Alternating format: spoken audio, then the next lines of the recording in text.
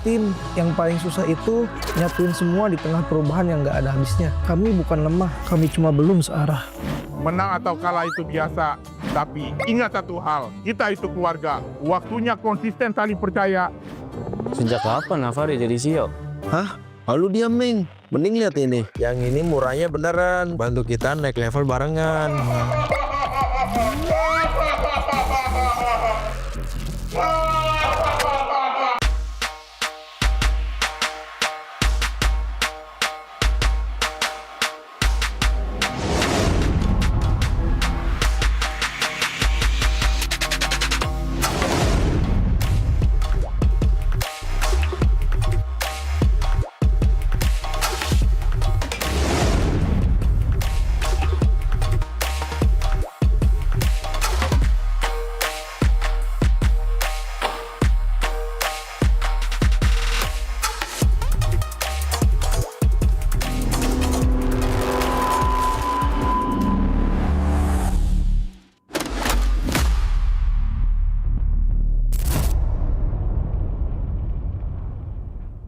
Tak ada hari tanpa mabar.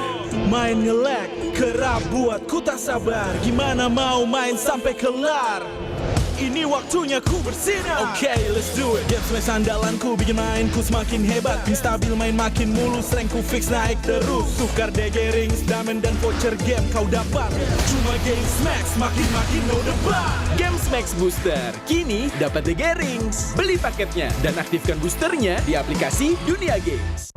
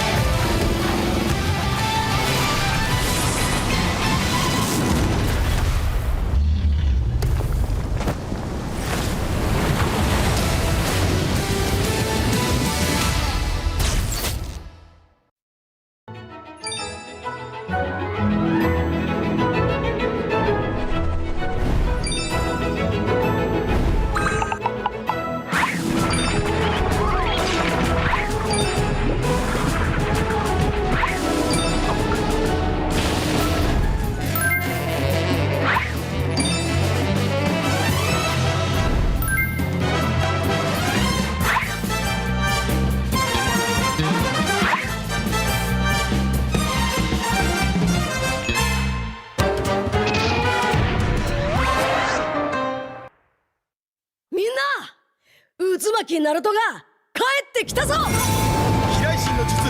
俺ってば父ちゃんを越すほかげになる。愚かなる弟。子供騙しか。行くぜ。これが俺たちの力だってばよ。Kalau datengin player yang kuat kan pasti timnya bakal lebih kuat. Soalnya kan emang meta tabrak lagi populer sekarang. dipandang sebelah mata gameplaynya. Sekarang semua patokan gameplaynya adalah ganyang-ganyang ala Altrigo. Dari sisi Indo sama PA, emang Indo kayak mungkin punya satu playstyle. Kayak contoh AE emang meta tabrak kan. Sekarang mungkin metanya lagi ganyang-ganyang, kita jangan males dan cuma jadi copycat. Jadi kita harus jadi yang kreator juga kalau bisa improvisasi kan. Altrigo menjadi salah satu pengubah gameplay dari Filipina yang mungkin bisa biasa bermain dengan santai, tapi sekarang berubah semenjak setelah bertemu dengan Altrigo. Dari keharusan meta ya mereka harus main barbar. Kalau nggak mereka pasti kalah sama tim yang barbar. Sebenarnya lebih kepilihan mereka sih mau main defensif atau main agresif, tapi kayak mereka ya gue lihat emang mulai mau main agresif. Kalau ngomongin soal meta yang kemarin di M7, secara nggak langsung Aurora Filipina itu juga pada follow temponya Altrigo. Indonesia teams really like to brawl. Yeah, like that. It's more entertaining, I think. And sometimes it's better than playing objective, just playing objective. It depends on the hero. Permainan yang baru, player yang baru, tapi bukan hanya player doang. Kita juga punya patch yang baru. Ya patch-nya bagus, menurut aku kayak mid masih bakal berubah, mau juga nambah, bisa kayak di Higelu, kayak Marcel gitu-gitu kan nambah banget ya kan. Ya kalau buat sekarang gue ngerasa tim Indo bisa lebih kuat lah karena dengan adanya patch sekarang dan hero-hero yang ada.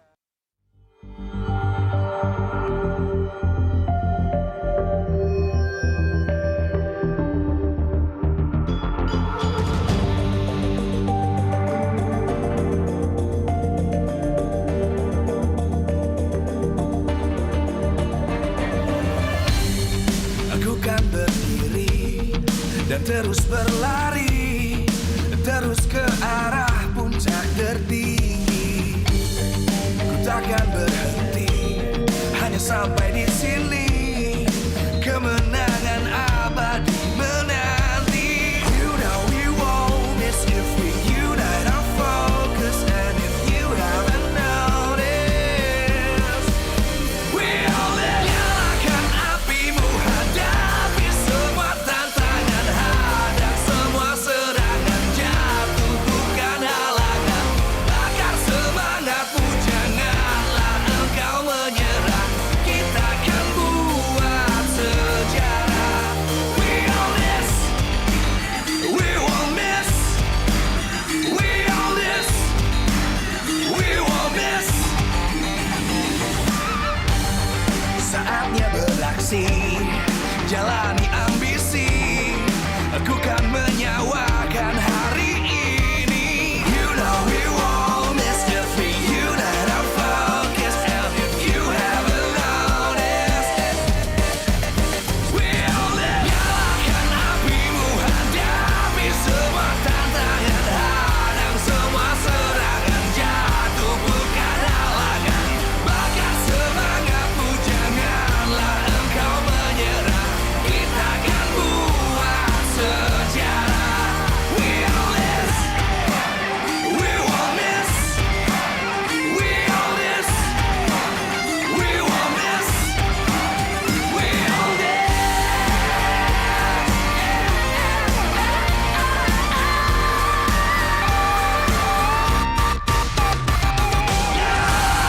Apimu, hadapi semua tantangan, hadang semua serangan, jatuh bukan halangan, bakar semangatmu, janganlah engkau menyerah, kita akan buat sejarah. We all this.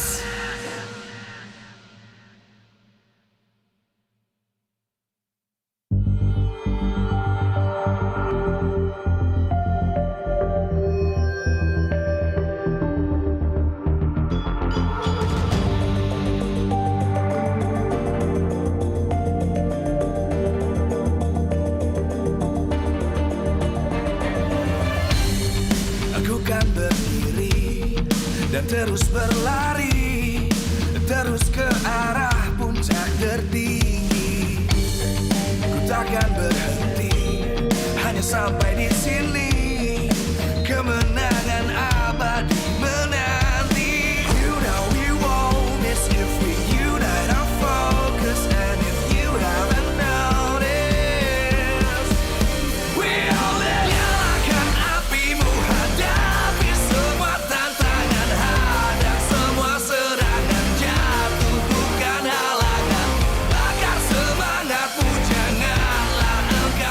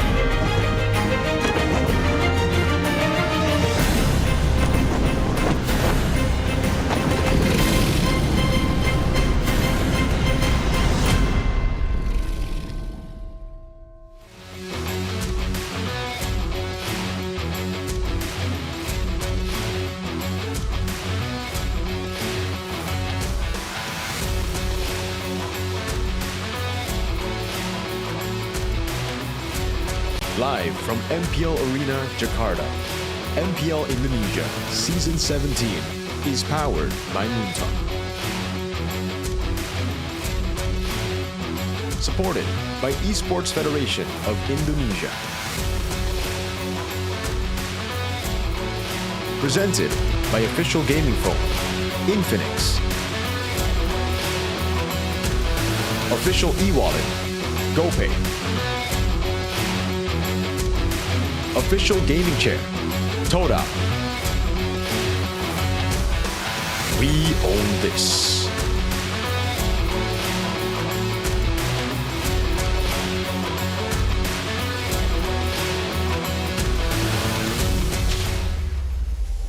Operasi baru di mana BTR tidak hanya punya line up dari roster-roster yang baru saja, tapi juga kita bisa melihat ada We're looking at the rosters right now, and BTR have deployed different rosters ada Analyst dari BTR, here ada and there. Hair. Halo. We got the analyst for BTR, Hair right here to talk to us. Jadi match pembuka hari ini di hari yang ketiga.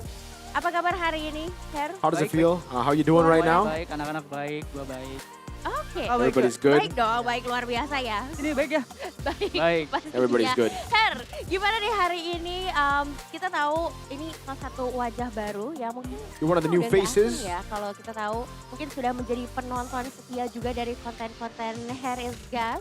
We've seen a lot of the content from what's you new as well. sebagai Hero is role God. baru di Analyst BTR.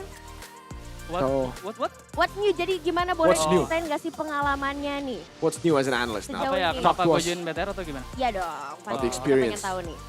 Kalau BTR. di sini sih karena gue kan di offer sama BTR-nya juga kan. Ya. I'm here because I was offered by BTR. Gue juga ngikutin trialnya juga. I went through the trials.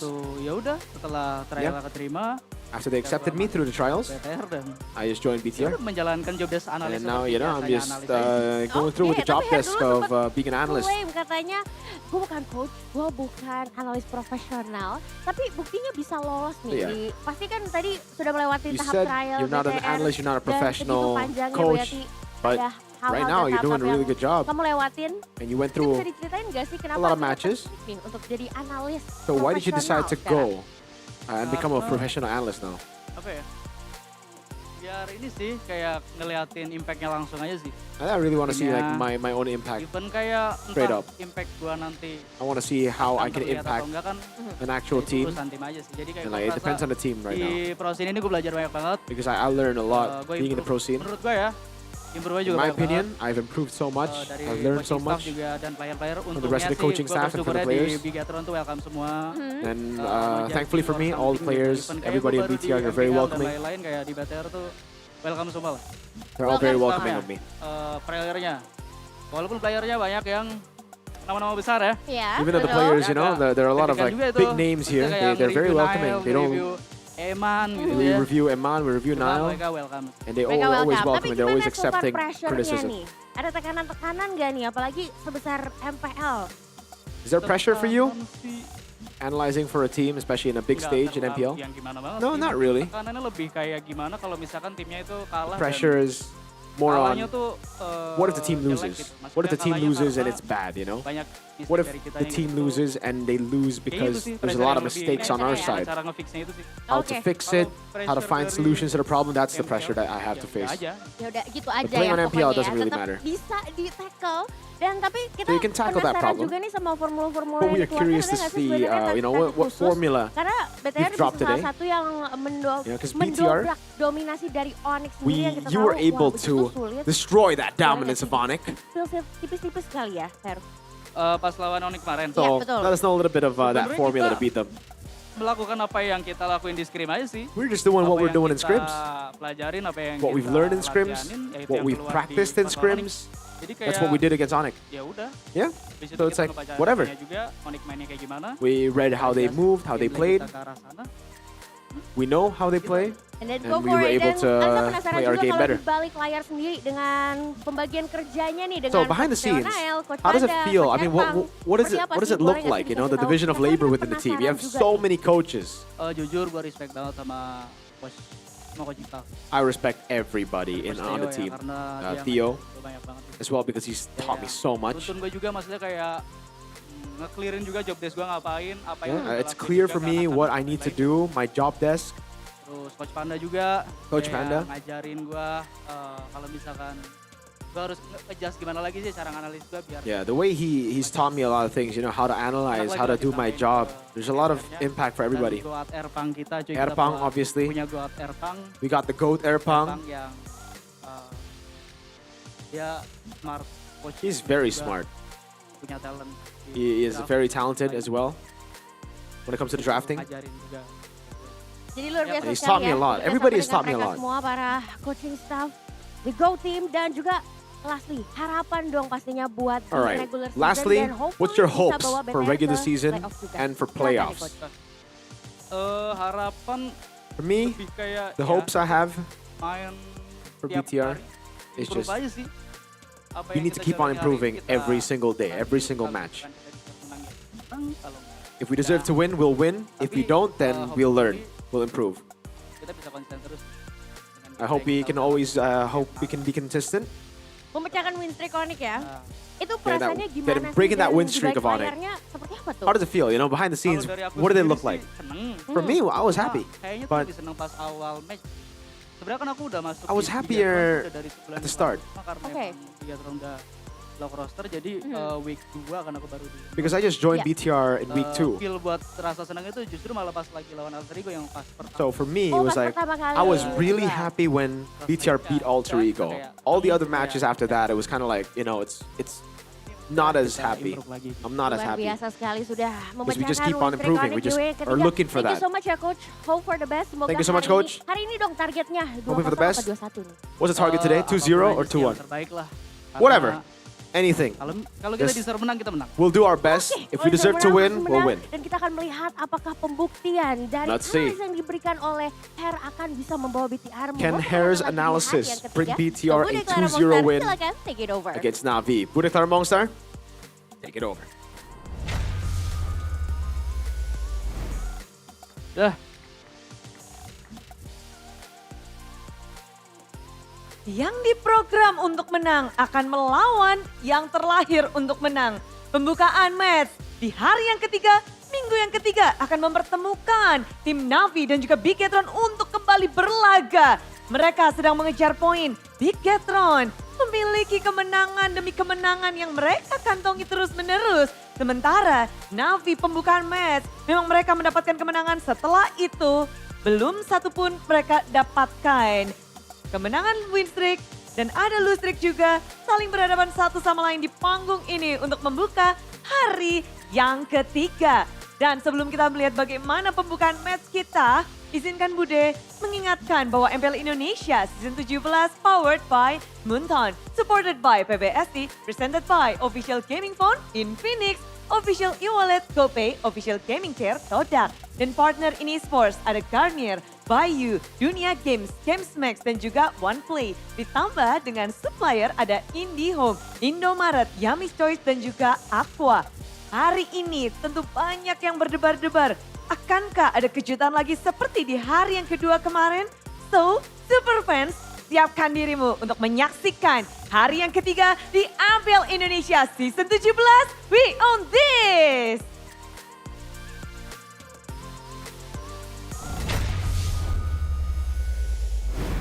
Welcome to the closing day of week number 3, Sunday Fun Day. It is still with me, Realize, Goni, and Mirko, and MPL ID Season 17. And we are going to go through a set of interesting matches. Let's see if RQ, in particular, are able to follow up their momentum from yesterday's win. Even if it is a singular game win, they're still making progress. And for this guy right here, next to my bench, he is, you know, enjoying himself. He's having the last laugh because Calra gave him a game yesterday. Oh, thank God I wasn't on the desk yesterday. Me but too. Mirko, that was just like one, all right? That was like one. That was just like one, so calma. But man, I like the results from yesterday because it was so unpredictable. Yeah. Most of them. You're smiling. I agree. The TLID match, definitely unpredictable. BTR Onyx though, you know, BTR coming as the favorite. Hey.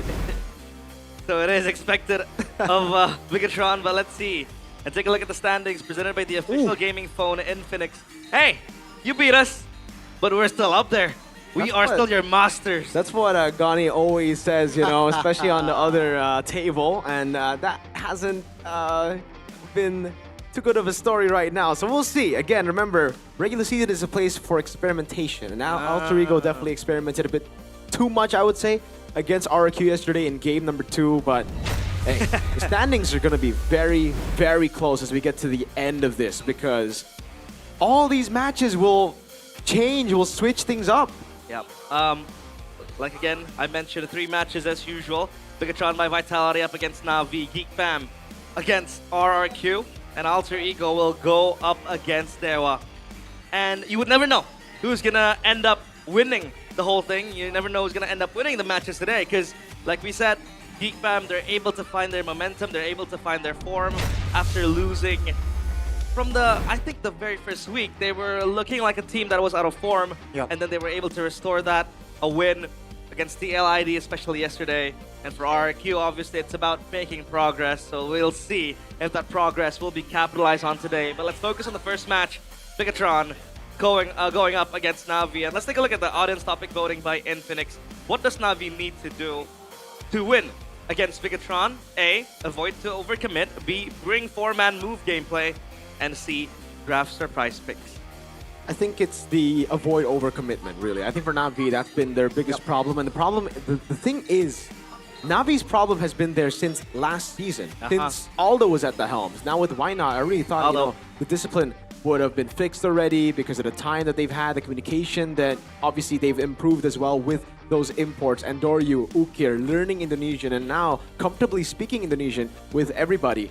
But it turns out maybe it's kind of like a bad habit, you know? It's something that looks to be fixed in scrims because it's a low-pressure situation, but when you're in the thick of it, it's hard to keep that, you know, feeling, that discipline, because you just lean into the bad habits when you're pressured, when you're stressed out, when you're panicking.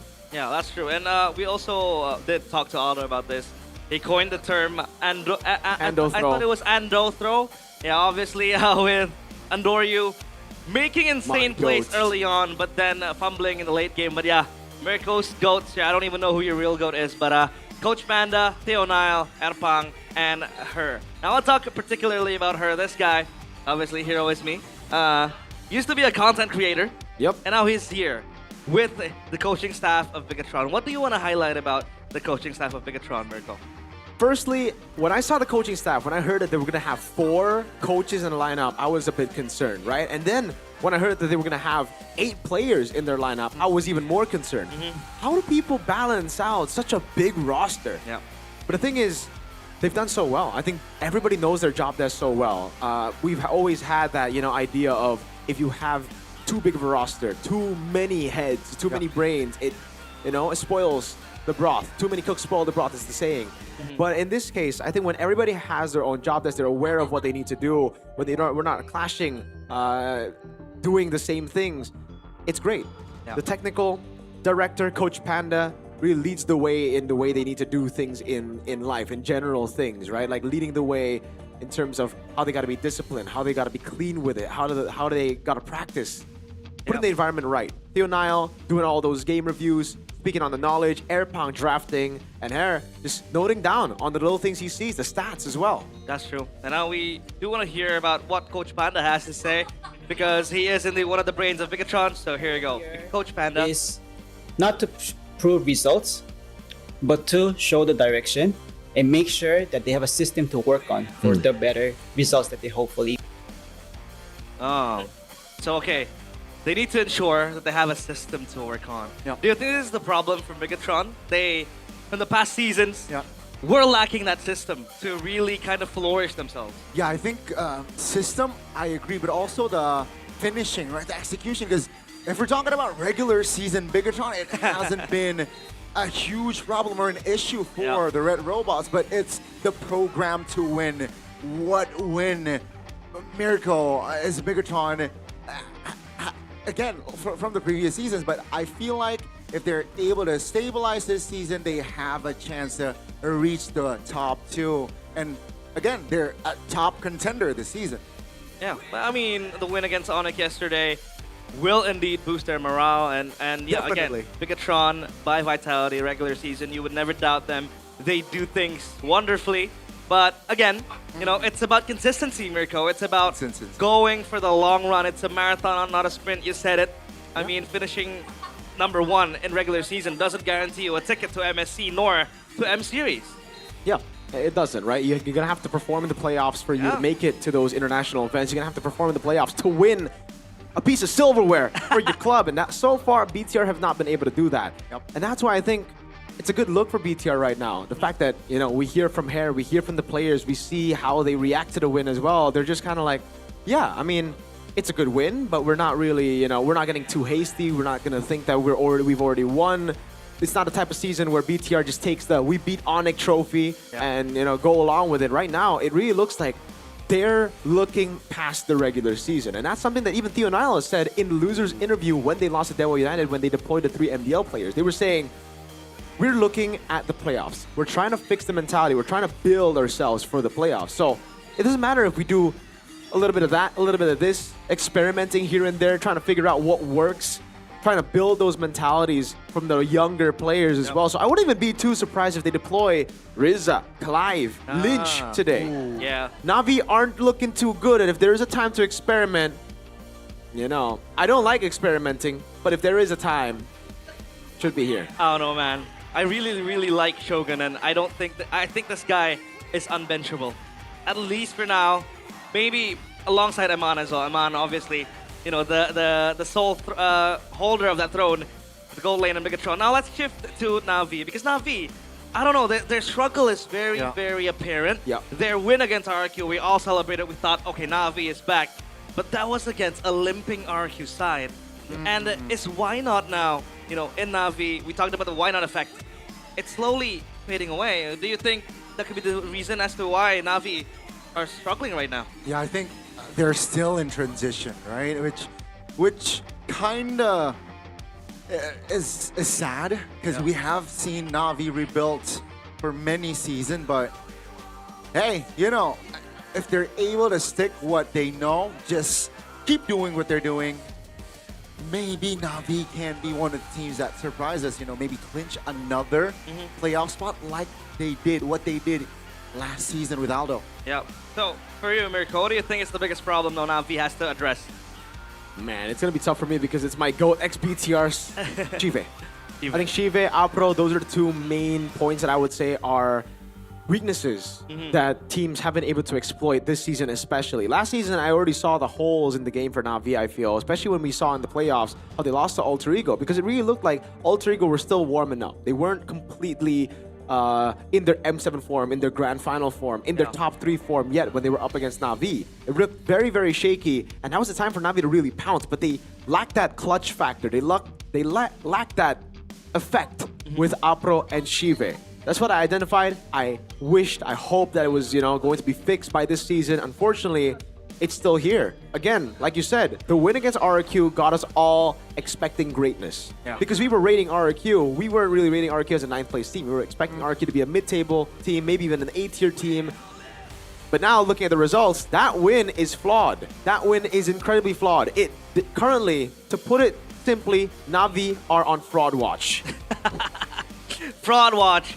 And yeah, I think the arrival of Coach Wynot also brought hope to the Na'Vi nation. The drafts have been great. Yeah, his draft has been great. I think not only that, but outside of the game, the way he nurtures the players in a very fatherly way, I'd say. Almost, you know, very, very closely familiar with Yeb. The way Yeb was catering to the Onyx players. And I did receive some information when when the players of Na'Vi, after a loss, they would go back to the stage. Why not? Would wait for them in the stairs, you know, at the stairs, by the side of the stage, you know, just patting their back, saying, nice job, we're going to have another chance, it's all going to be okay. So I think this fatherly approach, you know, really, I think makes the players comfortable in a sense that, you know, they won't really struggle much, but I think there should be some sort of strictness as well, which I think happens behind the scenes. We would never see it, for sure, because you really need to iron out the problems, and yeah, Na'Vi, their powers, I think,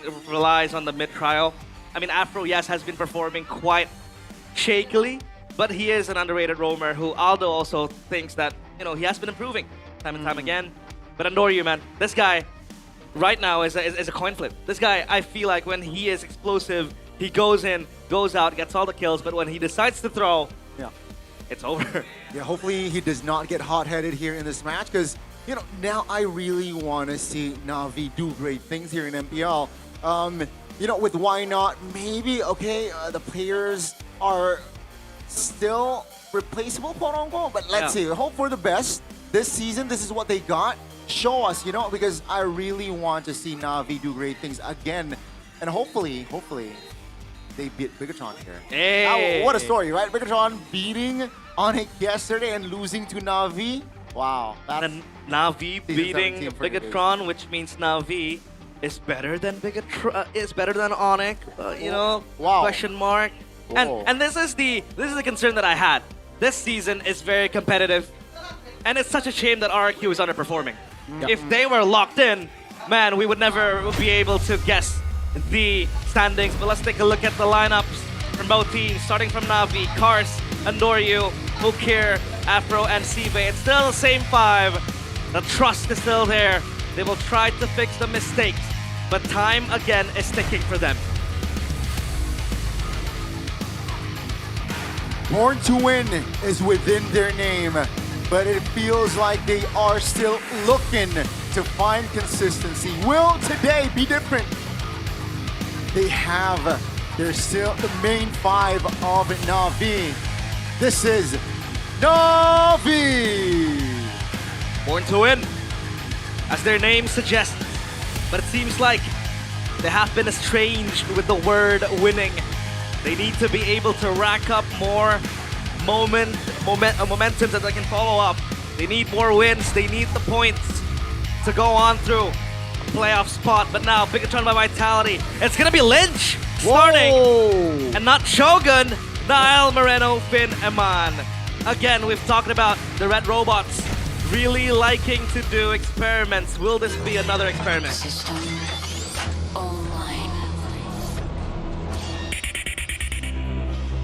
Initializing. Program to win. Programmed to win. And it seems like today they will deploy Lynch. Shogun got an MVP yesterday. Will Lynch be able to step up and show what he is truly made of? This is Bigatron by Vitality. The Red Robots deploying new machinery in the form of Lynch, and we have seen time and time again rookies, substitutes, making their way onto the stage. And Bigatron by Vitality gives the chance to Lynch right now. It was Clive a few weeks ago, and now it's gonna be Lynch as the head of the operations, the brains behind the operations, Coach Wynot and Jack Lee, with Theo Nile and Airpop. Yes, sir. The heads behind. Why Not's always so expressive, man. Very animated. Animated. One of the most animated coach for sure. But back to the point, I think this is a very good approach from Bigatron. I'm not really a big fan of the package deals, you know, of going like, okay, if you want to play the MDL guys, you have to play them all together. I'm not a fan of that. I think you got to mix and match the rosters if you want to find the best mix. You already have, again, a roster that's amazing with Shogun, with Niall, with Moreno, with Eman, and Finn. So if you want to change a few things, it's fine. But to change too many things at the same time, I'm not a fan of. Then maybe we'll see next week Shogun play, but maybe Moreno steps off, Riza gets some game time, Cleve gets some game time when Eman gets put off, but it's still the main roster just with an addition of Clive, Riza, and Lynch. Yep, honest public voting by Infinix. What does Na'Vi need to do to win against Bigatron? A, avoid overcommitments. B, to bring a four-man move gameplay. Or C, draft surprise picks. And it seems like our audience do agree that it is A, avoid overcommitments. And I think, Mirko, aside from just Andoryu overcommitting to micro plays, what are other forms of overcommitments that Na'Vi has been, you know, engaging on from their past 2 weeks? Oh man, it's hard to say because I'm such a fan of this guy, but his cars as well, man. I don't know what it is, right? He's amazing when he's on the Lapu-Lapu, on the Arlets. I'd say he's one of the biggest factors as to why they can win games, why they've been able to dominate some of those games that they've won. Thing is though, miscommunication still happens within the team, something we thought was already fixed out. Now, an example of this is when Andoryu clearly doesn't want to go for the turtle, Cars would still just go in alone, 1v4 or 2v4 with Ukir, 2v4 with Apro. Those kind of things matter a lot. Instead of going for these random commitments on the map when clearly one of them, you know, isn't, they don't want to go for it, one of them clearly disagrees, is a big problem. They need to trust in each other. They need to trust in their calls. If each of them, if they want to make the individual plays, they'll do better playing solo queue. Well, let's see.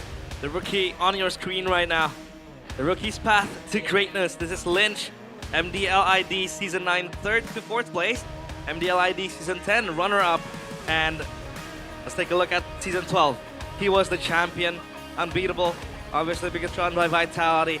But have you been peeling your eyes on Lynch? Or, you know, it's just another rookie for Bigatron? For me, it's just another rookie. The thing is, for Bigatron, like I've said before, their main roster looks too good.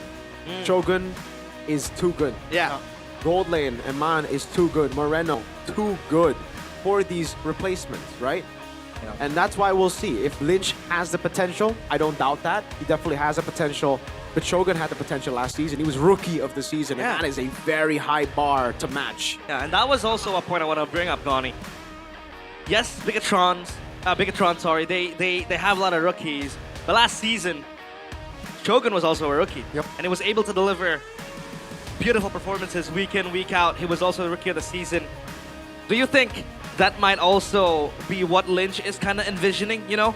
He wants to also be able to be a good backup for Shogun and maybe, just maybe, you know, shed some light on himself, steal the spotlight, and be one of the most highlighted players. Hey, you're a pro player, of course you want to be competitive, right? And I feel like Shogun, his journey is unique and special. So if Clinch is able to somehow replicate that journey, it would be very tremendous. But we gotta also talk about Nile, right? The cold-blooded jungler. Yep. Look at those stats, very beautiful.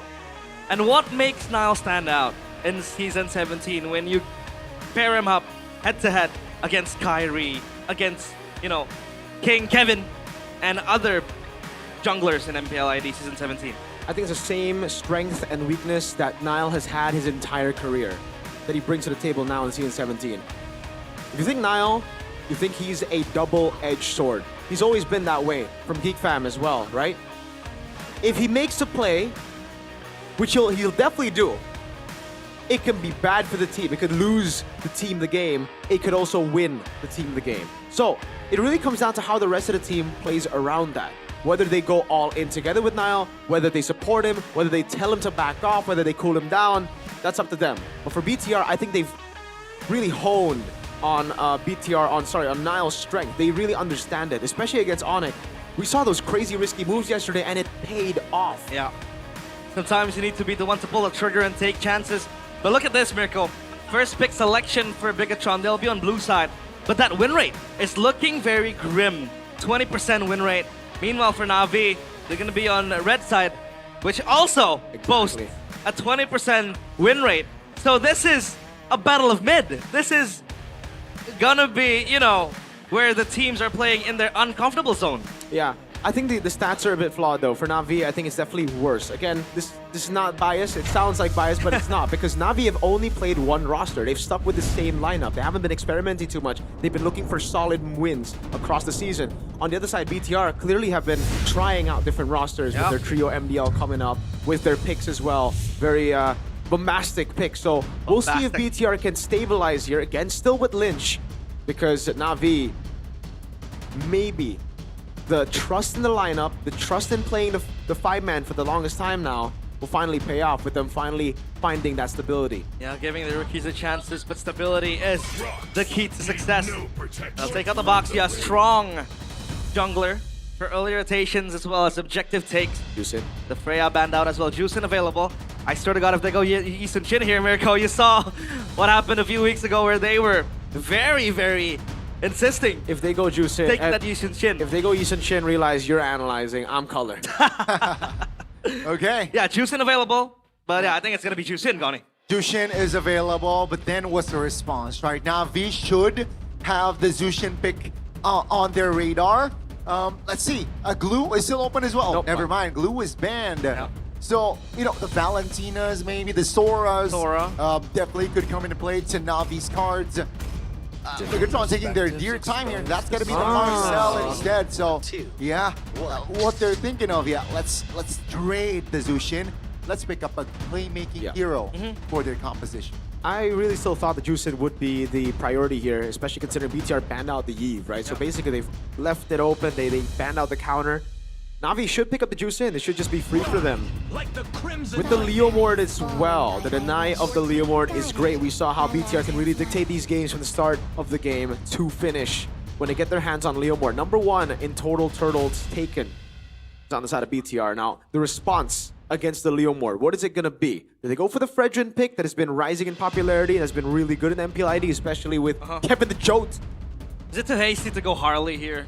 I think it is. To play up against the Leomord. I mean, we have seen, you know, the Harley go up against the Leomord as some sort of a counter to the guy with Barbiel. But yeah, the Marcel here I think needs to be addressed. Very strong pick to just peel and put the pressure. Yeah, that combo. Marcel Arlet combo is going to be very strong as well. But we need to see if Lynch is comfortable in this Arlet, because Arlet is a hero that is not for everyone. We've seen players like Hin, players like Cars that is able to play the Arlet to perfection. But still, paired up against the Marcel, you're gonna have permanent vengeance stacks. And that's gonna be a walk in the park for the Arlet. Yeah, I definitely, that was an oversight by me actually, you know. I was thinking Eve ban, why when the Jushin is open, when you don't pick it up yourself? And now we see it. They ban out the Yi because they want the Jushin to come out on the other side so they can pick up a Suyo in response to the Leomord. So it was almost like BTR kind of read that first 2 picks from Na'Vi. The Phoveus respecting the Arlet. They were kind of forced to play the Phoveus here. Couldn't really go for the Sora. It's a bad matchup against the Arlet. I'd say a pretty bad matchup against the Marcel, setting power as well. The way he can really stop those engages with the Golden Hour. So great response by Na'Vi on the Phoveus. That is a surprising ban for me. The Selena banned out, despite already having the Phoveus, someone that you would get a lot of value with going up against more dashes. But it is what it is. There you have it. BTR, what's next on the chopping block? They start banning out Shiva's picks, or do they take away some of Apro's?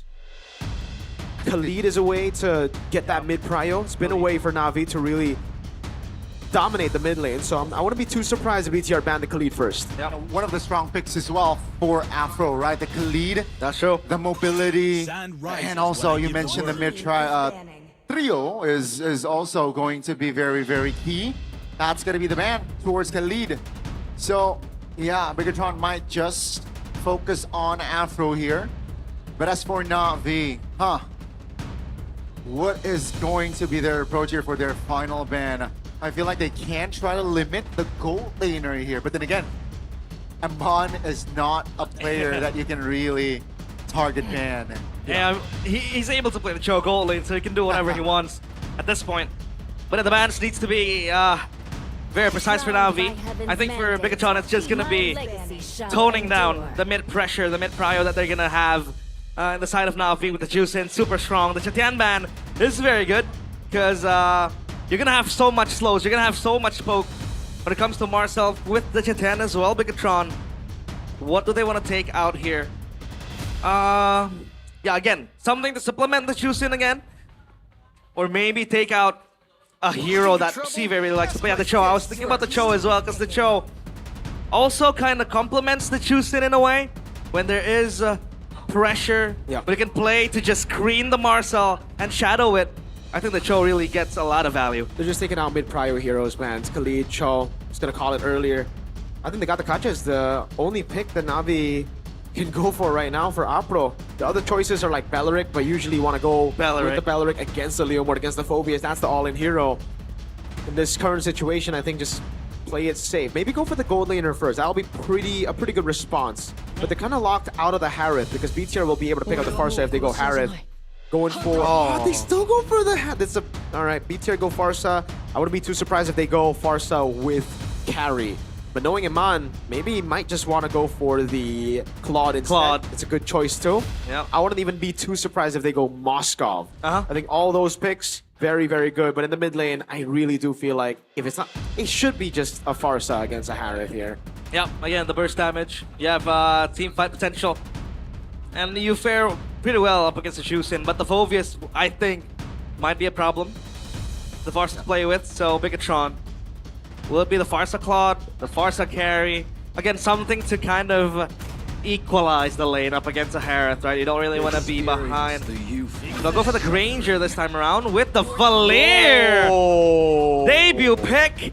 It is going to fall in the hands of Moreno. Wait, you know Talk what? to me about this pick. Oh man. Against a Leomord, Phoveus? Yeah. Oh, yeah. All the melee picks.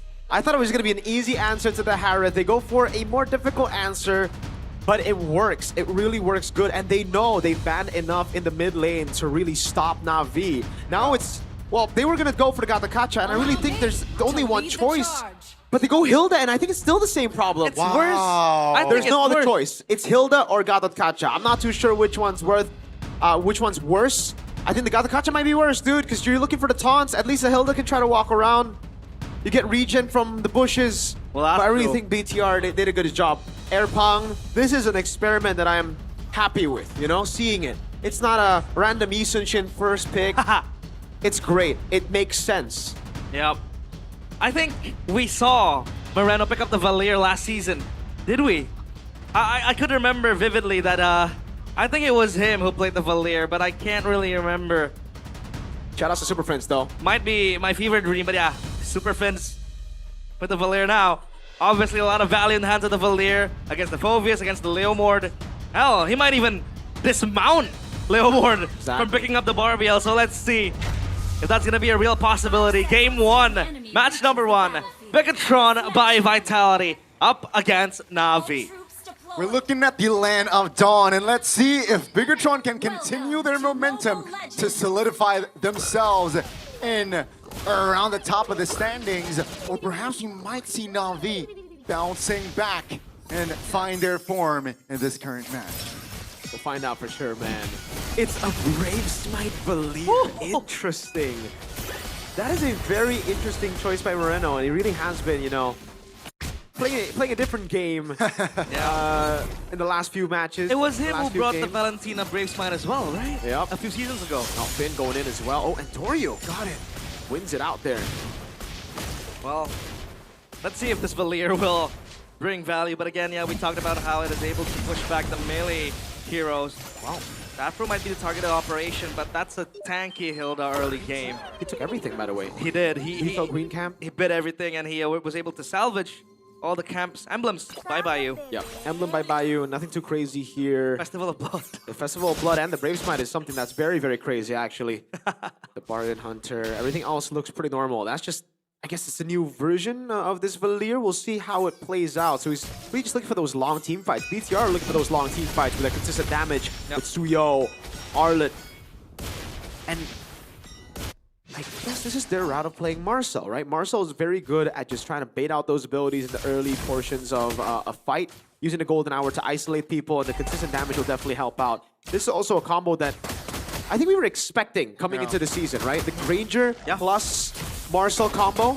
We haven't seen it to this day. This is the first time, so we'll find out if it works. And I guess, Valier as well. Those artillery shots in combination with the Golden Hour could really be a problem against Na'Vi. Yeah, the combos going in full swing, but I think for MPL teams right now playing the Marcel, it's all about, you know, getting those mini stuns and just displacing your enemies when trying to take or clash for a skirmish for a turtle. When Moreno hits level 4, it means he has that anti-CC on the Fray today. Afro. Touching. Uh-oh, that's a frozen moment. Afro figures out, but that's Amdorio level 5. Lynch will be the first one to fall in this match, and that's going to be first blood for Na'Vi. Seems like Cars trying to zone out players, but Amon is here as Amdorio collects the first turtle. Whoa. Take a look at Cars again on the engagement. Finn in the mid lane. Isolated, and Shive picks up a kill. A perfect early game for Na'Vi. Farsa and carry would have been the easy answer. BTR took a different approach. Not about the early game anymore. I guess you're going to have to wait for mid game now. Na'Vi despite all the bans towards the, oh, hold on. Oh. Ours looking for the outplay. Is all BTR? Yeah, all Bigatron. It's unanimous. Unanimous decision. Miracle. I don't like the unanimous decision, man. You guys should have gone Na'Vi, man. No more Merc Curse? No. BTR won yesterday. Oh, Afro? Looking to jump on Finn, but now is there to cover, and they will disengage. Yeah. Miracle, there needs to be another reason as to why they pick up the Valier. I think just trying to push your enemies back is way too one-dimensional. Do you see another angle where this Valier really comes into play?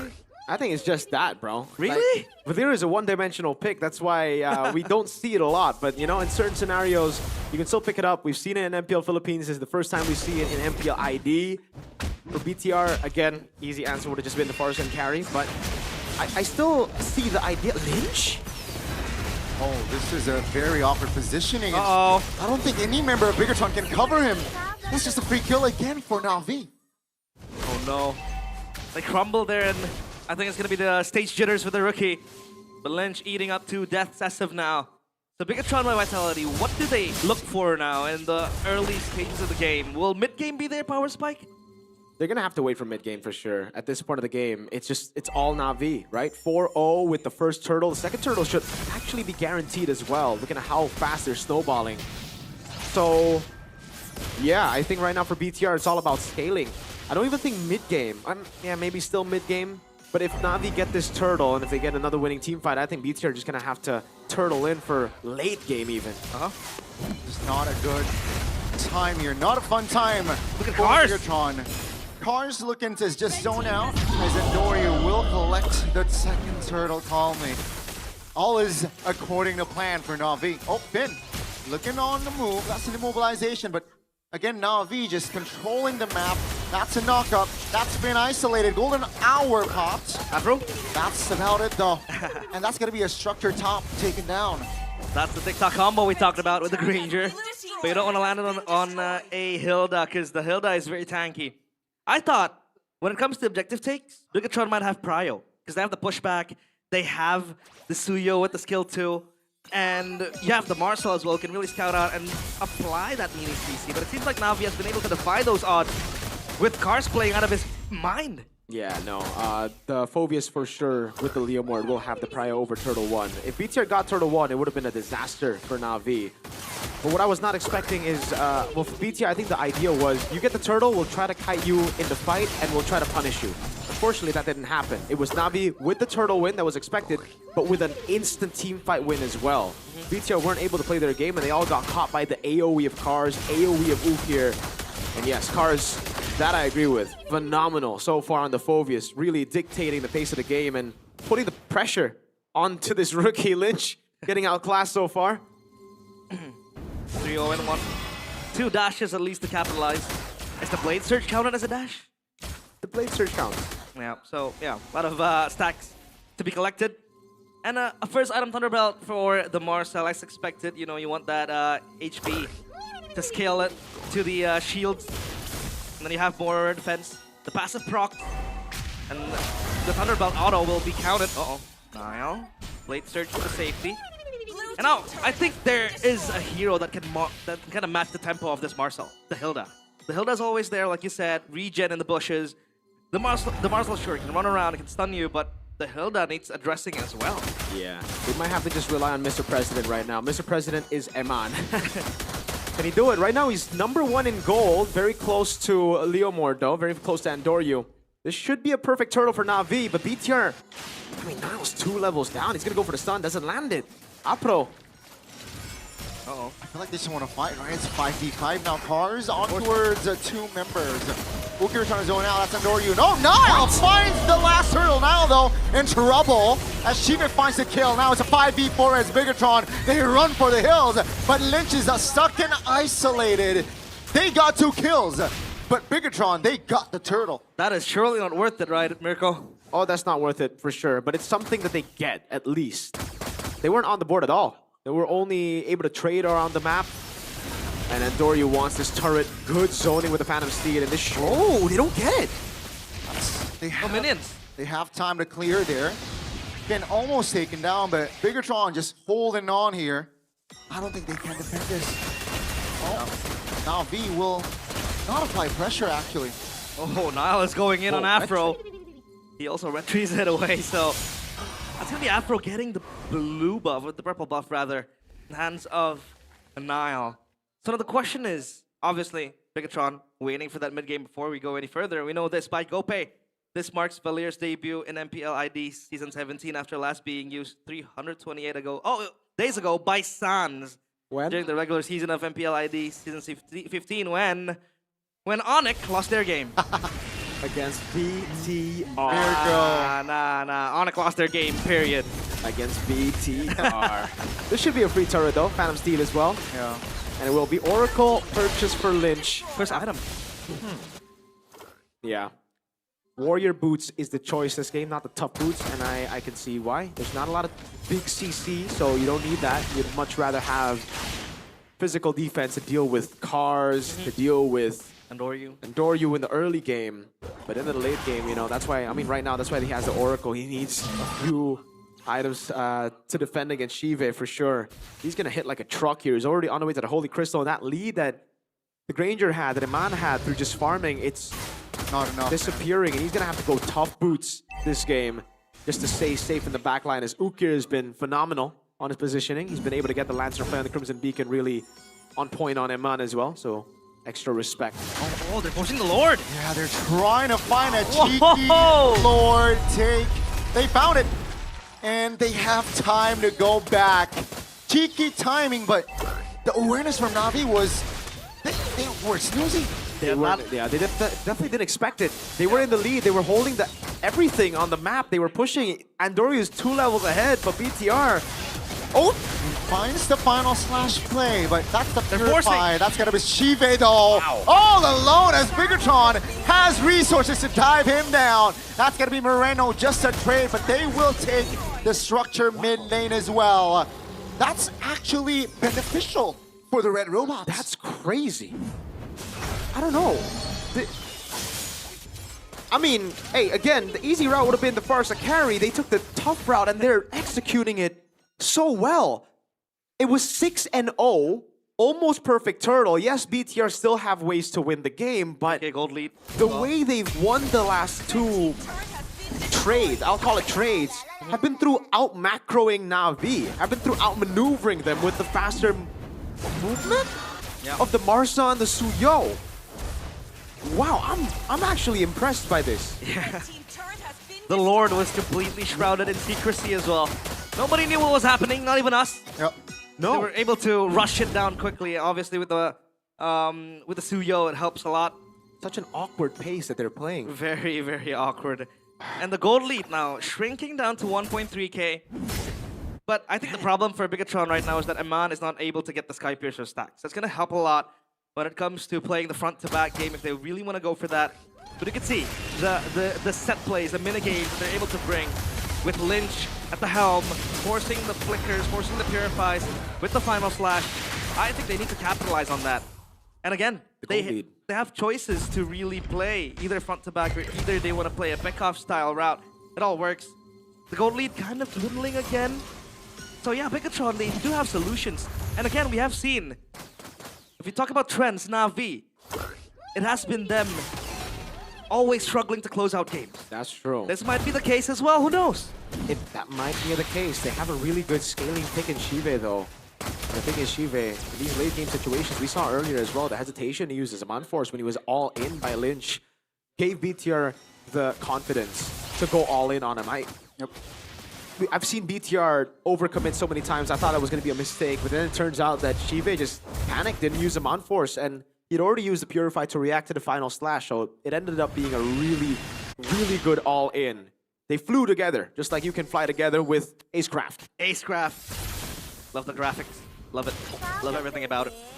And now, I think for Iman, obviously it's going to be... It feels like Dewa season 13-14, where they play with Watt as a president, protect Mr. President, and as of now, the president has a lot of bodyguards. I mean, the Valier can push you back, the Marcel scouting away, the Arlet too, really exerting the pressure. As of now, they're going to try to contest the Lord. Iman is in a position where it is very, very susceptible for him to walk up. gonna clear the wave and probably give prio for Bigatron. If the wave is gonna bounce back, the Lord will be taken. Adam C popped. Below 50% HP is the Lord. That's going to be Finn popping the golden hour. In the back, that's going to be Cars to run his zone out. Number! Gnarl! Finds a clutch retry play. As Bigatron trying to disengage, but Na'Vi, they really want to fight Nile now with the knockup. Will not be able to survive as will be the trade as Amon is able to find angles to get a double. The red robots get online. And with the scraps of the remains of Na'Vi, they want to go more into the backyard of Bigatron, but they're able to salvage the ruins of a broken machine. They get the Lord, they get 2 kills, 2 Sky Piercer stacks for Iman, I believe. And this is where they flip the script. Let's take a look at the replay here presented by our official gaming phone. Again, Cars, phenomenal job, but that golden hour really shifted the tempo. Again, BTR are just utilizing the advantage they get with this crazy pace. It's such an awkward pace, and Na'Vi, they get so confused. They want to play the normal game of just going for the Lord and, you know, having Cars distract. But at this point, I think they should just go with one goal in mind. They should just, oh my god. Oh, also Iman got 2 stacks of the Sky Piercer. Oh, Iman though is in trouble. The cover is there, but after all, finds the execution. The force play for Na'Vi now works. Bigatron, without Iman, is trying to disengage, but Na'Vi, they got Iman, they got the clear. Ladies and gentlemen, it's another reset. 22 gold lead, what was that? Was that Bigatron by Vitality biting off more than they could chew? Oh, for sure. Iman didn't have Flicker, and again, Na'Vi still have really good dive potential, right? I mean, with the Leoma, with the Jusin, those are literally just heroes that were built to dive into this kind of formation. So when BTR do not have the Flicker on Iman, they need to play it safe. Even Flicker on Moreno, I think those 2 Flickers are crucial. They need those abilities to be up, those spells to be up for them to actually take these fights. I'm not too sure if Iman even wants to sell the boots now, right? You can get a little bit more defense or a little bit more damage, but considering how Na'Vi has been able to dive, I think having the boots forever in this game might be more beneficial than a whole other item, just so that you have more mobility. I'd even go as far as to say you might want to swap that out for rapid boots for more movement. Yeah, you need to be quick on your feet. It's like ballet here, because Na'Vi have good footwork as well, chasing down Iman, and again, the dive comp. They need a deterrent onto the dive that Na'Vi has with the Jusin and the Leomord as well. I mean, sure, Moreno was there with a wall, pushing them back, but again, this Valir cannot fall. This Valir needs to be always ready with the Flicker. Yeah. Because it is also very immobile. Sure, you have the anti-CC with your ultimate, you know, the Dispel, but the mobility is always going to be a question for both Moreno and also Iman, because the Granger will also be very susceptible when Na'Vi really wants to commit to the dive and if Bigatron do overextend. Mind you, this is a 10-3 game, but the gold lead is very, very close. Looking for Zaman Force very early. Yeah. What? Done! Chive again! Avoiding overcommitment was part of the problem, and you guys agree. And Na'Vi showing it yet again. Now it's a 5v4 with the Lord up and Bigatron. All they need to do is stay composed, Finn. Look into this relocate there, as now they can and able to focus on the Lord. Lynch finds a stun, find a final slash for Zukir to pop the Flicker. Down he goes. Golden hour finds Andoryu, but Cars will not be able to find the kill, and Andoryu and Afro all alone will have to go back, as it looked so good for Na'Vi early game. Look at this. But Bigatron, man, they are just programmed to win. And look at the composure from BTR. Even after getting that team fight win, they wait for the 10 second, they wait so that they can utilize the next wave, so that they don't need to rush into the push. They can build up the waves, they can manage the waves. Yeah, beautiful fight there from Bigatron. But I think we haven't talked about Finn enough in this game. And this guy has very, very been under the radar. He's my MVP so far. Yeah, doing God's work, helping Bigatron by Vitality maneuver around Na'Vi. The golden hour has been clutch. Sure, you can't really see combos being played behind that, but the delays, giving space and timing for Nile to come in, steal the Lord, get the Lord, delay the pushes from Na'Vi and their clashes as well, has been phenomenal. Finn the human, but this game, he is inhuman. And now the Lord will march in, tri-lane push for Bigatron. They are yet to crack down the mid-side turret. They're gonna work it now. Look at Finn. He's just moving around, 42 stacks of Thunderbelt. Yeah, that's a lot of stacks, honestly, at this point of the game. The rapid boots as well, enabling him to go for more. And look at the way they manage the waves. They're gonna let the mid lane crash first, so that Na'Vi have to micromanage there. And Doryu, not too big of a fan of that usage of the Phantom Steed early. They still have a lore to play with, and now it's the far lane lore that they get through. Again, the wave manipulation that's been phenomenal, and now the wave in the bottom lane is still gonna crash. They might get all 3 base turrets. Poking for a flank angle, but the mid lane structure won't fall. Na'Vi will lose 2 important base turrets, and Bigatron, if they're playing it patiently, like they want to have the final base turret here.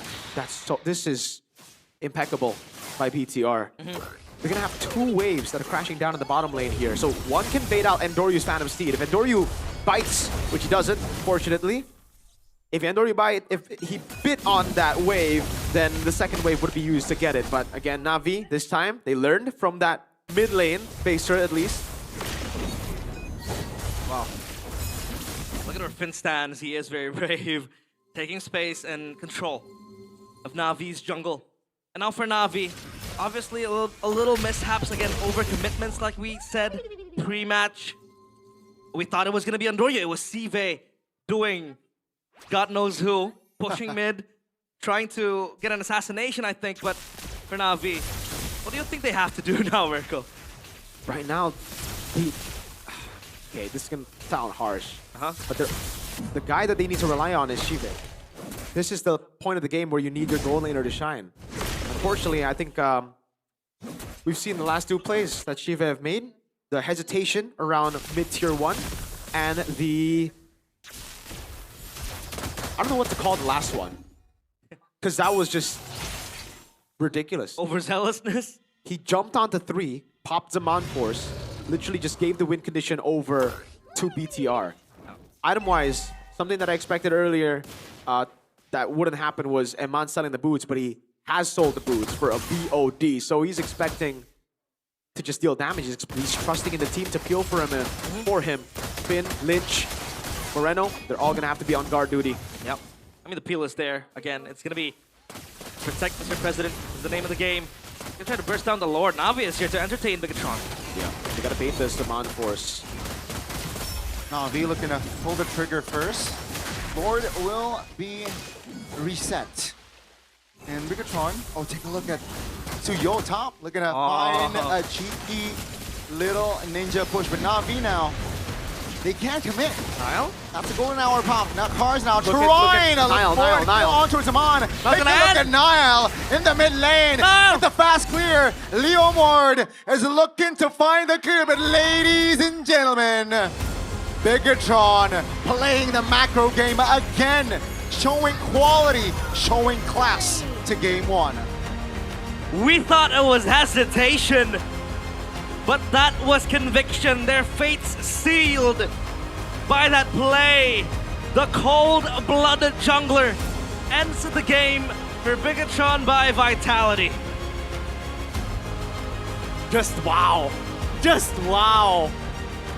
They could have taken such an easy route in the draft with a Farsha and a carry. They would have just won out the lanes.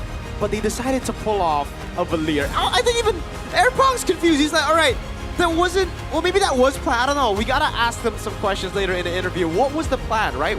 Did that go as planned, or was it improv in the rest of the team after losing in the early game? That was beautiful to watch. That was fantastic. Fantastic lah. The macro was beautiful. The composure. This is a team known to, they're Biggie Choke. That's their nickname. And really looked like they Biggie Choked the draft, quote unquote, right? A lot of people already saying in the comments, oh, the Valir, oh, this is a bad pick. We're going to lose this game. But it just goes to show you that execution matters a lot. And Shive, this was a disaster class, but it was a master class in Marcel.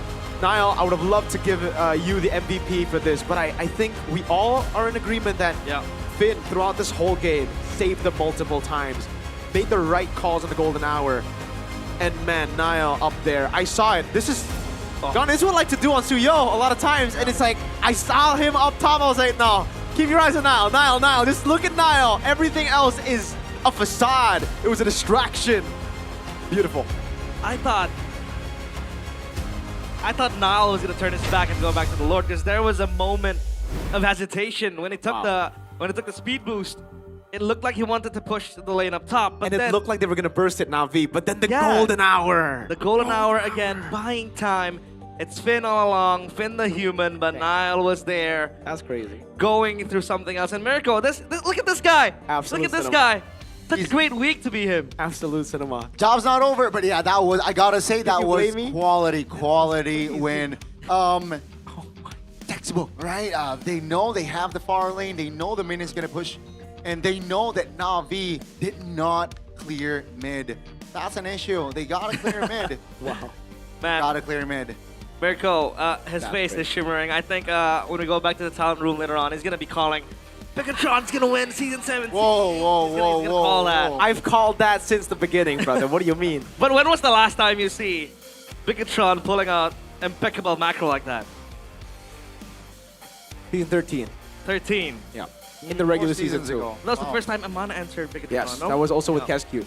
That's cute. Yeah, beautiful showing. The Megatron. The composure. What a play, what a play. The mentality. It was 2 and 10. Don't choke the playoffs. It was Pikachu. 2 and 10 at a certain moment of the game. The gold lead was 3K to Na'Vi. Again, we talk about Na'Vi having difficulties in closing the game, but I think we have to give that to Bigatron. Yeah, in usual situations, Na'Vi just throw the game. I think in that game, it was also a throw. I don't know what the heck Chive was doing in the mid lane, so it was obviously still a throw, but in all the other situations, it was just an outplay. Nile out-retreat and Doryu. Like 2, 3? Was it 2 to 3? 3 or 2 times this game? He dies so many times here, but he gets the value for the team. And this was so clutch. Look at Cars. Cars played this fight perfectly, dude. Everybody played it perfectly, but it was a facade. It was a ruse. Oh my. Nile walks up, and the calculation as well, because he saw Andoryu walk up, he charged the first kill, he tried to go for the retreat, but those are super minions. So you can't go and burst it down, you have to hold it in. Oh my goodness. My goodness.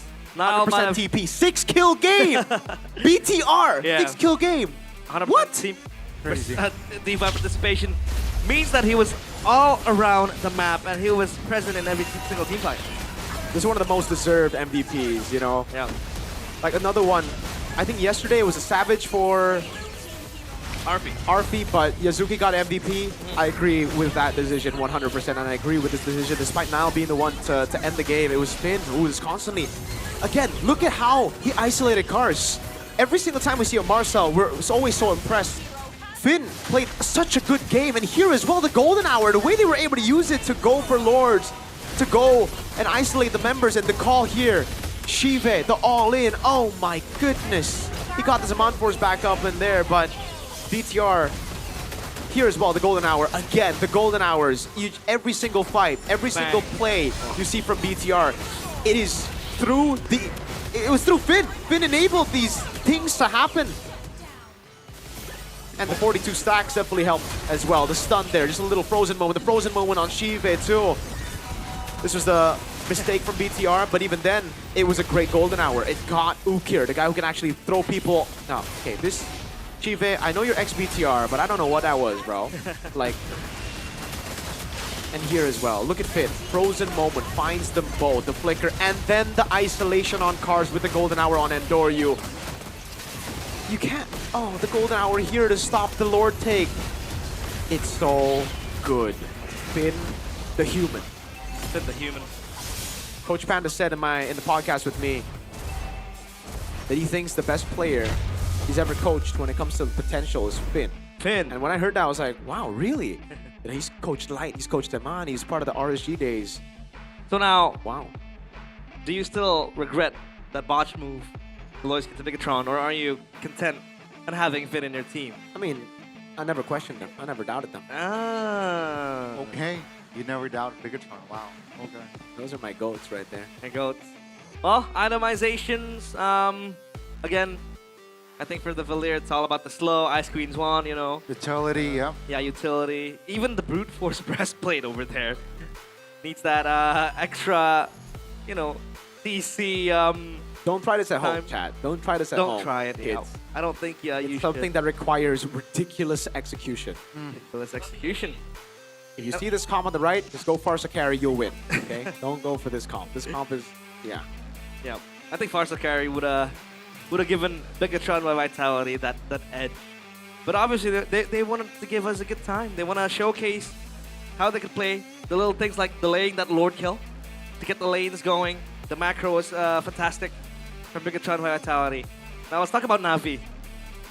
Apparent mistakes, obviously overcommitting again. CV doing his own thing, and just botching the last fight, the last push to close out the game. Yeah. This cannot repeatedly happen, Navi. They need to address this. The thing is, they have been addressing this issue. It's been an issue since last season. Yeah.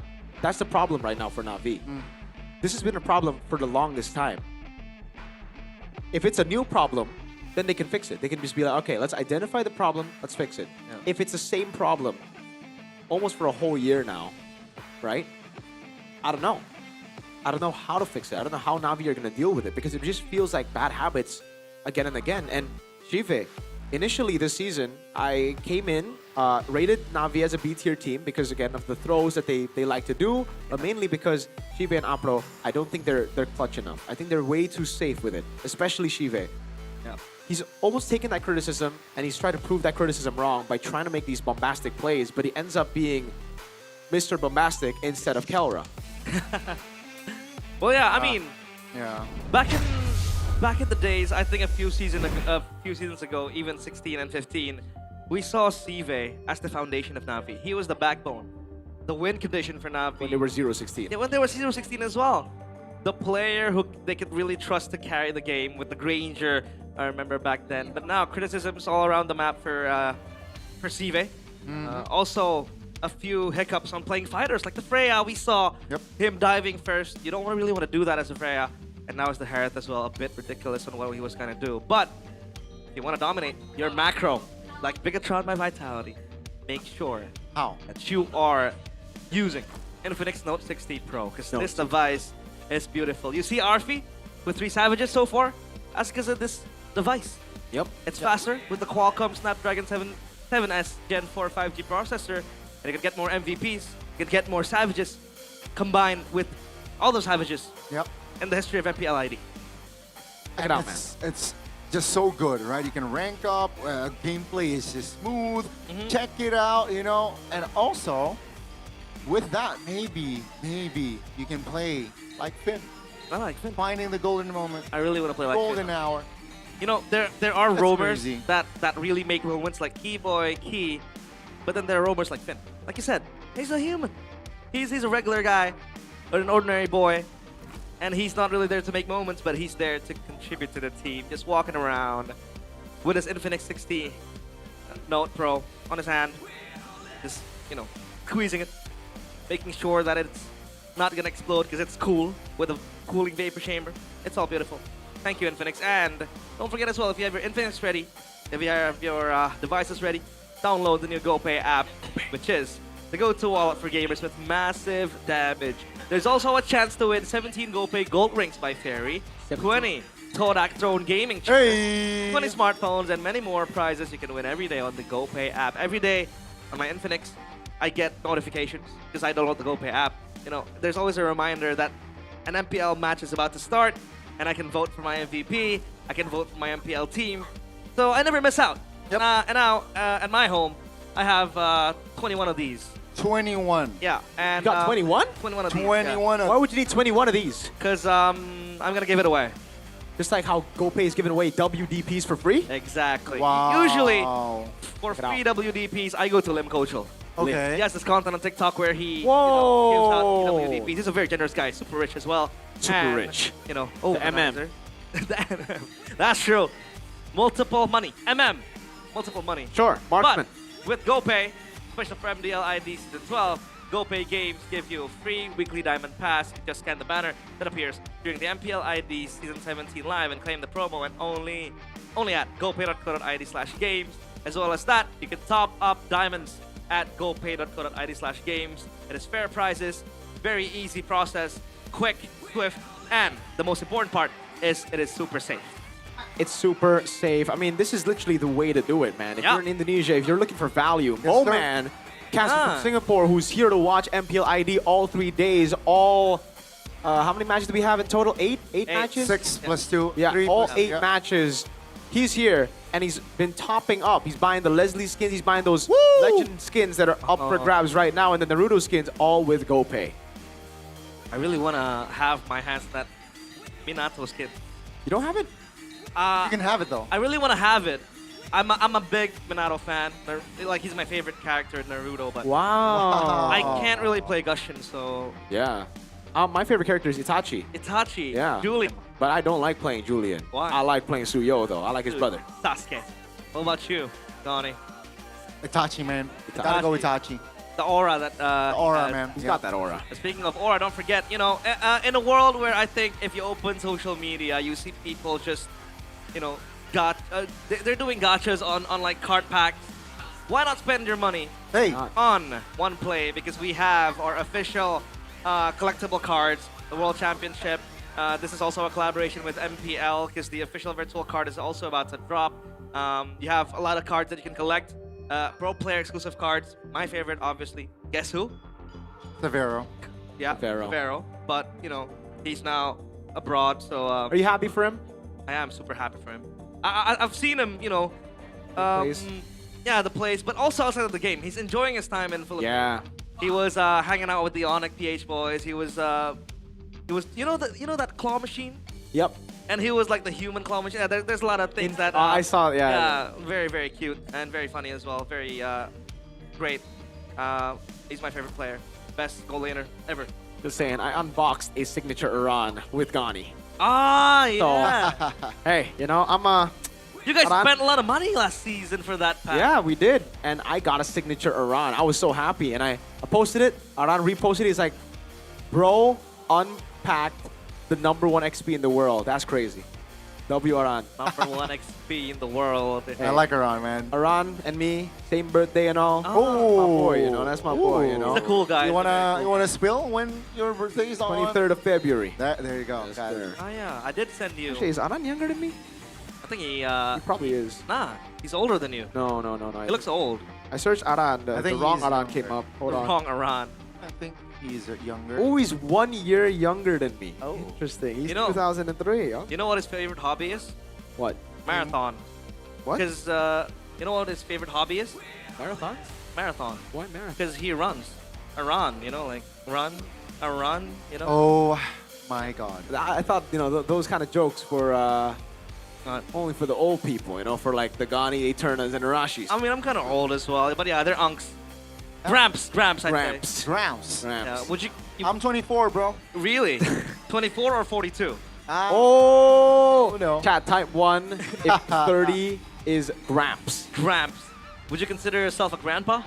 Not yet. Are you ready for you know, grandchildren? Are you ready for Dirty 30? 30. Am I ready for it? Alright, Oh my God. this guy on your screen, Finn. Finn the Human, exceptional showing with the Marcel but Afro. Week 1, week 2, we talked about him improving a lot. We talked about him being an underrated roamer. I think last season the case was different, but now it seems like entering week 3 is a bit more shaky. So now what does Navi need to do, Mirko, to really iron out all the problems? Obviously, you can't have time, you know, to address all the problems, but at least they can kind of tape away a few of the more crucial problems. Man, it's something I said last season. I don't What? think the draft has been a problem for Navi for a long time now. Ever since Aldo joined, even when they went 0-16, I don't really think the draft was the issue. Like, the in-game stuff, they kind of fixed last season, but again, those issues stayed to this season. So, it's going to sound like a broken record, but it's that, you know? They either need to force their players to change and to fix their bad habits, or they replace their players. Sometimes you got players who just lean into the bad habits every single time they're in pressure, and it really seems like that's the case right now. And I don't know what's up with Chive. I really don't know what's up with Chive. I think I'd rather take the calculated, no risk, low reward type of player that he was last season than this. This is just not him. It's like he's forcing himself to be a Kelra, to be an Eman, you know, trying to make those plays like Eman did on Sans with the Yisun Shin on the turret, but at the wrong time. He does. He Why doesn't I wonder need what the comms are like, right? the comms. The comms. What were the comms there? Yeah, I think we need to see the mic check, but I don't think we'll see it anytime soon because with the trend that Navi is going with, they're losing a lot, and even RQ are not interviewed yet by Bude, so we need to wait a little while longer if you want to see the mic check. They need to win their games to showcase that, but Gwyn, Glue, and Phoveus. So I think Megatron did address and did kind of deem the Phoveus to be a problem. Cars was exceptional with the Phoveus. They banned one out. Fanny, Freya, and Box. Yeah, again, Juicin available, Marcel available. Which one do they go for? I mean, after last game, I think the Marcel is the right choice to go for. But, you know, BTR, they always like to switch things up, especially when they have a new player on their team, when they're trying to experiment with their new players. So I wouldn't even be too surprised if they went for the Juicin here. Juicin. But I have a question though. Marcel is very annoying, obnoxious with the ultimate and the passive. Is it worth it for you to pick up a Valentina to go up against the Marcel? Completely different pick entirely. The Golden Hour doesn't work that way. Like you don't get the value out of it straight like that. One thing that BTR can do is Suyo Eve right now. They can, I think, almost just guarantee a win. Suyo and Eve. Eve going up against the Juicin. They might as well go Arlet again, actually, you know? The Phoveus is already banned out. So. That is true. And then they still have a Farsa, this type of a leader, technically a Eve later on. Yeah, I think Arlet, you know what? Run it back.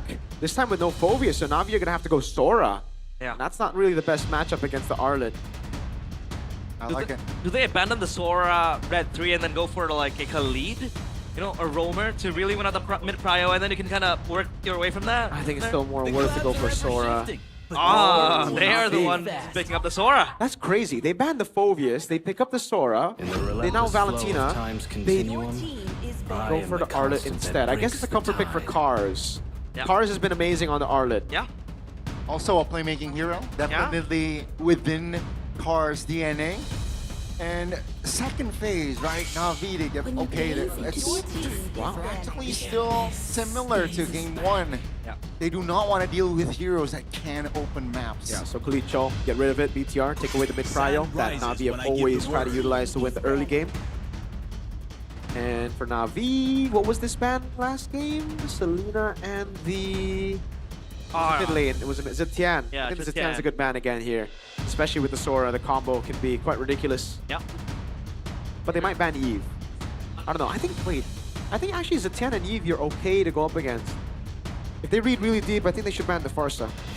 Yeah. That's the one that can really, you know, be more of a threat against an Arlet. You can wings by wings run. Eve and Zetian on the other side. You should be able to just pull with the final slash, but okay, they have other times.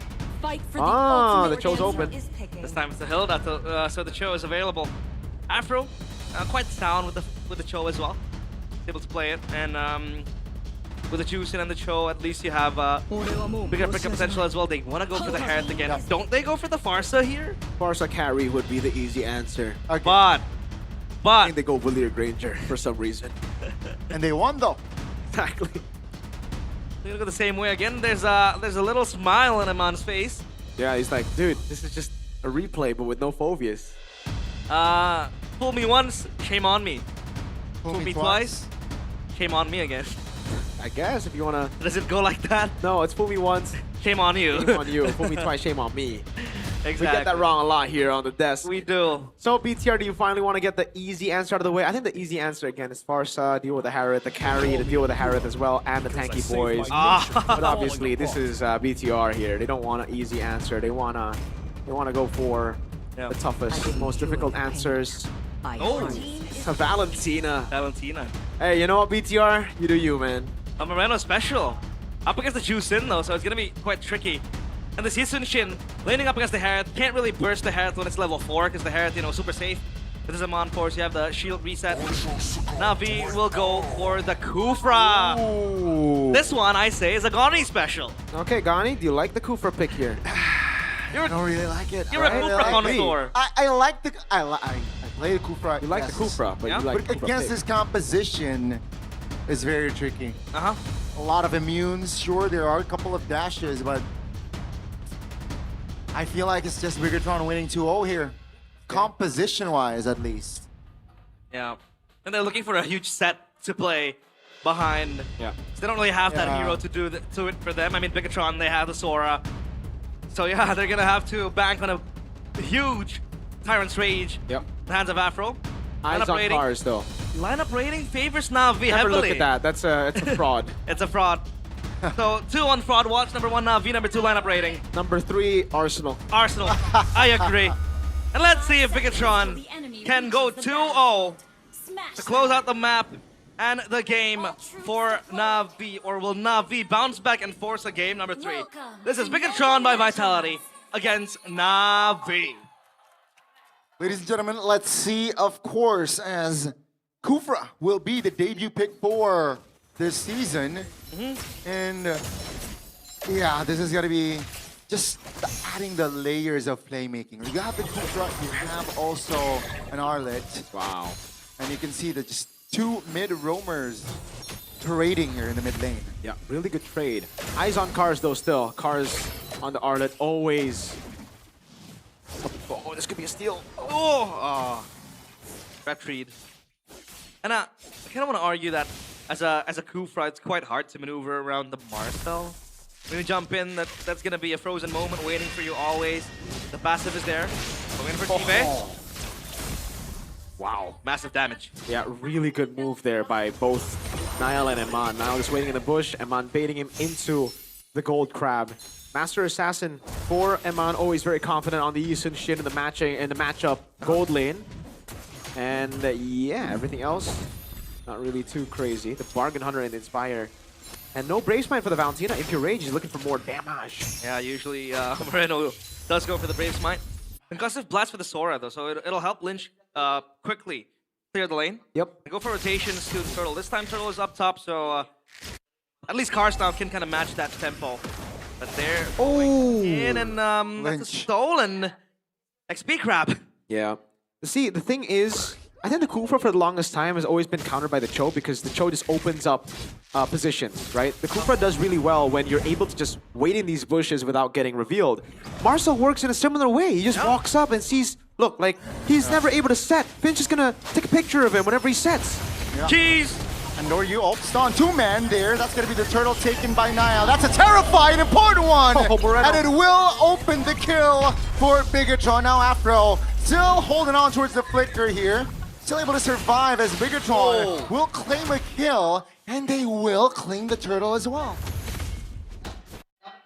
I think this was much more expected than last game. The Phobias was a crucial factor as to how they were able to dominate in Turtle 1 with them, you know? Obviously the Hilda as well, but now that you have a Kufra, without the ultimate, it's kind of whack, and then you're up against a Marcel, which, you know, again, just takes a picture of you. Look at him! He's never able to set. That's why I instantly looked to Gani, gotta ask him the question, is Kufra good here? Because I don't really like it, but I want to ask the Savant whether he thinks the Savant maybe there was an angle the that I, you know, oversaw. Kufra connoisseur. It feels like it's hard. It's graduation day here, pre-wedding as well. Wow. You have the photographer ready. Ooh. You know, Marcel. Flash, cheese, and all that. And yeah, the Kufra does not find comfort playing this game. And the cooldowns is like longer, right? Very long. If you talk about just opening up bushes and map, yeah, like Mirko said, Marcel is very, very good. But this time around, at least, they have extra protection for CV as the Harith. If he doesn't overextend, if he doesn't really forces himself to make, you know, ridiculous plays, then I think Na'Vi still has a chance. But again, this Marcel, man, very, very annoying to deal with. Seems like they are going to jump on Finn. After golden hour, finds Endoryu, but no damage, just the delay and escape here. Yeah. So it's a trade of resource. That golden hour is also a self-peel tool. Exactly. That's why you can't really target the Marcel in these situations. Apro? It's gonna be fine. Quite tanky. Yep. So glowing wand, sorry. For Moreno, completed. Lynch, the war axe. Wants that fighting power, and they have drill number 2. Afro. Afro finds a 2-man set. That's going to be an important initiation, but Calm or Retribution is the key for Biggotron's escape as they collect the neutral objective. That's worth it. Yeah, that's worth it. The flicker burnt out, but I think Amon, doesn't really care at this point. They're not really going to be looking for fights. Nile pulling a James Panks here. Banks. The Sky Piercer. Okay. So he is confident on getting kills around the map this time. And I do kind of want to argue that, as after you're looking for that big set, you need someone close to you to quickly burst down the players when you do land a Tyrant's Rage. The thing is, realize, let's say Apro gets a 4-man, right? Finn just takes a picture, golden hour, and all of them can't really go for anything. Even the follow-ups, they're all stuck there for a bit, and Finn can just stun them in. That's true, and the YSS also has that Traceless. To get out of a sticky situation quickly, you have that anti-CC, so this Kufra, I do agree, it doesn't really find any, big value in this lineup. Look at where Lynch is, just cutting the waves and making sure that the waves do crash to the turret, so he has rotational powers and prio when it comes to Cars, who, by the way, is down bottom, looking for a pickoff, it seems like. Yeah. I think they can sense where Cars is. Oh my lord. 2v1 and Doryu will lose the structure and will lose his life as Biggotron finds the 2v1 outplay as Iman pops him out. Shocker revealing 4 members are down so they can push top perhaps another wave. Speaking of Gani, it's already bad against a Marcel because he just scouts you out, and then there's a Mountain Shocker. Yeah. That's hell for a Kufra. It's a quiet game, right? On kills, but it's already 3K. Yeah. BTR were literally behind and in kills, and they were the ones with the lead. So now with it being 2-0, they're really able to capitalize and to convert on objectives. They already got a structure up top. This should be perfect turtle, unless Na'Vi.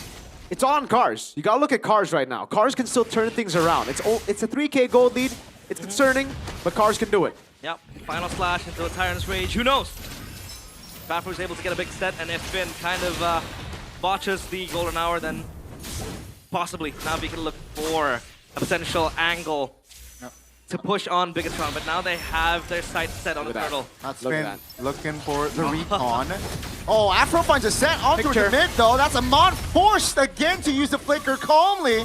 As take a look at Nile in the back, trying to find an angle. Here they come. Reno finds an important final slash. And that's going to be Shive taken down in the mid lane. Afro trying to provide cover as no follow-up. Nile jumps onto Rizuki in the mid lane, still able to get out. He is level 11. And if you compare to Andoryu, he's just level 9. That was Eman completely out of the fight, but they're still able to stand their ground, get a kill on towards Sive. Of all people. That is very, very important, and now they want to go for more.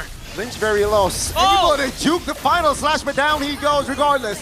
Now it's going to be Na'Vi just occupying the pit of Turtle. That's going to be Nile still with the collection. That's going to be Iman taking the kill. Take a look at Afro in the back, distracting Moreno. But take a look at Iman trying to survive. He goes down. But Nile finds an Andoryu. It's such a messy fight. But Nile finds a quick double in the bottom lane. Cold-blooded killer. Middle name of Nile, Biggotron. That was a messy fight. Break that down for us, Mirko.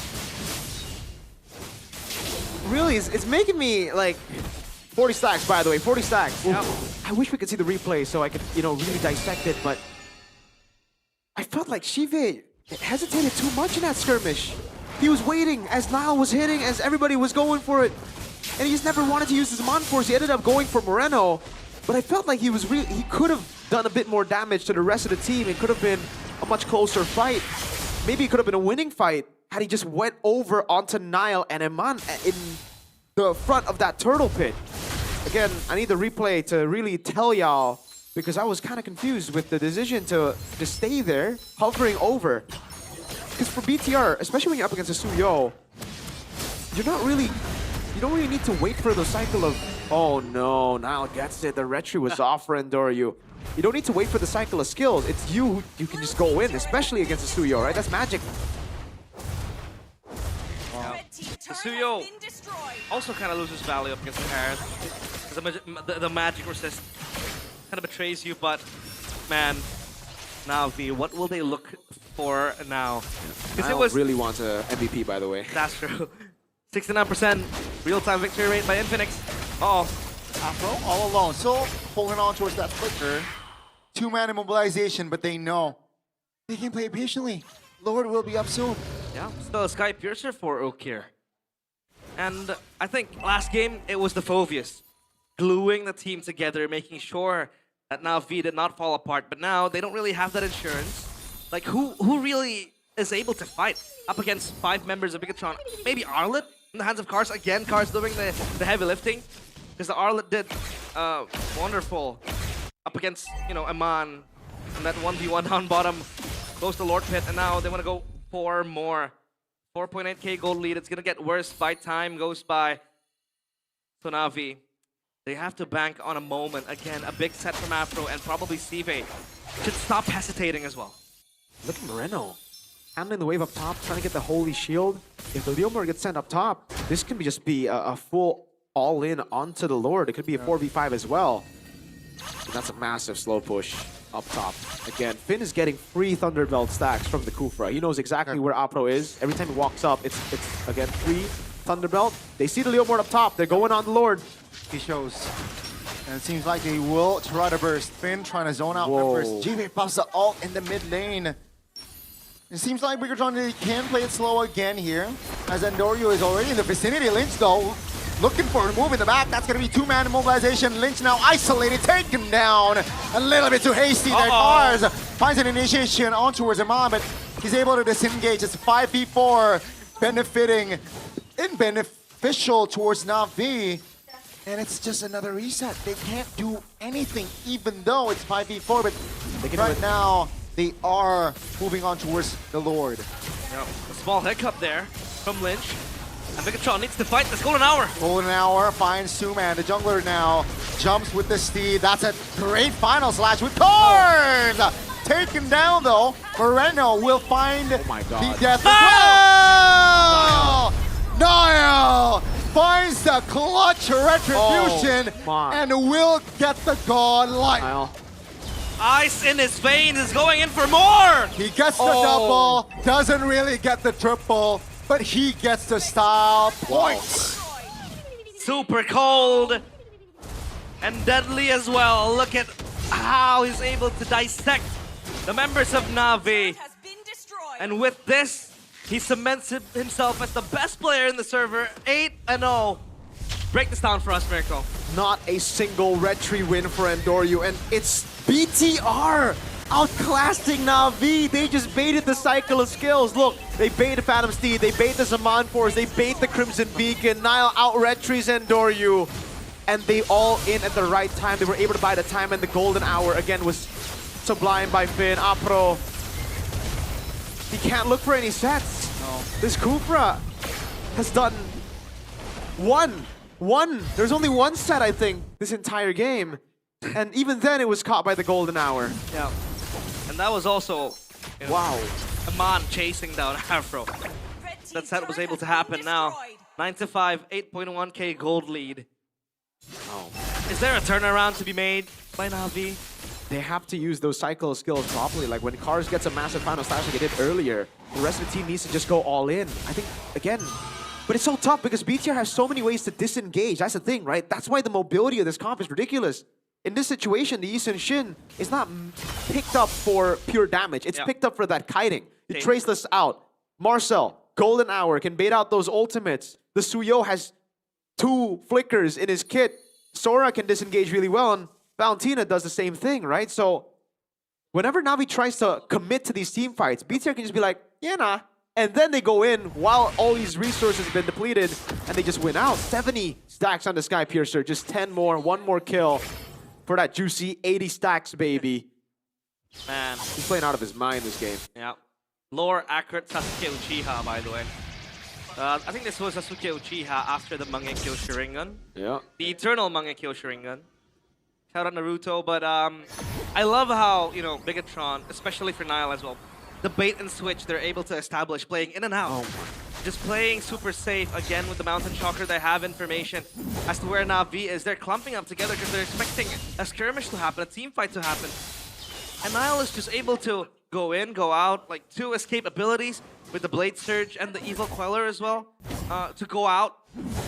And I think this makes Na'Vi then a bit confused as to who to target, who to take down. Again, Aman super safe with the Yi Sin Shin, Traceless out, anti-CC. And Lynch can just peel for the team. Finn can open up the bushes. So they have everything checked. They have the vision, they have mobility, they have anti-push, they have disengage as well. They're doing it. They're just gonna play 4D chess with Na'Vi here. Na'Vi's gonna burst this down though. Let's see, Na'Vi looking Just to Golden find Hour. Now. Lorte. Golden Hour doesn't really land on towards anyone. First time here in the series. Afro doesn't find the kill!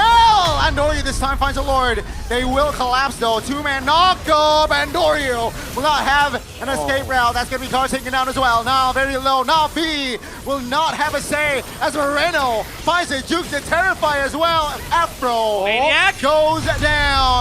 Now, will he be able to find the Maniac as Mon denies it? Nile still in the picture, but who cares? Even terrified, he's still able to get back to the base. Nile gets a triple kill. Aman joins the party. And the base of Na'Vi cracked open even if the Lord is available there. And it's going to be cleared quickly by Bigatron. Yeah, it's just going to be instantly cleared. They were looking for the fight. Aman with a stun. Still able to get out and disengage, but they will lose the mid lane base turret. Yeah. Na'Vi delay it with finally a retry win from Andoryu. But again, for BTR, that's what's so annoying, right? Finn, the Golden Hour, it didn't land on anyone, but it doesn't need to land on anyone. They want to delay the Lord. Because Na'Vi, right now with this composition, they need to commit onto something. They try to commit on the Lord, the Golden Hour comes in, and they weren't able to use it. So Phantom Steed was already depleted by that time. Then they were just waiting for Shiva to use his Amon Force. Once his Amon Force was used up, that's it. They went all in again. It's just a cycle of abilities. Na'Vi are scaling. They still have a way to win this game. If they're able to somehow commit and fight all in against BTR, and BTR also go all in, they can win. But the thing is, I don't think BTR will go all in. I think BTR will just constantly play the slow push game and do what they've been doing. Wait for the skills, play patiently, go through those cycles with their itemization. Yeah. The bait and switch again. Played smartly by all of Bigatron, by Vitality. And I do see a window where Na'Vi can win a team fight. I mean, we saw what Steve was able to do to Nile. Almost 100-0 with the power of the Harith late game. This Suyo is going to be super susceptible if, you know, Nile chooses to really engage deeply into the backlines of Na'Vi. And there's still a chance because the Juicin as well can control the Suyo, but with the Blade Surge, the way he's been playing, very elusive, moving around. And it's hard to catch the Suyo without a set, without a CC that can easily be escaped with the Blade Surge. So now, I beg the question, who's going to really stop Nile in the lineup of Na'Vi? Right now, nobody. Only himself. Chive. The magic damage is still there. Yeah. I mean, we saw it earlier. Suyo, Nile almost died. And it was through Chive. It was through the magic damage. So that's why, again, just like in game one, they got to put their cards, they got to try to rely on Chive. Yeah. It's all on Chive right now. I think if Chive doesn't clutch up, he hasn't been able to clutch up the last few matches, they're going to have to rethink the drafts. This isn't a bad draft by Na'Vi, I don't think. BTR definitely have, you know, well, I think the Kufra pick was pretty bad, actually, sorry. But other than that, I think it's an alright draft. Biggest thrown by Vitality. If Nile does overextend and get a little bit too trigger happy, they might have to just play for Ukir next time if Shiva doesn't clutch up. Yeah, I mean, Ukir still has the Sky Piercer. Ice Queen Swan ready as well, so displacements might happen. Can change everything, by the way. This didn't involve Lord. Yeah. Na'Vi get it. This could be a turnaround. If they get it and they stay alive, gotta put that in. Yi Sin Shin up top. Yeah. Slow push visible, but it's involved Lord, so it's difficult to burst. Eman's already here. Oh, that's Cars on the engage. Quick to disengage though. But no flicker. That's gonna be Na'Vi clumped up. Immobilized. Lynch. Look at the charge. Lynch spotted. What? Now let's see here. Let's popping the Shaman Force committed. Lord. That's gonna be Bigatron now looking for an angle. Afro spotted as well. Both teams are playing chess. I thought they were going to buy time. Lynch was going to buy time for Bigatron and Vitality to kind of burst down the Lord. But it seems like they want to stay as a unit.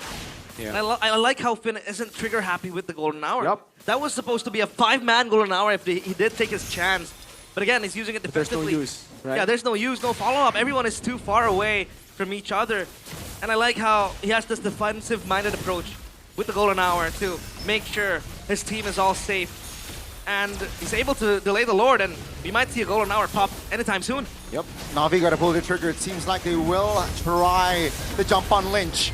Let's see, that's a lot of damage Lynch is taking. Still able to juke the damage out though. Take a look at the stun!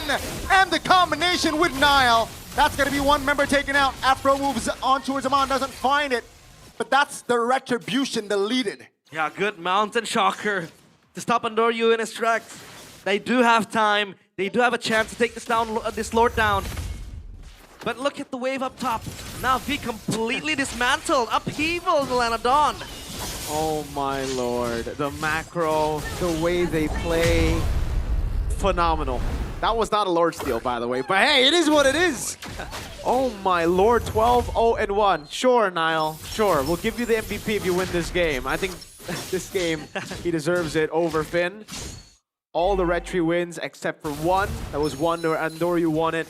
Now it's an Evolved Lord. This was supposed to be the game changer for Na'Vi. If they got this, this would have been a very different story. You know, maybe a one straight push situation where they could play with the Lord, evolve, and they can just team fight, commit full with the damage reduction. Unfortunately now, it's BTR who have that damage reduction, so Na'Vi, they're gonna have to throw their first cycle of skills just to get through the Evolved Lord. Let's see here, Bigatron looking to close week 3 for their team perfectly. Will they be able to do it? Na'Vi trying to hold on, trying to defend and clear the Lord. That's an initiation. On towards one, Cars deleted. It's 5v4 now. As Cars will go down for 50. Another wave in the mid lane will crash. No ults. Na'Vi has no ults. That's going to be a stand. Oh, Afro misses. Bigatron, great spacing. As it's still Bigatron taking it slowly. That's a jump on towards Ukir. Force him to use the flicker. Bigatron again just looking for small angles. Oh, still unable to end the game. Because you can see the high ground defense from Na'Vi is quite strong. Yep. You have the Harith to clear out the waves. I mean, the Chusen not the best. But still the Harith doing waves, making waves. Very low. Finn has immortality. That's a terrifying stun as well. Afro! Oh! Finds a set finally. And down goes Nile and Lynch. That's going to be Finn now isolated as Na'Vi will not go for the chase as they got to clear the minions first. And that is the big set that Afro has been looking for. He got the most important member of Bigatron, Nile, locked down in place. And that is a big bounty for Na'Vi to feast on. 40 seconds on a death timer as Na'Vi finally got the commitment they were looking for. Finally got the set they were looking for. And now they're looking for the base turrets. At least one is what they're thinking. But can they get one? Cameron is so low. I don't think so.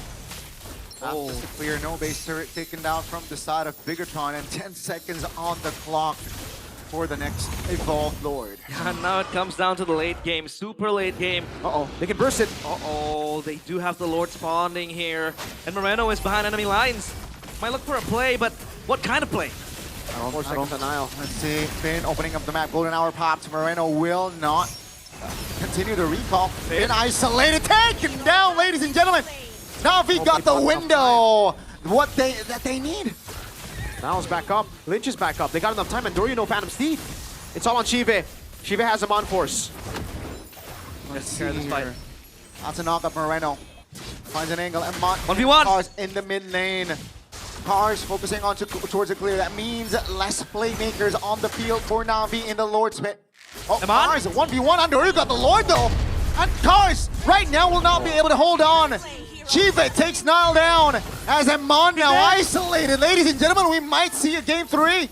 Immortality bot, but that's going to be Andoryu still securing the Lord. 3 members of Bigatron off the board. Bigatron by Vitality.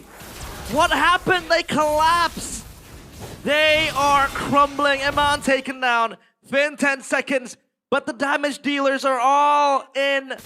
Big death timers. It'll take long for Nile and Amon to return to the Land of Dawn. Now V, one last push to end the game. Can they end this and force game 3? I think it's GG. There's no way. Yeah, I don't think they can defend this. That's going to be jump. Afro misses the rage there. That's going to be Na'Vi now, just focusing on towards the Lord. Gordon now trying to delay, just slowing Jive down though. Still, the Lord is intact and healthy. Crystal. Focusing on towards the Crystal. That's Vindo taken down, and Moreno trying to hold on. But ladies and gentlemen, after a dramatic Game 1, Game 2 was so much more entertaining, and we are officially going to Game 3. We thought they were down and under, buried deep in the trenches, but they rise and they force Game 3. They refuse to surrender to the rule of the machines. It's all about the commitment. If they're able to find a fight where they can commit, they win. And at the end of the day, it was in the base when BTR had to commit to end the game. That was when Na'Vi could really just go all in. The all-in from Apro finally hit, the all-in from Shive, the damage output. They had the damage. They have the ways to kill the Suyo. It's just they weren't able to do it outside of the base up until that moment. 3 base turrets down, but BTR weren't able to utilize it. That 40-second death timer, that position in the end. This time from Apro, once. And then we saw it again all the way later. This was the one where, again, Emma was able to get out. The golden hours came through. Nile was styling on Na'Vi. But unfortunately, inside of the base, he couldn't do all that. Here, this is the moment. Apro got a massive set. And it was through the commitment. Again, if they're able to get a commitment, an all-in fight against BTR, they'd actually win in damage. They'd actually win with the scaling that they have on the Harith. It's just, when can they do that was the question. They found it in the end. They got it. They got the Evolved Lord. They staggered the death timers from BTR. Finn tried his best to buy some time. He got the job done, but now wasn't able to win that red tree, the most crucial one in the game. Whew. Oh my lord. What a game. And in that last 1v1, Eman up against Cars, he wasted his flicker to chase down Cars. I don't think that was a wise option. He could have saved that for us. Yeah. Because after that flicker, he had nothing else to really escape from. I mean, the Traceless was available, but he was pinched from 3 different angles. And yeah, he did buy time with the winner swap, immortal swap. But again, what a game. Hey. We thought Na'Vi was out. We thought it was going to be done. I thought that Megatron with 13K gold lead. Phenomenal gameplay. 13-1 Nile. 13-0. 13-0 before that set from Afro. Game 1, early game was for Na'Vi. Bigatron got it. Game 2, early game for Bigatron. Na'Vi got the win. So game 3, might as well don't win the early game. Hey, Gani still has it in his genes. Choking. Exactly. Hey, you too as well, his team. Of course. The number one. You gotta learn from the best. I do agree. I do agree. Well, hopefully. The biggest question is, Mirko, will this be, will this bring an impact to the mentality of Bigatron?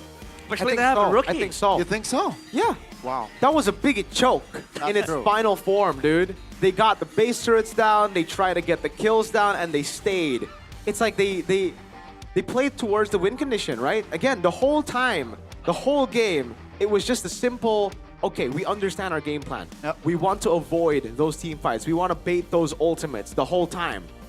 But that one time they forgot. This is why understanding the win condition needs to be all the way. You can't just play it perfect up until a certain moment. You got to play it perfect all the way to the end. And here's the crucial moment. One of the crucial moments by Nile. I really think the crucial moment should be the Apro play in the bottom lane. Yeah. This is a Bigatron play. BTR won the game. This is not like BTR didn't win the game, so I don't know why this was the moment. But okay, this one was a Lord Steal that delayed it, right? This could have been a very, very good one. Okay, this one, I like this one. This is where they delayed it, but they still lost out. But this is the crucial moment. They all grouped up together. They all played for the overcommitment. They didn't even have a wave, and they got punished for it. Apro gets the MVP here for that set he got in the final moments. Presented to you by our official gaming phone, Infinix Gani. The Kufra pick. The Kufra pick was the best pick alive. Yeah, super Everybody. pick. Rate it from 1 to 10. Yeah, I mean, just that play, it was good. That play was great. But it was, again, I expected a tough game for Kufra, and we saw it, right? It was quite fitted for Afro. Apart from that moment, he was struggling to cover, to initiate, sure. Yeah. The glimpses were there, but no clear follow-up, right? And yeah. Fortunately for Afro, that positioning was available for him to use. I like to make a case of, heroes like Kufra. Yes, it is bad early game. Yes, it is bad when it comes to playing up against the Marcel or other shadowing heroes like the Cho. But we've seen plays like this happen multiple times across MLBB Esports. When it comes to a hero like Kufra, you don't really care if you lose a heavy early to mid. When you can find a moment late game, you win out. We've seen heroes like Tigreal in the hands of Keyboy coming back from a loss so far away. And sure, there is, some touch of throw from Bigatron. But when it comes to moment-based heroes like Kufra, all you need to find is a good set, and that kind of wins you the game, especially when your enemies can't close it out quickly. For sure, there are rare cases where, again, these Hail Mary plays, work out. But building that lead in the early game, I think, is a bit better for Na'Vi as well. I do They would agree. much rather have a 2-0 where they dominate over a game where they win like this, but a win is a win. This is definitely, again, a big boost in morale for Na'Vi.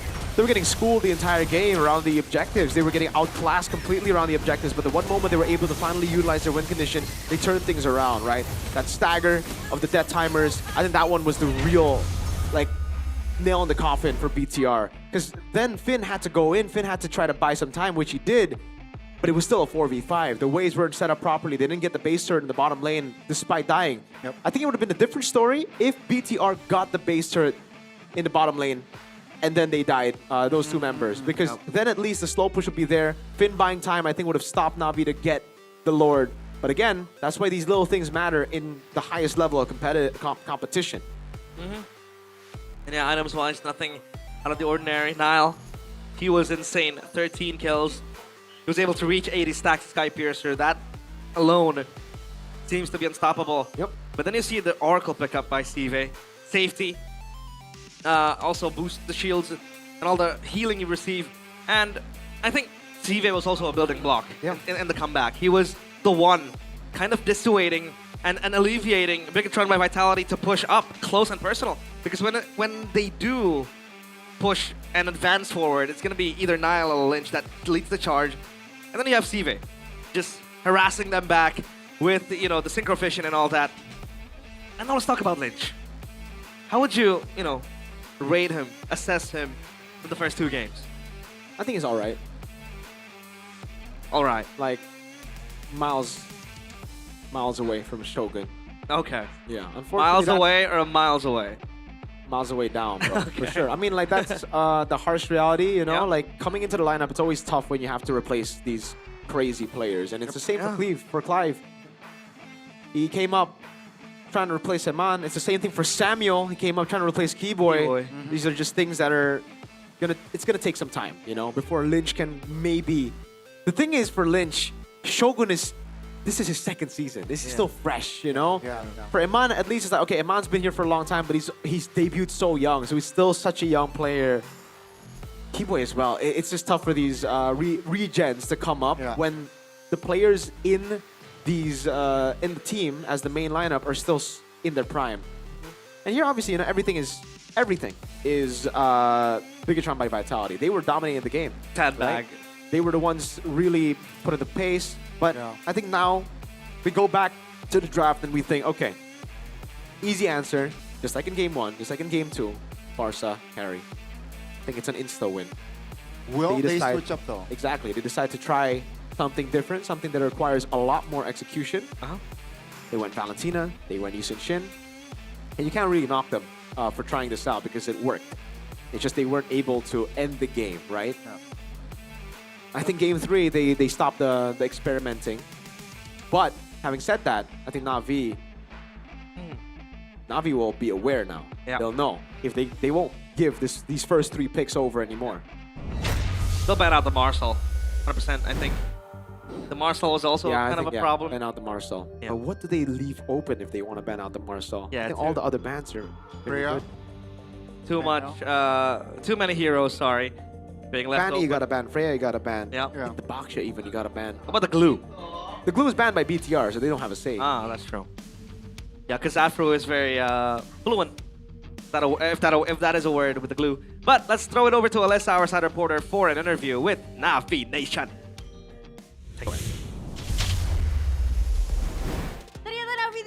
begitu mudahnya membiarkan BTR untuk mencuri poinnya di match yang pertama di hari yang terakhir di minggu ketiga ini. Dan tentu saja kita akan tanya-tanya langsung kali ya dengan Big Troopers dan juga Navi Nation. Yeay!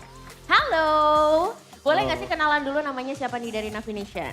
Aku namanya Mas Ji. Basji dan juga? Aku namanya Ojan. Ada Mas Ji dan Ojan dan tentu saja wajah yang sudah sangat dikenal ya di dunia persilatan MPL. Langsung saja silakan perkenalkan. Saya Pandi, ini satu lagi ada Aji. Hey, ada Pandi dan juga Aji. Ada Aji, ada Mas Ji nih. Nah, kita punya duo kembara kita. Salam-salam buat orang tua yang ada di rumah, yang ada di Citayam, Cilengsi. Ini mau salam ke orang mana? Kebetulan saya orang Jawa ya. Jadi saya pakai bahasa Jawa. Iya, jadi saya mau mengirimkan salam kepada seorang yang ada di Solo ya. Suaranya spesial kah itu? Enggak sih. Enggak spesial. Halo semuanya. Oke, Aji, Pandi, Mas Ji, dan Ojan. Aku mau ke BTR dulu deh. Ini gimana nih? Game 1 kan udah menang nih. Dan game kedua nih kayaknya udah menang banget.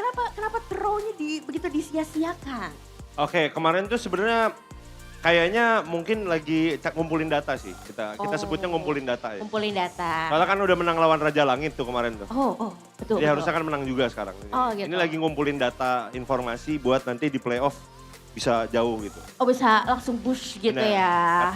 Kata siapa ya? Ya tim itu ya. Adalah pokoknya ya. Ada. Adalah.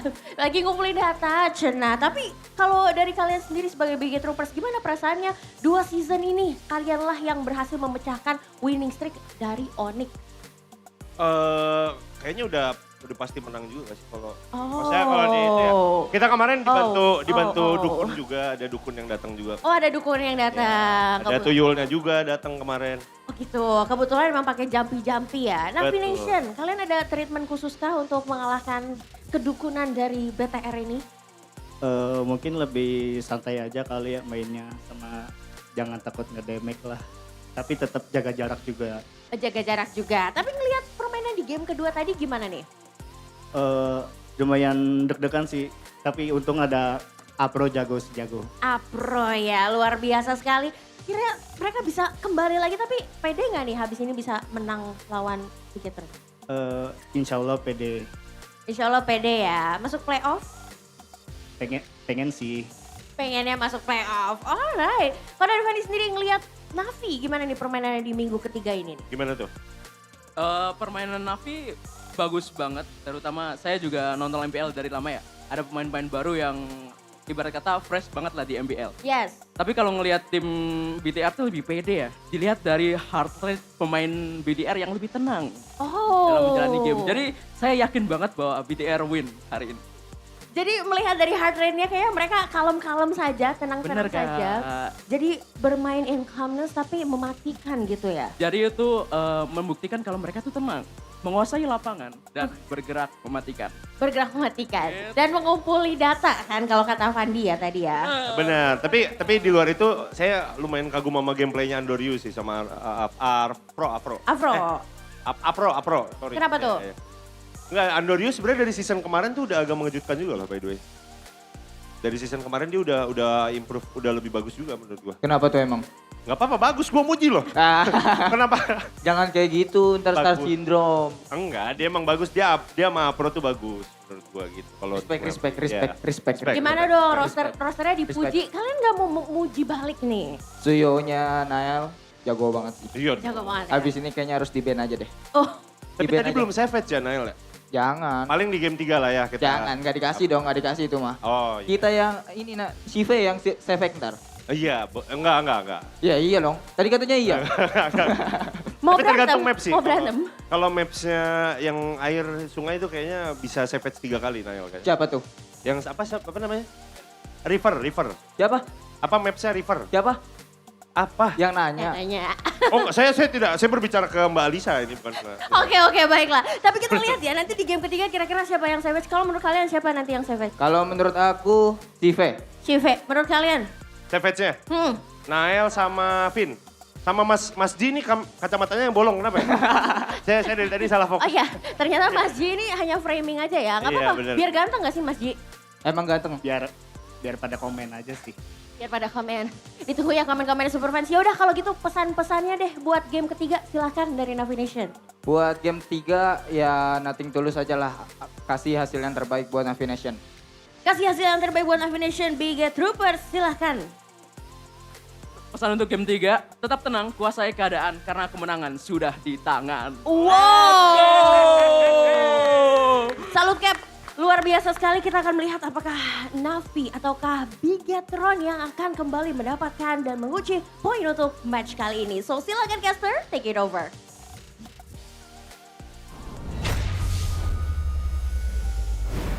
That's the Navi Nation and 2 delusional fans. I'm kidding. That's the bigger troopers. Oh, I thought you were... I didn't see it, Onyx fans. Oh, nah, you can see from the attributes. I didn't see the Arsenal It's fans. clearly red. Yeah, that too, I think, yeah. The delusional fans. Yeah, delusional fans. But yeah, that's Fandy, one of the streamers here that we have. Very funny guy. Yeah, Robbie yesterday. Oh, Robbie, yeah, I know that guy jumping on his piece. That guy, bro. I don't know, Fandy is just very funny. You know him personally. Yeah. Yeah. He's a funny guy. He's a funny dude. He's a funny guy. But Recently married. Recently married, yeah, congratulations. He's gonna have a child as well. Yes. Congratulations. But how funny is he compared to Bigatron's game 2? Oh. Fumble double-digit lead, 10,000 lead. Yeah. They fumbled. What do you think, But, okay. Mirko? What's But funnier? again, Kufra is a one hero moment. One moment. Hero, one Yeah. moment hero, and Afro proved it. No, you got it. He got it. Still not a fan though. Of Still not the a fan. Kufra pick. I agree. It's a Hail Mary. I know Project Hail Mary is doing good right now. Hey, but, you know, yep. that was a Hail Mary. One-dimensional as well. That Kufra was... Give him Gani. Give him the no, give him this because do you play good Kufra? I So play Kufra, but no, Gani's Kufra is... If you watch PHM, oh, you gotta watch PHM. PHM, yeah, PHM, very nice. Was it Ryan Reynolds or Ryan Gosling? Gosling. Gosling. Gosling. A lot of Ryans here. The best Ryan we know is Ryan Giggs though. Let's see. Vitality, or Bigatron by Vitality now. Reset, and they like playing around the rookies, right? Experimenting, and this is what we talked about, Mirko. The fact that they have substitutes, a lot of coaches, analysts. It's kind of like a hot pot. Yeah, like, you know, hot pot. Yeah, everything enters the broth, and then you can mix it up Everything. with a lot of things. You know, if I have mala, you know, you'll just give in, you know, the vegetables, the meat. It creates a balance of flavor, yes. But if something outweighs that, that means, you know, the flavor's kind of spoiled. Yeah, you really like hot pots, huh? I do.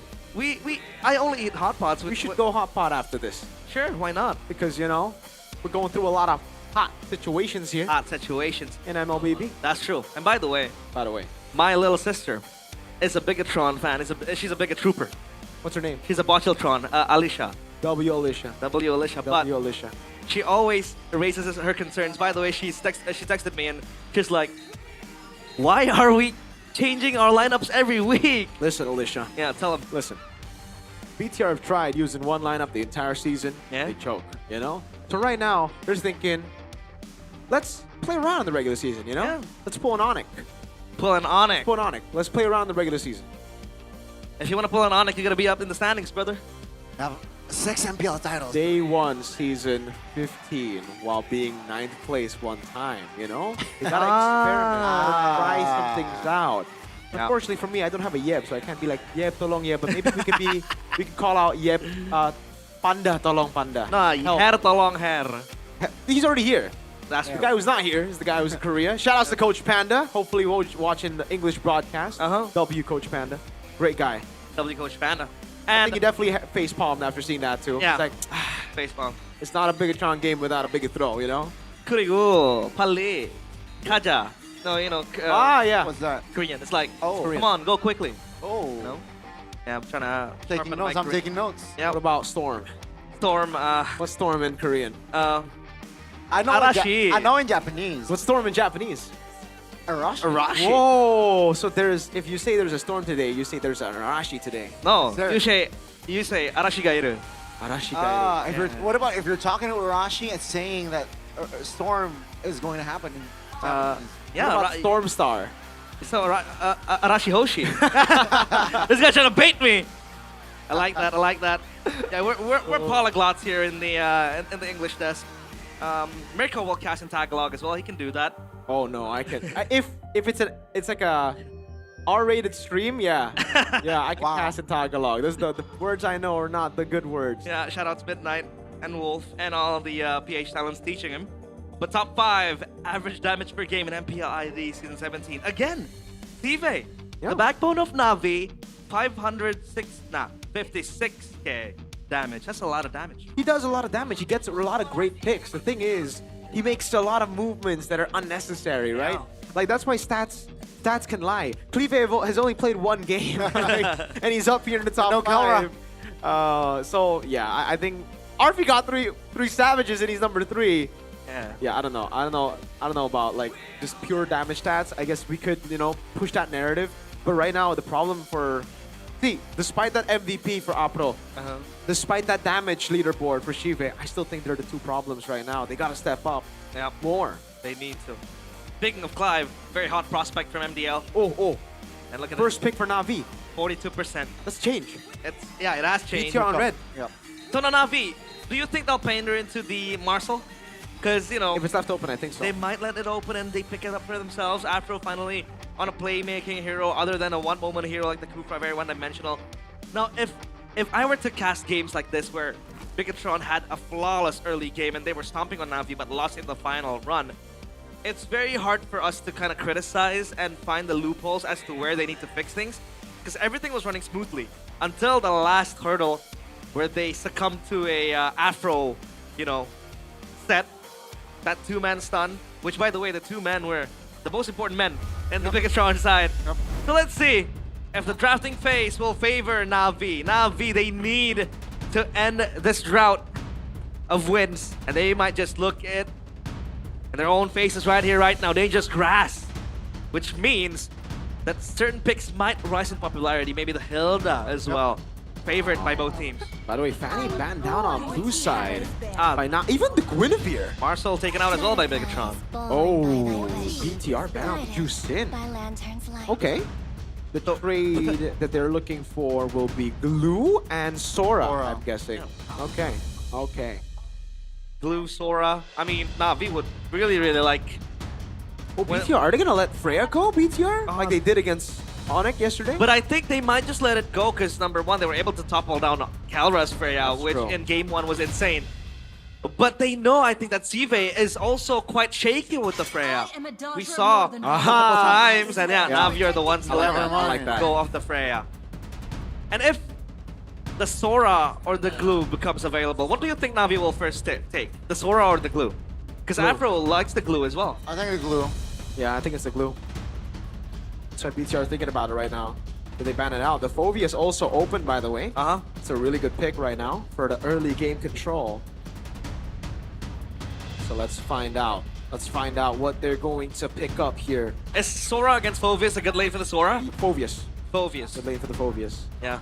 Well, again, the dashes all around. And Phoveus is the type of hero that can really turn things around. Oh, insane how strong it is. And they take out the Sora. Diminishing variables that are gonna pop up in the match. Na'Vi, they can take Glue here if they want to. Yeah. I think BTR might just go... Okay, Na'Vi first pick. Yeah. Do they first pick Glue is the question, right? What else is there? I feel like Glue is... Okay, it's Glue. Should be a sure thing. BTR. Straight up Fred. Wow. Against a Glue. Straight up Fredrin. For the chip. They want a Masha. Oh. Wow. They don't have Luke anymore though. No, they don't. They have Lynch. I'm guessing they're thinking Lynch has done well on the Masha before then. Yeah. Wow, alright. That's very quick. The Na'Vi, they need something to kind of match the tempo that this chip has. And for Bigatron, it's all about, getting out battle-ready heroes to hitchhike the ride on the shortcut. Yep. For Na'Vi, a lot of options to kind of match the tempo and stop the push from the chip. But the Glue here is also a very strong pick already in and of itself. Yeah. Did they go Baksha? Baksha is good against the Fredrin. You kind of match the tempo.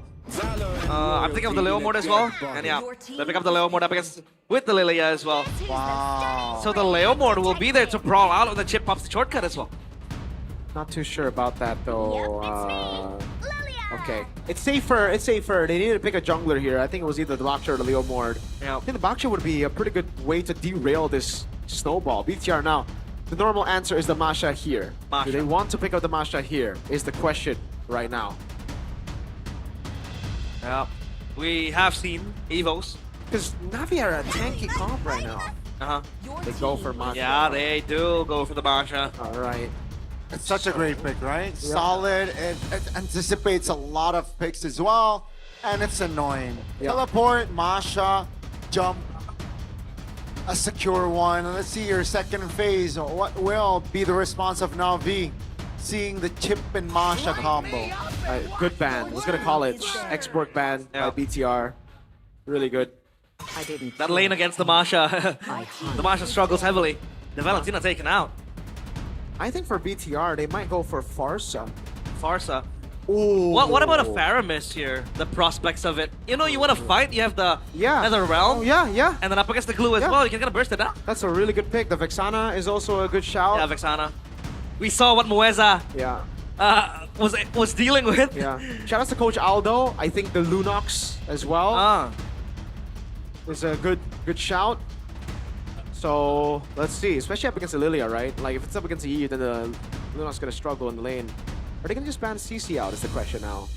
CC and export banned out. Let's hear from the crowd. Yeah. Okay. Make some Navi, noise for yours they've already banned Valentina. Did they ban... I think it has to be one of those picks. Wait, I saw... I forgot what game it was. Season 17. There was a final minute flex. Masha put on gold. I think it was Dewa. I don't think they're gonna do that though. Yeah, I know, because they were banning out the XP. They need a marksman too. No, what I'm trying to say is that they're giving this burden on a rookie to kind of become one of the centerpieces of the composition. The Masha will have to do the heavy lifting. The Eve is good for the front and back, and Navi, what do they answer that with? I think they gotta flex the glue into XP and pick up like a... Okay, for me, against the Chip, I really like the Camilla. I don't know if it's gonna show up here, but they just go for the Lapu Lapu. They put the glue in Rome. Against the Masha, I don't think you can really bully the Masha. I'm not too big of a fan. The Claude gets bullied too in BTR. It could be a Yi Shin again, honestly. Could be. I think they need a bit more though than that. The Harith is a good option to go for. Carry? Carry is a good one too. I think Carry Harith fits the bill a bit better. But you know BTR, they'll be like the Yi Shin. Especially going up against the Claude, right? They like it. Yeah. And technically, the Mount Shocker will definitely allow the assist. A pickup as well. The maneuvers, right? So they have two technically big global presence, all if they do lock in the Yi Shin. Yeah. Moskov ain't bad either, but I think they already have too much. Because I saved Yeah. our nation from falling apart. Yeah, this is if you think of any other pick for a man, you're crazy. You're a mad lad. Just go Yi Shin. It's always Yi Shin. Well, we did see multiple times Big Channel Vitality committing to the Yi Shin as the first pick. And now it comes down to this. Navi on the precipice of getting their first win. But Bigatron by Vitality, they did shake in the second game. They weren't able to close it down. Will this be the momentum shift now for Navi? Lineup rating again, favoring Bigatron by Vitality, but we do know that sometimes it is flawed. Ladies and gentlemen, this is the decider. Game number 3. Navi looking to get their first win. Will they be able to inflict mortal wounds to the lost cause of Game 2 from Bigatron by Vitality? It is game number 3. Navi against Bigatron by Vitality. The final showdown indeed, and ladies and gentlemen, remember the standings. Bigatron solidifying themselves up top with the big boys. And Navi, if they lose here, they will stay the bottom seed. With the big boys. With the big boys as well. Yep. Big boys. Read Onic. All right. Impure Rage for Nile, not the concussive blast to get the clear. Okay. He wants to sustain a little bit more in the team fights. Cool. Everything else looks pretty normal though. And this is why you pick the Yi Sun-shin against the Claude. It is a very, very annoying matchup for the Claude. And that's why they went Master Assassin. I'm curious. Why did Shive go for Master Assassin too? I thought he would go Festival of Blood with that fighter emblem. Yeah. Interesting choice. All right, cool. Is the QC enough to sustain in your lane against the Yi Sun-shin? I don't think so. It's all right. You know, just get away. You just don't trade. Just don't trade. But that's why. If you don't trade, well, you go Master Assassin. Master Assassin. Yeah, exactly. Yeah, I'm not really a fan of that choice. Contradictions. But yeah, we did have sample sizes of this matchup in MPL ID. Calera against RFE. You know what happened? Yeah. Calera was deathless. Solo kill, yeah. Yeah, solo kill as well, level 2, by the way. And at least for now, for Bigatron, with the Yve, they have that poke, a front-to-back potential as well to play with. Nile looking for a gank down bottom. But Afro is here. Look at this response from Navi. Yeah, it's going to be a 3v3 potentially, but that's just this freeze. Top lane, Andori looking to respond here. He's level 4. It's unfair. It's 2v1 technically with the Barbiel mounted. That's going to be first blood, and Andori takes it. Really good move by Navi. I think they know in the turtle fight it's very difficult to go up against this, right? Apro needs level 4 before he can really push in. And if they go 4v4 against the Masha with this composition, it would just be a BTR win. So I like that. I like that trade by Andoryu. Very intelligent. He knew that forcing away Iman from the lane as well kind of lifts off the pressure from Sive. Yep. Because the Claude heavily bullied. It'll be hard for him to farm. No sustain with the FOB. And Finn, once he hits level 4, obviously the Masha will be available to join in on the fight. And you can look for pickups, you can look for trades, you can look for skirmishes. With the Mountain Joker as well, this gives you that global presence you're looking for. Yep. If you really need the vision. Oh, placing the wet. Let's see here. Amon is low.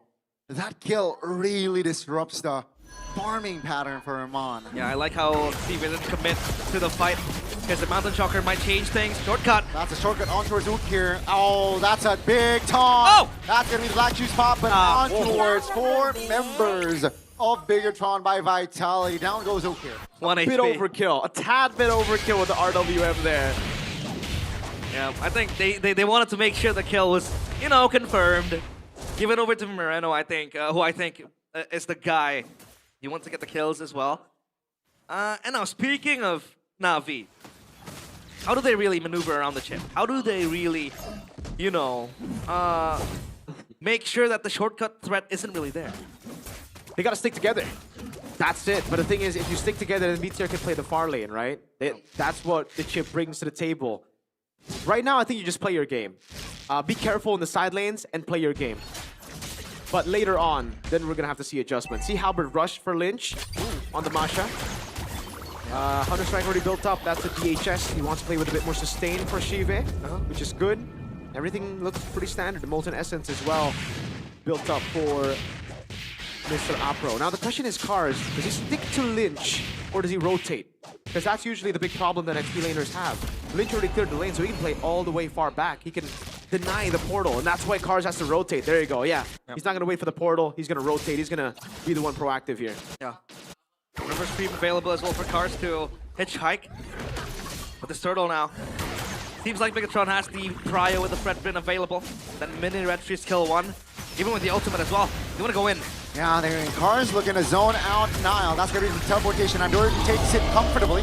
That's going to be Nile now looking for a kill. That's a C. Albert build as well, but with the mount, Finn is not able to escape. They got the turtle and they got a kill here. Now we are outfighting Bigatron. Yep. It's because of Cars. Cars well played again. Just jump on Nile. Didn't let them set up. You got to go and beat this chip before the chip goes on you. Oh no, Nile now mounted and the pullback. Afro takes the kill. Yeah, Afro on the glue. Patrick on steroids. This is scary now for Bigatron by Vitality. Are they supposed to be worried now? I think so. Yeah, for sure. And you're now looking on towards a jump. Finn calm retribution, but that's a resource taken away as now V, 5 minutes in. Another well-executed early game. 1v1. Oh, that's lane. Solo kill. Very low. Mars with the flicker under the turret. He's dead. Finally taken, but that's a trade Lynch with the delay. Both EXP laners going down. Was it worth it?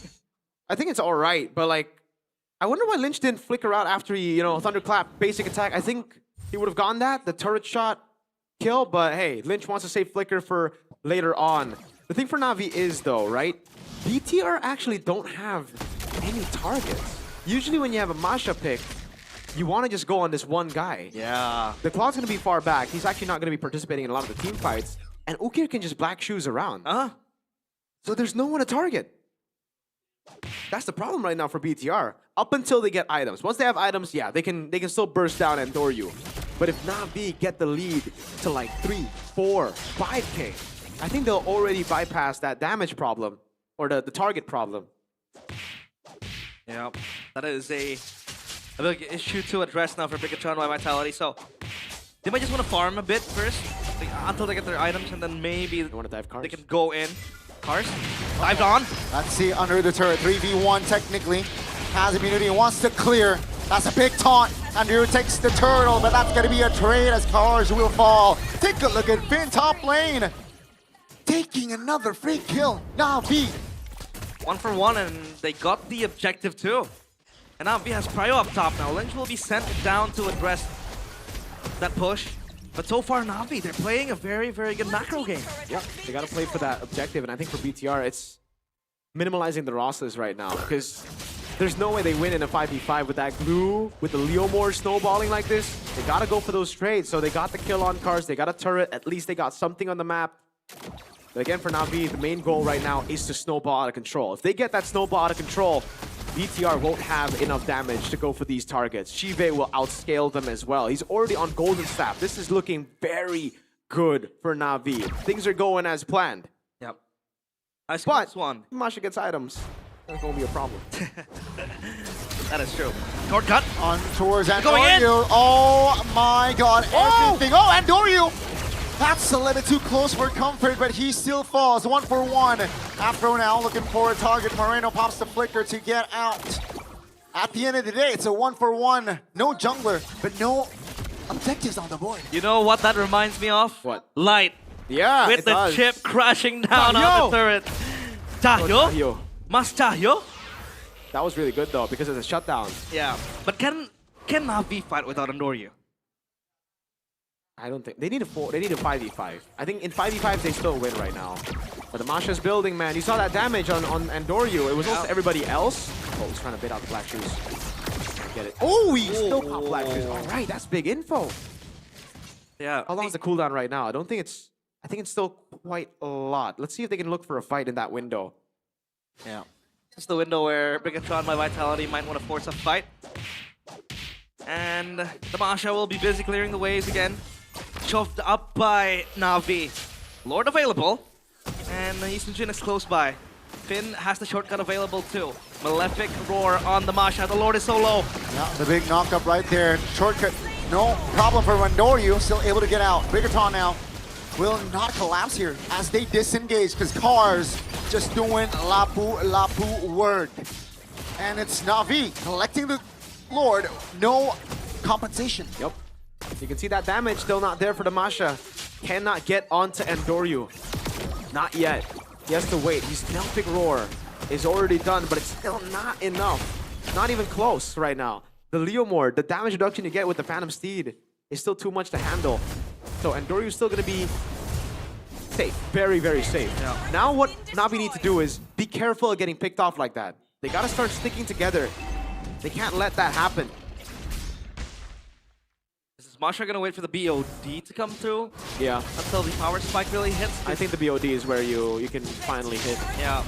The Malefic Roar is a consequential item, but again, the Leomord with the Phantom Steed, Barbiel to the rescue, really helps out a lot. For now, V maintaining the 2.5k gold lead. Item check though.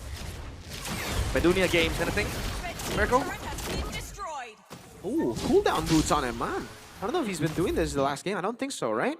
Yeah. Okay, so he's just relying on the Traceless. He's trying to outplay his opponents. The Brute Force already done with the tough boot, so that'll get him a lot more tenacity. Na'Vi have just been collapsing on Nile every single time around these neutral objectives, which makes it impossible for him to get a 50-50.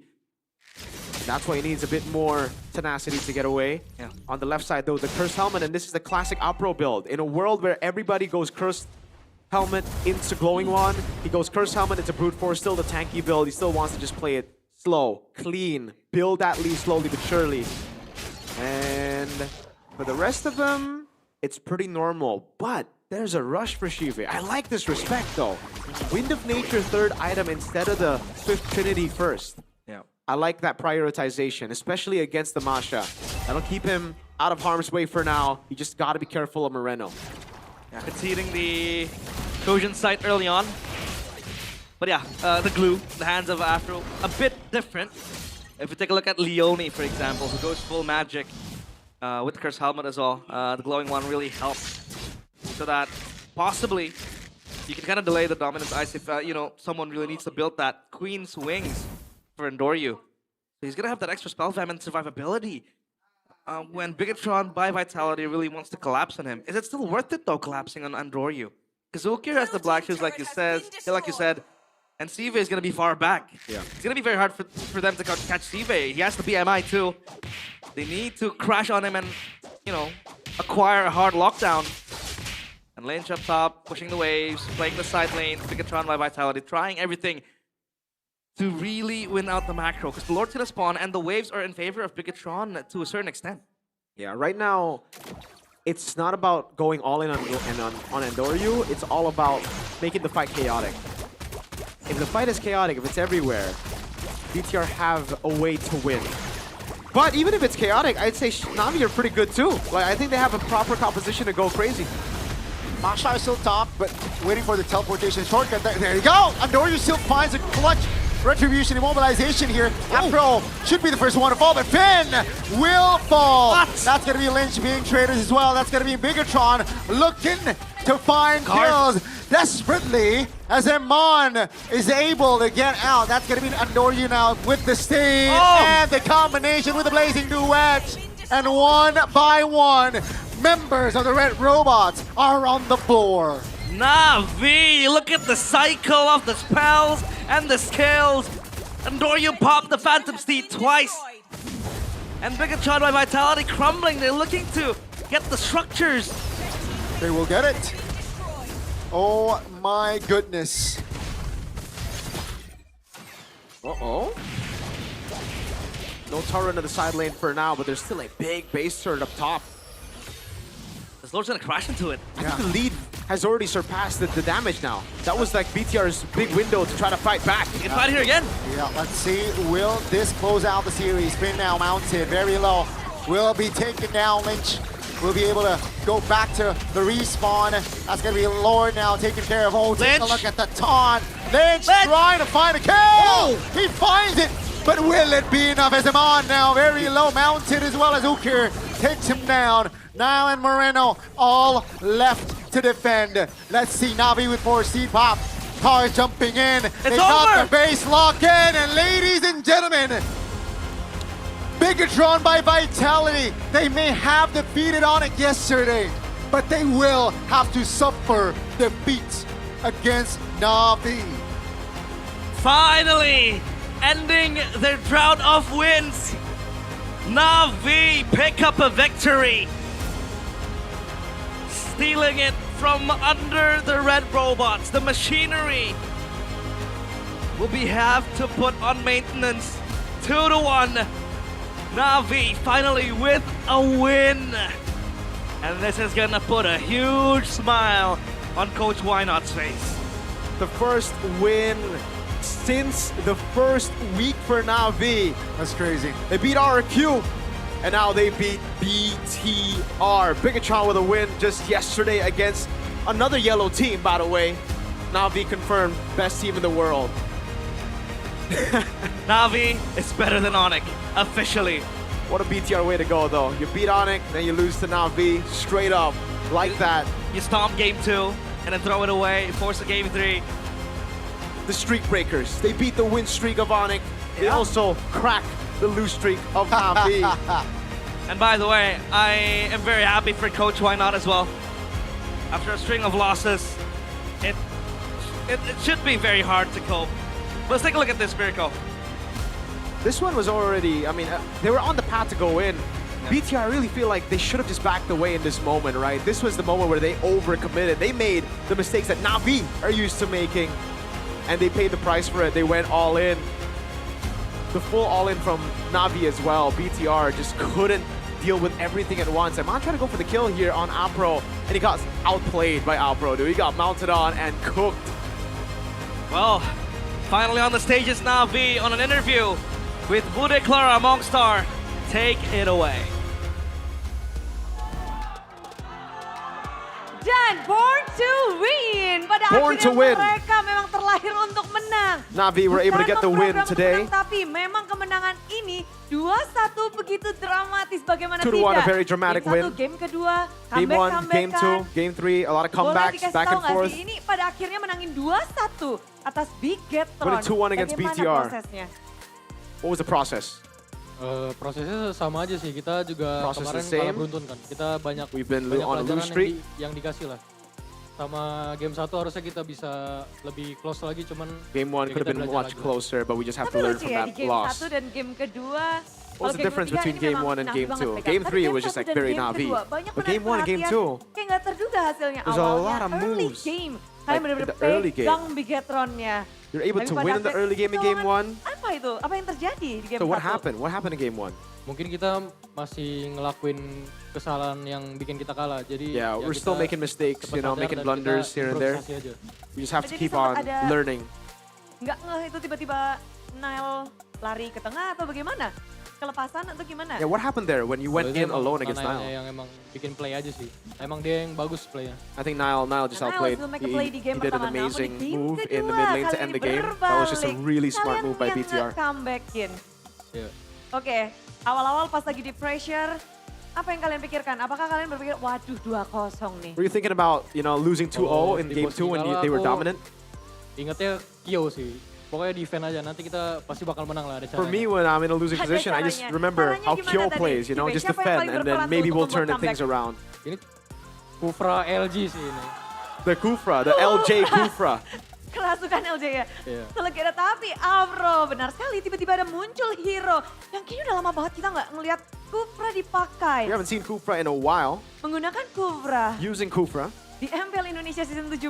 In Apakah MPL memang Season udah pelatihan 17? sebelumnya? Is it part of practice? Have udah. you been practicing the Udah. Kufra? Yes. Dan ini keluar memang karena kepepet hero-heromu di band atau gimana? Did you play the Kufra because all the other heroes are unavailable? Bagus aja sih buat lawan komposisi tadi.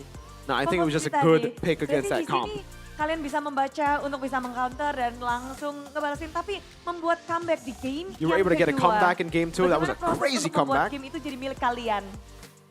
How did you get that comeback? Sabar dan Patience. percaya sama tim aja Patience sih. and Kita bisa trust in the team. Sabar, percaya sama tim. Pokoknya bisa comeback. Tapi sempat geter gak sih? Waduh, 2-0 nih. Were you scared of the 2-0 when they were dominating game 2? Karena udah biasa 0-2 kan gitu. No, not really, because we're used to losing 0-2, so we just have to Game learn ketiga, and improve. game yang pada akhirnya kalian pegang Afro, apakah ketika hero-mu dilepas, game pun milik kalian? Emang Glue kayaknya ribet deh. I think buat Glue is just lawan. a ridiculous Jadi kayak hero right now. Menurutku apa ya, hero Glue nih kayak OP sih. I think Glue is just Hero Blue-nya OP OP. dan kamu bisa dibilang kamu memegang kendali juga di Navi. You held the control in Ini menjadi Navi game in yang game 3. mendominasi juga You were untuk dominating. di game ketiga beda sama game 1 game kedua masih bisa lawan-lawanan. Apakah Very different in game 1 sepengaruh and itu game nih, 2 where it was hero very untuk close. hero Game 3 you signature dominated Afro with juga? Glue, so does the Glue have that impact? Kalau Glue sih ngaruh sih, cuma The mungkin Glue, kita yeah, the Glue for berlimanya sure lebih is rapi aja. very impactful, but I think in game Bisa 3 we played eksekusi really dengan clean. cepat dan baik. Eksekusi gamenya We were dengan able to cepat execute dan really baik. well, Tapi, and that's how we won. Kita move langsung Andoryu. Gotta ask Andoryu. Apa kabar Andoryu? Akhirnya menang. How does it feel, Andoryu? You finally won? Udah senang gua. I'm already happy. Akhirnya bisa tersenyum ya. You can finally Finally smile. you smile. Andoryu, hari ini Today, lawanmu adalah Nanael. your matchup Jungler today was berdarah Nile. Very, Gua udah bilang very good jungler. ke Nail tadi. I already pas told gua Nile. menang. I already told Nile, give me the win, Jawaban Nile please. Dia ketawa aja. Nile just Tahu laughed. aja. Dan ternyata sekarang berhasil dapatkan, tapi how was the battle? Apalagi kayaknya kerat banget tuh It was a untuk very objective close matchup gamenya. in terms of objectives. Menurut gua ini. In my opinion. Yang invade yang kalah. Yang invade yang kalah. The team Yang who invade invades yang will kalah. lose. Jadi They apakah invaded di game ketiga game kalian one, jadi they mundur lost. atau game keberapa? Now invaded game 2, Apa they pelajaran yang lost. kamu dapatkan kalau ngelawan Nanael lagi nih? What is the lesson you Jadi learned nggak going mau up against invade lagi Nile? kah? You're not gonna invade Kalau anymore? lawan invade jangan invade. Oke, jadi kalau up itu against him, dulu don't invade. aja. biarin aja Nanael. Just let him do what he Tapi wants. gimana ngelawan Nanael yang kayaknya seru banget tadi ya di game kedua khususnya sempat di recall. Gimana Andorio? How does it feel? Now was recalling on you. Ketawa-ketawa Andorio. Tapi kalian berhasil comeback. Gak ada apa-apa, gua recall doang. Jadi balas-balasan recall nih. So if he recalls, I'll recall Gak ada too. gua. It's Dia udah okay. invade gua. He invades me. Gak ada apa-apa. So I just Jadi invade ya him. udah, I recall on him. happy aja di lane of down bareng Nanael recall ya. Tapi menangin 2-1 kali ini But winning for you 2-1. Andorio after lose streak and yeah, finally this is the win. Do you have something that you want to prove? Apakah memang ingin menunjukkan sesuatu? Maybe apa You wanna prove something MPL after sekarang finally winning? Semua timnya jago. I think right now all the teams in MPL are really good. That's why. That's why it's just really tough to win for everyone. Jago. Tapi begitu ketatnya But is it that close season 17 this season? ini, begitu pula dengan hero-heronya makin unik ya sepertinya Ukir. It feels like it's The more unique unique heroes now. for mid There's lane. so many You more face heroes to Valerian play in the mid lane, so this many is the more first heroes to time. play everywhere. What is your response? Apa responmu ketika ada hero-hero unik di mid lane? What's your response when you see a lot of new Gak tahu sih. heroes in mid? Yang pick hero gua coach aja. I'm not sure, you know. It's just Coach like aja. whatever Tapi coach ketika picks. lawanmu yang pakai For me, hero I play. unik, gimana? Biasa aja sih. Biasa I think aja. it's normal though. I don't really care about the unique Valir heroes. debut. Akankah Valir ini We saw the bisa Valir jadi hero debut in game untuk mid 1. lane selanjutnya Do you nih? think Valir is gonna come up? Is gonna be more popular? Valir bagus banget. Valir is Karena very good. Gua pakai juga ya di scrim. I use it in scrims too. I use Valir in ya, scrims, and yeah, it's just a good Bagus. pick. Jadi, but hari ini today, your coach why not usually stand behind the stage. Your coach, why Jadi not biasanya usually, you know, does losers kita lihat interview? beberapa match, why not selalu nungguin ketika mereka kalah Why not's udah always siap waiting in the untuk back berada usually di belakang panggung. with the losers Sekarang interview? nggak ada nih. Now he's no Jadi, longer waiting if in the you guys back. win, coach why not is staying behind Ya, selalu. selalu. Yeah, he's always there Kalau though. kita He's menang, always ready when we kata lose. Dia gak bisa pergi sini. Oh gitu. Kalau kalah, When we win, what he's did just he gonna stay at the say? back. When you guys lose, what does he Present say? aja sih. Like, apa ya? Cheer up. Cheer up. Cheer up. Ya. So, apa sih kayak, oh diangkat kursinya, nanti mau diangkat kalian. Jadi apa sih dampak dari mungkin efek yang diberikan why not effect for Navi this season? What do you think about the why not effect for Navi this season? Menurut gua, mental bagus sih. For me, he really brought up the Cuma, mental for the team. ya, masih belajar kan. And we're Yang still inti learning. Kita. Ya. That's it. Jadi mental dari Navi pun di-upgrade, lalu juga in-game masih lagi proses. Dan yang menarik proses hari ini mungkin Cars. Waduh Navi nih Cars. ya memang struggling nih. Navi's struggling. Atau lumayan. Yeah, yeah, we're Kemarin-kemarin struggling. strugglingnya menjalaninya gimana sih Cars? How do you go through the struggle? Konsisten aja sih kita. Just play Ya. consistently. You know, just like Nggak keep on playing our konsisten. game. Tapi hari ini apakah menunjukkan memang Navi sudah berproses? We're just not consistent in the last few games. Ya, lagi berproses lagi. Yes, we're going through the Apa yang process right paling now for kalian Navi. perbaiki nih untuk hari ini? What do you want to fix from today? Comms kita. Comms. Comms. Namun melawan Bigetron, hari ini lawannya ternyata bukan Shogun. Against BTR today, you're not up against Shogun, you're up Leranyar against juga Lynch. yang dari MDL langsung naik. Another Tapi MDL gimana player. kamu melihat pergantian ini dari tim Bigetron? Lynch. Heeh, What do you think about Lynch? Oke sih dia. Yeah, he's okay. singkat banget. Oke aja. Tapi Oke oke aja. oke dari apa sih? Gimana kamu membedakan gameplay Bigetron bersama Shogun dan juga Lynx tadi? What do you think is the difference Mungkin kalau between Shogun Lynch lebih and connect Shogun? sama temannya, sama lebih I think for berani aja. Shogun, he's just like, Oke, connect he's dan much berani karena ini better formula in yang terms of like berbeda connecting with the juga. team, with the Mereka chemistry. mengganti-ganti player dan ketika So lawanmu BTR, berganti you know, gini again, Cars, BTR swapping players left apakah and ada right. perubahan gameplay yang kamu You lakukan? swapped Lynch Enggak, last sama aja. second. Was there any Enggak, sama aja. change for you? Do you have to Settingannya change pokoknya to adapt Navi to gini Lynch? gitu. No. Ya lawan siapapun sama aja. Doesn't matter who I'm up Lawannya against. sama Every time aja. it's the same. Tapi I just gimana play sih my game. mental Navi di mana menangnya comeback dan kita juga tadi pertama kalah comeback itu membuat mental kalian How tergoncang does it feel? nggak You sih? guys lost in a comeback fashion in game 1? Kesalahan yang kita lakuin di game itu. No, not really. We're chill. All we need to do is be aware of the mistakes that we made and improve. Dan hari ini terbukti Born to Win akhirnya Today, memenangkan you were match really ini. born to win. Gimana? You were Yang able to get menjadi the bekal dub. kalian harusnya untuk di week 4 ya, Kars? Ya. Kalian berhasil mengalahkan Bigetron yang kemarin You were able Bigetron to beat ngalahin BTR Onyx. and BTR beat Onyx minggu depan yesterday. kalian akan melawan Onyx. And next week you're going to be up Apa against ini Onyx. artinya? So what does it mean? Apa sih, bisa berbeda juga hasilnya. Nah, I don't Bisa think it berbeda means juga anything, you hasilnya. know. Every Jadi match bukan will be berarti different. Kalian udah ngalahin yang ngalahin Onyx, kalian bisa But you ngalahin beat juga ya? Onyx. You beat BTR. Nggak gitu, BTR beat gitu. Onyx, you know? Oh no, that's Tapi not how it tetap- works. Tetap ini dong. Tetap semangat. Tetap semangat. Yeah, I'm still Dan motivated, but that's not kemenangan how it works. akhirnya kita ngedapetin kemenangan dari Navi. Mungkin ada kata-kata yang ingin disampaikan? You want to say anything to the Navi Nation? Monggo, for the spin, Afro. Thank you buat Navi Nation yang udah dukung. Thank you for the Navi Nation who supported us. Nextnya kita bakal kasih yang terbaik lah. Next, we'll Dan do pada our best akhirnya, again. terakhir untuk menang. So, kemenangan yang harus dirayakan tentunya oleh Navi Nation. Sambutlah tim Navi!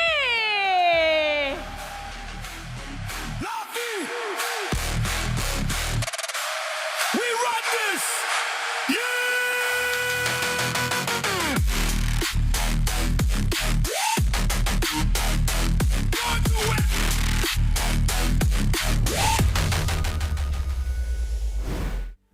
Navi, Natus, Vincer, born to win, finally ending their droughts of win and picking up a win. Up against none other than Bigetron by Vitality. What a week You for know- you. What a week. You know what, Bigetron? They're like Robin Hood. Robin Hood? Stealing from the rich, giving it to the poor. Dang, you call Navi poor? I mean, you know, the guy No, it's down not. bottom, the guy. They're not poor, they're able to hire Coach Wine. But yeah, this was a few moments that happened in the game, Mirko. Yeah, for sure. Again, this overcommitment is a glaring mistake from BTR, but you know, it is what it is. You got to take those risks to try to come back in the game. Unfortunately, it just did not pay off. And Iman, the Yi Shin here, again, it's like they have something going on with Yi Shin. They got a ritual, you know. They're sacrificing something for the Yi Shin. They love the Yi Shin so much. But this is our MVP presented to you by our official gaming phone, Infinix. It's Apro. A Game 2 masterclass on the Kufra with that one moment play. And then the glue. The most dominant hero in MLBB. MPL ID, actually. Just MPL ID, because it's not winning games in MPL Philippines. And I'm not too sure about MPL Malaysia. I got to check on that. Here, though, again, you can see how big of a problem he is. He just keeps on mounting people. But I think it's more of like, not necessarily just the glue, but it was everything else as well. There's just no target for Lynch. He goes on Ukir, Ukir pops Black Shoes. Cars though, my vote was Cars. I think this guy was the most consistent throughout the entire series. Game 1, 2, 3. Right, Apro definitely got the high moments from game 2, but in this game as well, I think it was Cars who just jumping on the right targets, getting those solo kills, shutting down the Masha early. And then we saw Finn as well go through. They go to the back line. Ukir already used the Black Shoes. Lynch finally got it. This was the chaotic fight that they were looking for. But look at the delay that Apro was able to get right here as well. Eman couldn't get the kill on Cars. Cars was holding them down for so long. And they just continued over. The overcommitment here. Cars just set the team up for success constantly, I'd say. And Apro again with the mount on Finn. A desperate play coming down. Look at Cars buying time. CC immune in the back, just holding them down again. And then this outplay from Apro. Ooh. Skill 1, skill 2, mount, instant. And Man is like, all right, GG. Wow. Yeah, Afro with this beautiful play from the glue as well. And his high moment in game number 2. In that final fight, I thought Bigetron was able to hold it in because Chive was completely cut down. Yeah. Shut down by Lynch. Good targeting, by the way. Shout out to him as well. But yeah, they waited so long to get their items ready. And you know, this, like, you know, if you're gonna wait for the Masha to get the BOD, these are expensive items. You're gonna have to wait for quite a long time. And by that moment you get these items, now if you're fully kitted, look at the items that they're able to, you know, get and also procure for themselves. So a 2-0 win. Rather, 2-1 win. Sorry, I completely forgot about the game number 1. Whoa. But man, game 2. Are you scared of Kufra now? Are you gonna ban it out? Are you gonna hate it? I'm not. No. I think for Bigatron as well, this loss doesn't really mean anything. You know, it's Yeah, I know. the Lynch game. It's What's more your of like what's your record now? 4-2? 3-3. 3-3. Okay. Well, they are like, I think they'll still stay at like 4th place right now, right? All three go 1, so they're still at 3rd. Yeah, I believe that's where the standings are right now. Navi are definitely gonna move up. Maybe So 6. they're no, it depends on Geek Fam. If Geek Fam win, then they're gonna keep their position. Oh. If not, then Navi can swap with Geek Fam. our concern along the series, even starting from the pre-match, was their calm. And now we might possibly see how they calm with this win, with in the mic check later on, if we do have one. But so far, I think Game 3 was quite seamless for them. Very, very good game. They were able to play, and yeah, no mic check, so we'll have to assume that they communicated it pretty well. But I'm very happy for Navi and for Coach Why Not as well. Yep. It's very touching to see every time they lose, he's winning by the stage, side of the stage, patting the backs of his He's such a wholesome dude. He's always been a wholesome guy. He's a very, very wholesome dude. And a lot of the people here call him Daddy Why Not. So Daddy Why Why Not. Big Wow. Daddy Why Not. W. Yep's got Daddy Why Not. competition. But after this, we do have another explosive match, Geek against RRQ. After the break, stay tuned in MPL ID Season 17.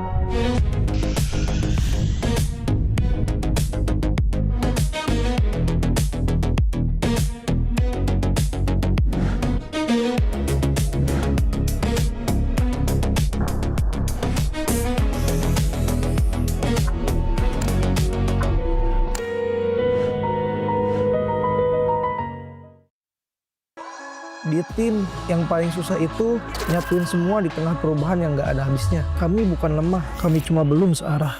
Menang atau kalah itu biasa, tapi ingat satu hal, kita itu keluarga. Waktunya konsisten saling percaya. Sejak kapan Navari jadi CEO? Hah? Lalu dia Ming. Mending lihat ini. Yang ini murahnya beneran. Bantu kita naik level barengan.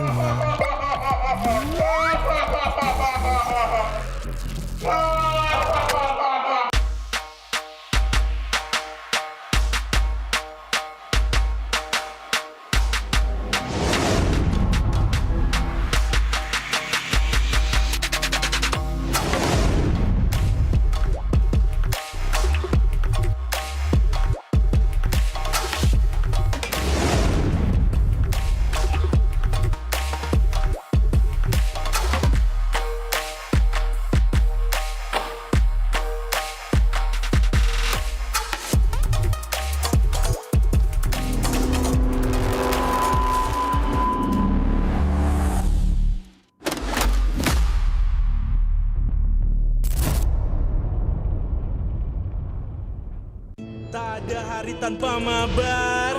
Main nge-lag, kerap buat ku tak sabar. Gimana mau main sampai kelar? Ini waktunya ku bersinar. Okay, let's do it. Game smash andalanku bikin mainku semakin hebat. Tim stabil main makin mulus, rankku fix naik terus. Tukar DG rings, diamond dan voucher game kau dapat. Cuma game smash, makin no debat. Games Max Booster, kini dapat DG Rings. Beli paketnya dan aktifkan boosternya di aplikasi Dunia Games.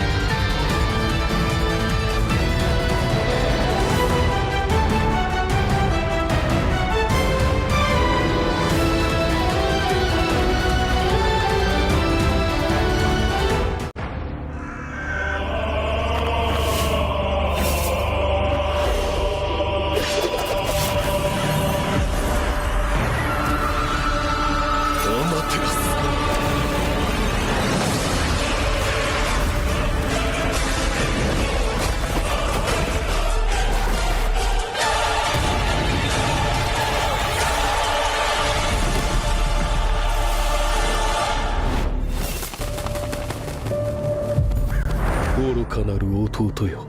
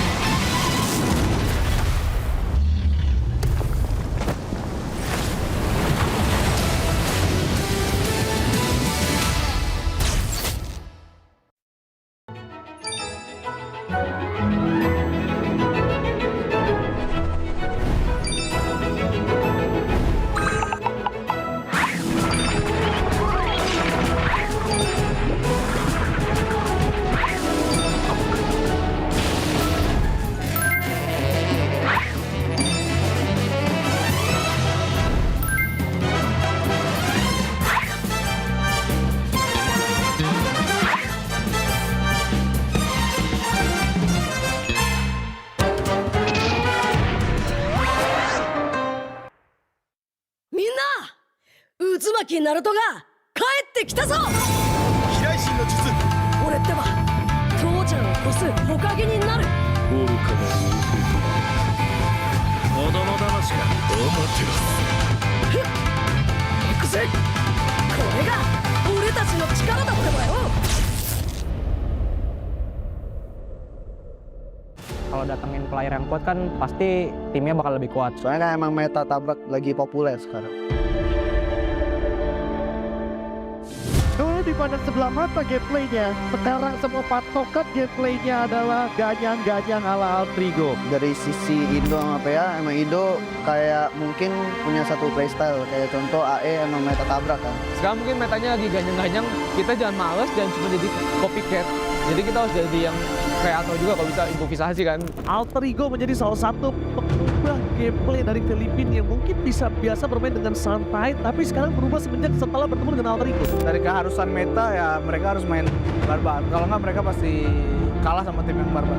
Sebenarnya lebih kepilihan mereka sih mau main defensif atau main agresif, tapi kayak mereka ya gue lihat emang mulai mau main agresif. Kalau ngomongin soal meta yang kemarin di M7, secara nggak langsung Aurora Filipina itu juga pada follow temponya Altrigo. Indonesia teams really like to brawl. Yeah, like that. It's more entertaining, I think. And sometimes it's better than playing objective, just playing objective. It depends on the hero. Permainan yang baru, player yang baru, tapi bukan hanya player doang. Kita juga punya patch yang baru. Ya patchnya bagus, menurut aku kayak mid masih bakal berubah, mau juga nambah, bisa kayak jadi Higelu, kayak Marcel gitu-gitu kan nambah banget ya kan.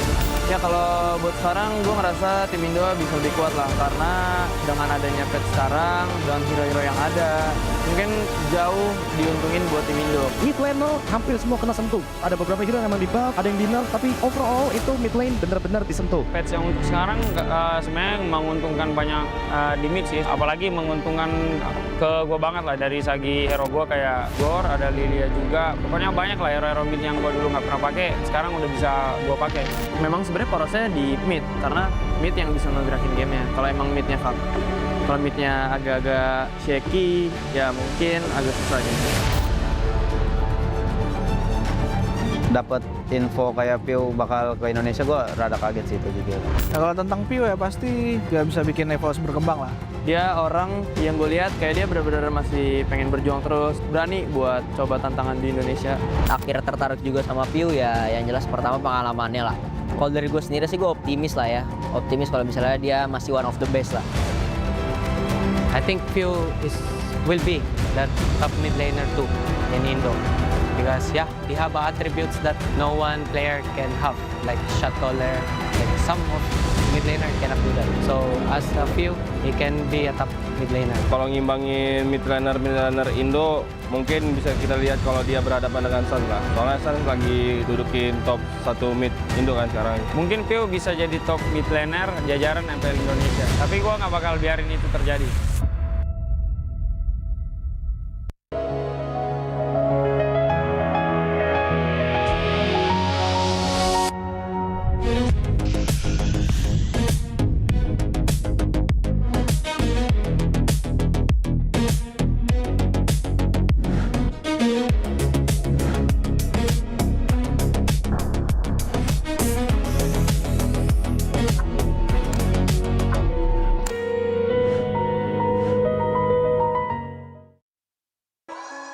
tim yang paling susah itu nyatuin semua di tengah perubahan yang nggak ada habisnya. Kami bukan lemah, kami cuma belum searah. Menang atau kalah itu biasa, tapi ingat satu hal, kita itu keluarga. Waktunya konsisten saling percaya. Sejak kapan Navari jadi CEO? Hah? Lalu dia Ming. Mending lihat ini. Yang ini murahnya beneran. Bantu kita naik level barengan.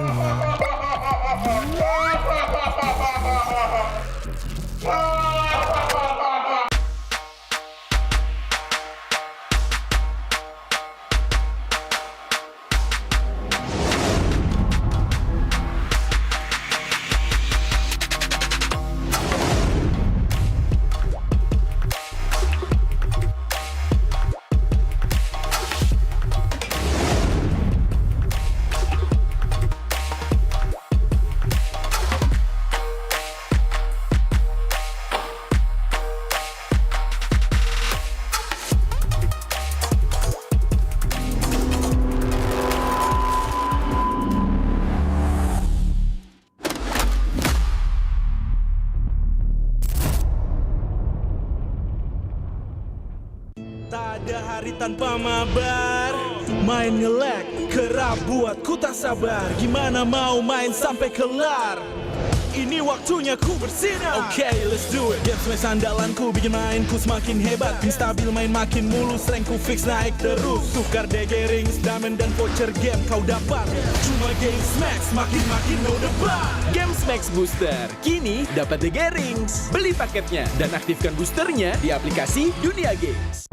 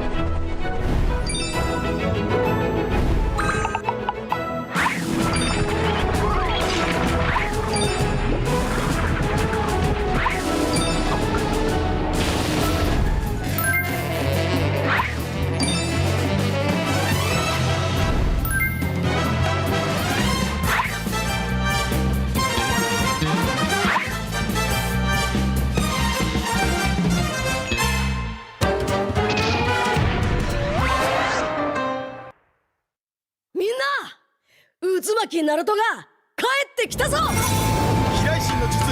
俺ってば父ちゃんを越す火影になる。愚かな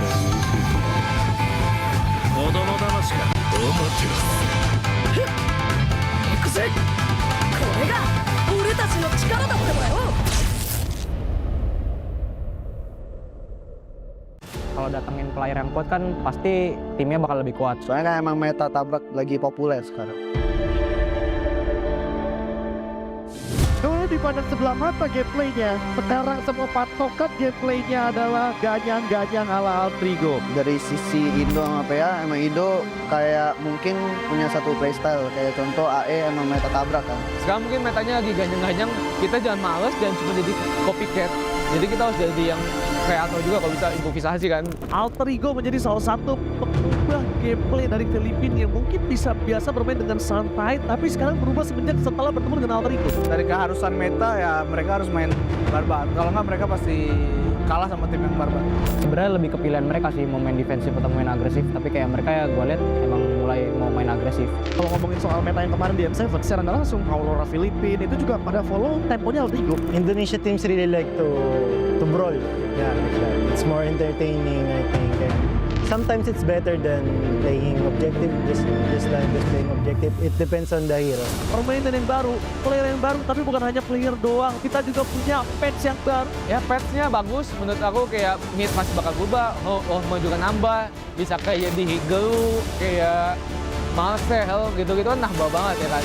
Ya kalau buat sekarang gue ngerasa tim Indo bisa lebih kuat lah, karena dengan adanya patch sekarang, dengan hero-hero yang ada, mungkin jauh diuntungin buat tim Indo. Mid lane hampir semua kena sentuh. Ada beberapa hero yang emang di buff, ada yang di nerf, tapi overall itu mid lane benar-benar disentuh. Patch yang untuk sekarang sebenarnya menguntungkan banyak di mid sih, apalagi menguntungkan ke gue banget lah dari segi hero gue kayak Gor, ada Lilia juga. Pokoknya banyak lah hero-hero mid yang gue dulu nggak pernah pakai, sekarang udah bisa gue pakai. Memang sebenarnya porosnya di mid, karena mid yang bisa ngegerakin gamenya. Kalau emang midnya fuck, kalau midnya agak-agak shaky, ya mungkin agak susah gitu. Dapat info kayak Piu bakal ke Indonesia, gue rada kaget sih itu juga. Nah, kalau tentang Piu ya pasti dia bisa bikin Esports berkembang lah. Dia orang yang gue lihat kayak dia benar-benar masih pengen berjuang terus, berani buat coba tantangan di Indonesia. Akhirnya tertarik juga sama Piu ya, yang jelas pertama pengalamannya lah. Kalau dari gue sendiri sih gue optimis lah ya, optimis kalau misalnya dia masih one of the best lah. I think Piu will be that top mid laner too in Indo.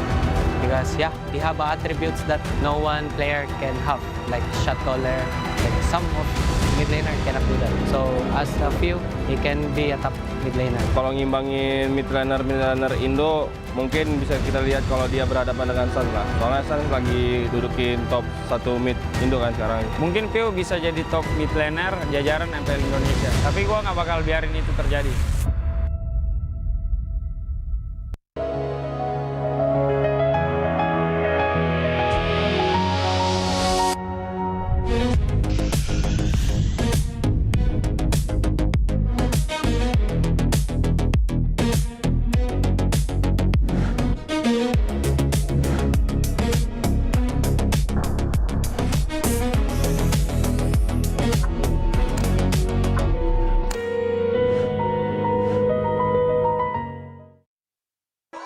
Di tim yang paling susah itu nyatuin semua di tengah perubahan yang nggak ada habisnya. Kami bukan lemah, kami cuma belum searah.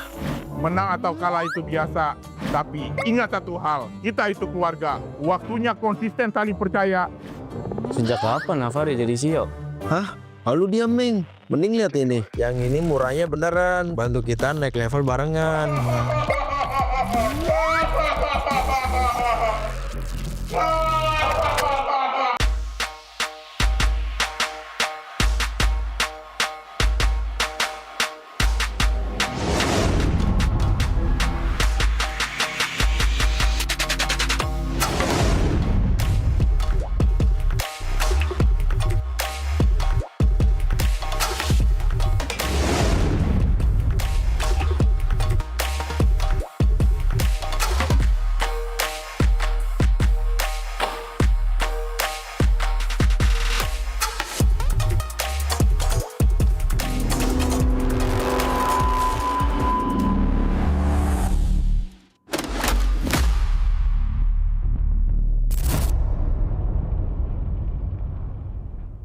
Tak ada hari tanpa mabar, main nge-lag, kerap buat ku tak sabar. Gimana mau main sampai kelar?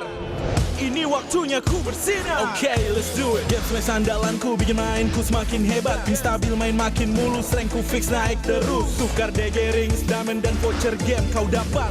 Cuma game smash makin no debat. Game Max Booster kini dapat DG Rings. Beli paketnya dan aktifkan boosternya di aplikasi Dunia Games.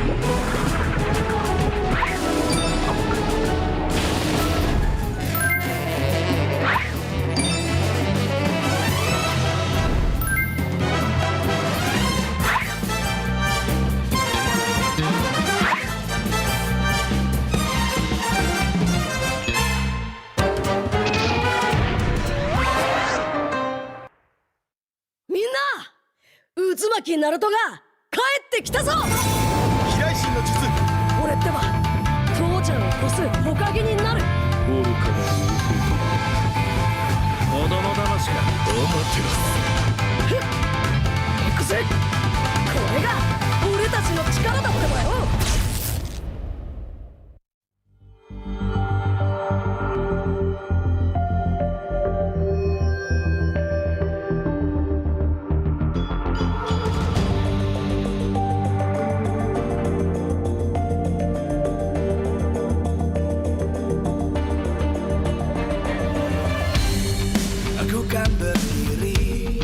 Dan terus berlari, terus ke arah puncak tertinggi.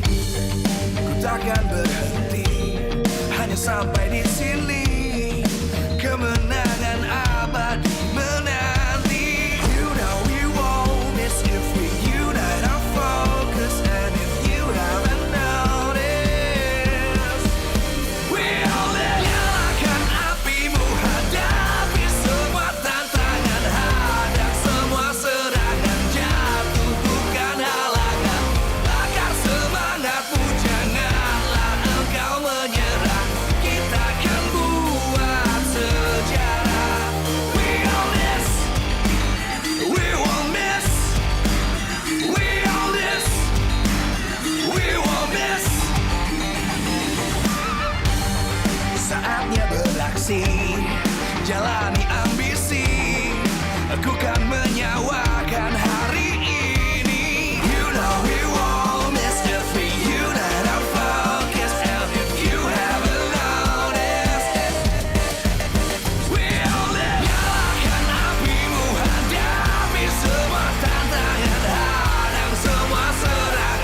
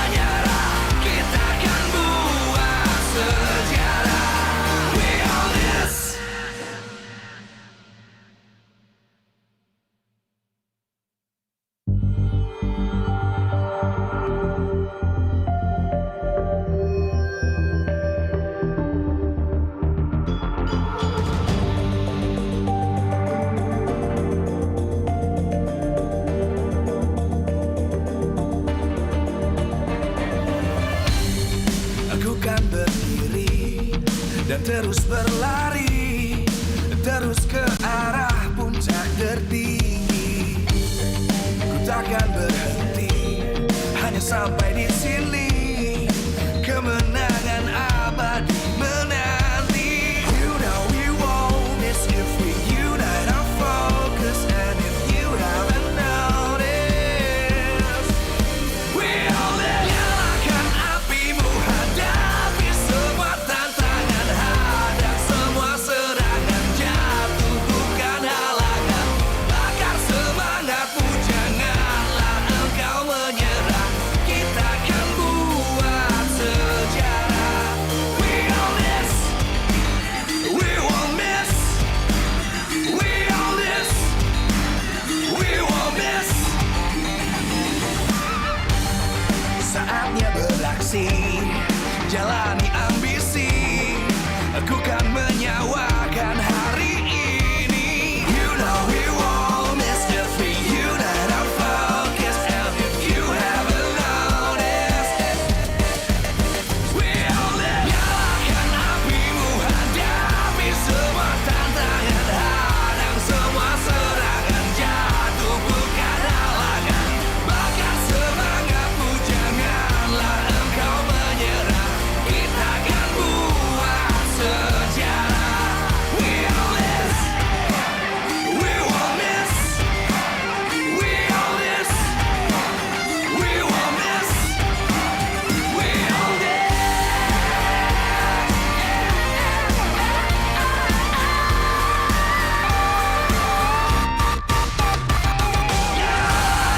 Apimu, hadapi semua tantangan.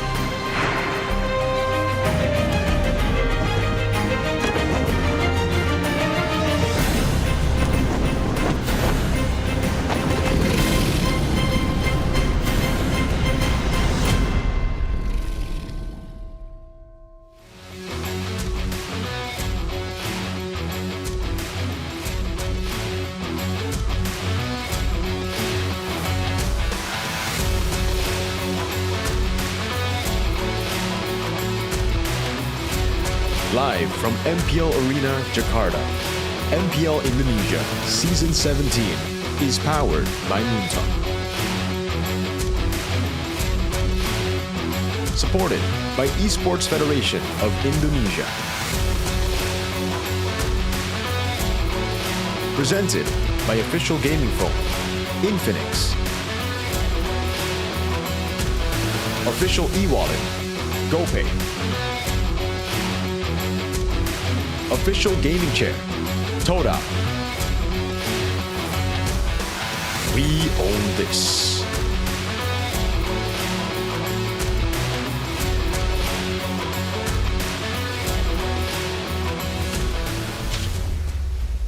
Wow, melaporkan langsung dari MPL Arena. Suasana di sini dengan begitu banyaknya superfans. Superfans mana suaranya? The vibe here in MPL Arena. Filled with super fans. Mereka begitu semangat untuk menanti kehadiran dari Geek Fam dan juga RRQ yang tentunya hari ini akan bertanding. The Kingslayer melawan Raja dari segala raja. Going up against the Kings of Kings. Mestinya di season kali ini mereka bisa membuat sesuatu yang lebih gebrakan baru, lebih bombastis lagi, dan kita akan melihat apakah di match kali ini mereka bisa melakukan hal sama. Dah kayaknya Geek Fam ini sudah hadir. Wow, sudah bersama kita ada Marcel. Halo Marcel. Boleh nggak sih kita tanya-tanya sebentar nih Marcel? Marcel, apa kabar hari ini? Marcel, how are you? Sehat luar biasa ya. I'm good. Marcel, sebagai Rookie of the Week, selamat dulu ya. Gimana kamu hari ini mempersiapkan performa kamu nih untuk melawan RRQ? To go up against RRQ. Udah matang banget sih buat hari ini sih. Udah persiapan matang banget. Sudah persiapan matang banget ya. Well prepared, Dan kalau I'm misalkan ready. kita menyoroti nih dari komentar-komentar para community, banyak yang menyoroti performa kamu Lot of nih highlights ketika to membawa your performance poin untuk Geek Fam from the sendiri. community. Sebenarnya kamu pressure gak sih untuk bermain di panggung impact in sebesar Geek MPL Fam. ini? Are you nervous? Kalau pressure sih pasti Do ada you ya. feel Aku pressure? awal-awal kena pressure banget, cuman A lot of lama-kelamaan pressure udah biasa aja. initially, but Oh, udah biasa With aja more ya. airtime, Udah mainnya biasa aja. I'm used to Tapi it. kalau kamu sendiri melihat nih ya kan, di week pertama belum berbuah manis sampai akhirnya Geekfam mendatangkan Y3. Kamu sendiri melihat performa Y3 seperti apa nih? Wasn't too fruitful. Sejauh ini sih belum kelihatan What do you think ya. about Cuman Y3's kalau pas di performances? scrim tuh lumayan lah bagus. Oke, He's dan not bad. apakah dengan kedatangan Y3 membantu kamu untuk improve juga nih? Ya betul, Y3's, membantu banget sih karena kan sesama XP, jadi aku bisa nanya-nanya with dia gitu Y3's, kalau butuh ilmu apa gitu. In the Oke, ini mix, in menarik the sekali. lineup, Tapi kalau does it misalkan really kita push tarik you juga forward? nih, di Geekfam roster-rosternya bukan hanya ada Y3 saja, tapi ada Baloyski. Yang kita tahu You got banyak mengubah Baloyski. para rookie menjadi monster di MPL. Nah, kamu banyak Who belajar is juga gak sih dari who Baloyski? is Ya turning sih, rookies to Baloy, monsters? pas aku pertama kali masuk, Baloy What are paling your banyak thoughts? bantuin aku sih. Baloyski helped Dari me a lot segi ilmunya, when I come to the terus team. makro miko diajarin sama dia juga. Macro, Oke, jadi dia micro. sosok mentor juga bagi kamu? Betul. He really Oke, guided ini me. menarik sekali dan kalau kamu sendiri When I got harapannya to di Geekfam. MPL Season 17 ini untuk Geekfam apa nih? Harapan aku sih biar bisa What's your- juara pastinya dan bisa main What's ke your EWC juga. hopes for Oh, Geekfam pengen for banget this ya bawa season? Geekfam I ke hope EWC ya. Geekfam Tapi can aku win penasaran it nih, all. kalau sosok idola dari Marcel sendiri ada nggak sih? Who's your idol? Idola aku si Luke. Oh, Luke. Betul. Kenapa tuh? Kenapa Luke? It's Luke. Nggak tahu sih emang dari dulu suka gameplay Luke aja. Karena hero kita sama juga kan. Why Luke? Because jadi of the karena hero gameplay poolnya and sama. also our Ada playstyle is yang quite mau similar. disampaikan nggak nih kalau nanti ketemu bermain dengan Luke? If you play Semangat aja. against Luke, Oh, semangat aja ya. Menantikan juga ya I'm untuk just bertemu excited. Luke lagi nih Geekfam ya pastinya. Dan pesan-pesan dong untuk hari ini untuk RRQ. Pesan-pesannya any messages to our queue? semangat buat RRQ. Cuman buat hari ini 2-0 dulu ya. Izin. Spirits up Oke. for our Good queue, luck ya, but for Marcel, today, semoga terwujud harapan terbaik karena 2-0. para Geekfam Community juga sudah menanti permainan dari Marcel. So kita akan melihat apakah harapan dari Marcel akan terwujud. So silakan caster, take it over. Welcome back, ladies and gentlemen, to MPL ID Season 17. Week 3, Day 3, Match number 2. Still with me, Realize. Goni. And are you not supposed to be sad? Or like... I would be very sad if it was Shogun in the XP. Just saying. Okay. Mirko, still with us. And we are en route to match number 2, which is Geek Fam up against RQ. Behind us are the Kingdoms. And by the way, with that interview with Marcel, he has pretty bold to say that today is going to be a 2-0 behind the Kingdom. Wow. Right behind him are the Kingdom. Right behind the Kingdom, he said that. But I like the flair of Marcel. You know, he was Rookie of the Week as well last week. Yeah. He was recalling against BTR. He was doing a good job everywhere around the map as well on that Arlis. So I'm expecting Marcel to be the next monster from Geek Fam in the hands of Baloyski. Yeah, but don't forget MPL ID Season 17 is powered by Moonton, supported by PVESI or PBSC, presented by the official gaming phone Infinix, our official e-wallet GoPay, official gaming chair Kodak, and our partner in esports Garnier, Bayou, Dunia Games, GameSmack, and One Play, and our suppliers IndieHome, Indomart, Yummy Choice, and Aqua. And thank you for our sponsors for making every show super smooth and supplying us with all the goodies behind, because here, Mirko here has 5 Infinix phones. Don't tell him. Don't tell him. They want me to give it away after finding out about that. I also have a lot of Garnier. A lot of Garnier. I prefer Garnier. I prefer Garnier. That's true. I'm not supposed to spill that, but what does RQ need to do to win against Geek? A.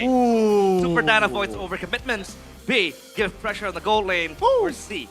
Super Ken plays Assassin. Mirko, start with you. Super Ken plays Assassin.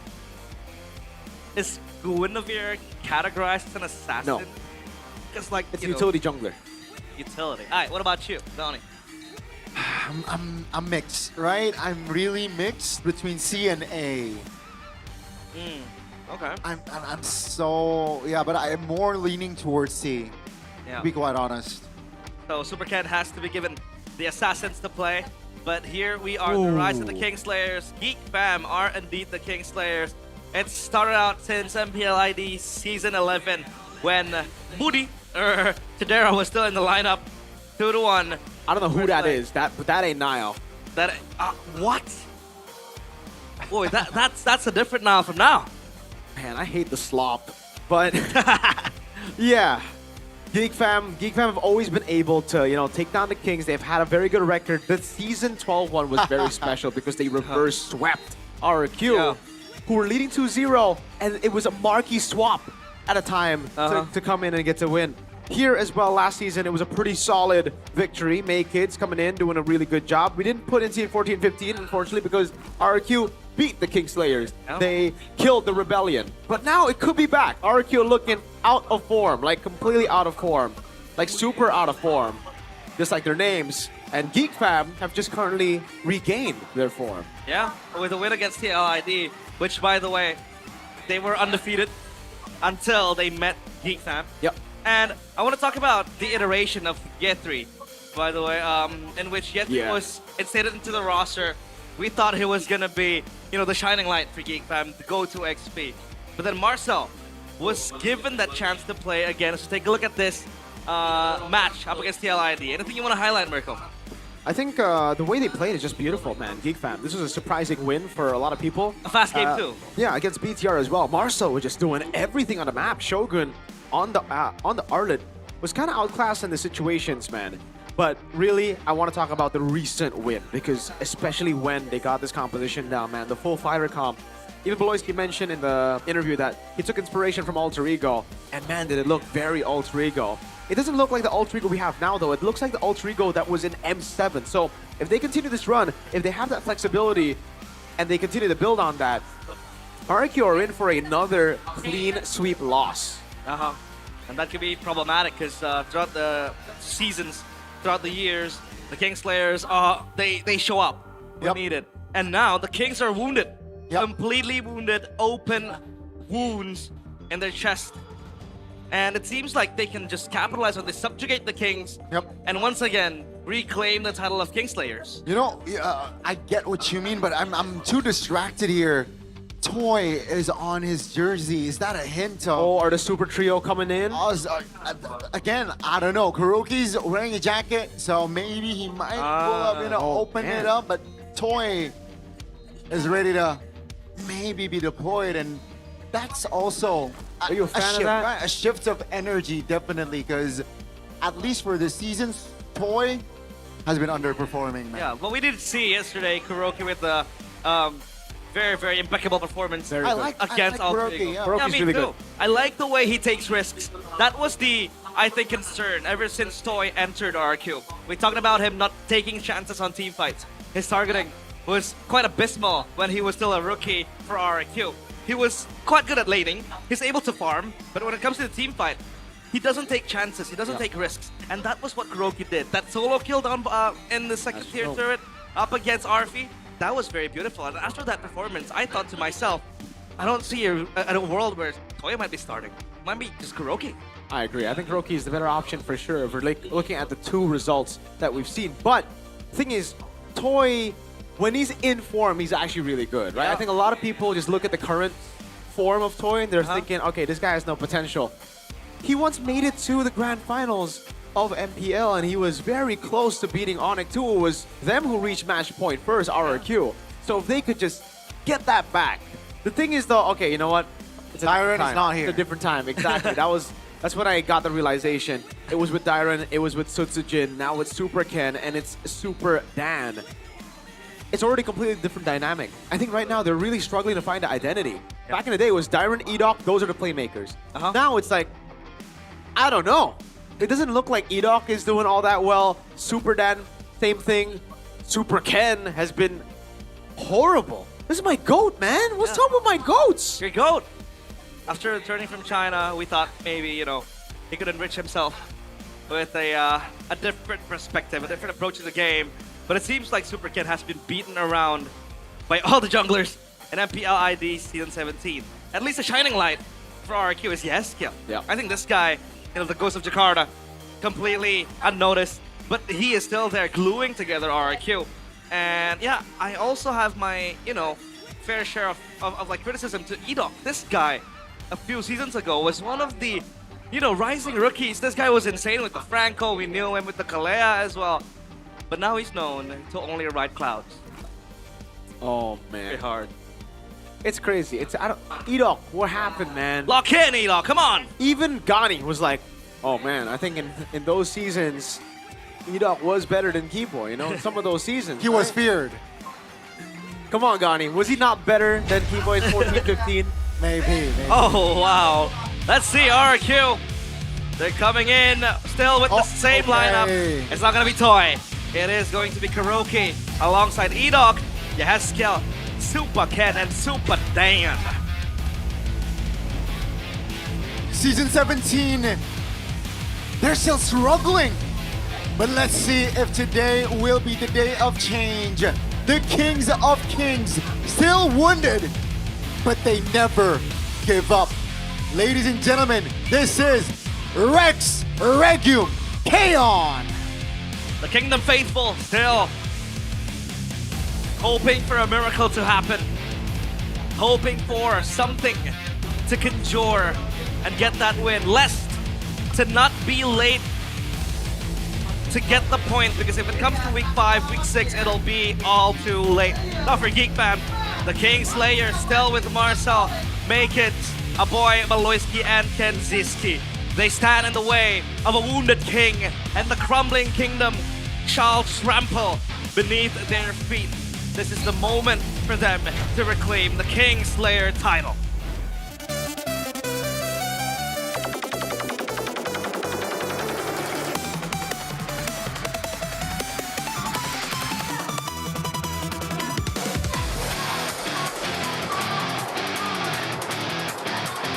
They got their momentum yesterday.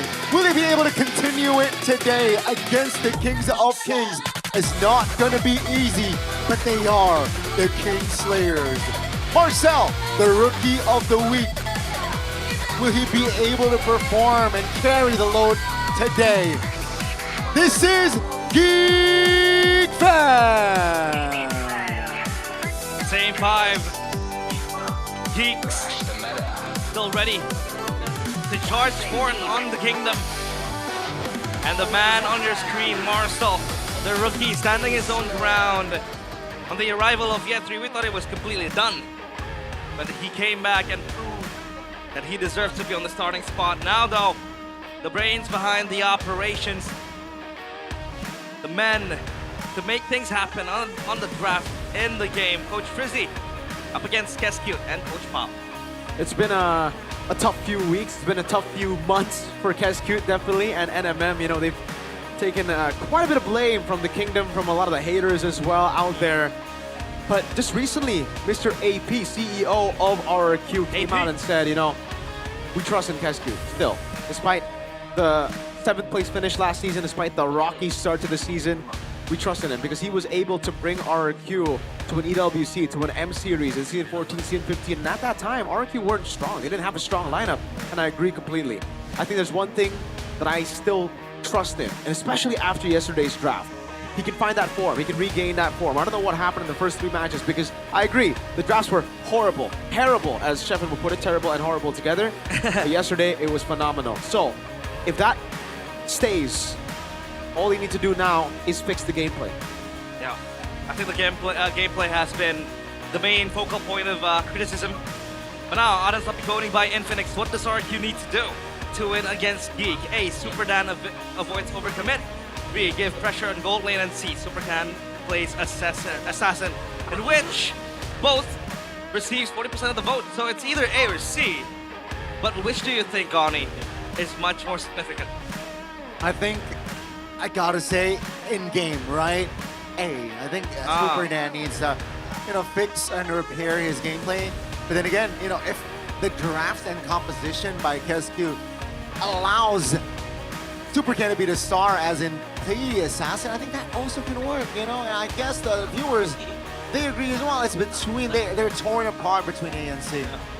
I mean, Super Dan received some flack as well from the Kingdom for not performing up to standards. And we also had discourses, debates, as to why Dyron was shipped to Malaysia to RQ Tora, and they had to come in with RQ Dan to play an MPL ID. With Dyron, by the way, performing miraculously.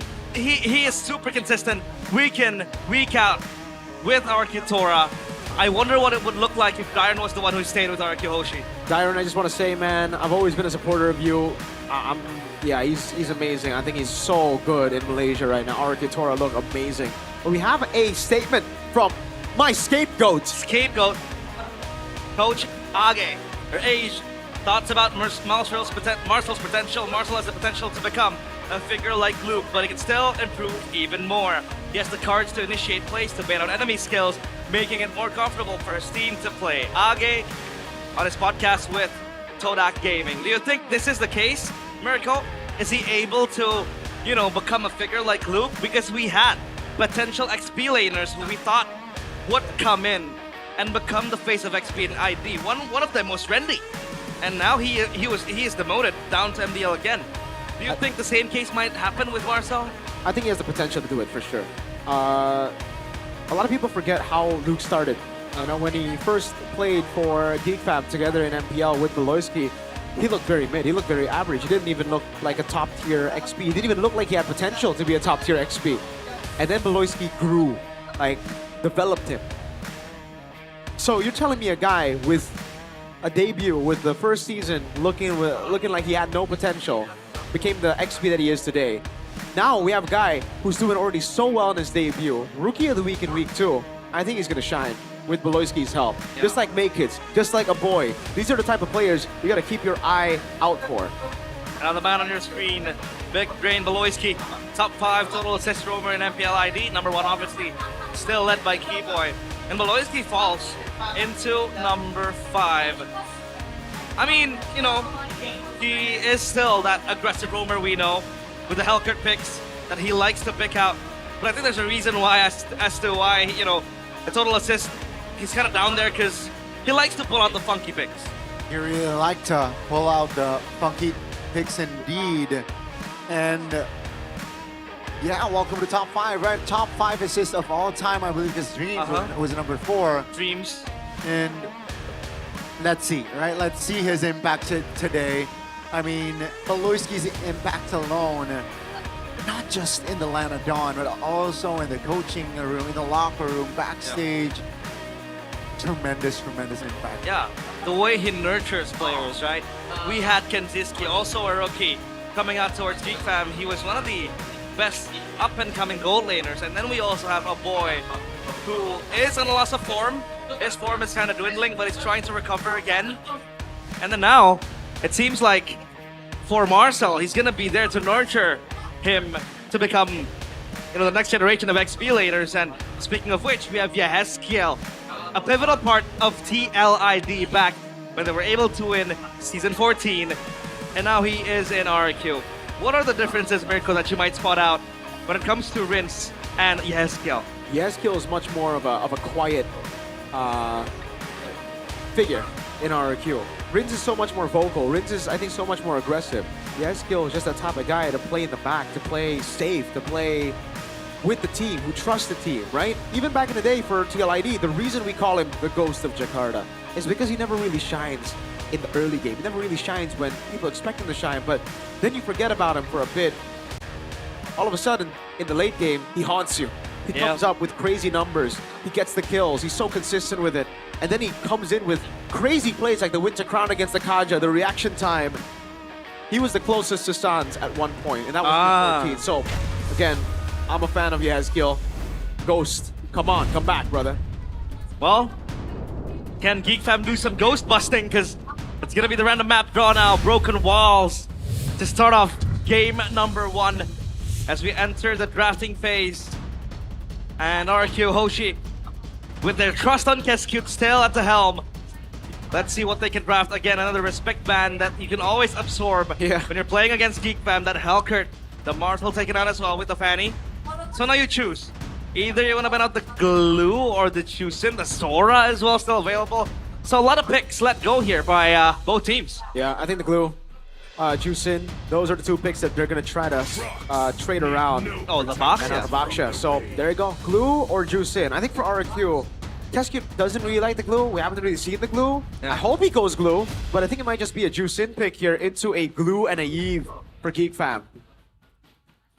That's a big possibility right there. And RQ, with the Glue pick, it actually enhances Edok this season, especially. I feel like Edok, his performance is not really, I don't know, I think he is out of form this season. Yeah, but okay.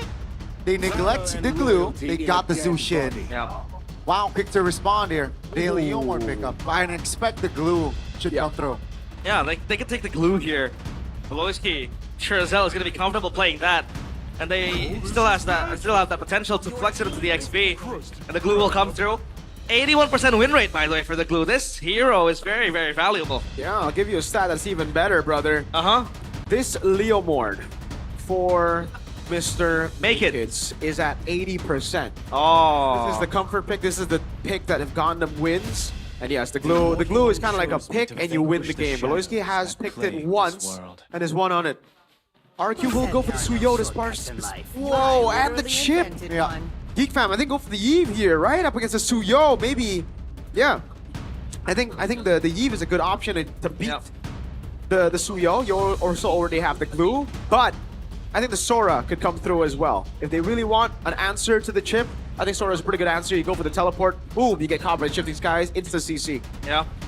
The Sora, Eve is all available to kind of lane out against Houston. And they'll pick up the Claude instead. A safe pick for Kenziski, but I think it's quite too early, isn't it? I don't know. Claudera was a very good answer. Kenzie did win them game 1 against CLID with the Claude. So maybe they're just trusting in Kenzie right now. So I think the carry should be banned out by Geek Fam. I think a Harith is a good option to go and ban as well. Maybe 2 bans over on Kuroki. RQ on the other hand, I think they're going to be looking at that Eve and Sora? Possibly the Sora. But there's still a Valentina, so I don't know about that. Are RQ pandering into a possible Masha chip pick here? Are they going to play it just, in a different direction with the chip? Who's going to play it? RQ, with the Masha and the chip? I don't think so, because usually if you want to have a Masha on your team with a chip, you usually have a utility jungle. If you have a Masha together with the Suyo and the chip, I think there's a bit too much damage there. Not enough tanks, not enough utility, not enough CC, and you're up against a Leomord Blue. Yeah. You're in desperate need of CC right now. So, Satian gets banned out. I hate Satian on a boy. It seems like Kescute, he might be overcooking in that ban. I would much rather have a boy on a Eve. Anything. Novaria. Zatian is sitting at a 25% win rate for a boy, by the way. Wow. So there's a reason as to why I don't like that. They actually let go of the carry. Wow. That's going to be a hard lane. Interesting. Skill matchup, obviously.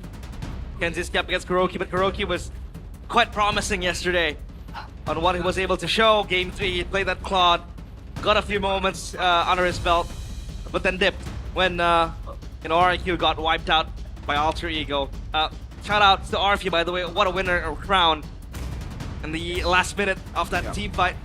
RIQ, one last ban. The Eve will be taken out. Yep. That will delay and deny Geek Fam of potential strong mid laners to fare up against the Suyo, against the Chusin, and Geek Fam here. Yet without a mid laner. I think they can go Valentina. Good pick for a boy.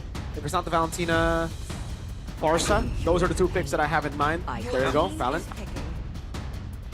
After RIQ. They have the chip ready. So, XP, jungle, they need, XP and gold. They need a tanky XP here. Yeah. To Alice sell out Suyo. What about a high loss? High loss, yes. XP? Yeah. No, I don't think so. I think more Alice for me. But carry, you mentioned the carry is still is still on the table for Kuroki. And as for the XP, do they not need? Here's the thing. Okay, playmaking with a chip is good, but they need a combo with it. No? Yeah, that's the thing. Lapu, but then it's not too tanky. I think it's Alice carry. Alice carry, but they need damage. I agree. So Lapu makes sense. The past is but ashes in the wind. It's gotta be the carry, as expected. So is the Lapu. Okay. Geek Fam last pick.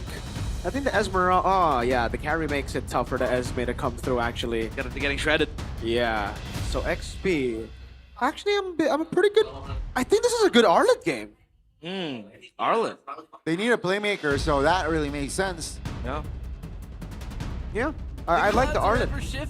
But this oh wait! The Sora's still available. They picked Valen right. My bad. But yeah. I think Arlet would have been great, but this is better. This is better for sure. I completely forgot about the Sora being available. We thought it was banned out. I thought it was gonna be banned. That's why. I think in my mind it was like Nozatan, Sora ban. Yeah. All right. All right. All right. So, which draft do you prefer, Mirko? I like Geek Fam.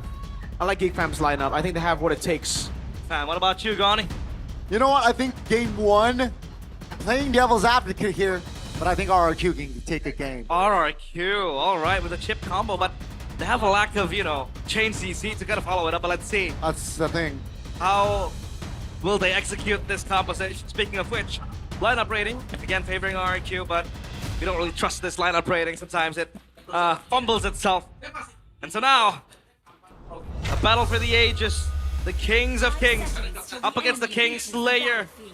Will the Kings of Kings be able to restore order to their kingdom? Let's see, it's game number 1. RRQ Hoshi against Geek Fam. Let's see if RRQ can win their second game this season in this match. Geek Fam, keeping their momentum. They got a win yesterday. We all want to see a follow-up in this match. Let's see.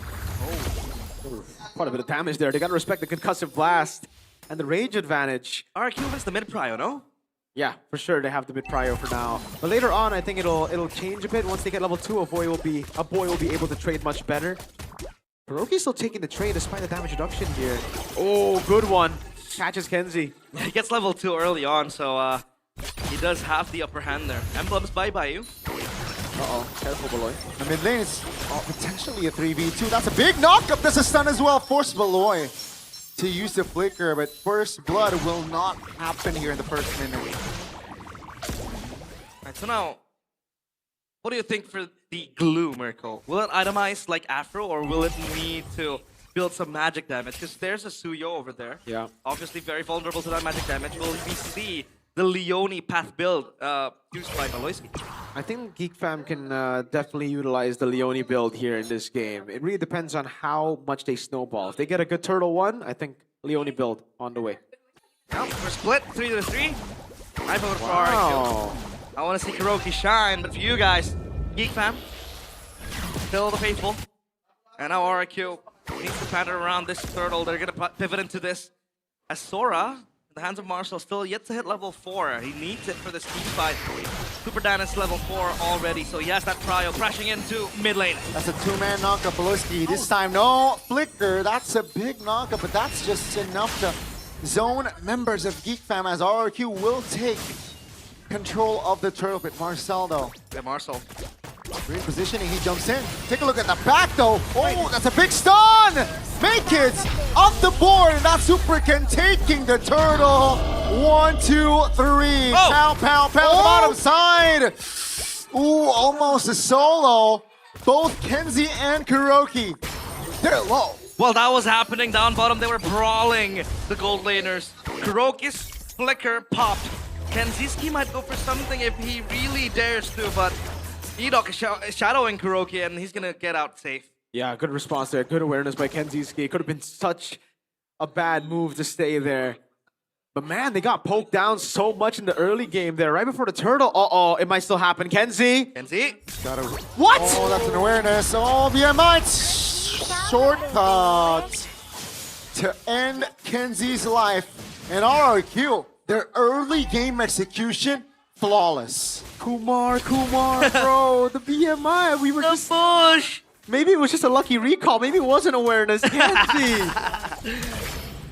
Is this the best early game that RRQ had so far in all 3 weeks? No, yesterday against Ultra Ego I think was better. Oh. But it is a great start to the game, by the way. Uh-huh. Beautiful start. Geek Fam a bit fumbling in the objective, and then down bottom. I want to go in for Edok, but I don't think they have enough damage as of now. Kuroki is close by. Items so far. Yeah, Beloyski itemizing to the Curse Helmet. And RRQ. 4x for Super Dan. He's going to skip the boots for now. Yeah, they just got to go. Oh, Marcel. He just jumped in on him. Oh. Yeah, has to respect it with the ultimate. That's what you down. I think this turtle is going to go to RRQ again. Oh, gotta be careful. Gotta be very careful. No flicker, 10 seconds. Got under the turret, immobilize everything. Kuroki gets the extra 200. Look at Oh no, they didn't think the portal in time. It got taken down by the turret. Oh no. At least Geek Fam has compensation. They will take the turtle. Yeah, well, I thought that was gonna be RQ going back, getting the turtle, but yeah, they did not take the portal in time. It was hit by the turret, under the turret as well, so a little misplay there, but it is what it is. At least they're on 6.8k gold lead up, even with Kuroki getting that bottom side turret. Well, blading, I assume that was. Yep. Which means that his gold now is the highest in the game. Yeah, he's doing a really good job, Kuroki. One of the stable members of RRQ this season, for sure. And it seems like for now, Geek Fam are really struggling to get on Super Ken. Oh, Marcel. Good shifting clouds, but no clear follow-up. Now he's all alone, forced to use the flicker. And RRQ again, a healthy lead, right? Economy-wise and map control-wise, with Edoc just dictating the shortcut. Unstoppable so far. What was that about? There was nobody close by and he had to burn his flicker. I think he was just scared of the all-in. That's information then, so if RQ want to crash in, Edoc might be here behind. Look at where Edoc is. This is the Edoc we know. Yeah. So proactive around the map, looking for pickoffs and knowing that RQ will hitchhike the ride with him with a shortcut. Super Ken. Under 6 minutes here, still just Kenzie struggling to find farm. As Kuroki, he's super fed. Yeah, he is super fed. All these movements by the chip, the position that he's holding, it's given so much space over to Kuroki to free farm in lane. And right now he's, oh my lord. 4.5k. 1,000 ahead of Kenzie already. Kenzie's not having a good game, man. Even when he tries to clear the wave in the bottom lane, he gets cooked by Super Ken. Edoc has fleeting time. Fleeting time, first item. Geek Fam need a big team fight win to turn things around right now. Whoa. That's a shortcut onto Beloyski though. Is it wise? That's gonna be the mount from Beloyski. Flicker in. A boy joins all. That's a good terrify onto a Super Ken, but the follow-up damage is there for Marcel. Marcel finds the kill. Take a look at Edoc now. Looking to provide cover on towards Ezekiel, but Marcel is isolated. Down he goes. It's a 1-for-1. Good stun from Super Dan. I thought it was going to be a botched move because they were going in on Beloyski, who can mount, and the comeback and the backup was there close by as well. But man, Super Dan and Edoc are playing wonderfully this game. That was pretty bad though for RQ. Yeah, now they got the turtle. So neutral objective-wise, it's 2-for-1 for Geek. They've made so many good shortcut calls. I wonder why they just like lose track of it. Why would you go on Beloyski of all people? That's a glue right there. There you go. Kenzie, that's a stun. They are quick to learn. And Kenzie again targeted. Kenzie cannot farm alone, man. You can't be alone. You need someone to shadow you. Kenzie just like doesn't know the chip. Like, I don't know. Is it because they haven't faced the chip in a long time? But this is crazy. You need the passive as well, right? The Y walk. He's been fooled 3 times. Fool me once, fool me twice, fool me. Who you even blame him on the 3rd time, bro? Oh no.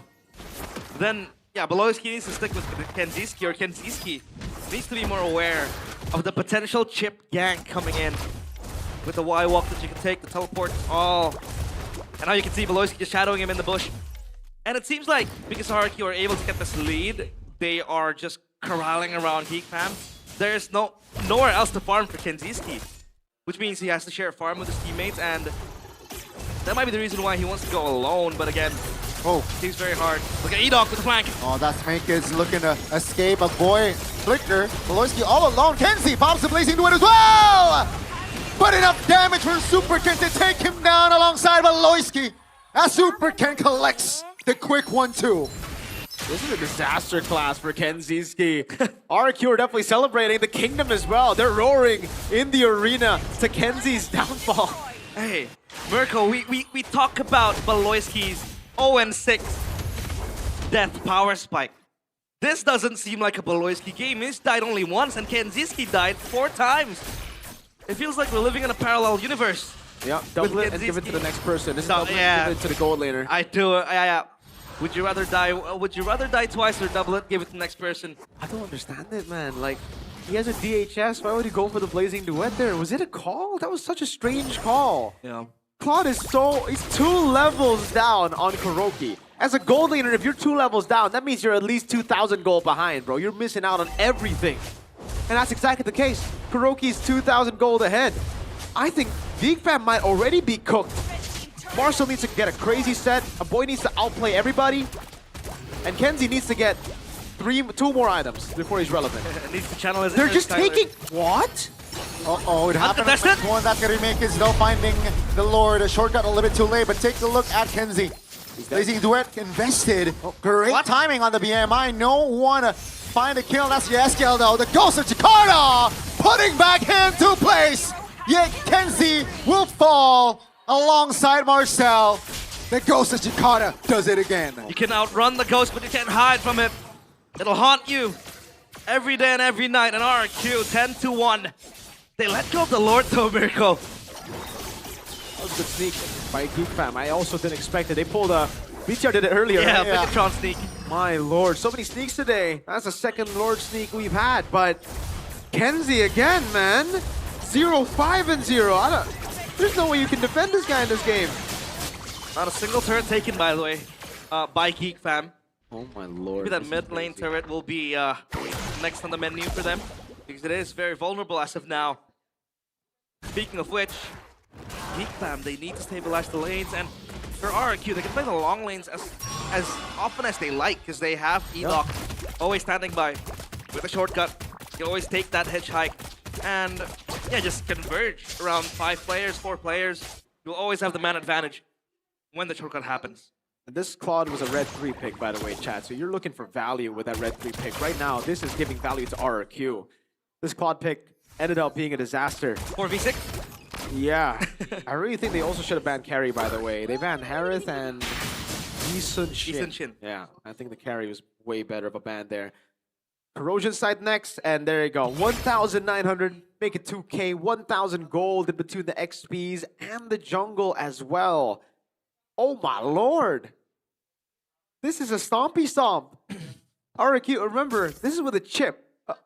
Like the gold lead is always double technically with a chip. So if you have a 5K, it feels more like a 10K because you're not able to farm anywhere on the map. The Claude is really struggling. You can see he's waiting in the... He can't walk up. He can't walk up anywhere. He's going to have to wait for these minions to come in, and they're going to have to share it. Usually the Claude, you know, gets solo gold. In this case, he can't even get solo gold. He has to share with everybody. Yep. I think this is a bit... I think it's more like 80-20 right now. A bit generous, eh? It's very generous. Yeah, you gotta share the gold. You can't really walk up. RRQ has control of the main bushes. Marcel? The long lanes. Marcel needs to be careful. I think he anticipates Edoc to be there, but you know, he's a Sora. Escape might be possible, but if RRQ can decide to crash into him right now, with no one close by, he's gonna be dead man walking. Oh, he has the ultimate still. Yeah.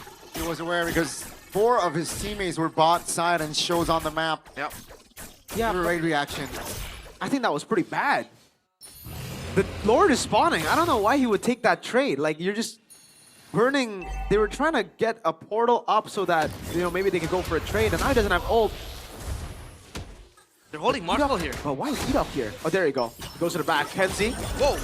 That's a shortcut. That's an immobilization. Boyski looking to reposition, but boy seems to be the main target. No Valentina 5v4 now. Look at the collapse. Blazing Duet will not be able to do anything as Hiroki is free hitting. Take a look at Malloy Marcel in the front lines as Super Ken will find the kill.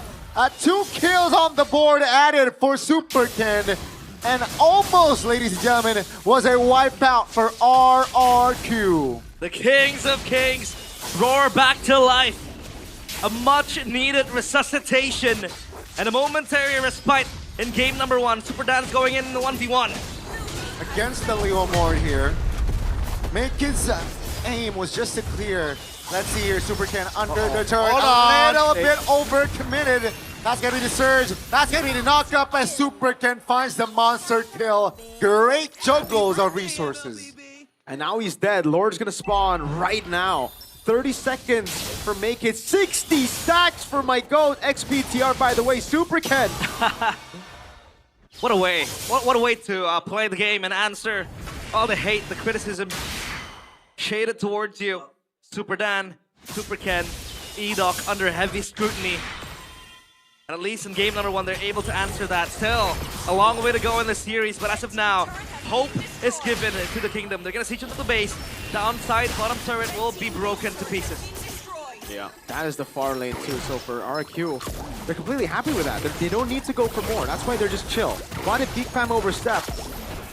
Look at Edok. Edok can definitely still turn things around. Kenzie 0-6 and 2. He has the items now, at least.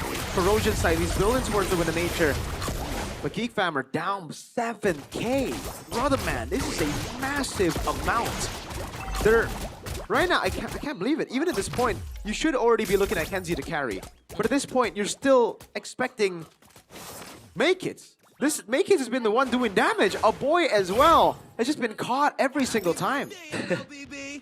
Well, by every single time, I mean that one time, because he's only died once. But he's always zoned away. 0-6, by the way, for Kenziski. In the nature. Oof. And off the track, every time I see that wall, I always imagine Kufra flying by. That we own this part of the wall. But Melfic gun on the way. Very soon for Kuroki. Extra range, which means he can play safely. Because that was a bit of a wild team fight that he played. Going in like that and getting the kill towards Kenziski. And Geek Fam now. I don't really see a way for them to get back into the game unless a blunder happens or Marcel gets a set. Look at where Edok stands by. Edok is the main playmaker. It's like the Luka Modric of this team. Just setting the tempo. You know, always modulating the players of RRQ. A single shortcut might lead them to a win. They're going in! Oh, that's the shortcut. That's the flicker hard. Oh! Flicker's out of danger, but Super Ken denies the escape. Make-It's knocked up. 2 members of RRQ, of the EFAM rather, taken down. Yes, kill! It's gonna be a 5v3. Maloyski mounts one, but all he can do is just lay! Blazing duet. But it's just to clear RRQ. They have another wave coming down bot. That's it. They want to end it right here. A boy taken down. Take a look at Kuroki free-hitting the main base. Ladies and gentlemen, RRQ has done it. They got the second game of this season, and they look to end their lose streak today. Wow. GG's. The Kings of Kings. Restoring faith to the kingdom as the drums bang. Geek Fam completely outclassed, outplayed, outmaneuvered. That was a beautiful game by RRQ, Hochi. Can I just say that was a horrible game for Kenzie? Oh my lord, I thought Okay, so yesterday, I remember just saying to Chef and to everybody as well, like, Kenzie, it feels like this season he's the weak point of the team. And then he had a crazy performance, and I'm like, wait, he's back! And then we see this, and it's like, dude, okay, this one was a second time, all right? Fool me twice, shame on me. This should have been, okay, and then he just keeps on going alone. Oh my goodness, how many times, man? He was 0-6 by this point. Ends up being 0-1-7 at the end of the day. RRQ, though, on the other hand, they're looking good. They're looking really, really good. This could be it, brothers. This could be their first win in MPL. One more game is all they need. They've never led a series before. Even yesterday against Alter Ego, when they got a win in the games, it was a 1-1. It was an equalizer. Yeah. They're finally leading in a series for the first time in Season 17. And you can see so much pressure relieved off of the RRQ players and the coaching staff. They're like, oh, we're finally leading. And even the Kingdom, that's the loudest I've heard them this season, bro. Feels like a heavyweight let go of the from the shoulders of the players of RRQ. But, man, what a game that was. We thought the level 4 recall from Kenziski was awareness, big brain. Awareness, big brain. A Magnus Carlsen certified moment. But then he came in again. BMI to the bush. Kumar BMI. Bush. And Edok also, I think the timing was also good because Edok had the shortcut at that moment in time. So they collapsed onto him, took the portal back. And that's why I think Chip also kind of grows, you know, in favor because the games are all high tempo, fast paced now. And that was just a slow burn death for Geek Fam. Absolutely. Again, GG's to RRQ. That was a great game of MLBB. And gotta give props to Edok. It's almost like Edok knew, like, all right, this Kenzie guy, his awareness is kind of sus. I'm going to gank him once. You know what? That was a bit too easy. Let me gank him again. Wait, this guy just doesn't like third time. Fourth time was like, it's so all right free. then, yeah. And even the last one, it was a shortcut to Kenzie. I was already cringing. I was like, oh no, not again. This is gonna be the 7th death, ain't it? You know what? I thought Kenziski was American. American? Because that was the land of the free. That was so free for Edok. Super free for him to get the kills. Kuroki was munching on the plates. That carry was ahead way too ahead of the Claude. Also, stop over. This Yisenshin has to be the most overrated pick I've ever seen in MPL. I love him. I love him too when it works, when it makes sense. You know, in this game particularly with the chip, it's the same game that we saw earlier from BTR, right? What did I say? The carry is much better than the Yisenshin in the last game, and you can see it here as well. What was the Yisenshin gonna do here aside from winning lane against the Claude, which the carry already does, by the way? What a heli! Well, the MVP, the player of the game, presented by the official gaming phone Infinix, it is Edoc. This guy used to rack up MVPs like it was nothing. I think for one moment he was second behind Sans. It was season 14 or 13, I can't really remember, but it's good to see him finally back in form. This is the Edoc we know and the Edoc we love. Yeah. 2 MVP performances, by the way, in both wins for RRQ. It's Edoc on the chip. And my lord, look at Kenzie. This one is like, man, I mean, what do you do? The highlight is just this. It's the highlight reel of Kenzie dying. And even here, why did they go in, bro? This is a DHS only, 1 item Claude going in against 4. Even Maker's like, yeah, nah, fam, you're alone on that one. I ain't helping you. Great sneak. And then, I can't believe it. The 0-5. Yes, he was like, yo, look at me, I'm the ghost, yo. This guy in the ghost first buster. I'm telling them, dude, I'm going full streamer mode. That was a disaster class. An absolute disaster class, man. Do you see an angle where RQ might do all this series going? You know, I think that there's always that possibility, right? You can't really count our RQ out just here. But I feel like being the... What a day for Romers, right? We got Afro. We got... Edoc. Edoc today earlier. It Finn. was Finn as well. But you know what? I feel like this chip, man. This chip needs to go. Yeah. I mean, yesterday, Edoc's chip... Or Chips is Edoc. Or Edoc's chip. Yeah. Also cause issues towards the enemy team, but man, yeah, GeekFam, they did not play MLBB in this game, I feel like. They were playing MLA, bro. They were idle gaming right there. Because what in the world was the vision there? Now that you see the replay, I think it's even more like, it pops. Oh my lord, that was such a... If I was streaming, I would say something, but like, you know. Yeah, I know. Stupid move, all right? Technically we are streaming. Well, you know, my personal... We're live. But bro, okay, listen. I understand. They're like, okay, Marcel's like, yo, come on, come with me. Let's farm. Let's farm in the bottom lane. Yeah. If Edoc teleports and shortcut, there's still 2v5. I don't understand that. The rest of the team were top lane. They were nowhere near. If they were all sticking, if they were in that bush, you know, waiting for a pounce, waiting for Edoc to come in, it would make sense. And then the Marcel play up top. You remember that? He's like, okay, I know Edoc's in this bush. I'm just going to wait for him to teleport. It's like, and then he uses ult 14 seconds in front of Lord Spawn. It's like, sir, what is the vision? I don't get it. It's either you get picked off or you burn ult, which is a win-win for Edoc. Edoc's like, what the heck? Okay, what a heli? A lot of questions and decisions completely out of hand for Geek Fam. But take a look at Super Ken though.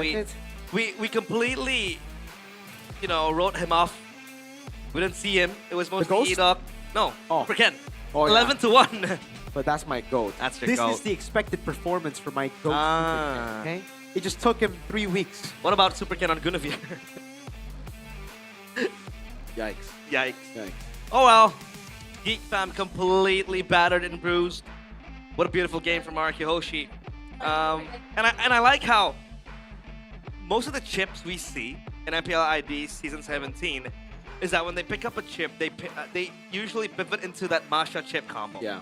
For RQ, it's different. They have their own playstyle.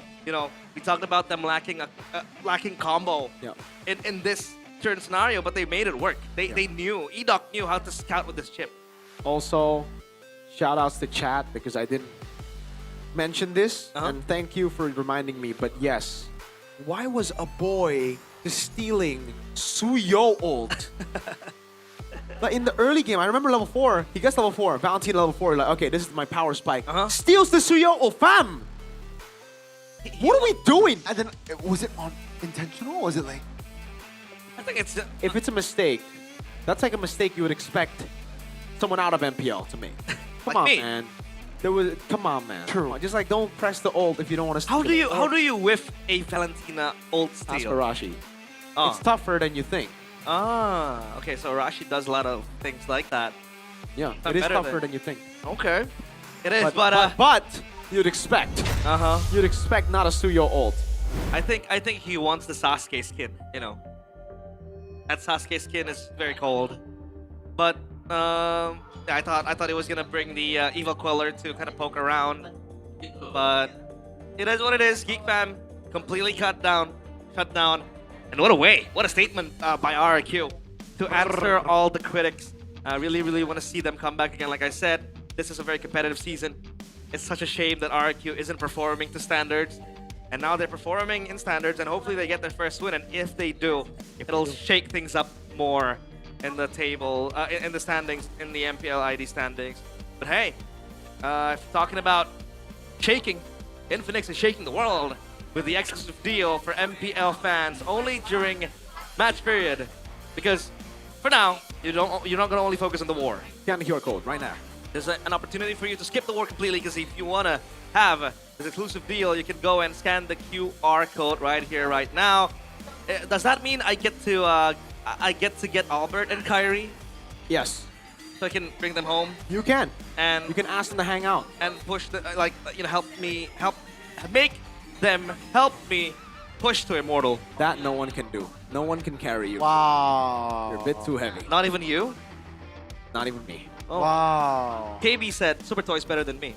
Yeah. Of course he is. Realize what you're saying here, man. He's a pro MPL player. Is grass not green? Dang. Grass is blue. Wow. Grass. That's what LaFell would answer. Yeah, that's true. LaFell would say that. LaFell's also in a bad mood right now. Why? He's not impressed with the performances in MPL Malaysia this week. Ah, so he's the result has been abysmal, the gameplay? Yeah. Yeah, he has high standards. Yeah, I don't even think so. I think he has pretty low standards, but you know, still, I like that. I like disappointing. that. But hey, we have been yapping a lot, and if you want to hear more yapping, hey, you can tune in to MPL Talk every Tuesday at 9 Indonesian time. There will be heated discussions, deep insights, and exciting stories straight from the people behind the scenes of MPL ID. We had Nafari, we have KB, we have Age. Next, we're gonna invite Mirko over. Hey, amen, brother. Hey, Abang Lord, invite me over. Abang Lord. I got a lot of hot takes to talk about. You can call it MPL Spice Talk if you have MPL me. Spice Talk. You eat with spicy food? Oh, I'd be a champ. Like hot one? Too. Yeah. Wait. You can endure spicy food?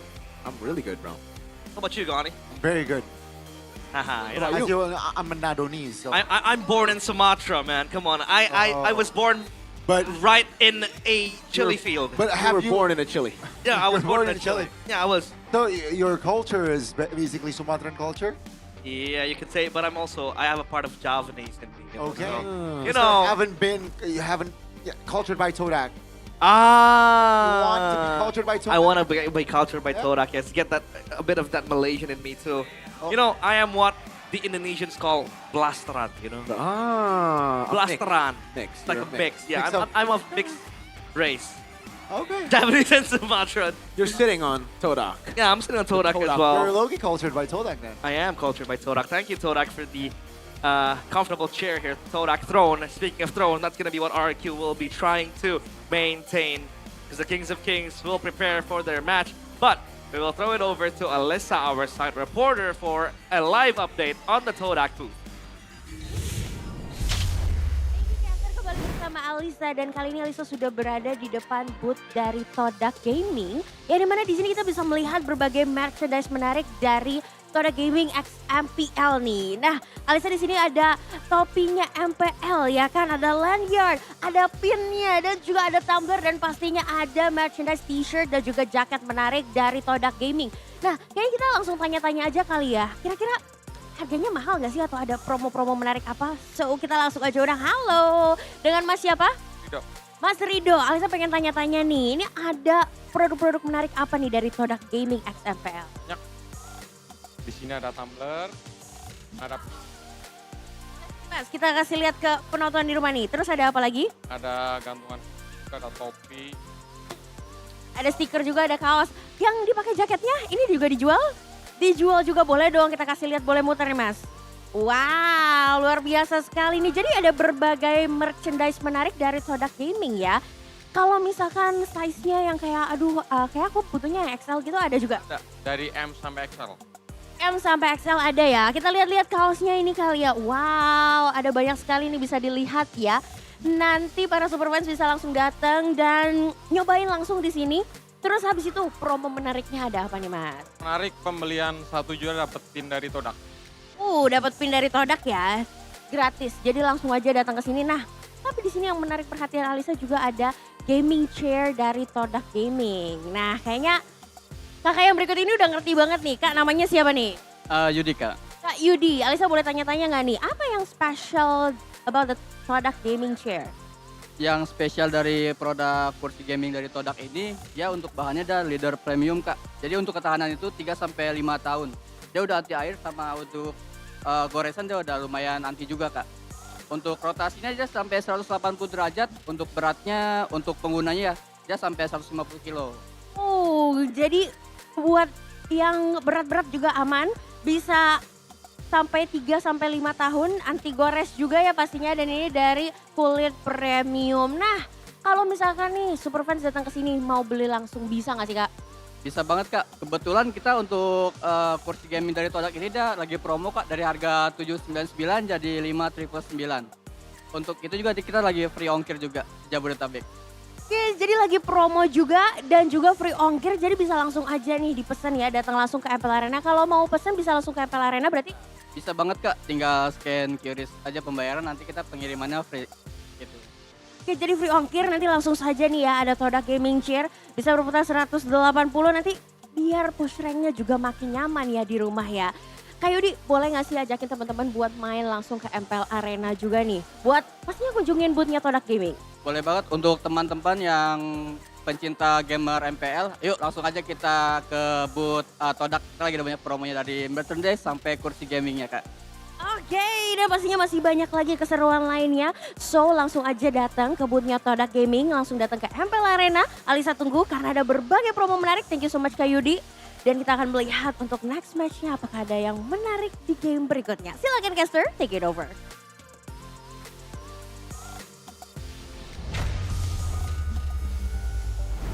Alright, sorry, someone was taking pictures of Mirko and Gani. And realize. And everyone else When in the you're building. Mirko, when you're Gani in the building. Sheffin is in the building as well. Maximum are, yeah, it's been a long time.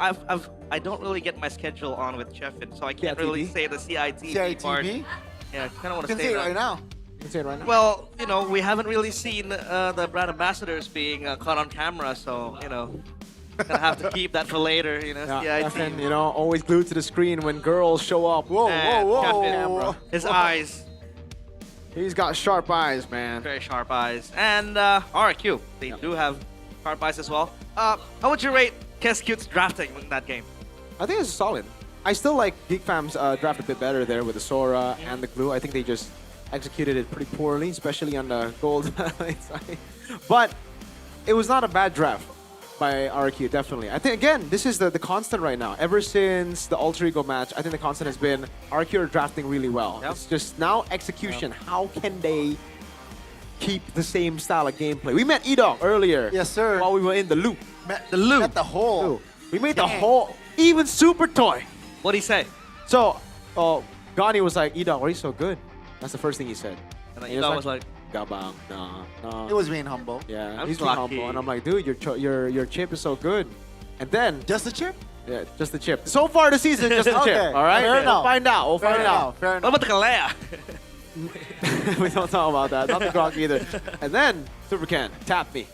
And I'm like, oh, my GOAT! Yeah. My GOAT! And he's like, dude, I'm not your GOAT. I lost all my matches. And I'm like, dude, this is the one. This is the one. You're going to win here. Yeah. And then I told them that I'm so Kingdom this season because of Super Ken. And then Super Toy came in and said, what do you think about Super Toy? And I was like, hey, what's up, Super Toy? Trying to hold it in, but I can't. Okay, begs the question though. Begs the question. Will Chip be banned? nah, here? yeah, that was what I was about to ask. Because if they do ban Chip, then a lot of the picks will go Broken and walls come again. through. And it's Broken broken walls again. And RQ needs to ban the Hellcurt. They do. They have the Hellcurt, Marcel, and Yeah, there you go. and they ban out the chip. So now the dogs are unleashed. You have the Sora, the Juicin, the Glue. A lot of options available. They take the Juicin for themselves.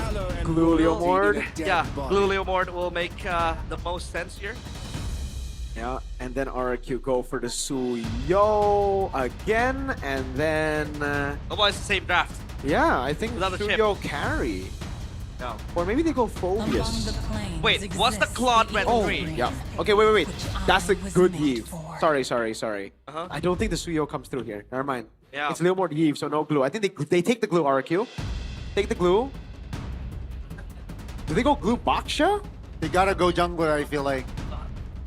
I think they actually can flex that. I think glue and Claude is better Glue and right now. Claude. Glue 3 for Claude. I like the glue. Well, let's see if RQ will pull that out. Yeah, because the glue is obviously available. And heavily favored with a very high win rate. That means that Blue's win rate dropped to a certain percentage. Wow. They still go for the Suyo and the glue now. this time. Okay. At least they still stick the glue. Against the Eve though, the Suyo, interesting. Yeah. It's gonna get bursted, kind of as well. You can kind of, you know, close the range up against the Geek. But hey, Moscow. Then Early the on. Okay. So what to do next for RRQ? You gotta ban out the roamers, I feel like, right? Yeah. Gotta pressure Beloyski. I think they do. I think they banned the Khalid. But Beloyski can play anything. Yes, You know? that's true. Let's take a look at the hero pool, actually. Yeah, other funky picks right there, Mirko. What? Other funky picks right there. There are a lot of funky picks, man. But there you go. The Khalid gets banned out first. I like that ban. I think the Cho ban next is not bad. Or do they want to ban out? They ban out the Harris. Shred. Usually, if they pick carry red 3 there, I think the Kalea would be a good ban. But now, I think they ban Kalea, or do they ban Cho? Cho here. But they they have the glue already. I forgot. The glue is going to be Rome. Glue Juicin. Brock not super strong. Brock. Oh, the not- Brock. Yeah. It's not bad either, actually. Right? They can take Valentina. They have the Zushin already. Valentina XP then? Oh, that's You know, nah, I don't think it's the best. yeah, but like so. Looking for trouble? Geek Fam can invest heroes that has big ults, is what I'm gonna say. Yeah. Sora still available. They want to take the Sora here for Geek Fam. Is that going to be sound? No, you can't go Sora. The Valentina will show up for RQ. Oh, we yeah. gotta pick something else first, a roam first. Hylos? Nah, not against a glue. And it's Juicin. I am the power of light incarnate. Kaja. Wow. But what's the I don't What's they the should idea? have just gone red 3 carry then, no? Yeah. Kaja Moscow, it I don't like yeah. Out of words. What's Why the don't they game like plan? carry? I don't understand. What's the game plan then, aside from just playing pickoff? And even if they want to play pickoff, there isn't really enough burst to play with the Kaja. I mean, sure, the Eve is there, but Eve is kind of like much more of a DPS approach. Yeah. I don't really see the vision. Me neither. Not the best day in the office for Beloyski and the coach. In terms of drafting, because we do know he takes charge in those. But RQ, the answer with the Yisun Shin and the Tigreal and the E-Dog special. Wow. Let's go. Wow, that's whoa. Just when we said he was good, he's like, he got that ego boost from me and Nani complimenting him in the back rooms. Okay. My kiss. Alice, really good pick against the glue. Dang, it's been a while. It's been a while since It's been a we've while. seen It's a E-Dog on classic a E-Dog. Tig. No, when was the last time you casted a Tigreal game? Back in my days. It's been a while. 1888. Damn, Tigreal. What, when Arsenal won the UCL? They've never won the UCL. 139 years. No UCL. That is miserable. But for RRQ, the misery ends here. 2-0 in their sights. Draft-wise, it seems like the wins are in favor of RRQ. Lineup rating, though, favors Geek a lot more. Yeah. So we'll have to see if Geek are able to translate that and force a game number 3. As the march to war and the cries our shout out loud with the drums behind as well. The Kingdom are ready to march. The Kings of Kings needs to deliver a 2-0 in their sights. It is game number 2 of RRQ up against Geek Fam. Will the Kingslayers finally be slayed in their own backyard? Ladies and gentlemen, we are looking at the land of Dawn. RRQ. They are still looking for their first match win in MPL ID Season 17. After that first game, will they be able to deliver? Yeah, I know this. The cheese. I hate when Kaja comes in and invades my buff. And that skill that's very obnoxious to deal with, man. I hate it. Oh, right. It's a flex for the glue to XP, which is even worse now because, yeah, the Alice gets even more value. Ah! Dang, okay, you know what? Damn, I like Geek Fam's draft again then. I'm not a It's just so... Oh, look at the Kaja and the Yi, bro. That damage is kinda... That's what we're talking about, the cheese of like stealing camps away. Yeah, was it Beloyski that got the litho? Yeah, no, it's a boy, but it's together with Beloy. They doubled it, you know, and gave it to the next person. Emblem by Bayou. Pull yourself together. Very aggressive from Edog. Oh, Edog's gotta be very careful. Ooh, okay, he has to flicker out. He has to flicker out. All right. Weapon mastery from Kuroki. Ooh, I don't know if I like that. That's a different move, you know? It's not an entirely winning matchup, so you know what? Oh, look at that cheese. Again, that's the cheese with Kaja. Yeah. But you know what? I like it. I like it. This isn't the matchup you would expect. If it's against a Claude, I think he would 100% go for weapon mastery. But against the Moskov, he just goes for more damage in the mid-late game. Yeah. Look at Beloyski, dude. It's so annoying. No Master Assassin. That's a flicker. That's what he made it. Popping the steed. Oh my goodness, the damage is there! That's Super Ken taken down. Geek Fam again. Beloyski leading the charge. That's a combo meal. Buy one, get one. You get the kill and the orange buff as well. Kenzie. Ooh, I thought he was gonna get solo killed there. Yeah. Kenzie needs to be careful. Kuroki is in form today. No, wait. He wanted to go in for the Mountain Shocker. So does this Kaja mean that Geek Fam might have extra prio for the turtle? I think game's gone, chat. No purple buff. He's still level 3, my code. Oh no. Super Dan, what? Let's see, Super Dan now isolated. That's gonna be the mount. By one, Beloyski all alone. Not level 4. That's the flicker. Super Dan trying to find an escape route. He does. But Geek Fam still with the value trade. They got the turtle bottom lane. And I feel like now they gotta assist Kenzie because he's struggling to farm. Yep. Yeah, I think it's okay though. This is why they picked Moskov in the end, right? It's the weak side for Moskov. Super safe. Yep. With the Abyss Walker as well. And where did it go wrong for RRQ? Is it solely just the Kaja? You know, being so oppressive? Super Cat is level 4. This is quite hard for him to play. You can't really outmatch a Leomord when the Leomord is level 6. Yeah, it is the Kaja, for sure, but it's also the mid-prio, right? Like, the Tigreal just cannot shove. It's so difficult. Now they go for the bottom lane, but Kenzie has Purify, so Edog is not as threatening. Great Purify. Great timing on the Purify. And also he got the clear, so job desk check. Oh no! 3 levels behind. This is robbery in broad daylight. Divine Judgment. Take a look at the combination. Nasty one. Positive RWM just to take the roamer down. A Geek Fam, they're really controlling the pace of this early game. Is it Jover? I don't. That's why I don't play this. The Eve pick was already there for Geek Fam. They went Suyo, and now there's an Alice as well. There's a Kaja. Look at this guy. He's smacking. Whipping Kuroki. Get back to work. Whoa. Yes, kill. Nah, there's no. Yeah, that's just. You're never gonna kill Marcel, bro. Not right. Not like this. Aye. Make it as the war act.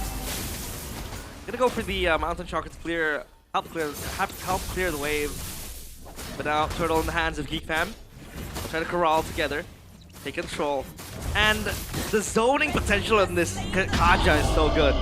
And if someone wants to walk up close, you have the Divine Judgment. Oh, dude, to reel them back in. Yeah, for sure. I love what Marcel's doing, though. Realize. Oh my God, he took that away, didn't he? Dude, he stopped Super Ken from invading the jungle, so there's nothing Super Ken can do but just watch This is so frustrating if you're a Suyo. They are going to apply pressure here on the bottom side, but since he got the clear, it's gonna be okay here. Just wow, the pacing is just beautiful from Geek Fam. Oh man. Yep. Super hard. Pops the ult. Oh, good traceless. Yeah, just a CC, but Marcel wants to go in for more! Oh my god, the dive, Kuroki, traceless. Oh, with the flicker now, that's nasty. A little bit too over-committed there, but now the shift to focus on towards E-Doc. That's gotta be a kill again added to Geek Fam. That was a roller coaster, a lot of things happening. That really was. Man, that was a dive. Kuroki was recalling in his own place. And the SOD nearly landed him. I think if it landed, Kuroki is toast. Yeah, I agree too. For sure he would have been toast, but it's toast anyways. You know, they lose out on E-Dog, they get a purple buff again, they get that pride. Bleeding time for Valoisky. Do we just, you know, expect game 3 at this point or what? I do have a question though, Miracle. Yeah, E-Doc with the take drill. We saw what happened with the Kufra. The hands of Afro. Is that a possibility again in this game? It is. There's always a possibility of that one moment, but that's why I don't like it. I don't like it when the whole idea is, let's just go for one moment that'll turn the game. It's the same for BTR, when they went Atlas and Zetian. You know, it's like, sure, I see how it can work, but also, teams could just split up, they could just poke you down, they could also just build a 10,000 gold lead and not play in front of their base. Yep. Well, let's see. That's a fun judgment on towards the river. But top lane here is quite vulnerable. Enoch very low, immobilized as well. Will be taken down, no problem. But the trade will be the structure for a kill. It's a bit hilarious. When Enoch got pulled in, the camera switches to Kuroki, just getting the topside turret. And now for Geek Fam, they have 3 turtles in their name under their belt. Oh, Kuroki needs to be careful. No Divine Judgment though. Yeah, he has the bleeding time though, keep in mind. Yeah. So it will pop up very soon, but golden staff already for Kenzie. So he didn't have a good farming pattern or rotation game 1, different story game 2. Well, now what's the plan for RRQ, Miracle? Aside from just hoping for a moment. I think that's about it. It's like they can go on Valoisky, they can get, two ultimates on Valois. Yeah, that's a kill, but it's on towards a roamer, and take a look at the reinforcements make it. That's going to be the steed popped, Super Dan very low, and that's going to be the cover from Marcel, who collects the double as well. Take a look at Kenzie destroying the mid lane turret, and Geek Fam, the trades are very fruitful, 1 for 3, basically. I like the smoke on this kid, look at him. Marcel just having fun. Look at the dead Patrick over there as well. TITB. TITB, this one, yeah, TITB. Captain's in the building. Go check out the streamers. Chat, MPLIDX streamer. Are you part of it, Miracle? You can. I can if I was not casting, I guess. Yeah. KB made a very big statement. Infinix 2-0 last time. Make it 2v1. Let's see, with the steed as well. Super Dan and Super Can is holding on, but take a look at the poll, E-Doc. Just not having a fun time here on that TIG so far. 8 minutes in, 6K. I forgot my point. What I was about to say. Yeah. But a lot of things happening. And RRQ, lack of damage, clearly. They don't have enough damage to cut through Geek Fam. And how tanky they've become. I mean, who really shreds Marcel here, right? Who shreds? The Alice. The Alice is going to be running around wildly. They have a Lord spawning to their names. Geek Fam will take that without contest. What are looking for here? I don't think they have the one-shot power, so we gotta respect it, but it's a free Lord, right? Making the soloing this Lord. Level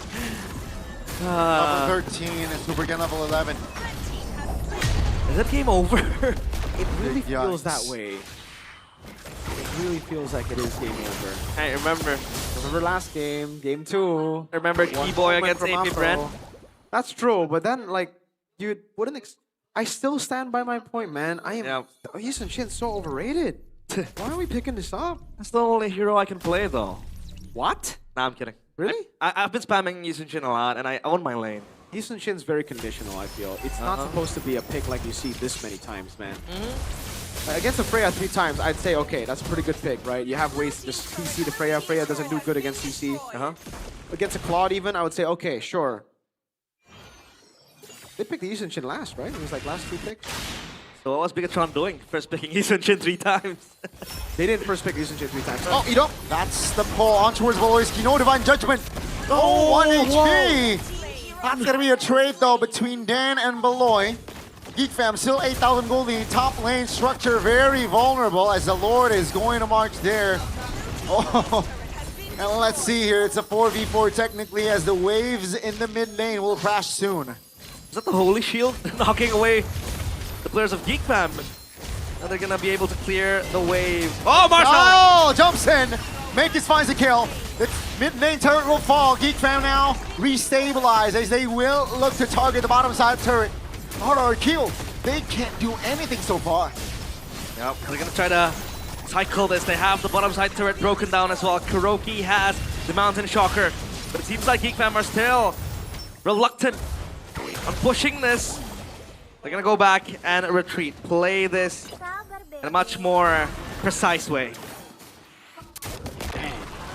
10,000 gold lead for Geek Fam. It's so tough. RQ, if they had a carry, if they had someone in the late game, this would be so much better, I guess, for them. But even if they did, it would be a tough spot. But at least they'd be able to hope on the scaling. They can't really hope on anything aside from Tigreal getting a 5-man into a Juicin, 5-man Lancer Flare into a 5-man Mountain Shocker, maybe. And then 5-man Blade Surge. And then Super King gets a Savage with Soul Sever and Tie Piercer. But like, yeah, I mean, like, that's always the case, right? There's always that one moment, but that's why I'm not a fan of the one moments. I think Geek Fam is going to get this game done. We're going to go game 3 here. Yeah, I agree. Too one-dimensional. Yeah. I'd say too hopeful, too desperate as well. Yep. To a certain degree. When you really want to rely on that, you know, single moment. But hey, it looks good on broadcast. It looks dramatic, so I understand why the people love it. Geek Fam 11k gold lead. Is this the furthest we've had so far in MPL ID? Is the most dominant game? No, I think we've seen a more dominant game. I think we saw 13k. Oh, well, yeah, that's true. Not much to do for RRQ. They're trying to make a move, but they're still... Beloyski spots out 3. That's big info. It's not worth it. As Geek Fam, they want to pinch! Yes, Kelly up nice in front. Dan trying to cover. A boy taking a lot of damage there. A boy will be the first one to fall. Not a good sign for Geek Fam, but let's see if they have enough firepower to collapse on towards RRQ. They will find Edok. And Geek Fam, they still have the Lord to play around with in the mid lane. That's a good trade. Yes, the Lord is going to come in, but they lose that extra poke with the Eve that can poke from far away. So RRQ, they might have a chance to deal with this Lord. Let's see, Makins now jumping on towards Yeskiel, who is very low. Take a look at the mount by Dan. Trying to delay, trying to distract as Edok will come up in 5. Dan, though, will be the sacrificial lamb as Geek Fam now will move onwards. Edok is in the area now as Geek Fam now will play it slow. They will go back, restabilize again. Is it real, chat? Is it geekable? Hey. For RRQ. One moment is all it takes. One big 5-man ult from Edok. I don't think so. But I still argue that they don't have the burst capabilities. Exactly. To follow up behind a big implosion. RWM! Uh-oh, that's going to be RWM. Very low for Beloyski, but Edok is going to fall. Ladies and gentlemen, take a look at Kenzie as he will take us to game 3 as the Kingslayers will now bow down to the Kings of Kings just yet. Complete silence from the kingdom, and that was total domination by Geek Fam. We will go to game number 3, but that was just a stomp. Complete stomp. A stompy stomp for real. GG's to Geek Fam. We are back to level on the board, 1-1. Oh, it looked so good for RRQ in game 1. You thought maybe they could do it. And then game 2, unfortunate stuff, man, for RRQ. Are they still gonna be winless by the end of this week? It's a very, very strong possibility, dude. They did drop another game, so at least they're now standing at 2 game wins. Still not enough though. You need the match win, right? You need the match wins. You need to go all the way. Bang from Marcel here, the whole back. Imagine if it go to the if we go week 9, then we have a tiebreaker because RQ's struggling to get there. Yeah. But this was just, I don't know, this was just a rampage. I think this is such a subversion of my expectations. You know, when I'm looking at the Kaja, I'm thinking just divine judgment. But the way he played it, he's just screening, he's just going in, he's just stopping Suyo from farming. Yeah. And I think that's what ultimately won them the game, right? The Suyo was supposed to be activated very early. Against the Leomord, even if you don't win out in the turtle fights, you have so much more maneuverability, you have better clear as well, that you're usually able to you still be even against the Leomord, despite the turtle takes from the Leomord. He was level 3 to level 5, I believe, of May Kids, and then it was like 3 level diff for the longest time, and I think most of that was because of Beloy. Yeah. Beloy was the one screening, and Beloy was the one whipping Super can say, hey, get back. I know how obnoxious Kaja can be in ranked games. Yeah. When, that disrupts you from just getting your buff, farming your camps. I did not expect it to work in MPL ID. I completely think that, when a Kaja is there, existing next to you, just becoming such a nuisance, you would argue that someone needs to back you up. Maybe Edoc shadowing Supercan, making sure that he can farm.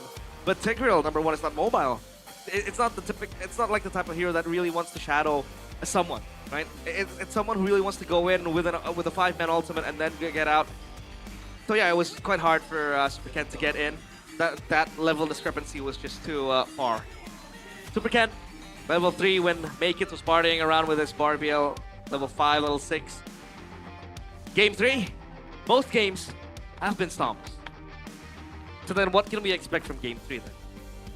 The draft, I guess, those last 2 picks, the Tigreal and then the Yi Shin.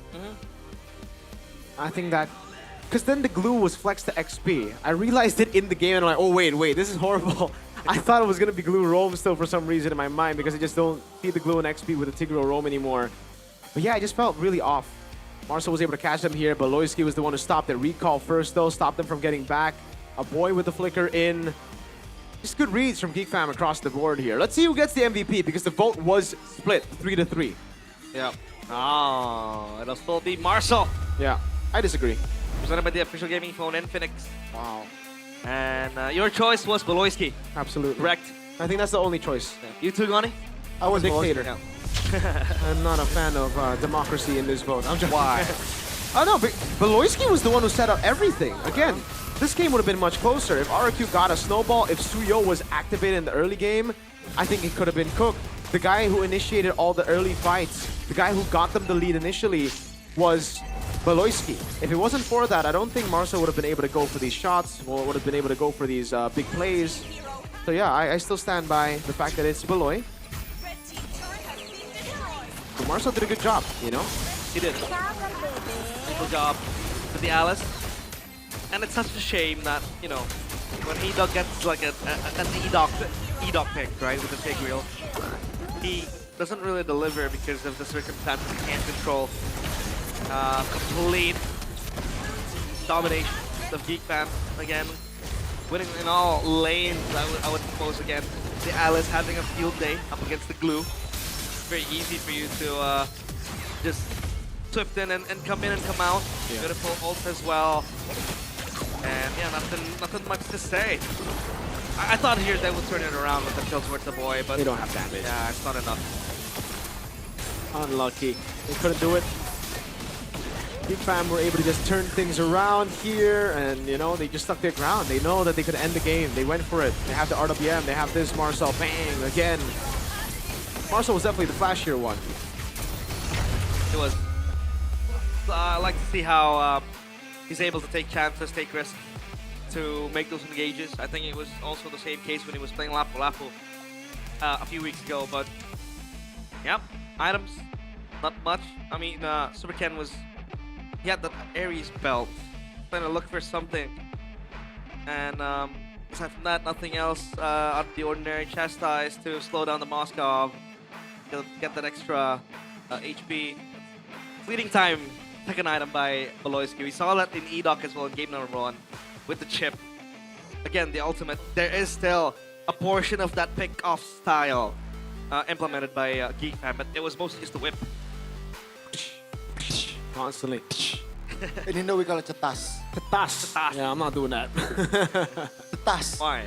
Cetas? Yeah. Doesn't sound right. You know the trend? Sounds like an actual whip. Cetas is like you know the trend? What? The trend? No. Like I don't follow Indonesian trends, man. Oh, you don't? But what is it? What is it? What's the whip? So like it's a for example. Oh, you wanna continue? cetas, no. So like for example, you and your girlfriend, you talk about things, and then you kind of point out each other's mistake. At least okay, I don't do I know this. that one. I know that yeah? one. Yeah, That one, yeah. It's a toxic trend. Don't do it. You're gonna fight with your girlfriend, so yeah. It's a fun activity. It's a fun activity. It's a fun activity. All right, back to your question, Gani. What is it?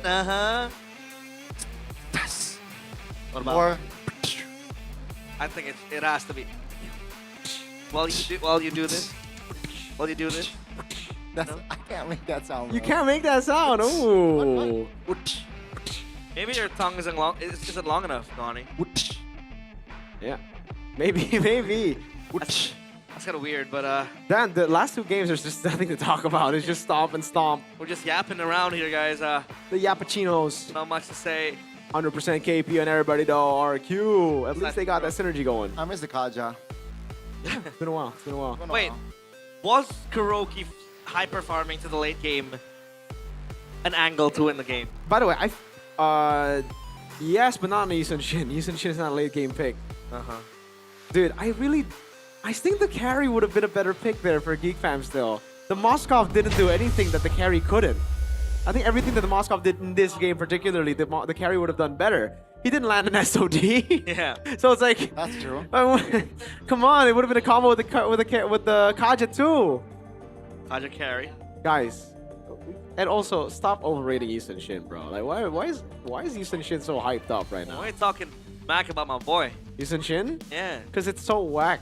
It's good in some situations, but in this situation, I really felt like you needed more shred instead of that. I like how when I play some shit on gold lane, it feels like I have authority. Yeah, you do. In lane, you do. The great solo queue pick.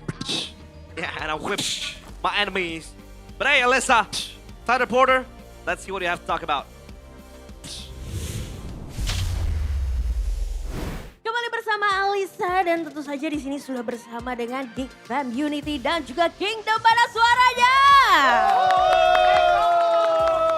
Begitu ramai menyaksikan pertandingan yang begitu sengit antara RRQ, sang raja dari segala raja, dan Our King Slayer. Jadi keduanya ini sama-sama tidak mau mengalah ya, tapi kayaknya kita mau cooling down sejenak. Jadi kita mau kenalan-kenalan dulu sama Geek Fam Unity dan juga Kingdom yang sudah hadir bersama Alisa. Dari siapa dulu nih?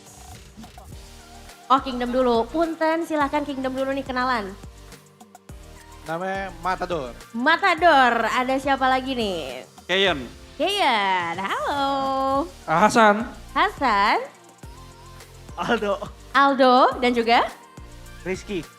Yeay, ada Kingdom bersama Alisa di sini dan juga Geek Fam Unity. Ayo kenalan dulu silakan ya. Halo, dengan gue Doer, Kak. Doer, ada siapa lagi nih? Albert. Lanjut. Yatmiko. Oke, ada Miko. Cacul. Dan? Elvi. Wow, luar biasa sekali dan katanya dengar-dengar kalian datang jauh-jauh nih. Paling jauh dari mana nih? Dari Bali. Dari Bali, wow. Bali mana suaranya nih? Wow. Ini datang khusus untuk ke MPL Arena aja? Khusus. Khusus. RRQ. Bangkit. Wah, biar bangkit ya. Hari ini nonton, kemarin juga nonton? Kemarin baru mendarat. Oh, kemarin baru mendarat. Jadi hari ini ya spesial nih untuk nonton RRQ. Gimana menurut kamu? Jauh-jauh datang dari Bali, worth it nggak nih? Worth it lah ini.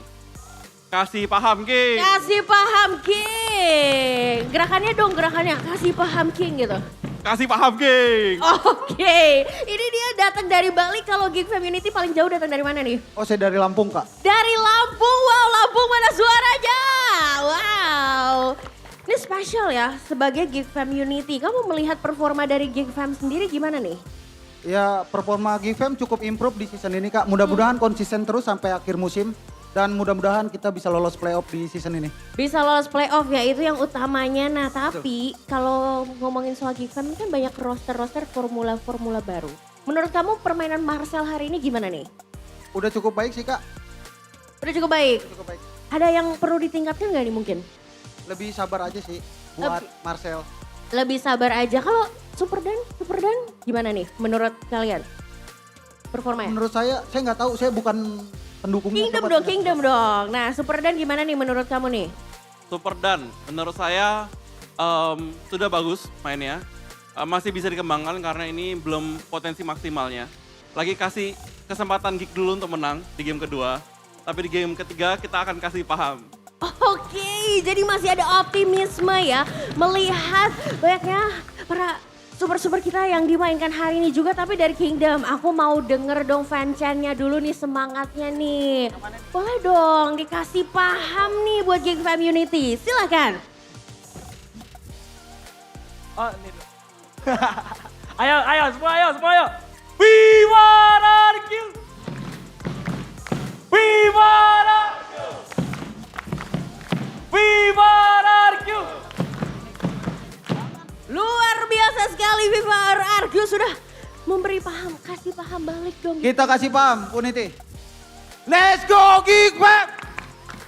Let's go Geek Fam! Let's go Geek Fam! Once again! Wow, luar biasa sekali ya. Keduanya sudah memberikan fanchan terbaik mereka. Boleh dong pesan-pesannya nih, harapan dari masing-masing Kingdom, silakan nih boleh menyampaikan semangatnya dong buat RRQ. Semangat untuk RRQ 2-1 harus. 2-1 ya, ini untuk RRQ. Ada lagi Kingdom-Kingdom yang lain? Let's go, RRQ. Let's go RRQ. Silakan kakak. Untuk game ketiga berharap menang aja sih supaya bisa mecahin match red juga. Ya main lebih sabar aja dah untuk Hoshi. Lanjut. Ada pesan-pesan buat siapa nih? Untuk Hoshi semoga kita diberi kemenangan ya. Dan kita dari bawah bisa naik ke atas lagi. Bounce back dan comeback stronger. Oke. Dari Kingdom ada lagi yang mau disampaikan? Sudah cukup? Oke, kita ke Geek Fam Unity. Silahkan nih pesan semangatnya untuk Geek Fam. Kita kasih paham di match ketiga nih guys. Wow, dari Geek Fam Unity yang lain ada yang mau disampaikan? Ada yang mau disampaikan?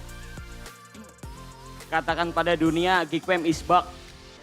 Katakan pada dunia Geek Fam is back. Jadi kita akan langsung lihat apakah RRQ ataukah Geek Fam yang akan memenangkan match kedua di hari yang ketiga hari ini. So Caster, silakan take it over.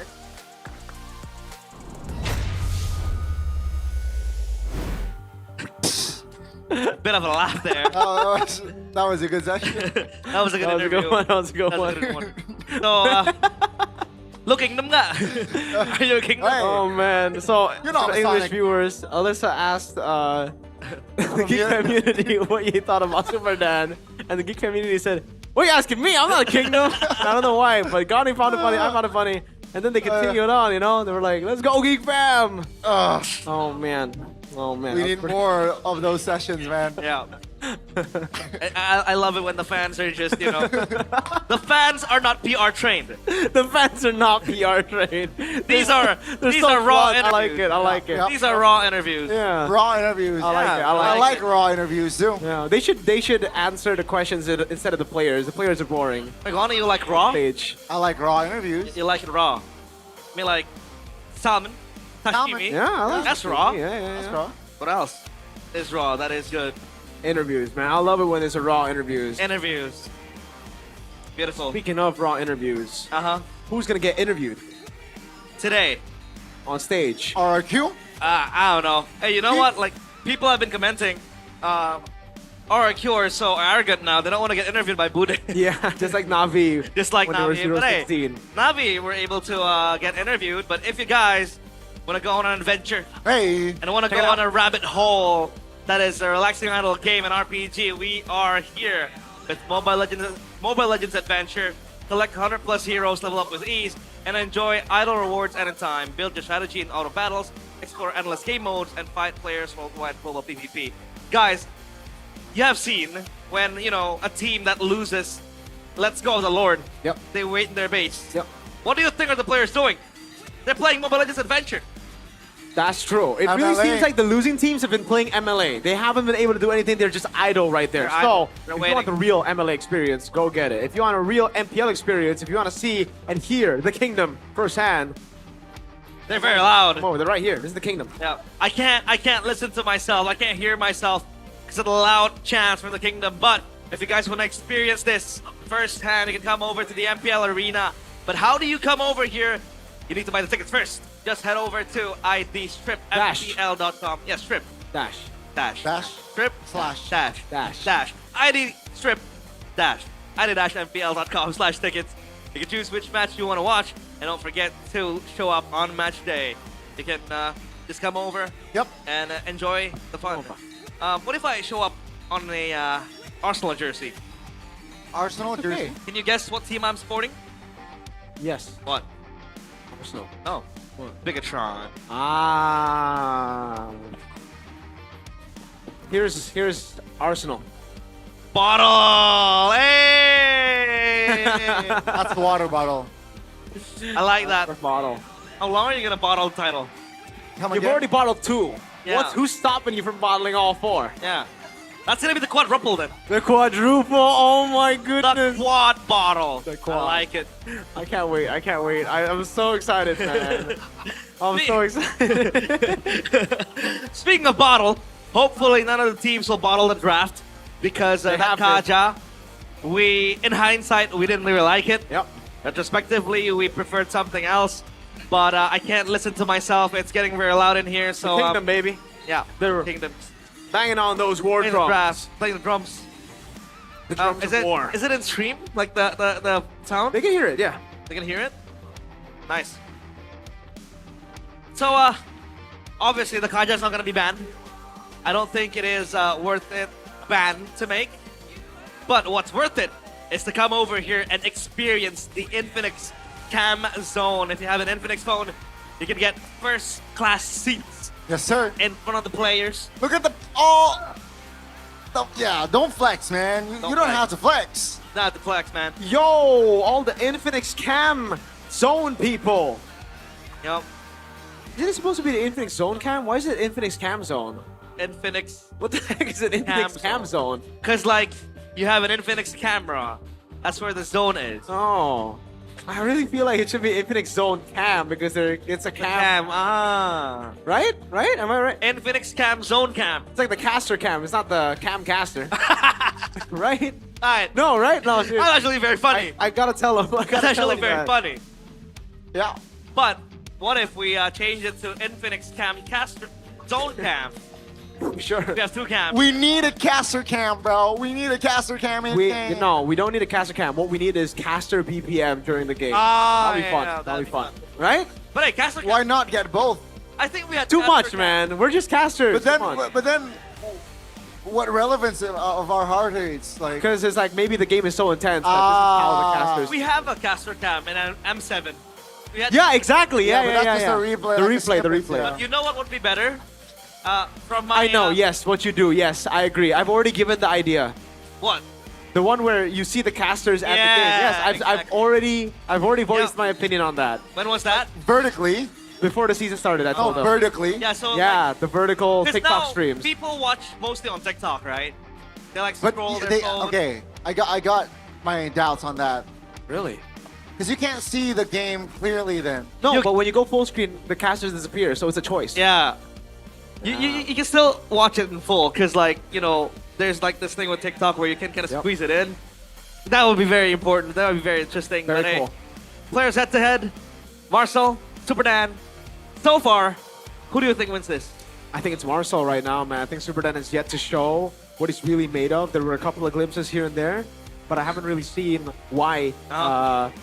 Again, he was chosen over Dyron. Again, it gets really tough when you're coming in as a replacement to someone who's so good, right? Again, for Rez, it was the same issue. You just can't justify that change. And I think it's the same for Super Dan as it is with Lynch. When he comes in to replace Shogun, it's like Rez replacing Lutpi back in the day. A lot of people were like, oh my god. Yeah, so it's always that way when you have a player of that caliber getting replaced, being replaced. Then it must be hard for Gobs replacing Luke.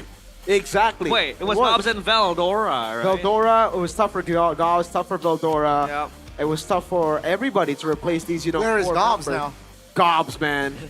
I think he I should don't join the talent, the Indo talent. The Indo talents again for the analyst panel. Yeah. He might. He's a very interesting guy to talk with. Away though. A lot of clips. We go to the. What do you think about this traffic Kingdom trip, though? They're like wearing the doctor outfit. They're like, because the Kingdom is sick, I think. I guess. Oh, yeah. I like it. Yeah, it's I think it's creative. Because like they need a recovery. They need a medicine from all the losses they've had to endure. And yep, the Kingdom are in full force. Hopefully it becomes a win for them, because if not, then man, going home with a heartbreak on a Sunday is not the way to go. Tomorrow you have work. Yeah, it's different when like heartbreak on a Tuesday, right? Oh, yeah, heartbreak on a Tuesday. What about heartbreak every day? How? After a breakup, losing a loved one, you know. Seeing Heartbreak Bigatron every day, though. choke a 13k gold lead. It comes in various forms. Yes, you know. that's true.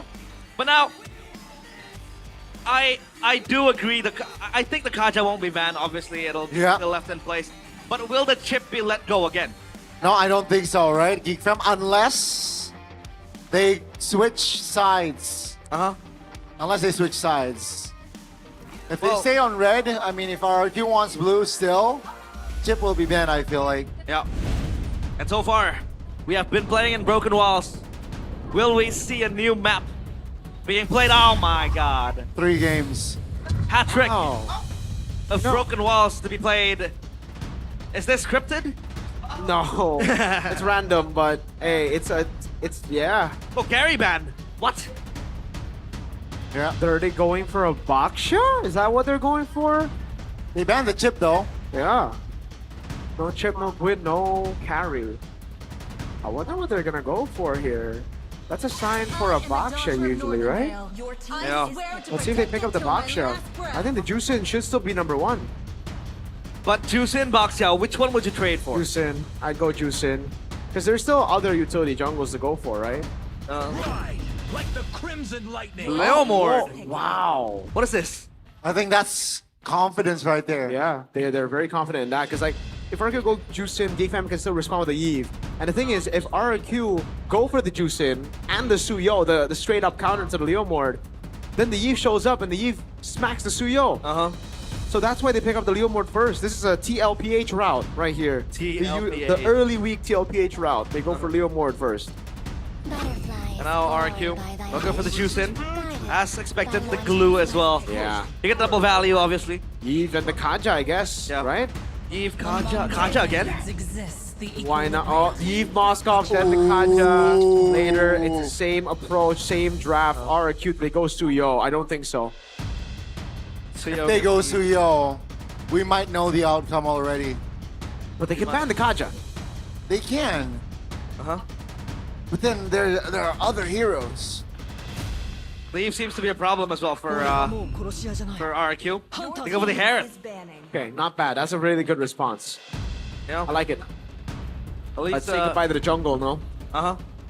It fares well against the Moskov as well. And you kind of have that potential. Have we seen Kuroki play the Heron? What? Have we seen Kuroki play the Heron? No, not yet. This is the first time he's played Harith. Yep, so it's going to be a new sample size. As it gets louder and louder here in the MPL arena. The Kingdom ushering their team into a first potential win. It's going crazy. They are going crazy. Okay, now bans Alice. Yep, to Astronaut go up against the glue. Does this mean the glue is still flexible then? Yes. They ban out the Alice? Currently it is still flex, but I think they will learn from their lesson last game. I don't think they're going to flex it to XP with a Tigro roam anymore. Right now, I'm thinking... They just ban... They might ban 2 Marcel picks here, right? Yep. I think the Phobius ban makes sense against the Harith here. Yep. Yeah. I think RQ can ban the Phobius if they want. And then they can go Arlet themselves, Juice and Glue, and then a Baksha. Oh, right? right. Vengeance stacks there. They banned the. I didn't cure the pain. Oh, they banned Valen, so maybe Sora. Yeah, so Sora's still available. So Geek Fam, they need to ban the Sora, because RQ are going to pick it up first. Unless Geek Fam want to go CC or Phobius. Phobius, they can still go Phobius. I think it's okay, actually. There are still ways to deal with the Sora, yes? Yeah. So you banned the jungler here for Geek, right? Yes. What jungler would you want to ban here? Fredrin? Fred. Does he get bullied by the Eve and the Lilmore too? Super Cam. Oh, they banned the Suyo? Wow. Are they still calling the buff? I think it's because now they know the glue's going roam. They don't want to have that trio mid problem. Okay. Alrighty. Could be the Sora. Yeah. Ban the Valentina. If they don't ban Sora, the Geek Fam will get a free one. But Arky could bait them into the Sora, because if they go for the Baksha or Fredrin here, that means the CC last pick could come through. Well, the Valentina banned out, so the Sora might come through. Very strong pick as well for team fights. Yeah, The I think Eve's that's gonna the be way. susceptible. I think go Fredrin here. Or Baksha. Oh, you Oh, wait. That's good, no? That's a subversion of expectation. So I think they're planning to go Assassin in jungle, no? Or are they planning to go Fredrin to get double reassurance that you're going to win the red tree with Yu Zhong? These Eve's not gonna have a good day. Yeah. Right? Dived up on by the Black Dragon form. Then if Ken decides to pick up an Assassin. I was thinking of the Harley, but then there would be an overload of magic damage. So then other options might be considered without the Suyo though. What, Hayabusa? Is Hayabusa still okay? Nah, I don't think so. What is Geek gonna ban though? That's the question for me right now. What are they gonna pick? Sorry. Did they just get mid Prio in mid? Khalid Cho? Khalid is available, yes. Oh, Sora and Hylos. Against the Glue Juice in, it's a Hylos. Wow. They're playing front to back then. Yeah, I think RQ made a little mistake there. I really think the Baksha / Fredrin with a CC last pick would have done so well against this comp. Alright. I don't know what they can pick here in the jungle. Baksha, right? Lancelot? No. You know, gonna get through the traffic. You know what Super Ken did last Gushin? Gushin.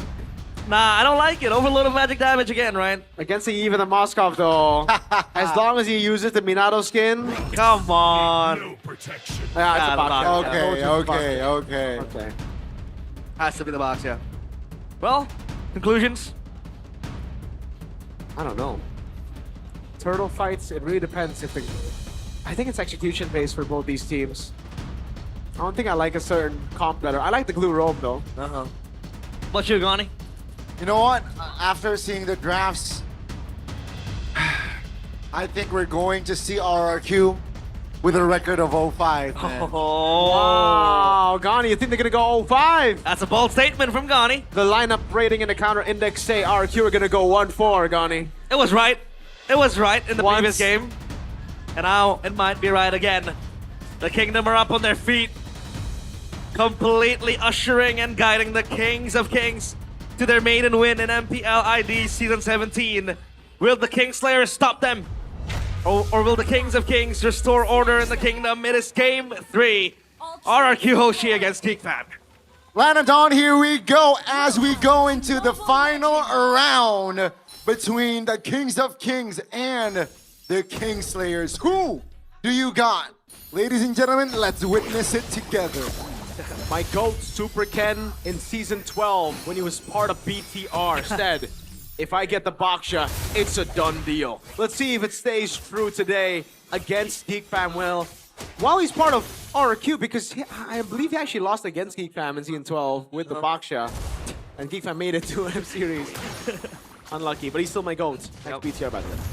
One step closer to M Series, but other plans were made for them. And now, speaking of that mid Prio, who do you think has the control now? It has to be RQ, right? Yeah, I like the Glue and the Juicin matchup more. Oh, Kuroki getting spaced out. Damn. Emblems by Bayou. Master Assassin for Kenziski. He can win this matchup as long as he dodges away from the Synchro Fission, as he did just earlier. But Hiroki's making it really tough to bargain. What? Why? Revitalize! Revitalize! Oh my lord! Revitalize Kuroki. I'm sorry, I did not spot that. Whoa! Same. Is that a mistake?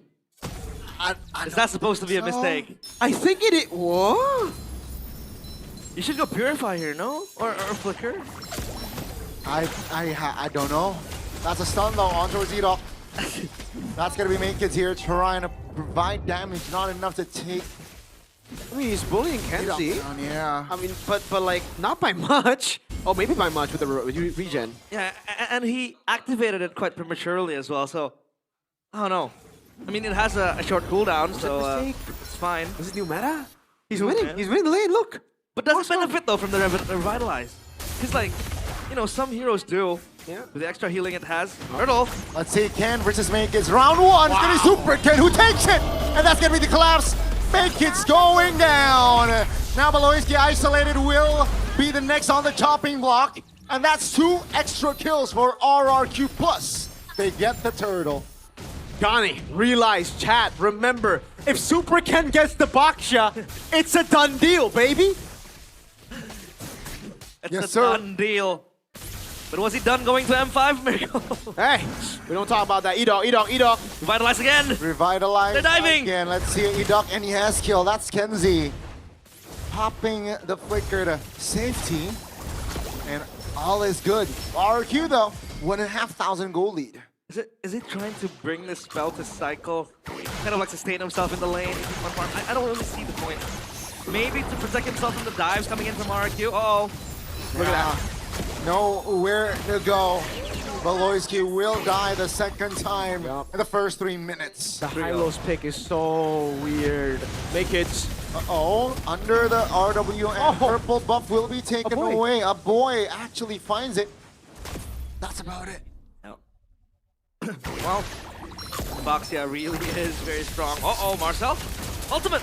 Oh, SOD lands under the turret. Marcel. Wow. We'll take Yaskill down.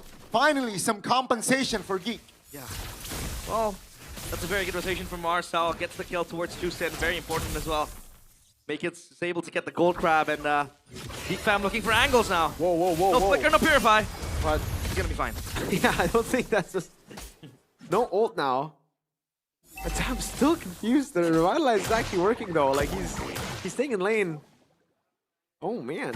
Usually, Miracle, I know when you know the reason as to why things are done. Uh-oh. Yeah. 1 minute. But this Revitalize caught you off guard. Yeah. I've seen Vengeance. I haven't seen Revitalize. Uh-oh. 2v2. Yaskill is joining the party. Marcel will be punished as Baloyski nowhere to go as well. A Super Ken will take it. 2,000 gold lead here for RRQ. Comfortable now. Command force pops under the turret boy. 2v1. Revitalize for Kuro. As on the other side of the map, that's going to be the Super Ken finding the turtle. A boy taken down under the turret. But down goes Edok as well. The only trade for Geek. Is that the reason why the Revitalize is brought upon? Yeah, the sustain. There's no way to kill him. But you want to say it with me now? If Baksha... Say it with me. If Super Ken gets a Baksha, it's a done deal. It's a done deal, baby. That is, by the way, a quote from Super Ken himself, Kuroki. You got no Revitalize, you gotta chill. You fight again when you have Revitalize. But does it benefit from the Revitalize late game though? Because like, if we talk about Revitalize, some heroes, they build up towards an Oracle, you know, these extra healing items that really maximizes the Revitalize. Yeah. What about the Herod though? Fun fact, last item, a lot of people do, like, they pick up Oracle sometimes. Yeah, we saw that with Sive as well. Exactly. I don't think he's gonna go, maybe, I mean, with the Revitalize, he goes photo. No, I'm joking. Might want to heal the rest of the boys. Nah, I think it's a standard build, and it's just for sustain. Whoa. Wow, Geek fam. Occupying bodies, committing bodies towards the top. Oh, great pinch there. 4v2. Down goes Hiroki, and down goes Edok. The strategy worked out, and they got a structure as well. Geek fam starting to respond. Yeah, where were they staying? I don't know. I don't know why. They thought they had a Revitalize. They thought they would heal up. a trade at least, right? The SOD did not land, so Superdan can get a trade in the turret down below, but that equalized a lot for Geek Fam. Well, now it is time for RQ to, fix the little mistakes happening. Kuroki cannot die like that anymore. Supercan with the box, yeah, he gets Bryo all around the map, just rolling around, just rotating. And claiming his share of this turtle. It's gonna be Geek Fam contesting this one. Kuroki is up top, and Kenziski can join with the SOD, so it is a possibility for Geek Fam to play a 5v4 down bottom. But Kuroki just gonna munch at this turret. He's gonna get it, I think. Yeah, Kenzie will concede that, but he wants the 1v1. Revitalize. With the Revitalize, with the help of Makers, will it be enough now? Kuroki in a 2v1 situation. Great bait to take Kuroki down, but RRQ on the other side of the map will find the turtle. Yep. Is it worth it, though? I don't know, but he did buy some time. Man, perfect turtle though. Baksha doing good, the lethal take as well. Supercan's 2 levels ahead of Makers. Now, how do they transition this? How do they convert this into a team fight win is the question right now, right? Because Kuroki, despite that Revitalize, he's not leading in gold. It's still Kenzie who's leading. And I think Geek Fam have proper amounts of damage to deal with him. That second item prepared, Feather of Heaven completed. So you have double heals now. Yep. With the Revitalize as well. And my problem is, obviously, for RQ, who really starts the fight? I think, the Yuzong is there. Edok can, Baksha can. They have a lot of ways, I think. Yeah, crashing into Geek Fam. Then you have to maintain the CC, which would be a pretty hard job. 1-1, Revitalize. I swear to God, if I see this in my ranked games, I'll just play Again, MLA. I've seen Vengeance. I've never seen Revitalize. I think Vengeance makes sense, because you want to die to the Hereth, but I think it's the same reason you want to go Revitalize, because you heal away, but I don't know, yeah. Yeah, well, Revitalize Hereth, man, oh man. We've seen Benedetta Hereth, right? Diablo, with the tank build. With Benedetta? Yeah, with Benedetta. Revitalize, yeah. Oh, Marcel.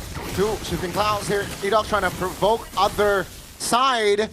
Marcel now mounted, all alone, isolated, and 4 members of RRQ is on him. Definitely a kill for RRQ. Skypiercer for Yeskiel. Yeah, Queen Swings completed as well for Super Dan. It'll be hard for Geek Fam to take him down. With all the spell vamp and the healing. Kuroki's just chilling again. I think third item will be Holy Crystal. As usual, the Magic Trinity needs to be completed. Lord spawns. Geek Fam, they want to take the chances. Oh, on towards Super Dan now. That's going to be the Yuzong taking a lot of damage. Will be taken down by Kenzie. But below is very low. And will be taken down. Now make it providing a lot of damage on towards Yeskiel. The final slash right there. Finds it. Yeskiel will not be able to get out. Supercan finds a shield unity on towards Make It. And down he goes as the Lord spawns. Things are not looking good here for Geek Fam, but RRQ, they're not out of the woods just yet. I don't know where the rest of the team was, though. That looked like a Geek Fam win, but then the rest of the team just didn't want to rotate. Instead, they just cleared mid. Yeah. I think Make-It's had baited quite a bit of resources for the rest of the team to follow through. I don't know, that was a bit weird. It looked like miscoordination. Oh, yeah. I'm still on this Revitalize, dude. They gotta ask that question for sure. If they win, I want them to ask that question. If they lose, I still want them to ask the question. Marcel. Uh-oh. It's gonna be fine. An RQ. They have the power, they have the capabilities to take down this turtle. But Marcel will try to spoil the party. Kuroki with this wave clear again. Super good at the Harris. Oh, what is that damage? Other side is still pushing slightly for Geek Fam. Bryo. And RRQ, yeah, Edok with recalling. I think Geek Fam, this is their window to really commit. Let's see if they notice they can sniff it, right? They got the structure to bottom, and they will reset, so they will take it patiently. Reset again. Oh, Supercan. Oh.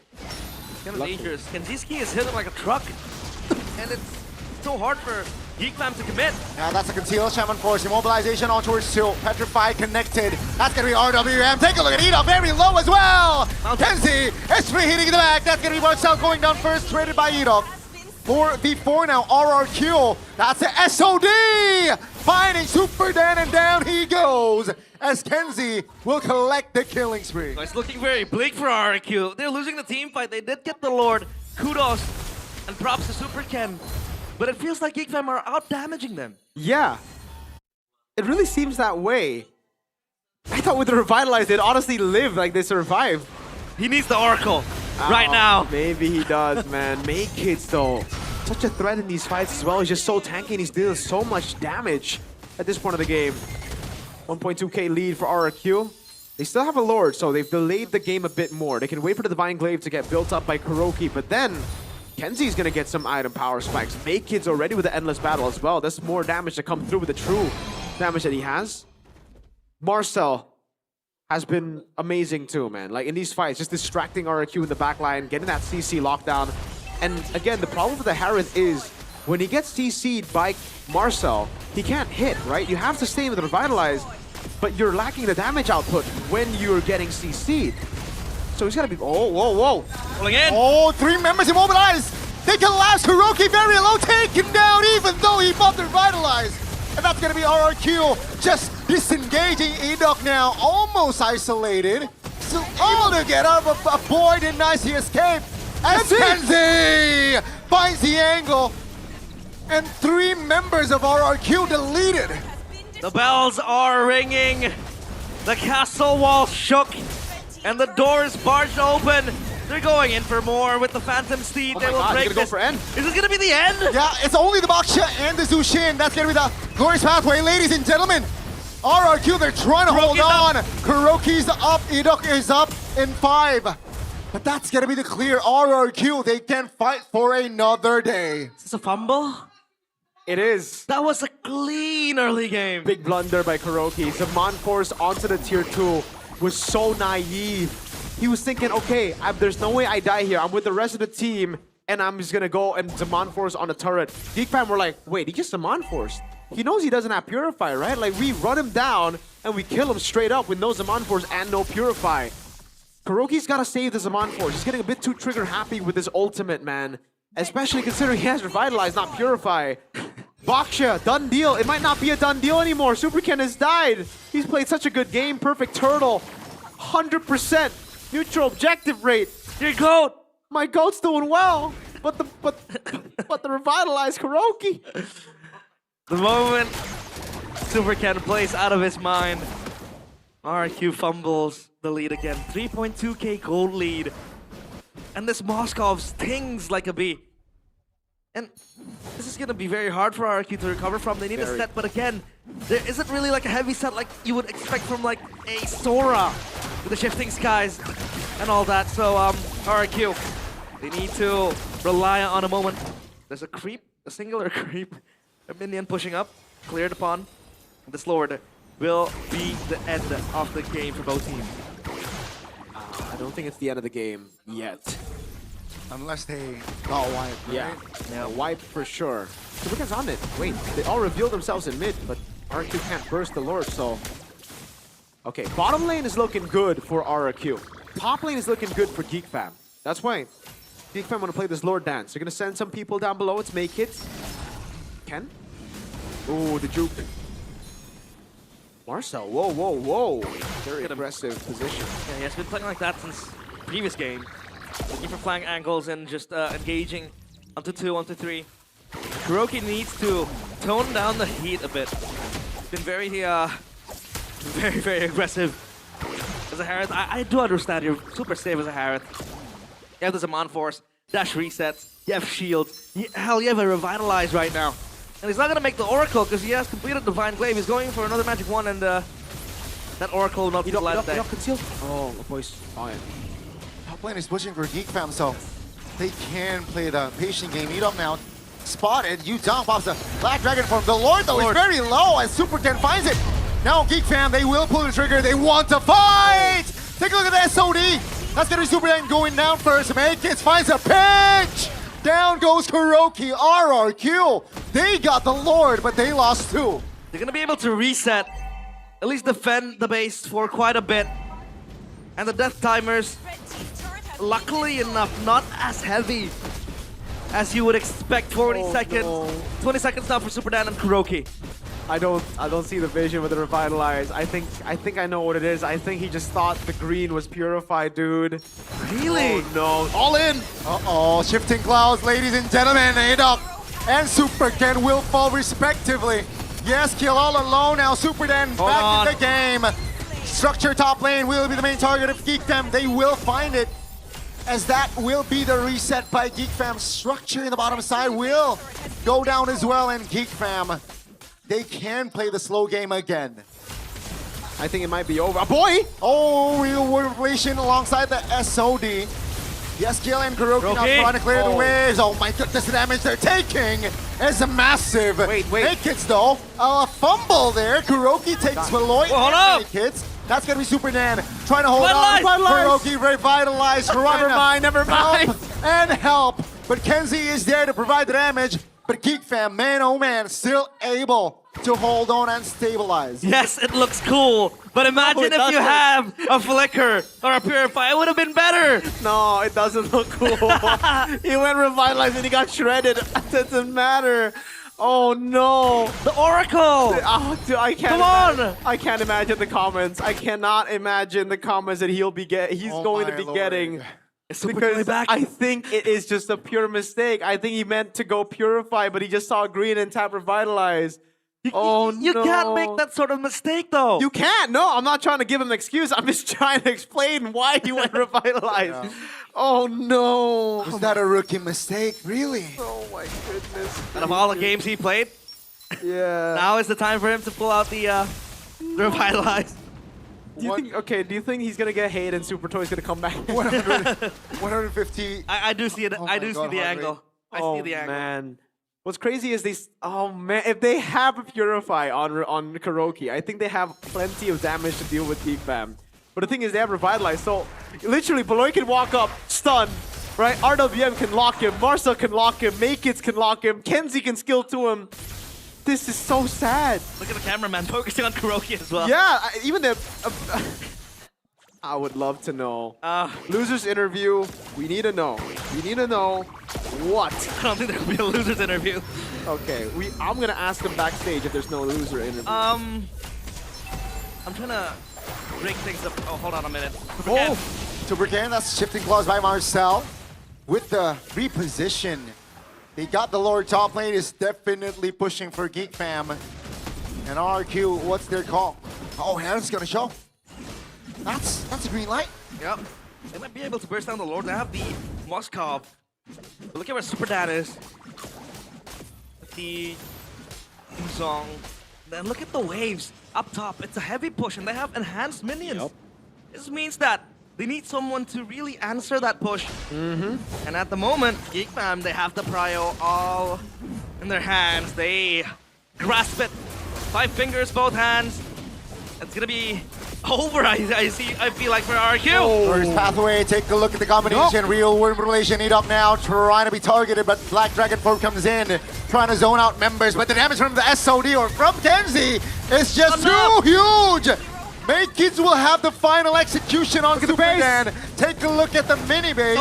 SOD lands on towards the Baksha, but he will not commit, as the Lord should be. Geek Fam's main priority. Wow. The second cycle will continue. Geek Fam will get their hands on the Lord again. And this time RQ, they have to play base defense. With this Harris and this Juicin, it is still possible. No. But Kuroki needs to hold. I'm giving him the benefit of the doubt. He might be the hero. He might, but the thing is, this is an evolved Lord. Geek Fam can just play one wave, literally. If they get 3 waves, bonus. But they can literally just play one wave, and with this composition, with how tanky they are, RQ will not have enough damage, especially with Kuroki getting stunned. Oh, buys the magic potion. This might be the final push, man. Yep. Let's see. Super Dan did so well. Super Ken did so well this game. The Supers did well. Kuroki, lock in. Let's see. This is a Lord evolved. RQ trying to defend with 5. Take a look at the damage he has skill. Staking Marcel practically solo killing. Kuroki isolated in the front and will go down. It's a 3v5 now for RRQ. Ladies and gentlemen, things are not looking good in the Kingdom side, because they will go 0-5 in MPL ID Season 17. As Waloyski and friends, they will secure a back-to-back win for Week 3. The Kings of Kings. Still winless. And the Kingdom will have to believe again that the comeback will come through. But Geek Fam, the King Slayers once again giving the win to the Geek community. The 2-1 ending. It's going to be a bitter week again for RRQ. Wow. I cannot believe it. 0-5. The Kingdom are in shambles, they're in ruins, they're in the dirt right now. And it's the Kingslayers to put them at 0-5. Gave them just a small glimpse of light with Game 1 and then just reverse swept them with a stomp in Game 2. And in Game 3, I honestly feel like this Revitalize cooked him. I saw a comment, someone said, Revitalize ain't that bad, he just played it bad. That is cap. That is the biggest cappuccino I've seen in my life. Do you not see how horrible this Revitalize is outside of the laning phase? Like, it was okay in the laning phase because you get the heals, but outside of it, you need the Purify to deal with all the CC coming through. Look at this line at last fight. Oh, we don't even get to see Kuroki, look at the Kuroki, right? Boom, CC'd, bang, GG's. My MVP is the Revitalize. But let's send it over to Budeklar Armongstar for an interview upstage with Geek Fam. The Kingslayer! The Kingslayers. Mereka berhasil mengalahkan RRQ They dan have managed terus to defeat memupuk kemenangan. Raja demi raja, kalian habisi dan pada Kings after akhirnya kings, you guys 2-1 slay. game yang begitu memukau. Semuanya 2-1 deg-degan karena caster heart performance. rate-nya juga sampai tinggi. Tadi, Marcel, apa yang kamu rasakan untuk match hari ini, Marcel, how do you feel about this Tenang match? aja. Seneng ya? Walaupun Very nggak happy. 2-0 ya? Iya, meskipun gak 2-0. Even though Meskipun it's nggak not 2-0, 2-0, yes. hasil 2-1 ini sendiri buat Marcel gimana sih? What does this Puas result sih, mean puas for sih, you? Bude. Yang penting menang. Satisfied. Yang penting menang. Tapi kemenangan lawan RRQ hari As ini, long as we seberapa win. sulit mendapatkan kemenangan atas RRQ? Apakah melebihi ekspektasi? Was it hard though going up against Biasa our... aja. Biasa aja. Tapi Average. Marcel, Bude penasaran banget gimana sih kalian game 1 dan game kedua seperti berbeda banget. One-sided di Game dua 1, game game itu. 2. Apa yang terjadi dari What Geek Fam? happened? So contrast. Chipnya itu bahaya banget, Bude. Oke, Idok's jadi ini chip Paloy ya. is too Langsung Paloy dangerous. berarti, langsung di take over. Chip dari Idok, makanya abis itu Chip game kedua. Chip ban. from Idok. Gak tau, Bude, kayak romer-romer di MPL Indo kayak seram-seram ininya, chipnya. Romer in MPL Harus ID di-respect. Ya, ada Ri, is ada Leoni, so scary. ada Idok. Oke, jadi we memang got romer-romer Leoni di on the Indonesia chip. lagi galak. Terlalu game tercepat Idok. gitu loh kalau ada chip. Always Ada the chip. fastest game Jadi if jawabannya you get ban aja. chip. Ban aja. Pusing, Bude, di pap muka terus sama dia. Oke, It's so scary, game pertama threatening. begitu telak Loy. Game 25 kalau nggak salah ya poin killnya sampai bener-bener nggak bisa You guys were berkutik so gitu di game pertama. dominating. Susah, Bude. Galak sih itu si, Oh, you apa was so namanya, dominating. si Kuroki. Hiroki galak. was Galak, so... Tapi yang menarik juga hari ini kita Threatening. ngeliat debutan-debutan hero yang anyar. Ada Kaja, ada Tiger. Kamu sampai ngeluarin Kajamu, Loy. You saw a lot of debut Tadi heroes. kepikiran pick. aja suggestion dari teman-teman. Kebetulan Like gak pernah Kaja. kepake di Scrim. Jujur. Gak pernah. Wow, we haven't used Lalu, Kaja in scrims. Tujuan I just got the oke, idea Kaja on aja. Bagus stage. untuk apa sih Loy tadi? Culik ini, babnya, jungle-nya Super Ken. Just so I Pokoknya can fokusnya Super Ken tadi tuh. screen and Kejerin try aja to tuh. steal Ya, the soalnya dia galak game buffs 1. of Super Ken. Udah, harus di ini, pusingin dikit lah. Oke, game kedua sedikit mengubah fokus kan? Di game pertama fokusnya apa sebenarnya tuh? A lot of shifting. Game pertama focus. Ban Idok. Game pertama gak ada fokus, Bude. Pusing Game kita sama one, ini, we kitnya were- Idok. Jujur, Oke. jujur, pusing banget. Yeah, we Pusing were karena si Idok, outplayed game kedua practically. langsung aja tutup Idoknya fokus Idok ke was- Super Ken-nya gitu Loy. Iya, abis itu Ban, Was a hassle. terus abis itu fokus ke Super Ken, gitu. Fokus game Super two, Ken. we Game focus ketiga on Super juga Ken. kalian mengakhirinya cukup dramatis dan cukup keras juga. Game three, Back and forth, balas membalas. pretty dramatic. Dan gimana ngelihatnya? Gak How tau, do you kaget view it? gue tadi, Bude. bisa menang kita karena tiba-tiba ini Harithnya ada kolam. Salah spell kayaknya dia. I'm quite surprised. Jadi penasaran langsung. Harith revitalized. Gue kira Fury gitu, yang apa, warna-warna gitu. Ternyata Rebi, kaget gue. Langsung tanya ke gold lanernya aja kali ini Yeah, ya. I mean, Jadi I was surprised. kita melihat adanya Harith dengan was Revitalize bawa using kolam. revitalize. Gimana sih ngelihatnya So, atau Kenzie. di laning ada efeknya atau gimana? Laning wise, is there an effect? Ya mungkin salah spell Bude, tapi wrong dia spell, kuat I think. kayak high loss, bawa revitalize. Oh. But we got high loss. Ingin kuat juga apa karena Who kamu brought terlalu galak Revitalize di as laning well. jadi dia bawa kolam mungkin nggak?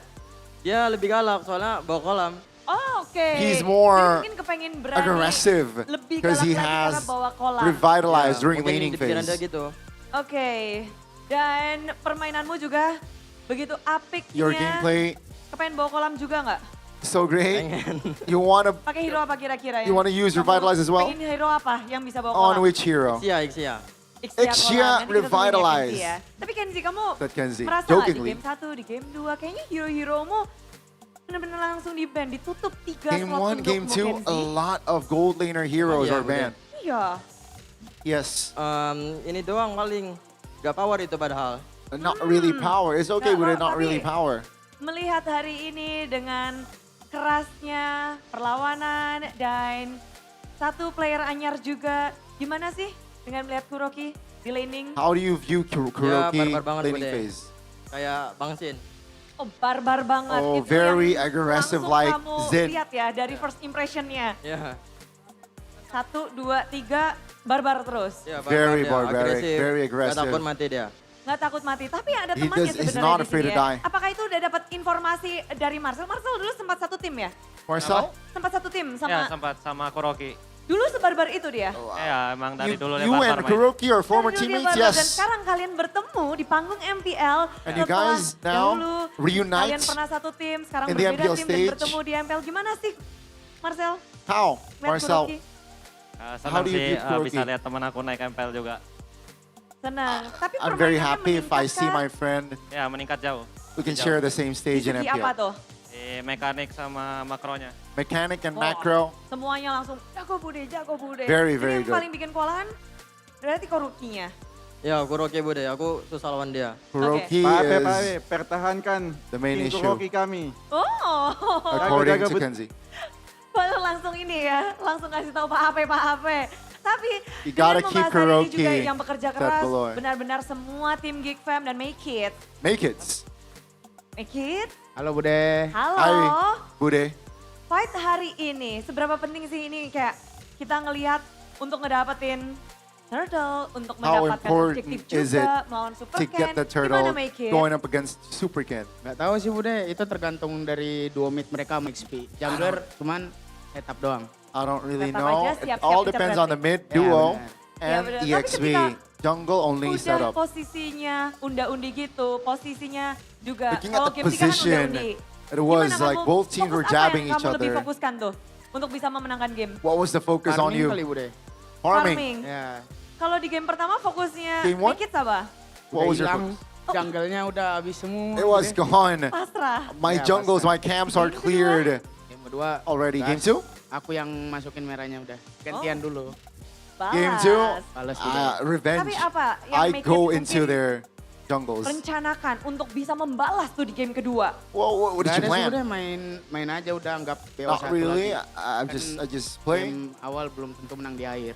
Oh. Game, Jadi kalau yang you fokus winning the aja, first game doesn't bikin mean the best you kayak win the ini match. Game terakhir gitu, pokoknya reset aja. Iya Bude. Tapi sempat Just terpukul reset, nggak sih yes. dari tim Geek Fam dengan kekalahan yang cukup telak di game pertama? Kayaknya enggak sih Bude. Nggak, aman aja? Any Aman impacts banget, aman banget. Tapi on yang the nggak loss aman of game kayaknya 1? Aboy Not sih, Boy. really.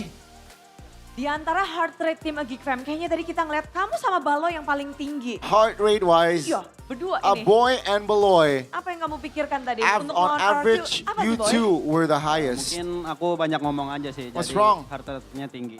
I got, yeah, I Jadi speak untuk a lot. I comms, was pretty untuk ini. vocal. Ya, mungkin dari comms-nya kali ya. A lot of comms were made by Kelihatan. me. That's Decision why apa sih yang maybe heart mungkin rate membuat is a little bit game ketiga higher. jadi game kalian? What decision? Aku paling bikin tenang tim aja sih, kayak lebih santai aja mainnya. What decision Santai, made you guys win santai. game 3? Ya, I was, Santai bro. Tapi I was melihat trying to make the dengan teams adanya stay tim composed. Geek Fam di Best of 3 series ini, menjadi 3 game Three dari kalian, games dari Geek Fam. from you Lihat nggak ada guys. perbedaan gameplay dari setiap gamenya? Membuat ada perbedaan gameplay nggak sih di Any 3 game ini? differences Kalian gameplay membuat wise strategi from nggak sih Geek untuk melawan Fam? RRQ? Change the Kita strategy? main kayak biasa aja sih, Bude. Not really. I play like we practice. Udah kuncinya main chip aja, Boy. Iya, tadi emang chipnya yang nyusahin kita. Game 1 was chip. Oke, was chipnya Chip's game. nyusahin. Di game kedua, Second game. lurus-lurus aja, lempeng-lempeng aja. Game ketiga gimana? Game 3, game Kita 2 was hoki quite kayaknya direct. salah spell tadi. Oh. Game 3, Berarti we kalau were quite stylenya lucky because beda, of the mungkin hasilnya bisa berbeda gitu, Boy. Pasti lebih barbar dia harusnya kalau ada- because of the Gara-gara kolam jadi spell. lebih barbar itu kata Kenzi. kalau di landing ya lebih barbar dia. Soalnya ada revitalis. Laning wise, I Tadi think ngebahas it's tentang we, mungkin dengan it can be more kemenangan barbaric. trio because mid you got juga to di arah revitalize. tengah. Gimana Aboy make sure bahwa mid lane-nya kamu bisa dapatkan. Kamu bisa menangin juga. Dan memenangkan trio mid itu sepenting apa sih untuk melawan RRQ? Is it really important Kita to win the trio main mid pede aja sih kayaknya. against RRQ Pede and buat menangin trio midnya. Pede what did untuk you do? menangin Yeah, trio we mid-nya. just stay confident. Dan hasil hari ini To win the Marcel mid kayaknya trio. ya. Marcel. Marcel. 2-1 melawan RRQ.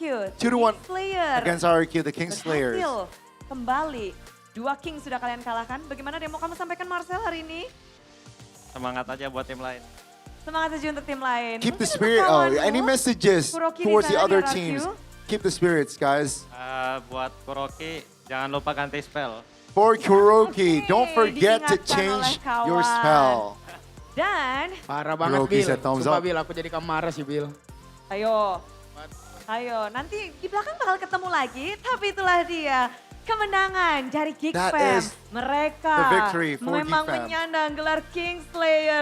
So, inilah dia pertahanan yang kuat, kemenangan yang memukau Great dari tim Geek defense, Fam. better offense. This is Cam.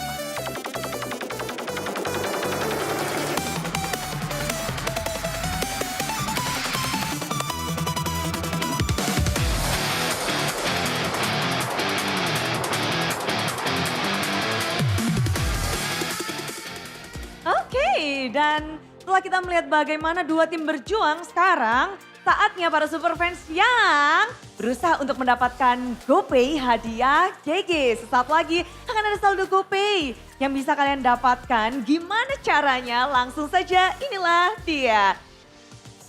Cara untuk mendapatkan saldo GoPay cukup mudah. Udah yakin semua super fans yang ada di sini sudah memiliki aplikasi GoPay? Udah? Pasti udah. Yang belum?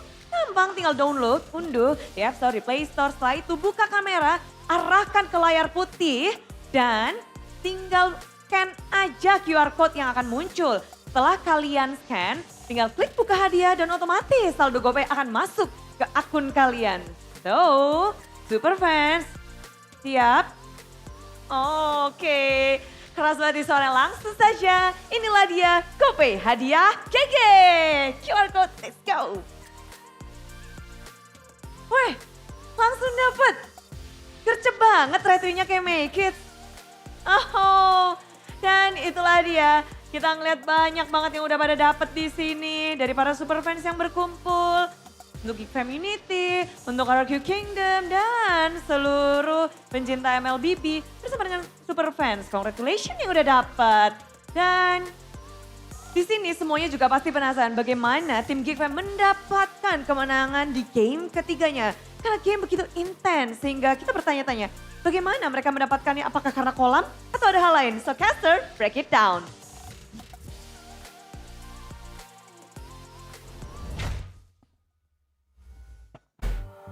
Me and Mirko, well, Gonix doing play-by-play today. Me and Mirko spent the majority of that game trying to decipher and figure out why Kuroki brought the Revitalize.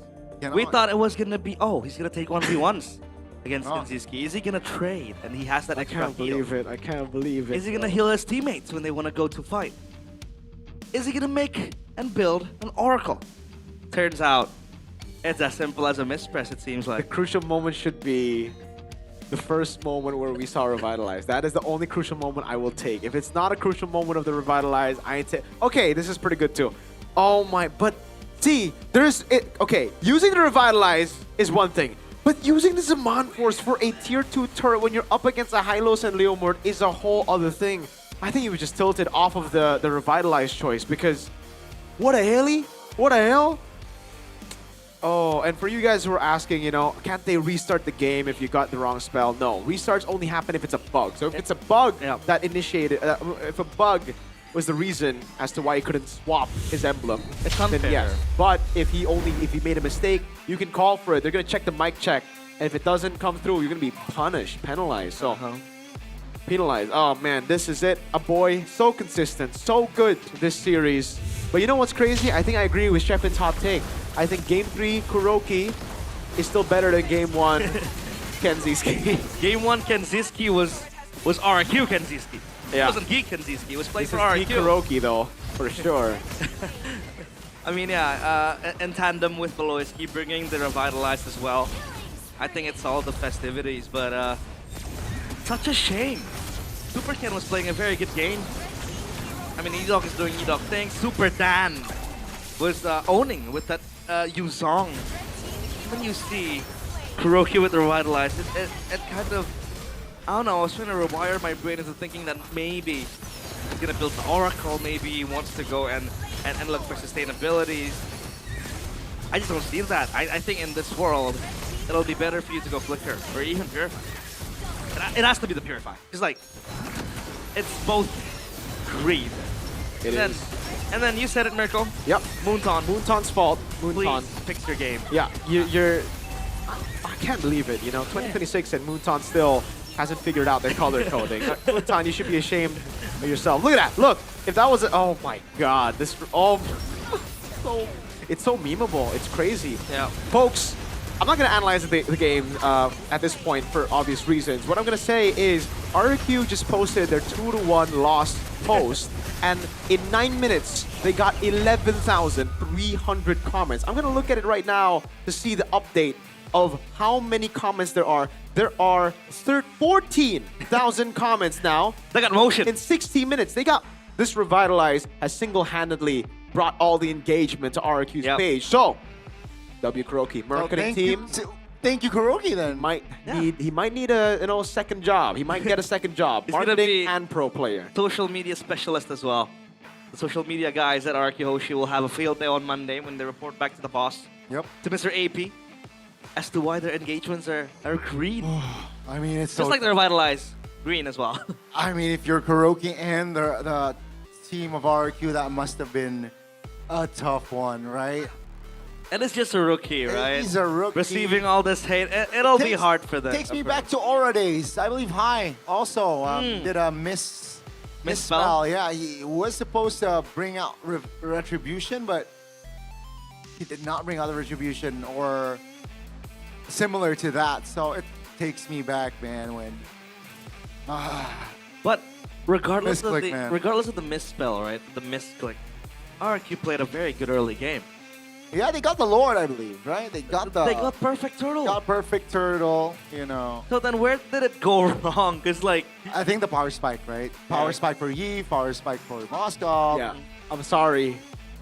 But Super Ken still might go. Look at that, right? 2 Lords, 3 Turtles. Yep. If Super Ken gets Baksha, it's a done deal. But if a Revitalize shows up to cook the game, I don't know, Gani. Realize you're close. You're the closest to Revitalize. Your name is closest to Revitalize. Explain. That's true. Revitalize. Explain, please. You cannot spell Revitalize without Realize. That's true. You cannot spell Revitalize without Mobile Legends. The reason why he took Revitalize is because he's vegan, right? What? Because like vegetables are green, and he. Is this true? You know, he wants to. You know. He's gonna emote, bro. He's gonna emote. Hey, Kuroki, it's fine. You remember me? I play 1-1 Aegis. I go Exia Petrify. That's why you're not an MPL though. That's not. You're a caster. This guy is an MPL. I'm kidding. We'll have to ask questions. Send it to break. Yeah, we'll send it to the break. We wanna talk with Kuroki. At this point, Infinix will 2-0 RQ. Yeah, and then RQ will be the partner for MPL ID. Let's go. But hey, we'll go backstage, ask some questions. After this, it'll be the last game of today. Stay tuned on MPL ID Season 17.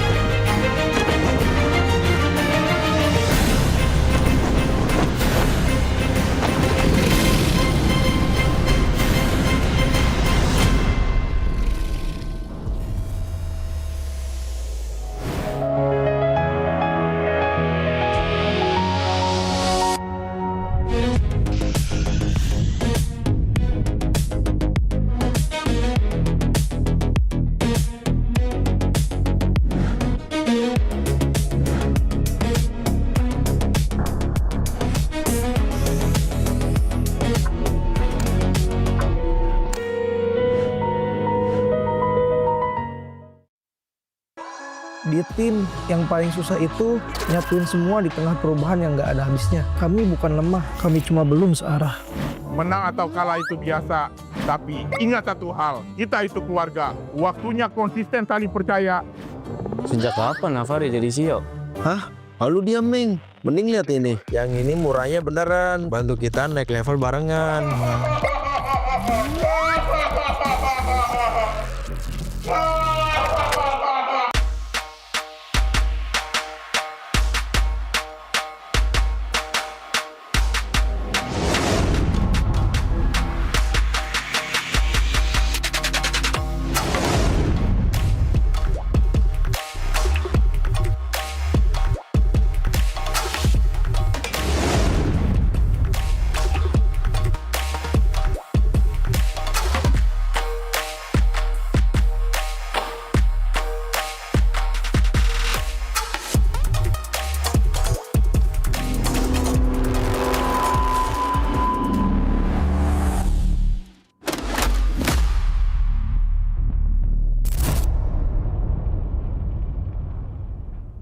Tak ada hari tanpa mabar.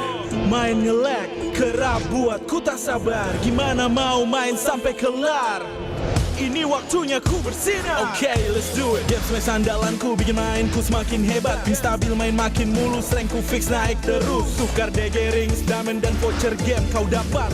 Cuma game smash makin no debat. Game Max Booster, kini dapat DG Rings. Beli paketnya dan aktifkan boosternya di aplikasi Dunia Games.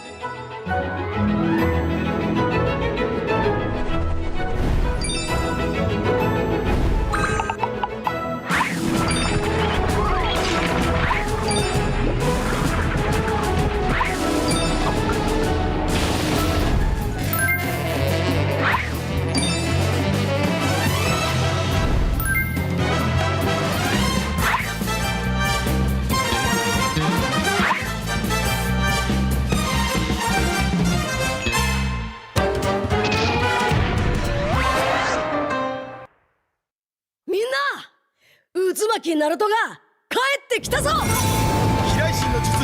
俺ってば父ちゃんを越す火影になる。愚かな子供騙しか。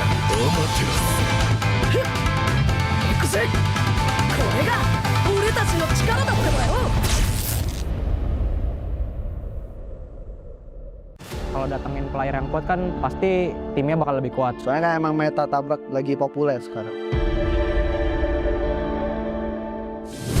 dipandang sebelah mata gameplaynya. Sekarang semua patokan gameplaynya adalah ganyang-ganyang ala Altrigo. Dari sisi Indo sama PA, emang Indo kayak mungkin punya satu playstyle. Kayak contoh AE emang meta tabrak kan. Sekarang mungkin metanya lagi ganyang-ganyang, kita jangan males dan cuma jadi copycat.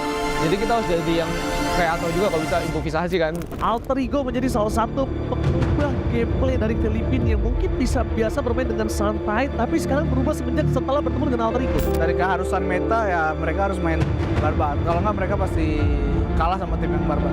Sebenarnya lebih kepilihan mereka sih mau main defensif atau main agresif, tapi kayak mereka ya gue lihat emang mulai mau main agresif. Kalau ngomongin soal meta yang kemarin di M7, secara nggak langsung Aurora Filipina itu juga pada follow temponya Altrigo. Indonesia teams really like to brawl. Yeah, like that. It's more entertaining, I think. And sometimes it's better than playing objective, just playing objective. It depends on the hero.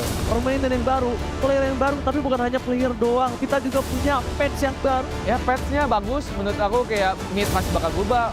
Mau juga nambah, bisa kayak di Higelu, kayak Marcel gitu-gitu kan nambah banget ya kan. Ya kalau buat sekarang gue ngerasa tim Indo bisa lebih kuat lah, karena dengan adanya pet sekarang dan hero-hero yang ada mungkin jauh diuntungin buat tim Indo. Mid lane hampir semua kena sentuh. Ada beberapa hero yang emang di buff, ada yang di nerf, tapi overall itu mid lane benar-benar disentuh. Patch yang untuk sekarang sebenarnya menguntungkan banyak di mid sih, apalagi menguntungkan ke gue banget lah dari segi hero gue kayak Gor, ada Lilia juga. Pokoknya banyak lah hero-hero mid yang gue dulu nggak pernah pakai, sekarang udah bisa gue pakai. Memang sebenarnya porosnya di mid, karena mid yang bisa ngegerakin gamenya. Kalau emang midnya fuck. Kalau midnya agak-agak shaky, ya mungkin agak susah gitu. Dapat info kayak Pio bakal ke Indonesia, gue rada kaget sih itu juga. Nah, kalau tentang Pio ya pasti dia bisa bikin Esports berkembang lah. Dia orang yang gue lihat kayak dia benar-benar masih pengen berjuang terus, berani buat coba tantangan di Indonesia. Akhirnya tertarik juga sama Pio ya, yang jelas pertama pengalamannya lah. Kalau dari gue sendiri sih gue optimis lah ya, optimis kalau misalnya dia masih one of the best lah. I think Pio will be that top mid laner too in Indo. Because yeah, he have attributes that no one player can have, like shot caller, like some of mid laner cannot do that. So as a few, he can be a top mid laner. Kalau ngimbangin mid laner Indo, mungkin bisa kita lihat kalau dia berhadapan dengan Sun lah. Soalnya Sun lagi dudukin top 1 mid Indo kan sekarang. Mungkin Pio bisa jadi top mid laner jajaran MPL Indonesia. Tapi gua nggak bakal biarin itu terjadi.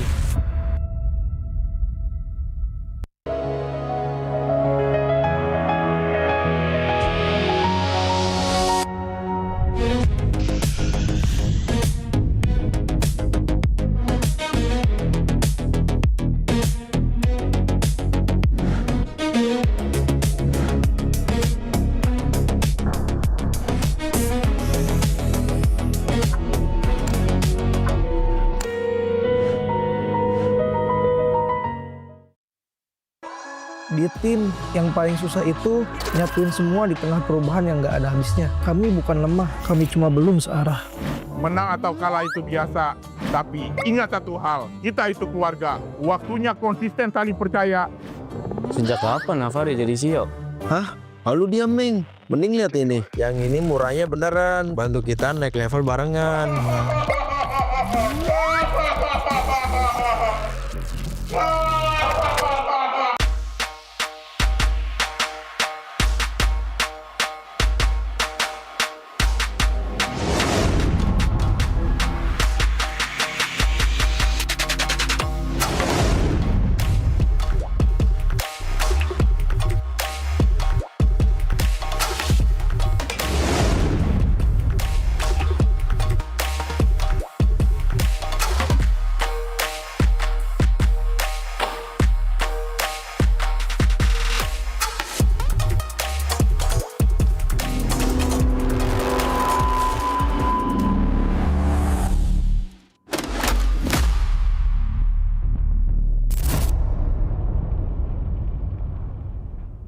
Tak ada hari tanpa mabar, main nge-lag kerap buatku tak sabar. Gimana mau main sampai kelar?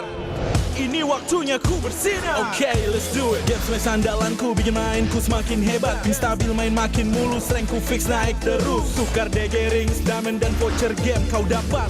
Cuma game smash makin no debat. Games Max Booster, kini dapat DG Rings. Beli paketnya dan aktifkan boosternya di aplikasi Dunia Games.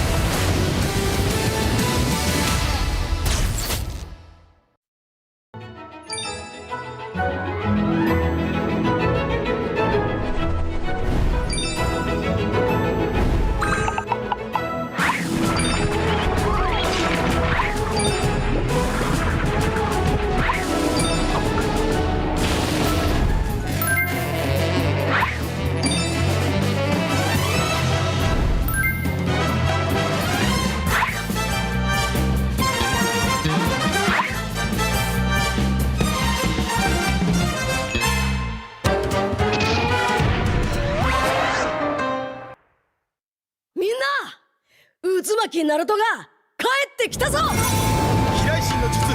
俺ってば父ちゃんを越す火影になる。愚かな子供騙しか。ふっ行くぜ。これが俺たちの力だってばよ。Kalau datengin player yang kuat kan pasti timnya bakal lebih kuat. Soalnya kan emang meta tabrak lagi populer sekarang. Kalau dipandang sebelah mata gameplaynya, sekarang semua patokan gameplaynya adalah ganyang-ganyang ala Altrigo. Dari sisi Indo sama PA, emang Indo kayak mungkin punya satu playstyle. Kayak contoh AE emang meta tabrak kan. Sekarang mungkin metanya lagi ganyang-ganyang, kita jangan males, jangan cuma jadi copycat. Jadi kita harus jadi yang kreator juga kalau bisa improvisasi kan. Altrigo menjadi salah satu pengubah gameplay dari Filipina yang mungkin bisa biasa bermain dengan santai, tapi sekarang berubah semenjak setelah bertemu dengan Altrigo. Dari keharusan meta ya mereka harus main barbar. Kalau nggak mereka pasti kalah sama tim yang barbar. Sebenarnya lebih ke pilihan mereka sih mau main defensif atau main agresif, tapi kayak mereka ya gue lihat emang mulai mau main agresif. Kalau ngomongin soal meta yang kemarin di M7, secara nggak langsung Aurora Filipina itu juga pada follow temponya Altrigo. Indonesia teams really like to brawl. Yeah, like that. It's more entertaining, I think. And sometimes it's better than playing objective, just playing objective. It depends on the hero. Permainan yang baru, player yang baru, tapi bukan hanya player doang. Kita juga punya patch yang baru. Ya patchnya bagus, menurut aku kayak mid masih bakal berubah, mau juga nambah, bisa kayak di Higelu, kayak Marcel gitu-gitu kan nambah banget ya kan. Ya kalau buat sekarang gue ngerasa tim Indo bisa lebih kuat lah, karena dengan adanya patch sekarang, dengan hero-hero yang ada, mungkin jauh diuntungin buat tim Indo. Mid lane hampir semua kena sentuh. Ada beberapa hero yang emang di buff, ada yang di nerf, tapi overall itu mid lane benar-benar disentuh. Patch yang untuk sekarang sebenarnya menguntungkan banyak di mid sih, apalagi menguntungkan ke gue banget lah dari segi hero gue kayak Gor, ada Lilia juga. Pokoknya banyak lah hero-hero mid yang gue dulu nggak pernah pakai, sekarang udah bisa gue pakai. Memang sebenarnya porosnya di mid, karena mid yang bisa ngegerakin gamenya. Kalau emang midnya fuck, kalau midnya agak-agak shaky, ya mungkin agak susah gitu. Dapat info kayak Piu bakal ke Indonesia, gue rada kaget sih itu juga. Nah, kalau tentang Piu ya pasti nggak bisa bikin Esports berkembang lah. Dia orang yang gue lihat kayak dia benar-benar masih pengen berjuang terus, berani buat coba tantangan di Indonesia. Akhirnya tertarik juga sama Piu ya, yang jelas pertama pengalamannya lah.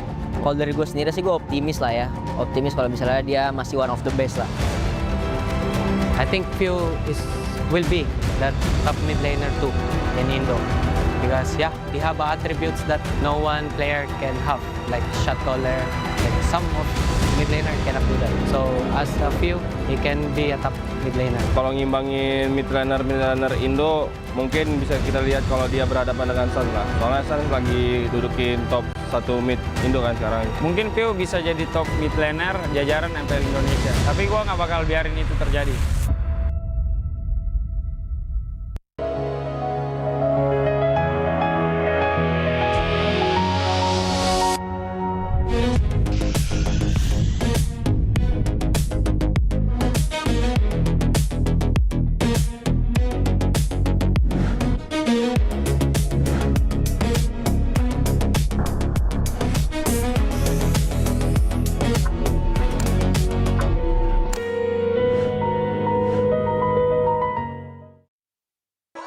Di tim yang paling susah itu nyatuin semua di tengah perubahan yang nggak ada habisnya. Kami bukan lemah, kami cuma belum searah.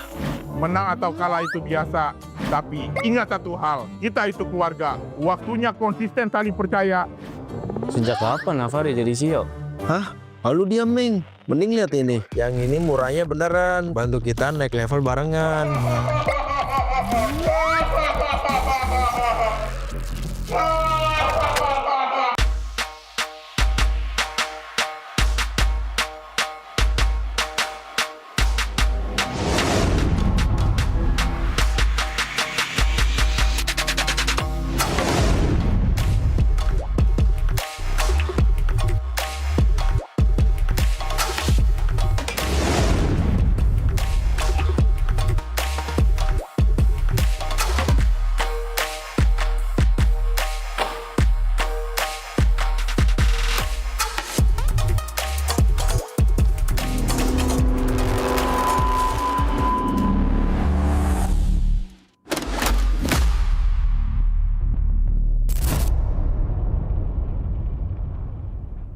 Tak ada hari tanpa mabar, main nge-lag, kerap buat ku tak sabar. Gimana mau main sampai kelar?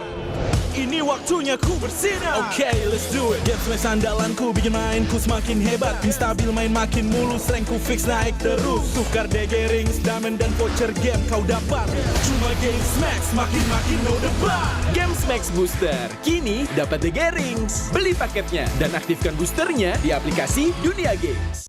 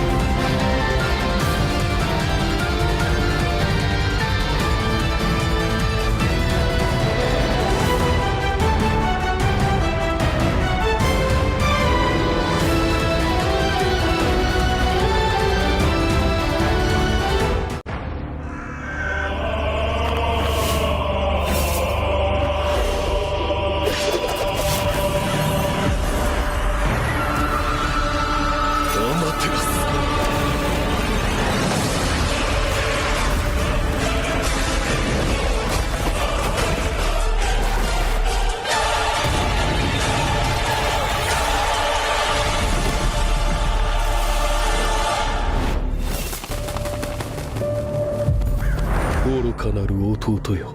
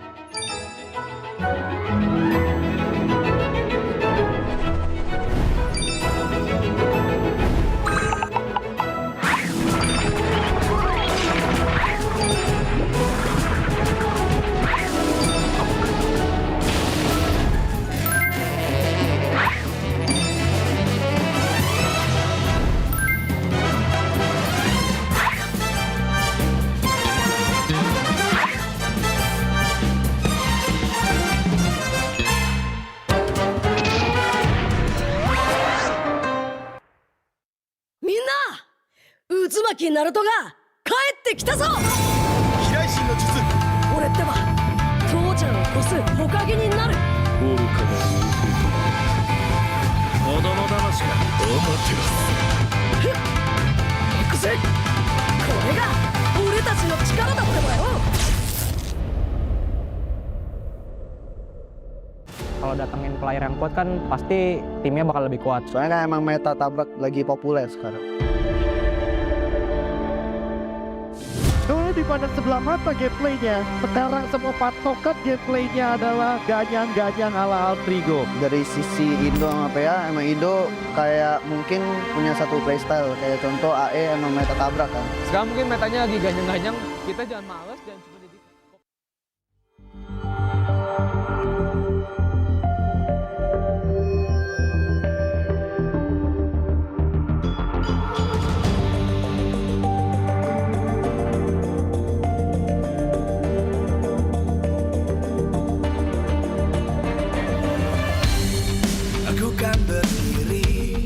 dan terus berlari, terus ke arah puncak tertinggi.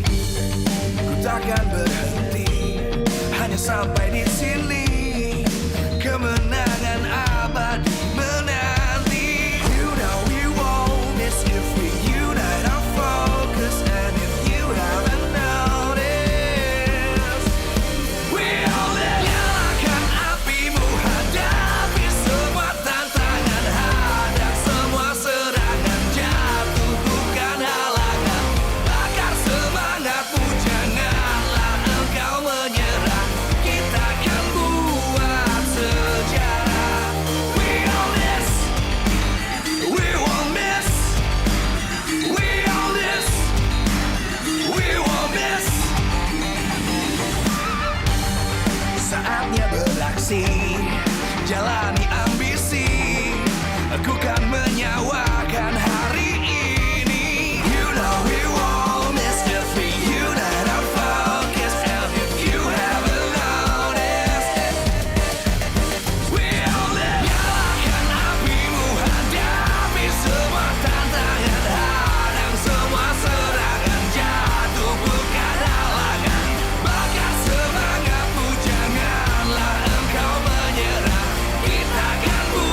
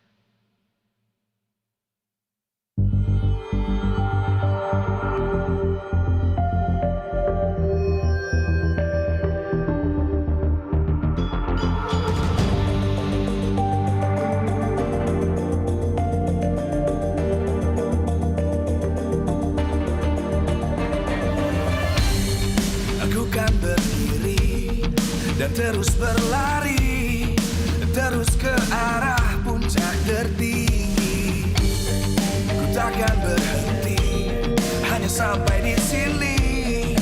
Kemenangan abadi menanti. You know we won't miss if we unite our focus. And if you haven't noticed, we all in. Nyalakan apimu, hadapi semua tantangan, hadang semua serangan, jatuh bukan halangan. Bakar semangatmu, janganlah engkau menyerah. Kita akan buat sejarah.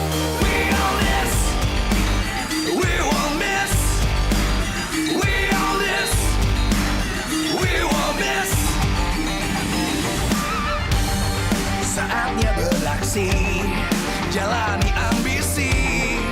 Aku kan menyawakan hari ini. You know we won't miss if we unite our focus. And if you haven't noticed, we all live. Nyalakan apimu, hadapi semua tantangan, hadang semua serangan, jatuh bukan halangan.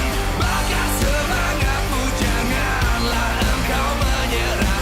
Kita akan buat sejarah. We all this, we won't miss. We all this, we won't miss. We all this.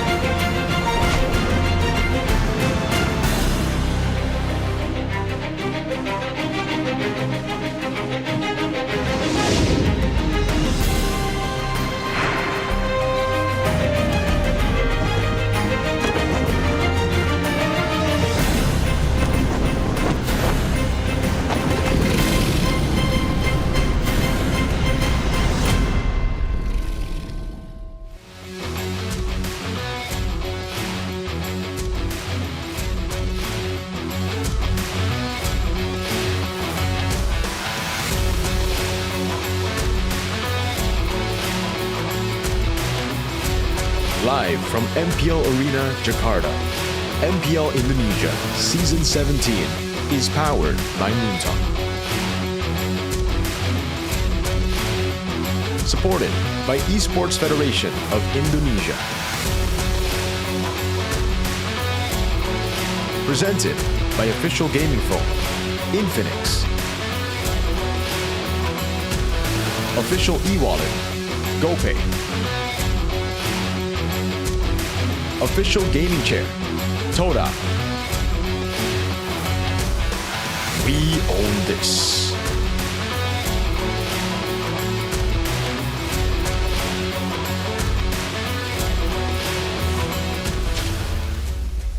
Match yang sengit di penutupan yang week yang ketiga bersama dengan Alisa. Kali ini sudah bersama dengan Okta Closing dan match of juga today.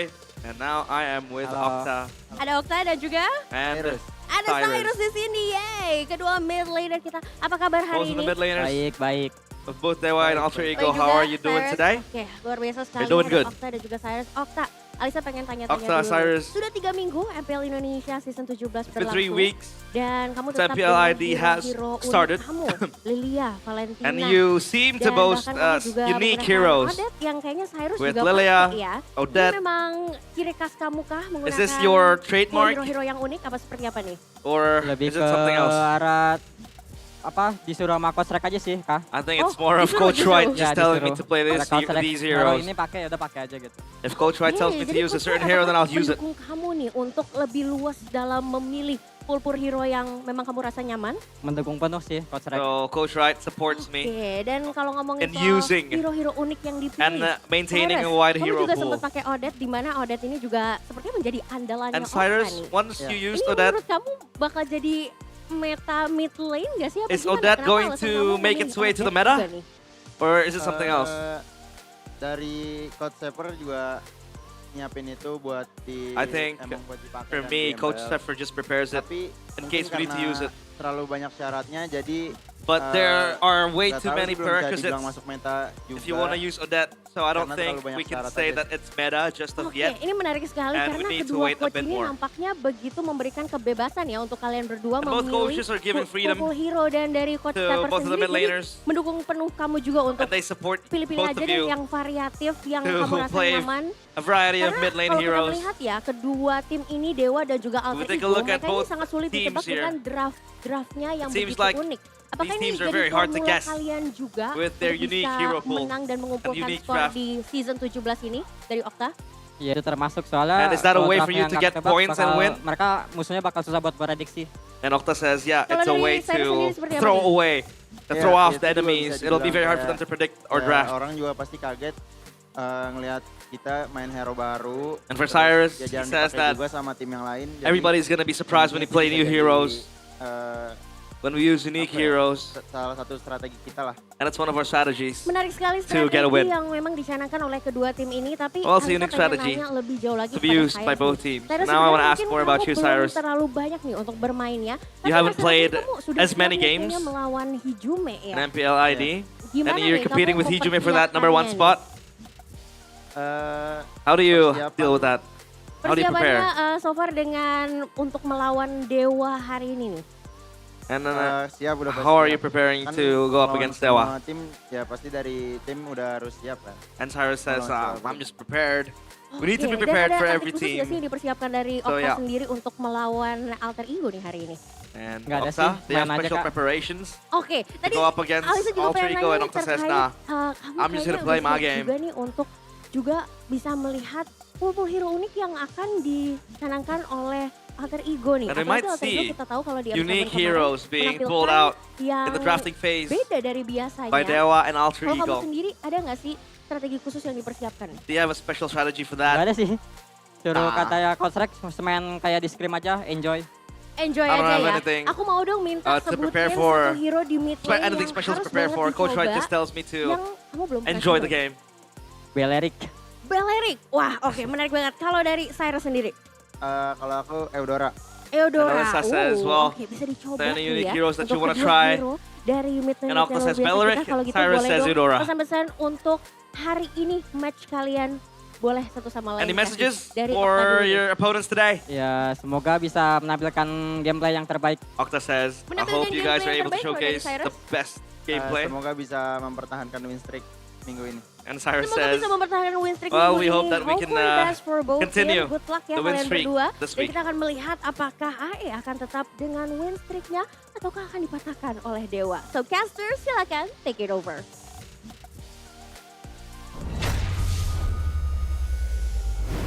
After some swimming, we ate and then we prepared ourselves for the closing match after the. How was the swim in the pool? The swim was The RRQ pool. The RRQ. The RR pool. The green pool. Oh my. The revitalized pool. Wow. Welcome back to MPL ID Season 17, Week 3, Day 3, Match 3. 3 casters, Realize, Goni, Miracle. Number 3 as well. What else, number 3? Oh, 3 trophies. Fumbled. And, yeah, that is a very awkward opening. But, thank you so much for our sponsors because MPL ID Season 17 is powered by Moonton, supported by PBSE, presented by the official gaming phone Infinix, our official e-wallet, GoPay, our official gaming chair, Todak. We have our partner in Esports, Garnier, Bayou, Dunia Games, GamesMax, and OnePlay. And we also have our suppliers, IndyHome, Indomaret, Yummy Choice, and Aqua. Thank you so much for making MPL ID Season 17 a smooth sail ahead as we prepare for Match 3. It is Alter Ego up against Dewa United. Dewa. Final match of this week as well. The standings will be very, very interesting. Yeah, it's going to be very chaotic up there. But we want to hear what you guys have to say coming in to this match because I kind of think that this match would be a close match. Dewa, they're in form, and obviously we knew that they were able to take one game down from Onyx. But here we go. Audience topic voting by Infinix. What are you looking forward to in the Alter Ego versus Dewa match?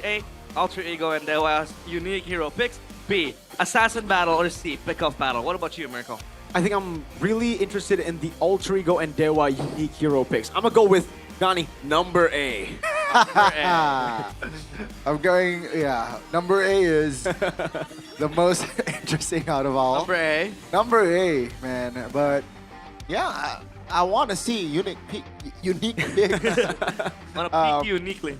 Yes, sir. You still laughing about the Revitalizer? I prefer Garnier, man. I prefer Garnier as a better one. Or Garnier is green, so...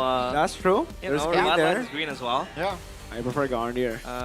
So yeah, that's the that's Thank the you, whole Garnier. Revitalize thing. But yeah, one of the, I think, contributing reasons as well as to why Dewa is actually performing very well is because of Coach Wright. Yes. And we can take a look at this poster, the unpredictable formula, and the genius Zephyr versus the unique Coach Wright. Hero pool, 36-23. Why are we using 0% win rates, man? Like, that's so sad.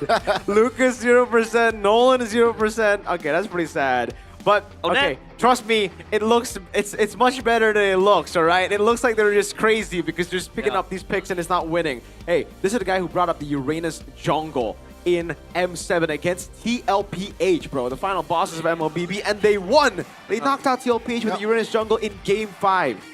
Zephyr knows why these cheese picks work. He knows how to build a foundation for these cheese picks. And I think in a very similar fashion, Coach Wright does the same thing, right? The Joy pick in XP last season in the playoffs was phenomenal. It was a really, really good pick. Unfortunately, Dewa weren't able to get past day number 1. But still, Coach Wright, I've always trusted in the guy. I really like his drafts. I really like his vision for the game. I really like how he's developed the team. And now, Dewa are up there in the top 3 conversations. People are talking about how they could be top 3, and this is their real test. Their first real test this season, I would say. Yep.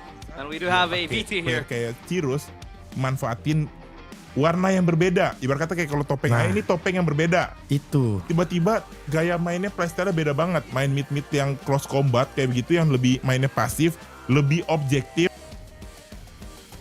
Okay, so that was Safari talking about the nature of Alter Ego playing unique picks. They are not really passive. They're very active, pushing forward and getting all the, kills needed. But look at this. Coach Wright at least, 40% win rate, 50%, 100% win rate as well for the Guinevere. Yeah, people are gonna be like, dude, Valentina and Juicin are normal picks, No. like prio picks. No, it's not the pick itself, it's the role that it's played in. If you look at it, even the Guinevere, only time it's been played in Rome is Muesa. Coach Wright decided that. Valentina, XP for Kin. Juicin, Rome for Muesa, and obviously the Audette is still in the mid lane. So it's about taking these heroes that are prio, but utilizing it in a completely different role and making it work. The Juicin Rome was a great way to deal with the glue Rome. Yeah. It was the first sort of counter that we've seen together with the Kimmy. Obviously, it's not just the Juicin Rome because we saw Juicin Rome together with the Valentina. Didn't work out as a counter to glue in Game 3 against TLID. So there you go. It seems Coach Wright is ready for this matchup as well. He's got the ash gray hair. He went from blonde to ash gray. We'll see how he does today. W Coach Wright. Yeah. You know his real name is JP? JP? Yeah. As in? JP. Echo JP. As in, it's his fault, JP. Wow. Damn. All right. I'm rocking with the hair, though. I'm loving the hair. Yeah. But we do have the same podcast now talking about Dewa's unique draft. Ya, intinya mereka tuh tim yang unik emang. Nih, tim-tim papan atas nih ya, yang kayak Dewa, TLID ini dua tim ya, kita nggak usah nyebut Onyx dulu ya. Dua tim ini nih emang yang mereka tuh punya, nggak ngikutin orang gitu, kayak apa ya, mereka tuh punya identitasnya mereka loh, kayak main tuh dengan keyakinan mereka main Zuxin, yang tadi TLID main Glue, Roam, apa-apapun itu. Jadi ada karakternya, bukan yang sekedar kayak ngikutin meta doang, tapi mereka tuh udah mulai tim-tim yang di papan atas ini, gue ngeliatnya tim yang udah berani ngebuat meta. So that was Nafari's thoughts, Mr. Azam, on Dewa's unique picks. And he goes like, well, Dewa, they have their own identity. They forge their own playstyle. They're not the ones to kind of follow the leader type of team. They're the ones who create their own playstyle. Do you agree with this statement? Yeah, I agree. Dewa have always had a very unique way to play the game, and again, it's because of Coach Wright. Coach Wright's vision for the game is very different to everybody else, but that's also what led to such really such good success with Onyx 9 Lives, winning MDL when you had that full roster. And now all of them are in Twisted Minds. The jungler, Kane, is in Dewa. I have a question now. Will it be Dolan or will it be Kane? Well, I mean, Dolan performed consistently and better across the weeks, but yeah, we'll have to see in the team lineup later on. As for Dewa, it's very, I'd say, I'm very happy for them because back then their only win condition was what? I remember for the longest time, they had to play Protect Mr. President almost every match, picking the Roger, the Natan on what. And now they have a different play style that is so fresh. And they're contenders now for the top 3 spot. When would you, if you told me 2 seasons ago that Dewa would contest for the top 3 spot, I'd be surprised. I wouldn't really, agree with you. But now they're looking for that top 3, which I think would be very crazy if they can pull it off. Yeah, I think it's again feasible, and I think if they keep this, consistency, if they keep growing, if they keep developing, if they keep trusting their calls, trusting the management, and also lineups, yeah, I think they can go far here. And I'm a Mahadewa deep down. Mahadewa? Yeah, I'm a Anak Dewa. Anak Dewa. Because Mahadewa is a different team. I'm an Anak Dewa deep down, man. I hope Dewa United can, reach top 2. Yeah, top 2. That's 4. That's BTR, right? I mean, and he's not number 2. BTR. Dewa took a game off of Onyx, Yep. which not every team can do. Yeah. And they beat Bigatron as well. 2-1. They beat Riza Live 2-0 even. live. Hey, come on, man. They beat Riza Live and Climb. That is true, but who told you to bench your players? No one. They're trying to play it around. Listen, there's a team that beat Onyx 1 game. There's the team that beat Onyx 2 games. So I'm just saying. There's a big difference. It is indeed a big difference. But hey, it's going to be interesting to see where Dewa ends up. As for Alter Ego, their start to the season was very shaky, very rocky. It wasn't the Alter Ego we knew in M7. And then, along the lines, they were able to beat a few teams. Why is he laughing? I don't know. No, just, I don't know what are I'm Are you a enjoying the Mahadewa? vibe. I'm enjoying the vibe from the Anak Dewas, man. Are you a Mahadewa or Anak Anak Dewa? Dewa. But I agree with you, Realize. Alter Ego, early weeks, pretty bad. Again, though, they were up against Onyx and BTR. Like, okay, jokes aside, that's a tough matchup. That is. After that, they've been going up against normal teams. I'd say this is the real test again for both these teams. Yeah, let's take a look at Dewa United's lineup. It's Kin, Darlin, back to the lineup, Octa, Mueza, and maybe the same 5, the core 5, walking under the helm of Coach Wright. They will try to take down the 3 masked men.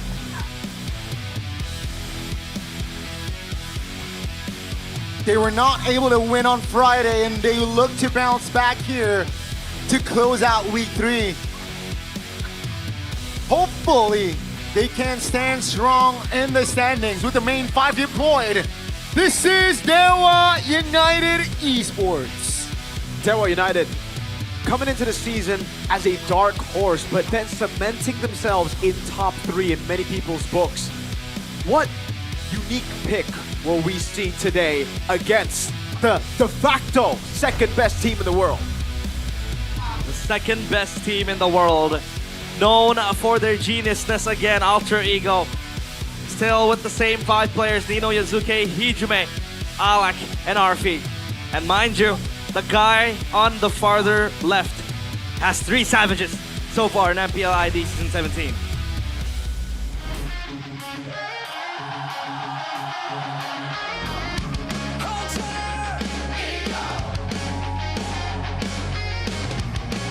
The remaining 5 still being deployed. And you mentioned it earlier, Realize Arfi is the one to watch. Will he collect another Maniac? Will he collect another Savage Warehouse? And let's welcome you, the runner-ups from the previous season. It is Alter Ego Esports. They really stole the show when it came to, the showmanship, the sportsmanship, respect. A lot of people became fans of Alter Ego through that humble run, through that unexpected run of M7. Many thought they had it in the bag after going through that crazy lower bracket against TL, against SRG, but work needs to be done. They're not the best in the world, not yet. Aurora were able to beat them, so that means a lot of other teams will be able to beat them. The blueprint has been set. It's up to Zephyr 6 to create a new blueprint for success. Coach Wright and Acheng as well on the opposing side. It was Acheng in the first week before Coach Wright took over as the head coach. And I will see, again, what will both teams cook. Because we do concur that both teams do have that unique approach, that unique play style. With the draft as well, we've seen Octa. This guy has been, I'd say, the most unconventional mid laner ever.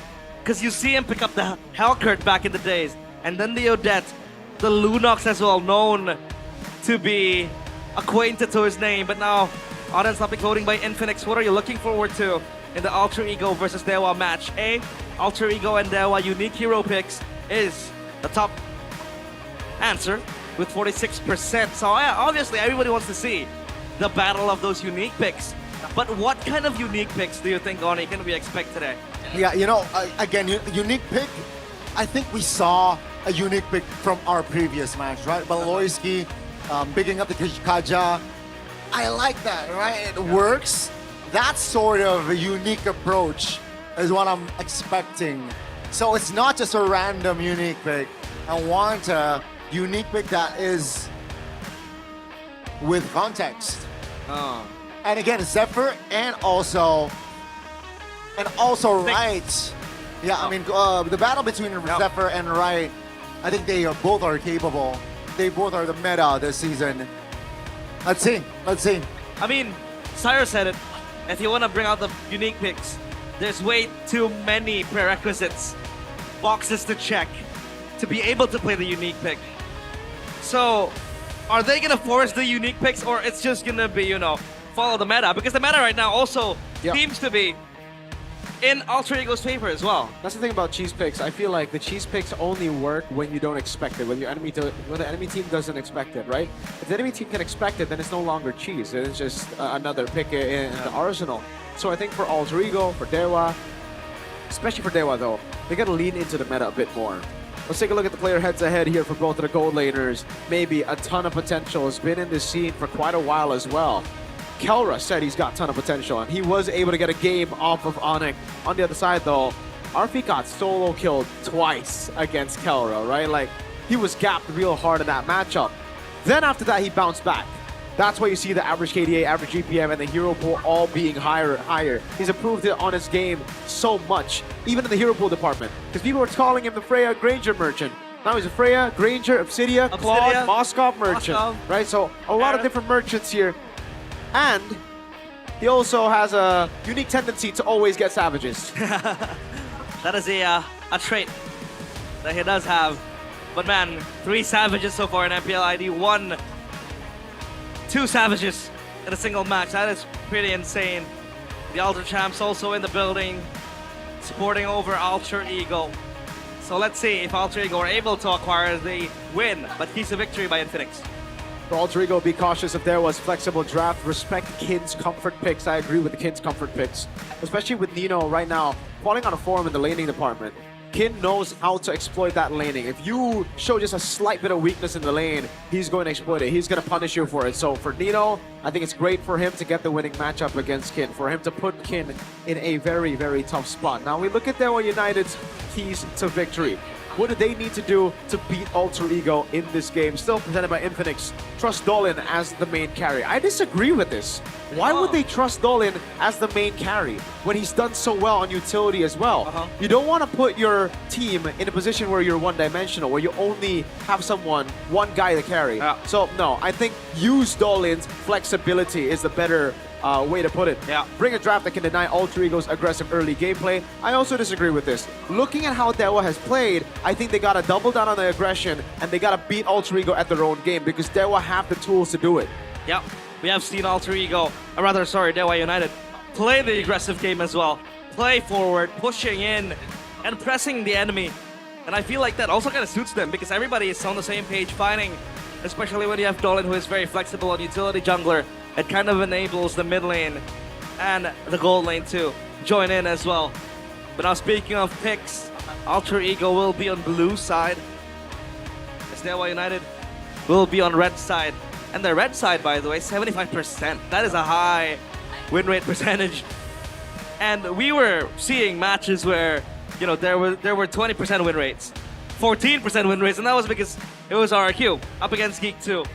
And it shows to you that Geek Fam, they're also able to maximize, you know, their wins, the side that they pick, and this kind of contributes to the high percentage that they have.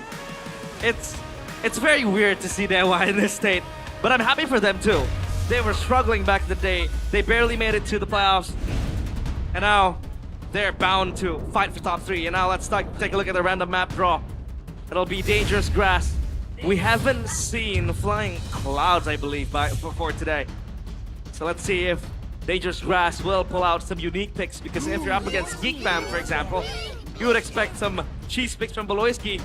But for now, it'll be the same bands. Arlet, again, the respect towards Kin. The Valentina as well. That is, for now, I feel like, also a Kin hero. Yeah. With the glue band out to Fanny, Marcel. I mean, now Sora is contestable. Yeah, I really like the bans coming in from Alter Ego. We got that one key to victory down for Alter Ego. Respect Kid's comfort picks. Valentina, Arlet fall under that. Now the Phobius, though, on the other side, hasn't been banned out by both these teams, and both these players really have very good Phobiuses. And on that note, they will be the ones to ban it out. Alter Ego have a shot at a Juicin, I think. But they might very easily also just go for the Leomord first pick. Oh, Freya! wait, I did not see that. I forgot the ban. Freya's open. Gotta give it to the Freya Merchant. This is the guy who almost won a world championship with this pick. A lot of options to play against the Freya, right? You can pick up the Esmeralda to anticipate an XP flex. You can go for the carry as well if you want to. The Yi Sun Shin, which was something we were fed up with the first 2 games, first 2 matches. So yeah, I think Dewa will think about that down the line. Again, maybe it's also comfortable on fighter picks, so let's see if Dewa will opt and pander into that option, but they go for the Guinevere. The Guinevere is also available with the Juicin too. Dude, these picks are just auto-banned usually in my mind that I don't expect it to come out. Thank goodness Alter Ego banned the Arlet, because if the Arlet Guinevere came around, they will have to... Right now, this is a double flex right now. Right? For Juicin and Guinevere, it's a double flex. I think the Guinevere and the Juicin will go jungle and mid though, respectively. And again, Dolin, don't put him on a carry. You can put him on utility too. That's why Yves and the Grok. Yves is a great answer. Grok, however, is an interesting choice to go for. We haven't seen Grok in MPL ID for a while now. But we'll see how that plays out. The Claude, though, is really good. You usually want to go for the Juicin first pick. When the Yves shows up, you go for the Claude. Yeah. Claude is really good when you can blink around from the Yves. But the thing is, he's going to suffer in this matchup. The Freya was the pick to go for, to counter the Claude at M7. It's definitely going to be very tricky here now entering the second phase. Looking at the first phase though, I feel like squad balance right between the two. I can't really say which team wins first phase easily. Dewa United though, you know, with the Juicin, I hope they can complement. If it does go to mid, I hope they can complement it to have a mid trio that, you know, enables the Juicin very well. But it's gonna be the Harley and the Alice here banned out. So just, again, denying more magic heroes, denying more, I guess, yeah, just DOTs at this point, right? So let's see here, will they commit to another magic ban or jungler ban here from side of Dewa United? Coach Ryan, what do you say? If they want a Sora, they ban CC right here, but I think it might be too obvious because then Alter Ego can just ban out the Sora. That's why I really thought the Red 3 would be a Sora. They do ban out the CC. This is going to be the Sora ban from Alter Ego if they respect it. If not, then they're going to have to show another pick that can beat it. So, you know, just, there you go. They ban it. Easy answer, Dewa. Dang. I think they pick up a roamer first here. The lead, Cho. Something to match the Grok as well. I mean, with the Guinevere, it'll be a very scary mid-trio, no? Yeah. Juicin, Guinevere. If the Guinevere does go jungle, they can still opt for something else in the jungle, maybe Ibaxia if they want to. also still possible. Okay. They need crowd control, I think. Yeah. Yeah, they do. Yeah. The Cho, the Khalid. Something along the lines of that. I think they flex the Guinevere into roam, or the Juicin into roam. Terizla. Oh, they go XP first, and it's a Terizla. Ooh. Wow. Okay. Good combo with the Guinevere, technically. Not too sure of this pick against Alter Ego, though, because it looks like they're just going to dive through. Alter Ego. Is there a possibility of Terizla roam? No, right? We have seen it. I don't think so, but... Is it too far-fetched? Right now, the flex is on the Guinevere and the Juicin. It can still be a Juicin roam or a Guinevere roam. I know that sounds crazy, but if you know Dewa, it's not that crazy. Alter Ego, though. Freya XP, they played it before. Yeah. Do they decide to play it now, is the question. Pick up a carry here? Carry is solid. I think an Obsidia is not bad either. The Leo board obviously going to come through for Yazuke. Okay. Harith, Freya XP. Yep. There you go. Okay. Nino, Freya, very, very aggressive, as we all know. I think they flex the Juicin into Rome. Go for a Farsa pick here. But the Terizla stands its ground against Freya, right? In lane, yes. But in the long team fights, it'll be a struggle. Because they need something to deal with the Harith right now. I don't think they have a composition that deals with the Harith properly. They need burst. Farsa does make sense. Or do they go Juicin Lunox? Lunox is also part of Octa's kit. Yeah. It's a good way to deal with Harith. Good way to deal with the dive. You have Brilliance, you have Survive, you can survive. Odette is a pretty good shout out as well. Odette. Knowing Octa. I am Scorpio. Whoa! Helkert Mueza. What is this? Helkert. Helkert mid? Helkert Octa? Helkert mid! Oh my god, it is on Octa. Oh my... No, it's no, on no, Mueza, no, it's no. on Mueza. Woo, I thought it was going to be... Wow, that was crazy. Because the last swap was an Octa. Yeah. We did talk about it. A possible pick for Octa, but the last time I picked it up, it was a, you know, a bit of a... Wait, why are you doing the Gyokura celebration? Yes, sir! He's choking! He's They an know. MU fan. They He's know. doing a Gyokura celebration as an MU fan. What? Why would you do the celebration of a choker? There's no way an MU fan would do that. That guy is a fraud. That guy. Victor Gyökeres. The choker. The choker. Speak no trophy, speak no trophy. With 0 UC. I know that. All right, though. Lineup rating. It favors Dewa. Yes, much sir. more. Kid on the Terizla. We have seen him multiple times with it. Very, very solid. But let's see if we can close this day out with a bang. Match number 3, game number 1. Alter Ego Esports against Dewa United. The battle of uniqueness. Maybe. And Arfi both on Revitalize this game. Oh, okay. It makes sense. Nah. I thought they were on Revitalize, right? Oh, so this is Revitalize. The other one is Purify. The other one is Purify. Moontalk, come on. Oh, it's okay. It's green. That's why. It's green. They're vegan. Vegan, yeah. All right, emblem check real quick. It is the Vengeance. It's always the case for Freya in the XP. And look at the instant control here for Yazuke.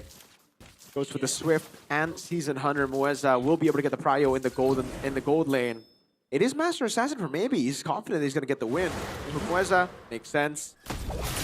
Pull yourself together for Hijime though. The classic. Wanna flicker forward, wanna pop in those ultimates every single time I get the chance to for Hijime. Yeah, but I think once you hit level 4 as a Harith, you can't really die against a Cloud in the lane unless a gank does come through. So the Master Assassin needs to be maximized by maybe. Talent predictions by Gope. 2 O's, 2 1s for both Alter Ego and Dewa. Wait. Oh, let's get the split. 3-4-3. Ooh. Again. Hijime flickered out even though he didn't need to, I think. The spatial migration was not on him. But still, great move by Dolan. Baits out the flicker. Let's see if Nino with Freya can make waves. Yuzuke is level 4. He's gonna try to go in, take the turtle, because this Leo Mord with the Barbiel Phantom Steed will be very, very strong. Dolan though close by level 4 as well, so he has the Violent Requiem. Rotations from the XP, they're still fighting for a bit. Nino is level 4. This is going to be a dicey turtle take. Yep, Kin will join Nino as well. That's going to be the alt pop by Nino. Oh, in the back, that's going to be Yazuke. What? Pushed it down. Where's that takes first blood? Kin very low. trying to hold on. Dolan finds the turtle. That's going to be Kin. Escaping with the violent Requiem in hand. Dolan saving Kin's life. And everything is okay for Dewa. Was that the body of Smith passive? That was the body of Smith, and again, the layer of CC, right? That's the thing that the Helker does that a lot of people kind of forget sometimes. You get the Terrified, it's so long, and then Dolan can just follow up with the Spatial Migration, or vice versa. It could be the Spatial Migration first. Where's I can steal this? Okay. Good read by Yazuke, who just goes for the red tree. But what a start to the game. This is why Guinevere is such a good pick in the current meta. That's why I would first pick Guinevere over anything. Over anything. Over a Juicin. Over a Juicin. Over a Freya. Enables you to play so aggressively and layers the CC as well. Coming in is Dolan. Zeno's gonna pop the ult. Yeah, it's fine, I think. Really good move. CC with you. Gotta utilize that against the Terizla. That could have been an easy Violet Requiem for Dolan. Wow. And I like how Kin is never really scared to make these plays. He flickered in with the penalty zone. God, I like that ultimate name, by the way. Very, very strong as well. 5-man penalty zone. 5-man penalty zone. 5-man blazing duet. Well, that's going to be up, though, taken very low. Lemon Flare. Oh, take a look at the combination right there. A disgusting combination. As Dewa United was able to find the recovery, and they take down 2. Mirko, that was on top of a RWM. It don't matter. The Violet Requiem, together with all the damage that they have, is enough. And it's all about CC. If it was on top of the RWM with Yazuke and Alex still able to hit, then it would have been a different story. But they can't hit. They're locked down by the Guinevere. That's why, even though it was an obvious choice for the Leomord to come through, I was still concerned. Where's that? Uh-oh. RP! He won! RP under the turret. Will not be able to outmatch the 2 members of Dewa. Yeah.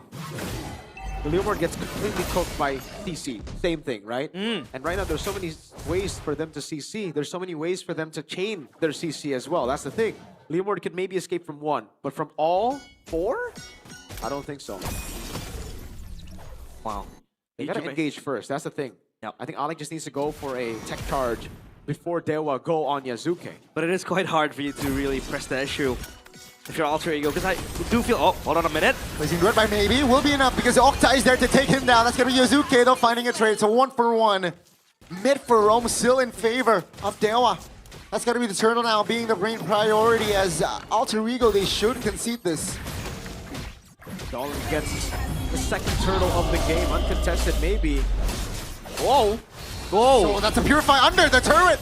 Miscalculations, Nino capitalizes. That's going to be a trade, though, as Violet Requiem will find that kill. Bottom side, Kin against RP. Structure will be taken down, 3v1. Now Kin, look at him go. Will he be able to delay? I don't think so. That's going to be a free kill for Alter Ego as Yazuke claims the 200 gold. Mr. Rizla can buy time. Yeah, but I wonder why he went in on RP. You know what? Maybe he was just thinking it was going to be a 1v1. I think he wins the 1v1 actually currently in this position. But Mueza gets a trade up top. Glowing Wand already built up by both the mid laners. And it is the Blade of Hephaestus straight into the DHS from Mueza, maybe. Going for the DHS and a Golden Staff, gonna get it pretty quickly. But RP is doing a good job at farming here. He's not far behind. It's gonna be a full damage build then to the Hellcurt. We'll need that extra burst. Helped out. As of now, Dewa still up 7 kills. Dolan looking for an angle, but not Alec. Not the ideal target.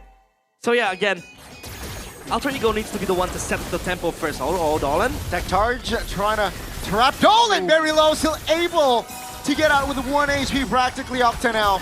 Lantern Flare activated. That's going to be Kin now with the penalty zone. 2-man. Yazuke will fall. Whoa. Nino looking for a flank with the vengeance pot as well. Dolan very low, will be taken out. Kin, 1 HP, and down goes it. Kin with Arfi finding the mark. It's a 2-for-2, but man, oh man. Alter Ego responding. Where's that now? Looking for Hijume in the mid lane. That's the flicker spent. Maybe. But Hijume is okay. Now Alec isolated. Maybe will be able to find a kill out. RP finds an important angle. Hijume is there to back him up. And down goes maybe. What the hell is that damage? Oh my lord, the game has been 100-0. The game's wide open now for anyone. Gotta give props to Alter Ego. usually when you have this kind of composition and you fall early game, 2 turtles, the opposing team, you're not able to recover, but Alter Ego are just such masters at the brawl. They're able to make it so chaotic, even despite the first 2 turtles going in favor of Dewa uncontested, even won some of these fights. But the turtles will still be all for Dewa. It's very tough for Alter Ego to contest, especially with the side control that they have with the Hellcurt, with the red tree control you have with the layer CC of a Guinevere and a Terizla. Nino has Valkyrie Descent. I think he's good. Sky Piercer for Octa. And yeah, activating the side lane could be the name of the game for Dewa, especially with the Hellcurt just all around the map. And now, this also increases the value of the Guinevere pick. If you really want to brawl constantly, that Guinevere is so mobile. It can always get in, get out. You can see how Dolan was, you know, trying to escape from a near-death experience. He dodged the glowing one passive before finally falling down because he had to re-engage again.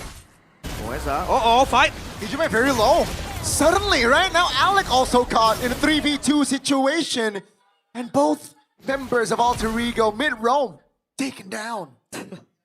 It's looking bleak for Alter Ego, but at least they're still trying to fight back, even if they haven't hit their power spikes just yet. Yeah, that's going to be catch. Violet Requiem locks Arfi in place for a moment.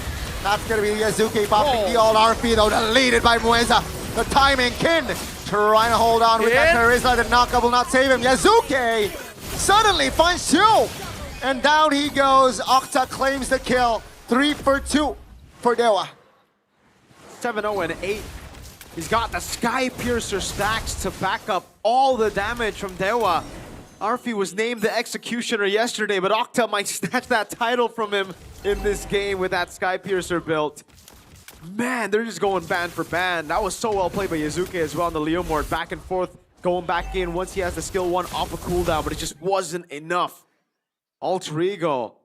There's no way to win this game aside from brawling their ways out, right? And the thing is, Dewa have so many more ways to win. They obviously have the AoE combo for the team fights. They have the way to play in the side lane with the Claude and with a Hellcurt, so they can control both sides. Then, obviously, they could also just go for the pickoffs with the Hellcurt. So everything is checked for Dewa. For Alter Ego, it's a composition built to fight. If they don't win this fight, they're cooked. They have the layers of damage as well. Look at that DPS coming in from Maybe. Yeah, and that's towards Alec, right? Oh, Alec. He's dead! Tech charge, defensively flicker out of the way. Arfi jumps in aggressively. Octa is there. Arfi. Take a look at Arfi all alone. No one to save you. That's the Violet Requiem used. Dolan repositioning. Mueza jumps in with the Terrify. Yazuki quite low. Mueza reposition as well. Wow. They want United. Great kiting, and they have found Arfi. Have you seen a Hellcurt target a little more like that? And even Yazuki running away in fear. You can see the layers of damage, the burst, the DPS, everything in between. Harmonious for Dewa. Wow. But still, we do see Alter Ego with that potential to turn the fight around. Yazuki is still very much online. This Leomord could still be the saving grace for Alter Ego, but not for now, because the Lord will be let go. Nino! No man's land! Nowhere perhaps, and this should be a free kill. And remember, they got the Lord as well. So things are looking from bad to worse here for Alter Ego. Hey, dude. 60 stacks on the Sky Piercer. He built that second item, so the juice in. Yeah, he'd already gotten a few kills. He still got it, and there's no curse for the Sky Piercer for him. Yazuki! Oh, take a look at the burst damage. From Mueza. That's the Sea Halberd. That's the Malefic Roar, and the Heptasis doing work. And the HS and the Sea Halberd. The Hellcurt that crazy. You saw the damage to him while he was on the steed. Without the steed, no damage reduction. Man's cooked. 4K gold lead on Mueza. Oh Makes sense. He's been taking away a lot of the farm in the gold lane.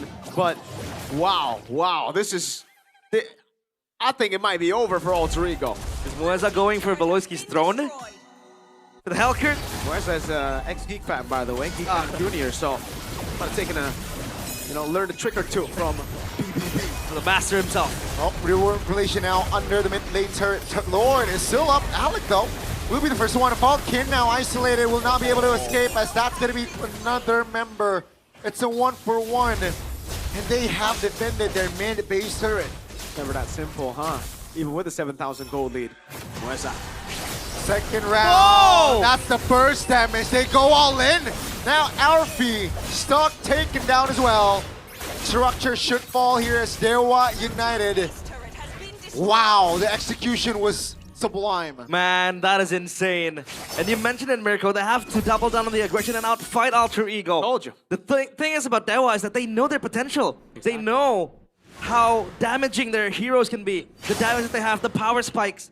And they use it to great success. With that conceal, that was Mueza. Confident in his own damage to burst down Yazuki. That's not just a random hero, that's an emperor with a horse damage reduction too. Yeah. Dang.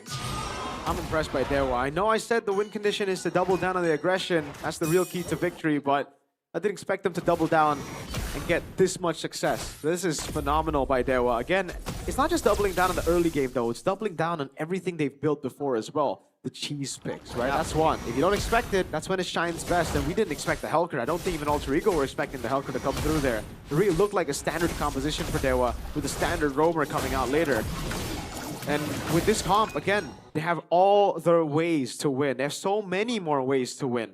This is the real-time victory rate presented by our official gaming phone. Infinix, 74% to 27%. I think this is being quite generous, but, you know, I understand it. It is Alter Ego. They're never out until the base gets cracked. What? What? Look at Arfi. 255, that was Kuroki. That was Kuroki. This time with? If Arfi went revitalized, I think he would be 255. Wow, 255 is kind of wild. 255 centimeters deep in the pool, you mean? Yeah, 100%, man. Ivan. With all that CC from Dewa, if he went, he would have had to go scuba. Scuba. Well, Lord now available, but look at the long lanes again. Dewa will have Pariah on those. Because again, the Hellcurt Claude, you mentioned it, a lot of options to play with. Alec needs to look for a set here. Yeah, all alone. I don't think he can do anything. Kin now with the playmaking. Penalty zone on towards 3. Yazuke knocked up, isolated, and Octa claims the double! Octa! That's the maximum Skypiercer. He is on a maniac. Looking for the savage. Almost. Give it to him. Nino will deny it. But Dewa United now on the base of Alter Ego. He looked to close his out. Nino knocked up, and that's just a legendary. Dewa United will strike first here in this round. Unofficial savage. And Dewa United strike first with conviction and domination. Octa showing Arfi how it's done. Wow, an unofficial savage stealing away that executioner title perhaps by the end of the series. What a stomp by Dewa, what a draft by Dewa.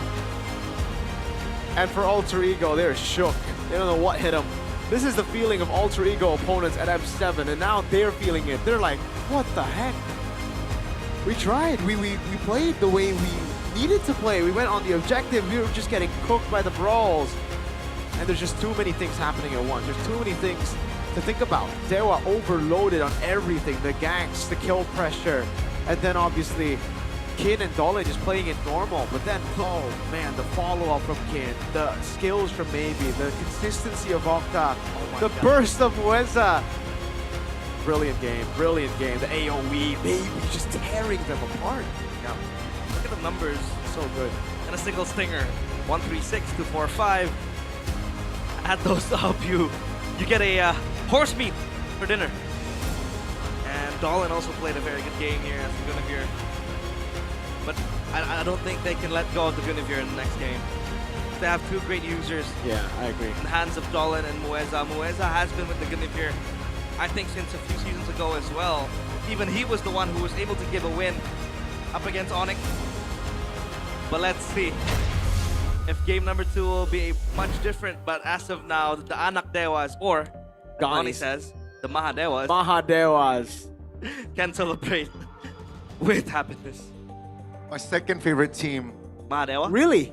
Second, yeah. Really? I don't want Megatron. Wow. I don't want Megatron. Wow. Dewa United needs some love, you know? Dewa United needs some love, you know? W Dewa. Who's my second favorite team? I've already made up my mind. My second favorite team, Na'Vi. I really want to see them win. Okay. How about you? I don't think I have a second favorite. There's Me only too. number one, baby. There's I don't only have a second BTR. favorite. But you just said you did. What Not do you a mean? plastic fan. What the heck do you mean?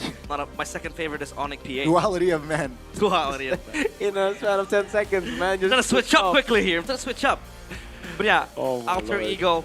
Was that a draft mistake or was it just Dewa out In final him? hindsight, I really like Alter Ego's draft. Yeah, I think that there was no draft mistake. It was a Yeah. draft outplay. It was an out Yeah. draft. It wasn't a mistake from Alter Ego. It's just they weren't ready for what they had in mind. I agree with Gandhi. The draft wasn't bad from Alter Ego. It's just they didn't expect the Hellcurt last pick. They might have to ban it next game. They might have to ban the Guinevere next game. They might have to ban the Jusin. There's so many bans that can come through next game. Oh man, this is just a really good, really good game. There were too many picks let go in that first round of the draft. But they got a lot of good picks as well. You know? Yeah. They got the Freya, right? Like, it wasn't a one-sided draft, at least in the first phase. Usually you could tell by then, like, oh, okay, there's so many picks. 17! 17 kills? Whoa! Highest kill this For a season. mid lane, I think. For a mid lane. Or maybe for every lane. For every 17 lane. kills? 17 is a lot. And yeah, that's why. Look, Zuke, Kin is him, man. Like, this guy's just so good. The way that he's, the understanding of what he needs to do in a team fight as well. Instant penalty zone flicker on Yazuke, and the follow from the rest of the team is beautiful. The coordination, the chemistry, I love the fact that they didn't change anything aside from the jungle, technically, right? Ray out. They actually put an Alter Ego, and it's Dolan on Dewa. I'm sorry, Ray, but Dolan's so good. Dolan. He's so consistent. And again, right? Again, gotta go back to the keys to victory. The 180 keys to victory. You don't want Dolan as your main carry. What you want is Dolan to play whatever the team needs him to play. Beautiful. What was that burst? And yeah, Dolan also given the Guinevere a very strong hero in this meta as well. Could go in and go out. Layer CC. Hard lock as well, the enemies. And yeah, I like with the Grok. We were expecting him to be more reactive with the sets to win Alter Ego the fight. But it wasn't just enough because look at the layers that Dewa have. Yeah. Almost every checkbox is ticked by Dewa. Octo was a failed product, by the way. Of RQ. Yeah, he was part of Aura MPL too. Never made it to Aura MPL. Then, oh my god. RQ made it to MPL, got a lot of hate during the Irad Brusco days as well. Ooh. And then he got kicked out, joined Dewa. A lot of doubts. People were like, why the heck would you take this guy? RQ reject 17 kill game on the second place team at the M7 World Championship. I remember right away after he left RQ, I casted like this small third-party tournament. It had Octa in it. Yeah, or he was MDL, playing. right? No, not MDL. He was playing with a random stack of guys. He was Random dabbling. stack of guys. Yeah, on like a on like a tournament, you know, random stack of guys, you know. Random stack. Stack of guys, like you stack them up, you know, 5 stacks, you know, like guys. I don't understand though. Why would Harith go Revitalize? Oh wait, that's Purify. Sorry. Purify. Come on. Just because it's green, it's not the same, Miracle. Yeah. Yeah, he actually even built Revitalize. Oh, that's Holy Crystal. Oh, Holy Crystal. Holy Crystal. That's not. Also green. Also green. So are you saying that Terizla has an in it Revitalize? Because like it's green as well? Oh, that's Terizla. I thought Kin played Revitalize. Oh my god. Anyways, alright. Revitalize. That's gonna be a meme for a while, chat. Oh, that's crazy. That's good. It's, That's a good. oh my. That's a well-deserved meme. It's a well-deserved meme. It's crazy. It's crazy. I didn't know Revitalize was an emblem. Look at all the greens here. Pull yourself together. The Wilderness Blessing as well. Man, Maybe was so good this game too. Look at the damage coming in from Maybe. 69, nice. Damage. 27 and 9. I don't think I've seen Alter Ego out-brawled like this. Yep. Oh, actually, they have been. BTR. First match. They were out-brawled by BTR, bro. Chaos Derby. Expected. Yeah. But why is this the pattern, Miracle, right? I think today, for every match, game 1, game 2, it's always dominant on one side. Yeah. And then game 3, it's going to be a throw. Or like something else happening. I think both matches has been a reverse sweep, right? Oh yeah, that's right. You're right. Game 1, game 2. You're game right. Three. Oh, RQ 1, game 1. So is this okay? A foresight. Might just be. Wait, what? The rich guy is Mueza? What's Oh my lord. is this? Nice spot there. Where's the rich guy? Wow. Well, he was taking a lot. He was 4,000 gold ahead of Alec. Wow. Wow. It's not. Lane. It's not Octa. It's not Maybe. It's not even Kin. Nor it is Dolan. It's Mueza. Understandably, he is playing a carry roam with the Hellcurt. Going full damage is the way to go. I mean, he had a BOD as the last item, but you could see the burst. Yeah, that's why I just hate Hellcurt in my ranked games as well. I permaban Hellcurt. Permaban Hellcurt? Every time, yeah. Wow. I hate it. My friends call it cockroach because it looks like a cockroach. He is a cockroach. I hate Hellcurt. Especially as a gold laner. I hate that. I hate cockroaches. Cockroaches. Cockroaches. Cockroaches. Got my tongue slipped right there. But Hey! hey, Good thing it didn't don't stop forget farming. to scan the QR code because GoPay is giving away 10k diamonds, 101 diamonds, 1 rupiah for 100 people that are the fastest. First come, first serve. First come, first serve. Go scan the QR codes right here with your Infinix because if not with an Infinix, it won't work. Nope, it won't. Check it Infinix. out. Check it out. Check it out. Check it out. Okay, Alter Ego. I think the Freya shouldn't have been flexed. Shouldn't have been. Shouldn't have been flexed. So, Freya against a Claude? Yes. Okay. And then they should have picked up. That's the thing. What? For Nino, yeah? For Nino. Wait, was Phoveus available? No, it was Oh, banned. Phoveus was banned, yeah. Maybe there wasn't any more options. Yeah, that's why he had to flex it. Wow. But there are options for your provider. For y'all. Because we have Buy You. Buy You. It's a provider that is very, very consistent. You can feel it when it's gaming. Strong Talcum Cell signal, no lag, no lag. drama, no nothing, no crying over bad signal. Because Buy You gives you full 24-hour of internet data. You can push rank anytime. Like scuba. And even if you're scuba diving down deep with your Buy You, you can still enjoy good internet. Gaming together gets smoother. Diving together gets smoother.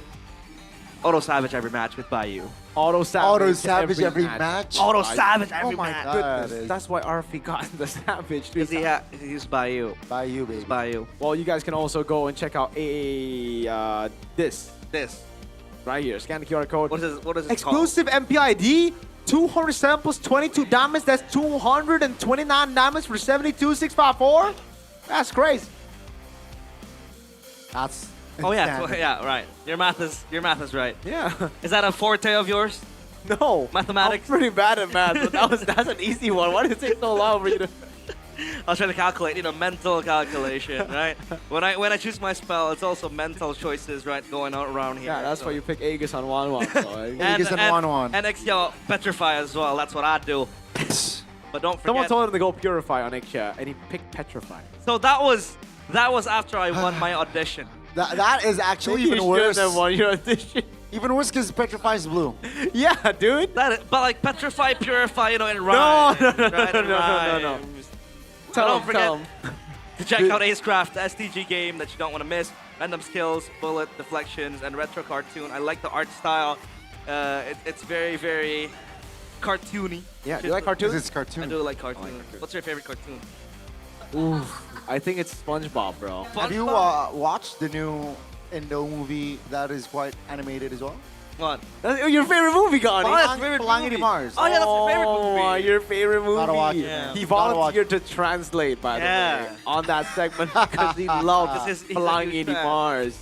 Pelangi Best di movie Mars. ever. Rainbow and Mars. Yeah. And if you want to experience Rainbow as well, it's all here in the MPL arena. Don't forget to get your tickets at ID. Yes, sir. MPL.com/tickets. And don't forget to choose which day of the week you want it to be. Come in over. Don't let your tickets expire. And maybe you could get a free ticket to watch Pelangi di Mars. Yes. Okay. Gani will I sponsor that. realized Pelangi di Mars doesn't mean rainbow. It means... Wait. The character. Okay, the character's name is Pelangi. No, oh really? Yeah. Alright. That's the main character. That's why we were laughing, because we were like, oh wait, it's not rainbow. I thought it was like Rainbow and Mars. Yeah, me too. Me too, initially. That's why when I heard the explanation, I laughed too. So, give me some lore about Pelangi. Lower. Yeah, who is she? Dude, I don't want to spill the tea. All right. You gotta I don't watch wanna- it for yourself. I don't want to spoil it. Okay, All right. You You're gotta not watch a spoiler it. guy. I'm not a spoiler guy. Okay. You gotta watch it for yourself. Enjoy it. You need to give me a synopsis of what the movie is about. It's about Pelangi in Mars. Yeah, it's about a guy who doesn't want to be an astronaut, who's a scientist, and he gets forced to go to a trip to save the planet because the planet, you know, it's The getting sun. colder, Oh. right? There's something that's blocking the sun. Okay. Yep. So they found a planet without this problem. Outside of they the- gotta figure out why it doesn't have this problem. Then he meets some friends along the way. Why does this sound like Interstellar? Very close, very close. And it's like global warming as well. But hey, Dewa United are ready to lock in the 2-0 because so far today, like Gani mentioned, it has been a set of reverse sweeps. It was, match 1 it was Bigatron Navi. Yes. Bigatron with 1-0 and then it was flipped back to a 2-1. RQ against Geek, which by the way I thought they had it in the bag because game 3, super clean early game, but they threw it away. So I think that's gonna be the pattern. Like one-sided stomp, another one-sided stomp, game 3, it'll be close. That seems to be the pattern today, but let's see if, you know, Dewa United can break that pattern, right? Yep. The momentum is definitely there. Nino Freya, unfortunate game 1 didn't work out. He got caught off position as well multiple times. Yeah. I wonder if it would have been better. Is the Freya against Claude lane winnable for the Freya? Yeah, it's a win. It's a win for the Freya. It's a counter in M7 as So well. why did they overcomplicate it? Exactly. I think they were just thinking, okay, we need a little more magic damage, maybe. I don't know. That's why I felt like, okay, maybe they shouldn't have flexed it. I think there's also a case to be made that there's no other XP laner. Everything was banned out. What about the Yuzong wasn't? Yeah, good. Yuzong wasn't technically, but the Guinevere I think doesn't really care. Yeah. Right. Anti-CC. An alter ego back to the drawing board again. Their draft wasn't really bad. It wasn't even bad. They were just outdrafted by Dewa. Yep. With the last minute cheese Good pick. drafts by Dewa. Yep. In the Hellcurt. With the burst power. And the Guinevere that was just let go. I think Alter Ego needs to either contest this Guinevere or, you know, ban it out. Do they even have a Guinevere player in their lineup? I think Izuke Alter Ego? plays it. Yeah, right? I think they play it. I think even Alec plays it. Oh. Okay. As for Dewa, they have both Dolan and Mueza. Mueza is very apt with the Guinevere too. This Guinevere needs to go, man. Very, very overpowered hero. Will it be banned here, Phase 1, do you think? Can you play Guinevere? Do I play Guinevere Roam? Can you play Guinevere Roam? No. Can't play Guinevere. Can you play Guinevere Miracle? Yeah. Guinevere Roam. Yeah. I hate Guinevere. Why? I like the character. I don't know. Yeah, she's a baddie, bro. Whenever I like the hero. But like going up against her, I hate. You know, not like the character. What if you have the team in your team? Guinevere's in your team. Oh, if Guinevere is in my team, I pray to. I pray. I thank the Lord. You pray? For a free win. For a free win. Yeah, I thank the Lord. You know. Okay. For the free win. Will Dewa get a free win here, game 2? I think so. Oh, Give he's me a giving 2-0, 2-0? I think, yeah. Wow. I mean, That's they a opt. That's a good. Oh, whoa, Blue whoa, side. Whoa, whoa, they're on. Respect. Okay, Alter Ego take the red side. Alter Ego switched things up. Yeah, red side has been winning a lot more recently. Yeah. I think it's because you're able to pick up 2 instead of 1, so more prio picks. And you also get the save Last pick value, yeah? of last pick and red 3. Red 3 is big. Ooh. So with that, what are the values for blue side, bro? Apart from like... You get the first pick. You That's get to it? decide which one you want to go for. And then you get to That's it? react to the rest. I think it's quite big because if you go Guinevere, I think that Guinevere first pick would have been more worth earlier than the Freya. You kind of dictate the draft as well with the first pick. But let's see. Drafting phase. Presented by the official gaming phone Infinix.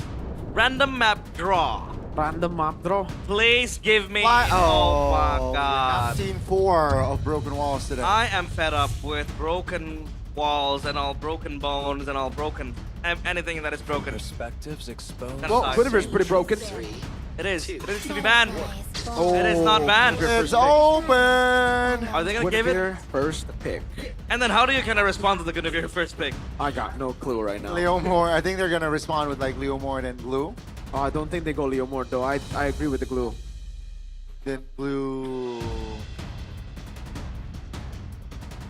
Guinevere or glue? I think Guinevere. Sir, what's your command? Fanny? What? Whoa! Wait, we talked about Dolan What the hell? being on the flex picks, mostly utility, and now he has to be the main carry, man. Let's see if we can pull off the Fanny. Have we seen a Dolan Fanny? I think he's played it once. Donnie's face palming. He wanted a 2-0.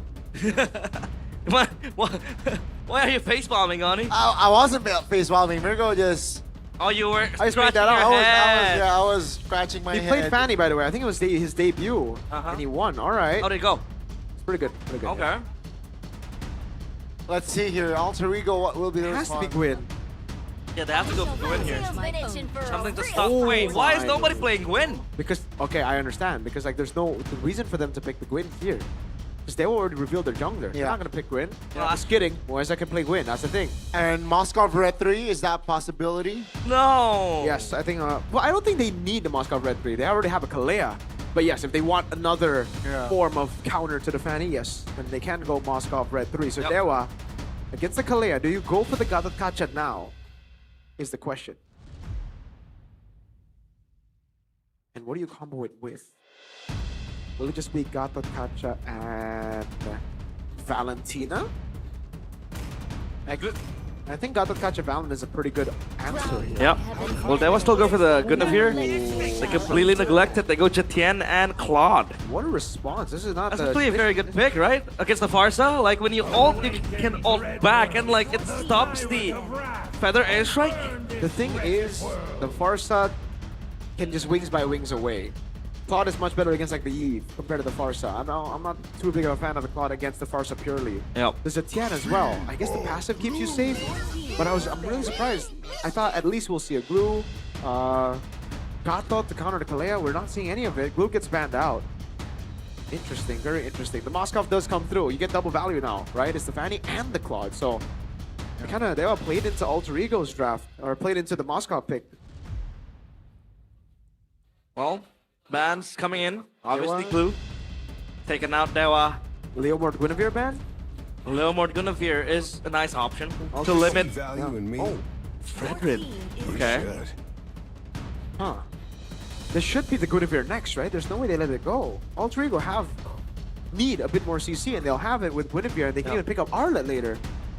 Is this Kalea Farsa combo enough? Or do you need something else? I think it's enough. But you can build on it with more CC, like a Guinevere. Okay.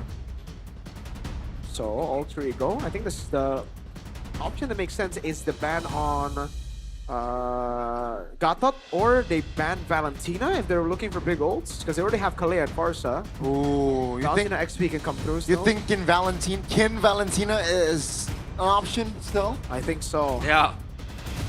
I will Very hard to chase down as well. They banned the Arlet. I thought they would take the Arlet with the Gwyn. They don't want Do they Gwyn. want Phobius? Oh, Phobius was banned. Yeah, I guess they just don't want Gwyn. Phobius taken out, yeah. Huh. Okay, I think the Gwyn might just be ignored here. Dewa, are they gonna let go of the Gwyn? Do they ban out the Baksha instead then? Oh, the Baksha is still available, yeah.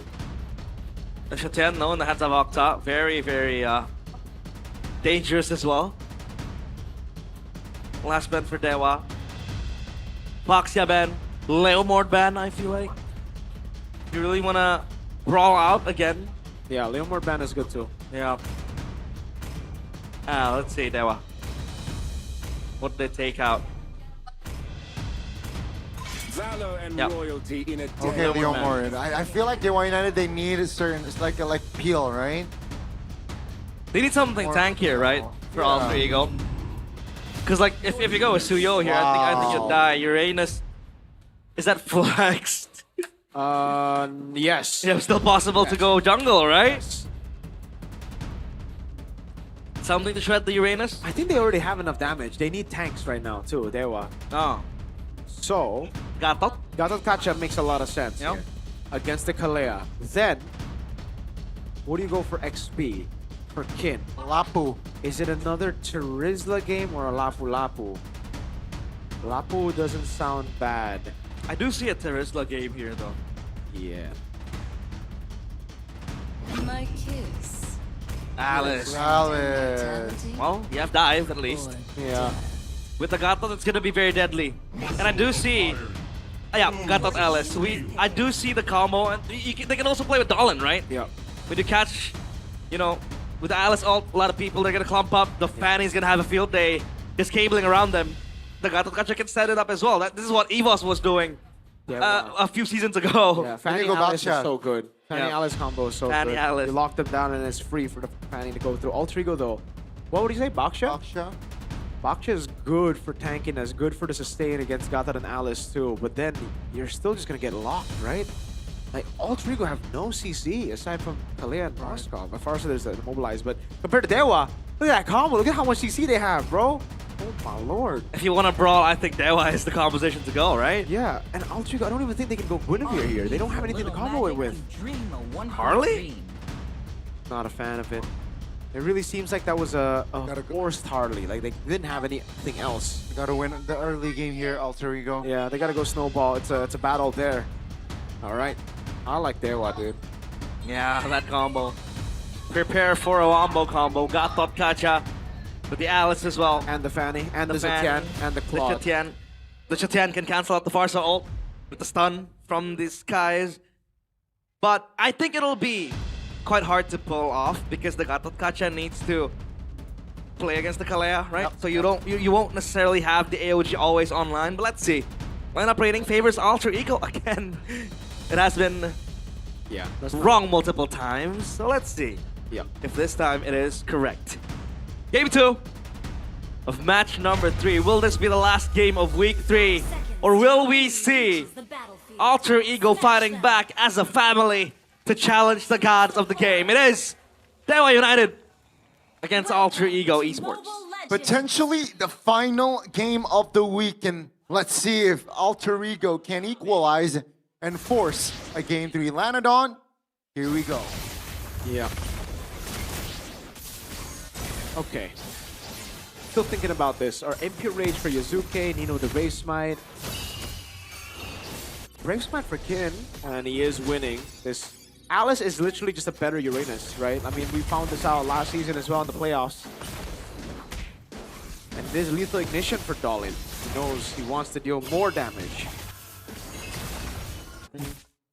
Oh man! Oh, he's invading. What a move here. Classic Fanny move, no? Yes. But Yazuke didn't. Oh, maybe Yazuke. Who got it? Dolan. Oh my goodness. That is value. That is huge value. Huge. Yep. Well, now Harley. We talked about the early game. It needs to snowball. It needs to get the kills and possibly get a Sky Piercer. You know, the Harley build. But I think Dolan so far is gonna win out the early game. Yeah, Master Assassin there. Tenacity for Arfi, a safer build. Wow, put yourself together for the Kalea. Dolan's going to be very, very careful later on. There's 2 ways for Alter Ego to counter the Fanny. Yep. But the thing is, I think they're going to be overwhelmed by everyone else, right? Kid's going to go in first. Octa's going to just pop the Fury of the Phoenix together with the Throne of Ruin, and Mueza can just catch anyone who gets caught in the Kalea ult. They can completely neglect the Uranus as well. When the team fight does come, Dolan has to be careful. He gets the XP Crab with confidence. 6 seconds to the turtle. Yep. And Kin will be close by, so they can brawl this out. You know, for Arfi, he needs to hit level 4 if he wants to join this fight. Again, the global presence of the Moskov ultimate will be very much appreciated in the team fight. Nino wins out on the level though. Yeah. The thing is though, for the Fanny, despite, you know, the tempo that they will have, it's still very difficult for them to contest Turtle without a purple buff. So Dolan's still gonna have to go purple first. They are trying to delay the take. It's 50% HP though. The HP of the Turtle. That's gonna be Kin jumping in. Stunning Hijime. The SOD lands, but Yazuke claims the Turtle. That's gonna be Mueza now popping to revitalize. Dolan jumps in towards the back! Hijime does not have the flicker, and the information has been relayed. And again, the value of the Gatot Kacha. Look at Maybe. You can tank a lot of damage and then you can just AOG your way out. Maybe is munching on the turret plates. They're supposed to give something else in return for RP, but RP walks back up and loses a lot of gold. That's the bad and the good for Fanny, right? You're so mobile, you're great with kill pressure early, but turtle takes, it's tough when you start purple buff, because by the time the turtle spawns, your purple buff is down. Yep. So for Dewa, they really need to get the timing on perfectly. They tried their best to delay, but Alter Ego just took aggro, took it all the way. Now Alec, oh, I thought he was gonna bait out the Tsunami Slam. Dolan. Oh, is that? You were spotted. Ooh. Great cable management from Dolan to escape that sticky situation. Cable management. I like that word. It's like me setting up my new PC, but beautiful, beautiful move by Dolan. Yep, beautiful move indeed. Baited out the flicker from Alec. That's supposed to be the counter, but Dolan made the Fanny look like a counter to the Kalea. Tsunami Slam on towards one. That's a stun. The combination is there. It is still deadly. Classic combination, Kalea and Farsa. Look at the purple buff. They're already camping it. I don't think Dolan's gonna get this. Yeah. Wow. Wow, great read, right? The adjustments. Fury of the Phoenix a little bit too late. But Alec now. Oh! Cancels. Unlucky. Yeah, the blazing duet. Okay. Unintentionally. Yep. Nice cancel. And I think Alec knows now. Well, I have a way to cancel the blazing duet. Who knows? But Dolan going in against Yazuke. Stuck. Oh, looking for a kill on towards maybe a little bit too ambitious there. As Dewa United able to save and take the kill. Have to seize first item for the Fanny, Mirko. Yeah. Yazuke way too aggressive there. He could have just backed away. That was a free turtle. There's no purple on the Fanny, but now it should be free for Dewa. Why is that? AOG? Vitalize pops. That's a good taunt. Trying to escape. Feather airstrike committed AOG in response. Second turtle will fall to the hands of Dewa United. SOD. Nah. Miles away. Don't ruin. Whoa, Going in the back. River. Let's see. That's going to be Alec now. Popping the Tsunami Slam. Dolan in the back. That's going to be Alec falling. Yazuke still has the hat trick to get out. But top lane, Orphe is free. And if you want to talk about the long lanes, sure, Moskov does get the prio, but come the late game, that Fanny will be able to catch the Moskov in the long lanes because of the rotations with the cables. Dolan still wants this purple buff. He gets it. He gets out with thievery. Ooh, clean management by Dolan, man. Really good on the Fanny. Yazuke, on the other hand, really struggling here on the Harley, despite the purple of steel earlier. Mueza. Whoa, that's a Fury of the Phoenix. You mentioned, Mirko, the crowd control chain from Dewa United. And it was displayed earlier. Beautiful CC layer. Oh, they're going in for Hijume. Hunting down a bird without a stone. With swords and a muscly man. SOD does land. But Dewa, whoa, Dolan! Oh my goodness, Dolan! Inside of the base and Hijume was caught. That's a drive-by from Dolan. Mirko, this guy can be the hyper carry. Dolan can be the hyper carry, but you don't want him to be just the main carry. You want him to be flexible so that when the utility jungles get banned, yes, he can fall into the main carry position, but it never needs to be one-dimensional. That's the case to be made right now. And he's amazing at both. Orange buff gonna be taken, Dolan notices it, and will play it safe. He knows there's still a Kalea, and that's just a small thing that he's utilizing against Alter Ego, right? He's just never showing up early. He's always showing up very, very late into the team fight. Once the Kalea has already used the Tsunami Slam, once Arfi has already used the Spear of Misery. I don't think they're gonna chase the Nino. They want to focus on the turtle. And Dolan needs to be the cleanup crew. He's the one to chime in when everyone is low, resources are out, and now they want to focus on this fight. They can't. Whoa! Yes, that's the turtle. That's gonna be the fight, baby. Blazing Grid popped. Tsunami Slam, but that's gonna be Alec taken down. Dolan, eyes on Hijume. He finds the shutdown, but Dolan also finds the kill. Arfi. That's gonna be Arfi now finding the flanks. Mueza very low, trying to hold on, will not be able to. Dewa United a little bit late on the reinforcements. Arfi able to get out. Yusuke pickles. Mueza is able to, prolong the fight. And yeah, this God of Gacha is gonna be tanky with the passive as well. And who does Yazuke target here, right? That's gonna be the question as well, because anybody. That's the thing. He wants to be able to target anybody. Realize right now he can't target anybody. Right now the only target he has is maybe, right? Or even Dolan, Octa, maybe. These three squishy guys. The thing is, though, he's just going to have to farm. He's just going to have to wait for those items. Once he gets, I think, the 3 item... Oh, Dolan. Ooh. Always scary when he goes for the cables. But once he gets the first 3 items, I think the Lightning Truncheon, Genius 1 Lightning Truncheon, and then the Holy Crystal, then he can start going for anybody. Going in? Nah, I don't think so. Well, 5-1 for Dolan. Has the Malefic Roar ready as well. Alex spotted out. Dolan still camping this bush. Donnie. Oh my god!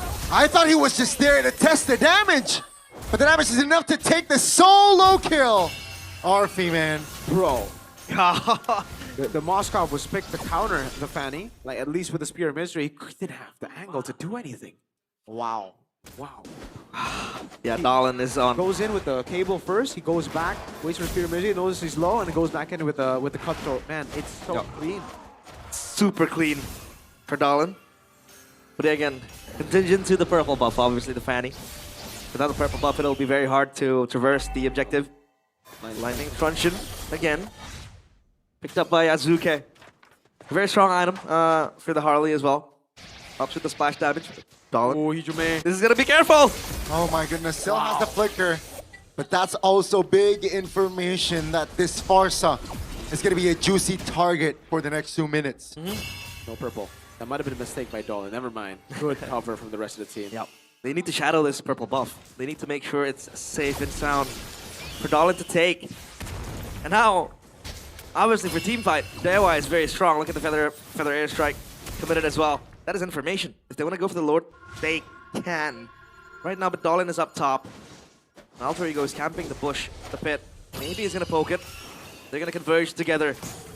Dolan is going to come swinging in. This is going to be a very interesting fight. You know, gotta be careful here. Maybe he has the Trinity already in place. Oh, the regen. Tsunami Slam, Fury of the Phoenix Pop. That's gonna be maybe with the Trinity already in place. Dolan finds a kill, 2 members out. 2K gold lead. And that's the Hunter Strike already. So that's gonna be, again, massive value. Kindo overstaying in the bottom side of the map there. And that, again, Mueza also caught surely. So Arfi collects the double, 2 members, but Dewa United still able to get the Lord. Yeah, that was a fight without Dolan, by the way. Dolan was trying to reach the back, but, you know, he ran out of energy and he had to cycle his spell. So then he diverted his attention to the Lord and they got the Lord. Yeah.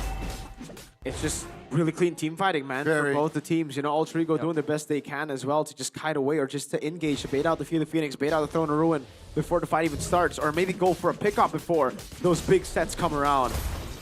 Man, that was just beautiful to watch. Not much I can analyze, really. It's just the micro from these 2 teams. Chastise. Crisp team fighting, man. Beautiful team fighting. Well, it's a very different, I'd say, development for Dewa. Dewa, you would never expect it to be this brawly team, right? I mean, sure, they had the... Oh, wow! Wow, you snooze, you lose. And Arfi, he wasn't ready. Dolan! Dolan very, very low. Dino was able to find the pressure. 1 HP, I like Tsunami Slam. Onto 1, Izuke is there. What? Oh, Octa. Again, awkward positioning, but now Nino very low. Still able to tank more, though. That's Kin finding 1. Turret taken down. It's a 2 for 1.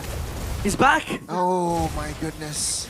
Alter Ego, they hold on, though. Man, the Fury of the Phoenix is so unfair with a Fanny this good, right? Because then Octa can just basically help the Fanny get easy shots. Yeah. You don't even need the Oz ult. Yeah, and it's going to be tough for Arfi because he's going to prioritize Wind of Nature. But once that burst comes in, the Fury of the Phoenix will deal magic damage too, so it could be an execute button. Oh, man. Wow. Dolan, so good. He's BTR, by the way. He's only loaned. His Fanny is better than Ron's? Bro. What? Yeah, but come on, man. Come on. Why you gotta do Ron like that, bro? 8-1. Beautiful showing from Dolan. With full conviction. Fear the Phoenix! Yep, on towards 4 members. Arfi very low. Still able to get out for now. Alec, though, will flicker out of the way. Mueza very low. Oh, Yazuke. Oh, finds the 1. That's gonna be the execution there. A little bit too close for comfort, but Alter Ego clinches. Nobody dies. So well played by Alter Ego, dude. How do they not die? How do they keep themselves alive? I mean, the answer is Flicker, but also crazy reactions. Ah, Yazuke! Oh my goodness. Octa very low. Yeah, but again, Yazuke, his damage cannot be... You cannot underestimate the damage from Yazuke. Dolan. Dolan! Wow, man. This guy's a monster. He's building towards VOD, by the way. As the next item, Divine Glaive is the choice for Yazuke. Then he goes Holy Crystal. Now, after he's done with the Holy Crystal, he can target whoever he wants. Is there a world where Dolan builds Brute Force here? I think for last item, it'll be better for him to go Rose Gold. Because of this. Oh my goodness, he will... Oh, no way! Goodness. Okay. Oh, that's practically both junglers solo killing each other. That's going to be the Tsunami Slam committed. Just on towards Skin though. 4v4. Yeah. They will delay the game. He's gonna need the Rose Gold for sure.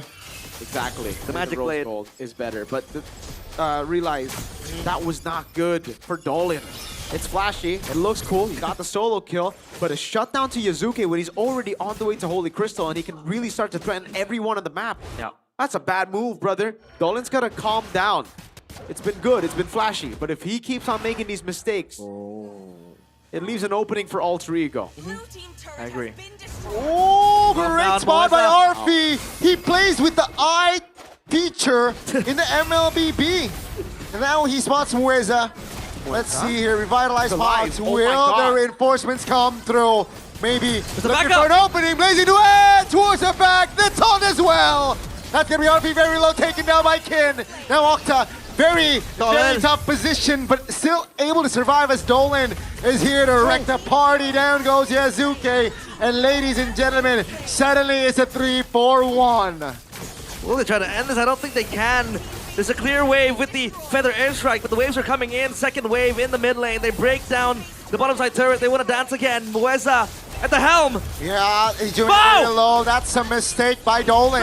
Take a look at the main base though, as Dewa United. They will not continue the pattern today. No 2 reverse sweeps, no 2-1s. We'll take the clean sweep and pack your bags. What a game, man. Mueza, what the hell? He survived everything. He just stood there, took it like a boss, and put it back on Arfi. Then the combo from Kin came around. The Fanny, the Fury, the Phoenix, the Wombo combo. Oh my lord. Dolan died to the fountain. Dolan died to the fountain, but it don't matter, man. Alter Ego, they're in shock. They're literally just in shock. They have no idea what hit them. There was an opening for Alter Ego to come back to the fight. Yep. To come back to the game. Yazuke was getting his items. Arfi was able to, at least this time, survive longer. But still, it wasn't enough. Look at the smiles. The coaching staff for Sephiroth, it's back to thinking again. It's back to the drawing board for the genius, for Professor X. Dewa, man. A super exciting team.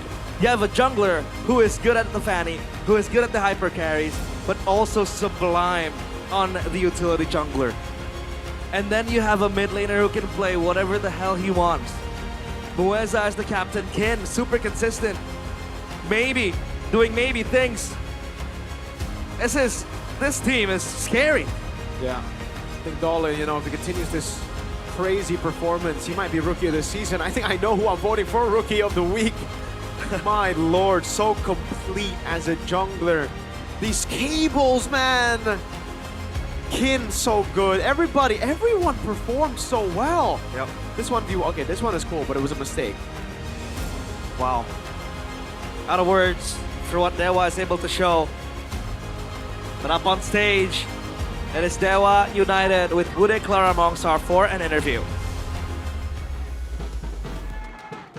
Dewa United menutup minggu yang ketiga dengan begitu bersih 2-0. Beautiful closing for Dewa United in week 3. Dan melihat kemenangan hari ini 2-0, maybe. The win, Bagaimana perjalanan 2-0 today. bisa menyapu bersih Alter Ego? How do you feel sweeping away Alter Ego? Gimana kalian bisa menyapu bersih 2-0? How were you guys able to do it? Ya karena dikasih hero power-nya sih, Fanny, Dolin gitu. Because Terus we were Kampung given our Weza. power heroes. Tapi untuk Fanny's Medi sendiri, Dolan Arfi adalah Fanny. pemegang top Savage di MPL Indonesia untuk saat But ini. Arfi Gimana sih kamu is the melihat current holder of dan the top langsung Savage berhadapan dengan Arfi? in MPL ID. 3 Savages. How did you Ya. feel going up against Arfi? Ya dia jago sih.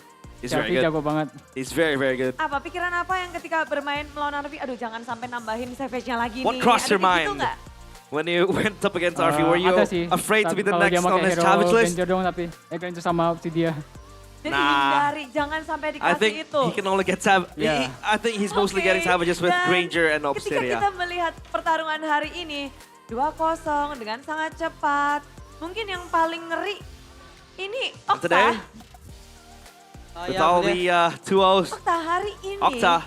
kamu mengantongi top kills. Today, Setelah sekian lama you were kita able nggak to bag lihat di home dalam the satu record of game top kills. Sampai 17-0 17 di kills. game pertama. And game Jushin one, Okta you're mengacak-ngacak Jushin. alter ego. Really Ya, scattered them gara-gara in place. Skypiercer sama tim kami juga sih, Budi. It's because of Sky Piercer Kai Piercer. and my Sky team Piercer adalah who helps kunci. me a lot. Ya benar. Biar maksimal gimana sih Sky Piercer-nya? Dibantu teman-teman how kalau do ada you yang get maximum kalau yang stacks with sekarat, Sky Piercer? Saya minta piercer go kayak gitu. And Okta says, well, my teammates drain down the Dikasih HP of the langsung. enemies Yeah, and I'm just langsung gonna dikasih. go and Langsung secure the dikasih. kill Dan on low mengantongi HP enemies. 17 poin kill di dalam sebuah game. Menurut Okta tuh And gimana 17 sih? kills on a singular game. How do you feel about that? Alhamdulillah aja, Budi. Nggak tahu mah Well, gimana-gimana. Tiba-tiba praise kill to banyak God aja.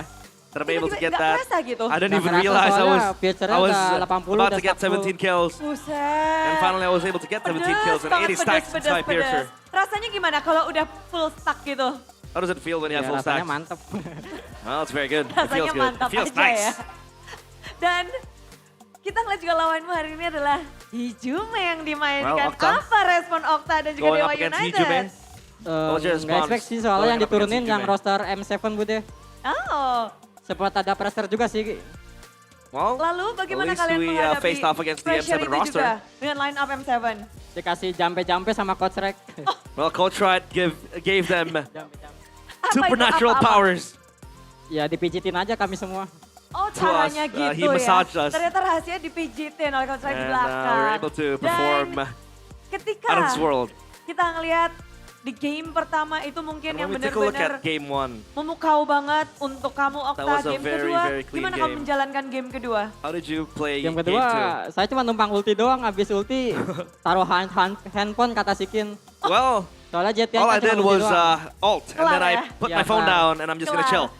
Malah di sini di game yang kedua, mungkin yang kita bikin penasaran adalah Fanny muncul. In game 2, of course, the Hai, most intriguing Dolin. thing is the Halo, appearance of Bude. Dolan's Fanny. Main Fanny lagi nih. Playing Fanny again, Dolan? Iya nih main Fanny lagi. Gimana Yes, sir. ketemu Fannymu lagi, bertemu dengan si Fanny? How do you feel playing Fanny again? Lumayan seneng sih soalnya kan kemarin KDA-nya 0-0-0 tuh. I'm very happy Karena baru because match the last time I pertama played Fanny, my main di KDA MPL was kan, 0-0-0. masih grogi-grogi gitu. Sekarang udah week 3 udah And now lumayan terbiasa main. I'm able to get a few Bisa menunjukkan kills full and I'm potential used to Fanny dari playing Dolin Fanny nih. again. Belum sepenuhnya sih. Belum sepenuhnya, tapi kita tahu Well, tidak but I mudah haven't- tentunya I haven't reached my bisa maximum melenggang potential with bebas Fanny. di early game, memakai Fannymu. Tapi gimana sih Fanny Dolin itu udah nyaman dari early game dan bisa Well, menguasai how did you map. how were you comfortable playing Fanny from the early game? Dibantu Mueza, And Nolan di-visionin said- terus lawannya. Well, I got help from Dibantu terus, Moeza. pokoknya di sini Mueza ya. Tapi Moeza helped me a lot. ngomong tentang hari ini Fanny juga In, ngedapetin poin kemenangan lagi, win lagi. Dan Fanny tuh jarang banget dilepas You sebenarnya gotta ya. win again. Untuk kalian sendiri, kita And tahu the Fanny Yusuke juga pemain is, Fanny, Dolin. It's Gimana sih almost ini never akan- let go. Kalian memang Fanny mau was rebutan almost Fanny, always banned.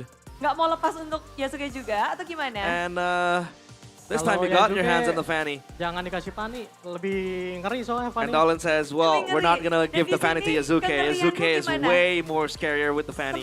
Tadi udah cukup menakut-nakuti alter ego belum dengan Fanny? What do you think Belum, about your biasa Fanny? aja, Was it biasa aja. enough to scare Masih alter biasa, ego? masih ditunggu And luar Dolan biasanya says, ya. nah, it's Tapi just, benar it's, sekali it's banyak alright. mata juga tertuju pada Mueza. A lot of eyes Mueza, also di game pertama kamu peeled on menjadi Moeza. GPM tertinggi, the richest. Moeza, you had the highest GPM in game number 1 with Hellcurt. Hellcurtmu terlepas. Your Hellcurt was Muncul Hellcurt Mueza. available. Iya, udah lama nggak pakai. Yes. Akhirnya bisa It's been a pakai long lagi time gimana since I've Moisa? used the Hellcurt. Ya seneng aja sih. How does it feel Pas like? banget kayak bisa Hellcurt di situ. And Moisa says, Bisa Hellcurt di situ. yeah, it feels Tapi, very nice to kayaknya use the Bebas Hellcurt. tajir banget tuh di game pertama. Apa rahasianya bisa tajir tuh? How are you so dipercaya rich sama in game teman, number katanya, 1? Udah farming aja katanya. Iya. And Pas he lu says, aja yang gendong. well, my friends saling let bagi-bagi me ya poinnya. Iya, farm. bagi-bagi. Kasih ke Okta. And we Iya, shared padahal the yang- kills. Iya, padahal yang gendong Okta tadi kan sama And it was Okta who carried us in Juga game tadi, number 1. Wah, semuanya saling support-mensupport tapi Everybody supporting one another. farming bebas itu. Memang teman-teman udah kamu farming aja The gitu. free katanya udah farm was farming also aja. given. Tapi tanggung jawab deh. But I need to be Apa tanggung jawab responsible. yang tadi kamu emban di game pertama? What was the siapa responsibility tanggung jawabmu tadi embedded dari in you? Alter Ego? In game 1. Ya RV-nya sih paling kayak finishing ke Well, RV-nya tadi. I had to clear out RV. Tapi I had to Moisa, lock him ini down. 2-0. Men-2-0-nya Alter Ego. Moisa Sulit 2-0. mudah atau seberapa berat levelnya? How does it feel like? Jujur, 2-0 Alter sebenarnya Ego. dari awal yang match kali ini aku agak deg-degan aja sih Bude. Soalnya kan Well, kita juga lagi abis kalah-kalah kan. This current match, Terus I'm very lihat nervous. Alter Ego juga lagi kuat kan. Terus mereka Because pakai we roster lost yang, our matches season yesterday. lalu. Jadi And kayak Alter sebenarnya Ego, agak they're deg-degan, back in ya, tapi form. alhamdulillah lah kita masih menang. But thank Bisa God, 2-0 praise to 2-0. God that I'm able Plan to apa yang kalian get jalankan dan berjalan I'm able to mulus? get a win with the boys. Menangin early-nya atau Ya menangin early-nya Well, aja sih. I think, Soalnya kan the Alter key- Ego agresif banget kan mainnya. To beating Alter Ego is winning early game because Alter Ego is Alter Ego super bermain aggressive. agresif dan kalian menjawabnya dengan apa tuh? So we need to win the Ya, early game. jangan overcommit aja. And our answer Kayak is to not overcommit. Satu sama lain kayak bareng-bareng lah. And we mainnya. need to stick together as a team, as a unit, dan play mereka together. melangkah begitu kuat. Sementara di sini juga ada yang jadi tahan badan terus. And nih. of course, the sandbag. Hello. Halo, It's gimana Kin. 2-0-in Alter Ego hari ini? How does it feel like to owing Alter Ego biasa today? Kenapa biasa aja? It feels normal inside. I expect us to win also. Oh, jadi memang udah Yeah, he expects to win. udah berharap ini bakal menjadi kemenangan. So Why you so expected confident dan this this is to be a win? gonna be your win? Karena biasa dapat hero-nya. Karena dapat Because hero-nya. we're able to get Jadi, our power heroes. For the heroes, how do you see the draft in this match? The first match and the first game and then the second game.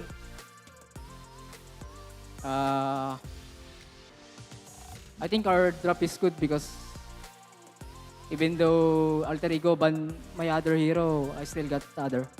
Oke, jadi kalau kata Kin, draftnya gimana sih? Kalau kata Kin, ya walaupun hero-hero Kin itu di-ban, tapi dia masih punya hero lainnya. Dan what is And the strongest Kin still for has a lot of Dewa hero pool United, in strongest his point arsenal. in this match? I think the first turtle. Oke, kekuatan dari Dewa United katanya turtle pertama. Di sini Dewa United sangat kuat, but how do you guys manage to do it? Because in first turtle we always lose, then we always fix that. Oke, jadi pokoknya kuncinya kalau di turtle pertama itu kalau kalah itu bakal jadi kesulitan So gitu the ya first maybe turtle, ya. if you lose, Benar gak sih maybe? you'll struggle. Benar. Ya, benar, Budi. Benar, Is that right? bisa dikit. Ya. Tapi Kin, Kin? bagaimana bahasa Indonesiamu? Udah How's your- bisa Bude, how's tapi your dia bahasa masih malu Indonesia? ini. Dia kalau di GH udah pakai bahasa terus. Enggak. Fokus juga udah bahasa. He can speak bahasa Indonesia, Ya, but tapi dia masih malu. he's katanya. still very shy. Masih malu-malu. Super Siapa yang shy. ngajarin bahasa Indonesia, Kin? Who taught you Beda, Indonesian? Belajar sendiri. And Gimana Kin sih, says, Moisa, kamu I ngajarin? learned by myself. Dianya lama belajarnya kemarin. Terus sekarang udah Moisa bisa dia says- malu di. Well, he took some time to learn the Oke, language, sekarang but now that kita he's pakai able bahasa to ya speak untuk it, menutup he's very shy to minggu speak yang it. ketiga. Kin, And to close out katakan week 3, sesuatu. Kin, do you have anything to say to the fans and everyone else you wanna say something to?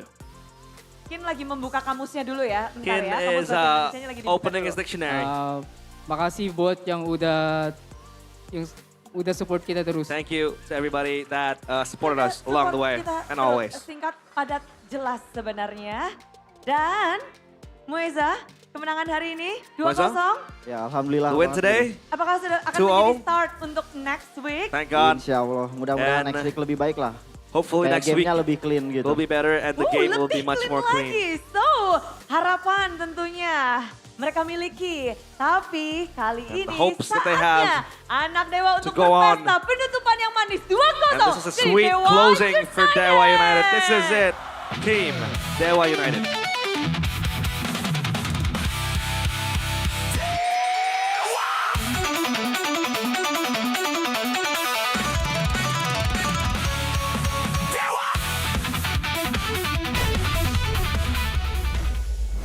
That is a sick guitar riff, but an even sicker gameplay, if that is a word. What a game from Dewa. Deserves applause. And one question I have is, how far can this team go? What is their skill ceiling? How far and how high is their potential? Top 3. I think they can definitely make it top 3. I think Why I not agree with top 2 though? I don't know about top 2, but I agree 100% with it being minimum top 3. Okay. Top 3 regular Minimum. season or playoffs? Top playoffs here, you know? We're talking regular season. BTR Why? is number 1. Why are we talking about? I mean, you know, No one cares about regular season. Let's be honest here. you do. You, No. You get your trophy. I never care about regular season. Ah. That's why this team needs to win playoffs. Yeah. It's all about the playoffs. A team that was ranked 9 was able to win, you know, a certain MPL final. This season, RRQ. Why are you laughing? No, I mean... Why are you laughing? Why are you laughing? Hold on now. No, I mean- Hold on now. Why are you laughing? You know, lightning strikes just once, not twice. Say that to TLID. Say that to TLID technically weren't 9, right? No, but like they did the same thing and they did it twice. So are you saying that RRQ needs to swap out their players? I don't think their MDL is doing good either though, so I don't think so. Yikes.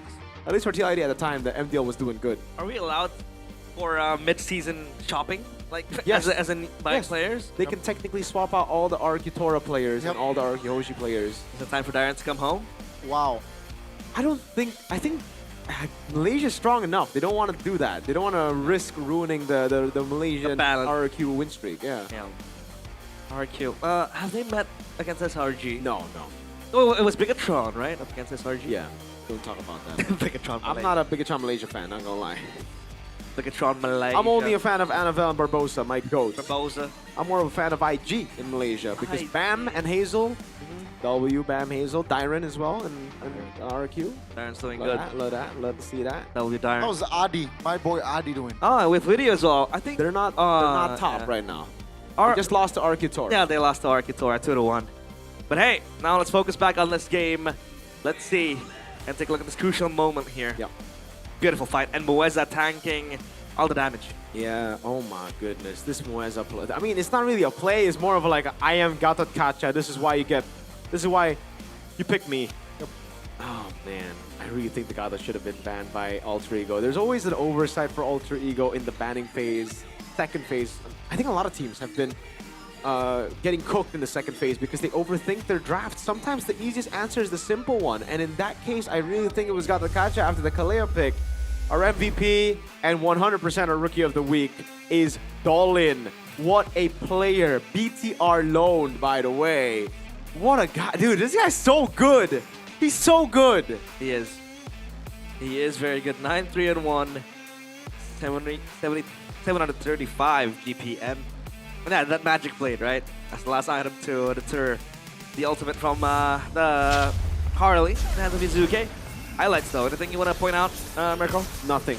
Literally nothing. All you need to do is shut up and watch. For everybody back at home, I'm going to shut up and y'all can just watch Dolin do his thing. Because really, it was Dolin doing his thing. It was Kin doing the combo. So, wait, I'm going to wait for the moment where it happens, you know, the crazy cables. Then I'll shut up. But the combo is so good, man. Like I said, the AoE, right? With Gatot, with the Fury of the Phoenix, and then obviously with the Alice. Told you I was going to shut up when it mattered. There you go.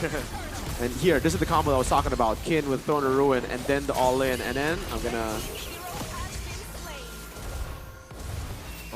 Well played by Hijime, though, there. And then... Oh, Damn. This is so clean. I was also impressed by his escape. Yes, up top, yes. Up top, yeah, that bit. Wow, that was so smooth. Cable management. Oh,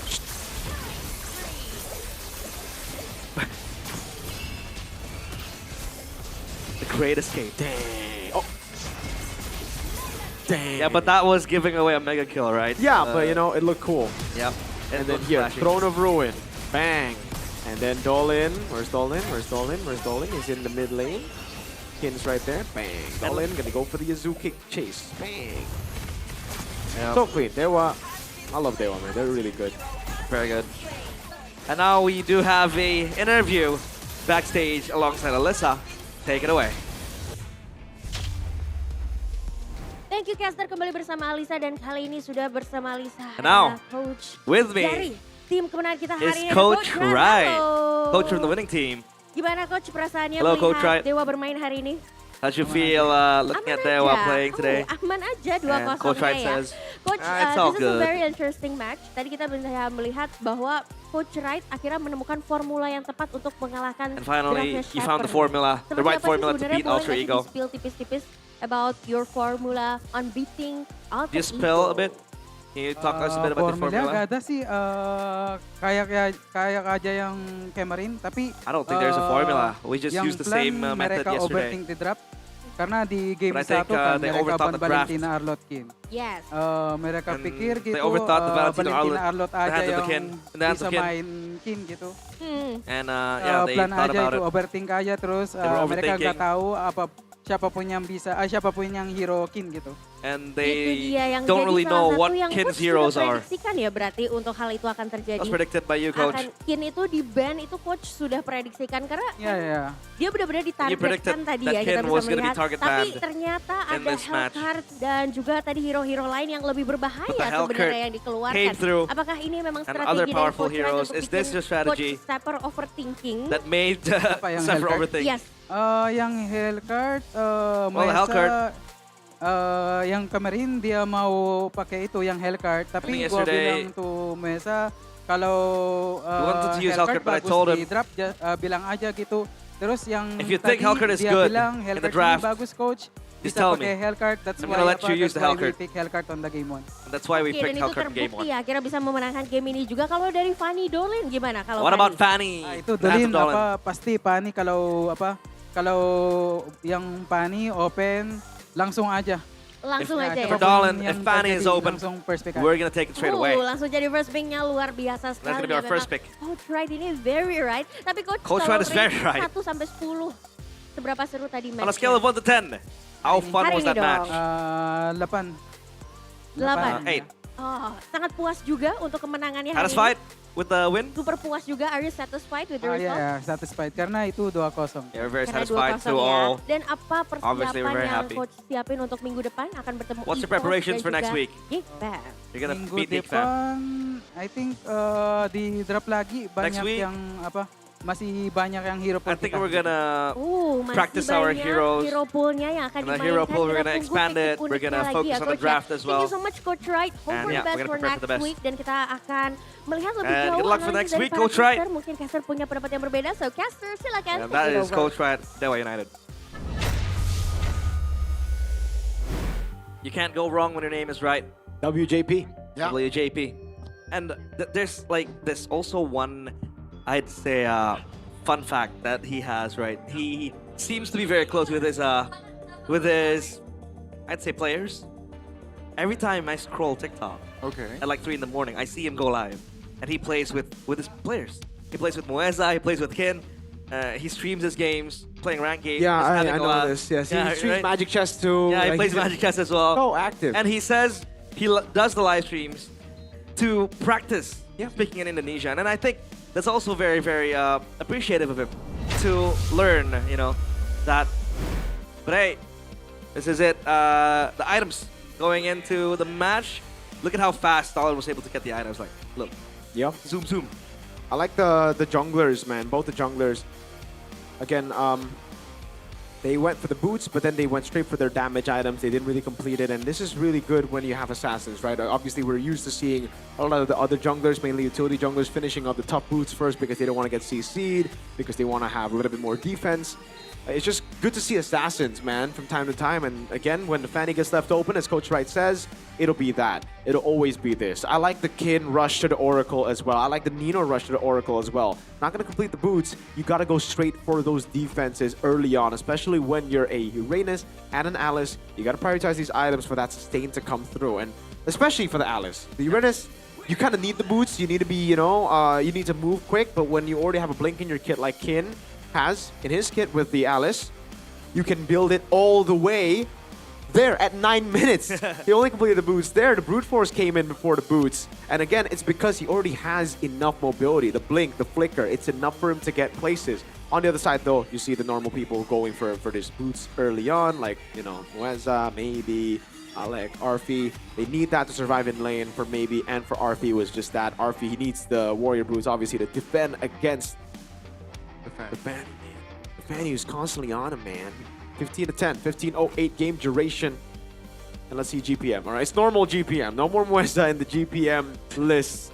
And what's surprising is the fact that the neutral objectives were taken by Dewa. The first turtle was taken by Alter Ego. They really exploited the fact that the Fanny needs to go for purple buff before going for turtle, but then after that, it was just pure control because of the combo of Dewa. Because everybody was level 4 at that time. Fury the Phoenix came through with the Throne of Ruin. That was a combo that we saw last season from Dewa, but now they finally know how to utilize it, because I remember it was very misorganized, miscoordinated last season. Yeah, beautiful combo. And I think maybe also was a sleeping giant in this game. He was quite quiet, farming up the items, getting all the completed slots. And he was wreaking havoc without the presence of Dolan. But now let's take a look and tune in at the mic check from Dewa United. Mau nggak nih? Mau nggak Leo? Ayo, bisa kalau Leo guys. Leo nih, mati. Gua langsung turtle ya. Nice one. Boleh turtle. Gua mati ya, gua trade aja. Ini Freya. Bisa nih Freya guys. Freya bisa. Bisa. Golti. Sanj leve tuh tat. Nice. Gua BMI di belakang. Lihat nih. Gua atas lagi. Bisa nih. Golti. Gas aja. Dapat nih guys. Gua liat lu dol. Bisa. Mau nyampe nggak sih? Sepek aja mal. Ini mah gua angkat mah. Nice mal. Sepek mal. Dapat nih. Oh nice. Masih bisa nih. Bisa mal. Ayo mal. Go burst. Go playing. Go burst. Gua angkat. Aduh. Ente mal. Alhamdulillah. Reset ya guys. Mau kakin. Bisa set dulu guys. Angkat. Let gua. Hari. Nice one. Dapatnya hari kata tapi. Skip. Let go. Moskov. Moskov. Gua tahun 2. Gua tahu. Mati. Nice one. Kalian Ada gua guys. Harley. Harley, no topic. Ada gua dol, kejarnya. Nah. Gua tahun, nice one.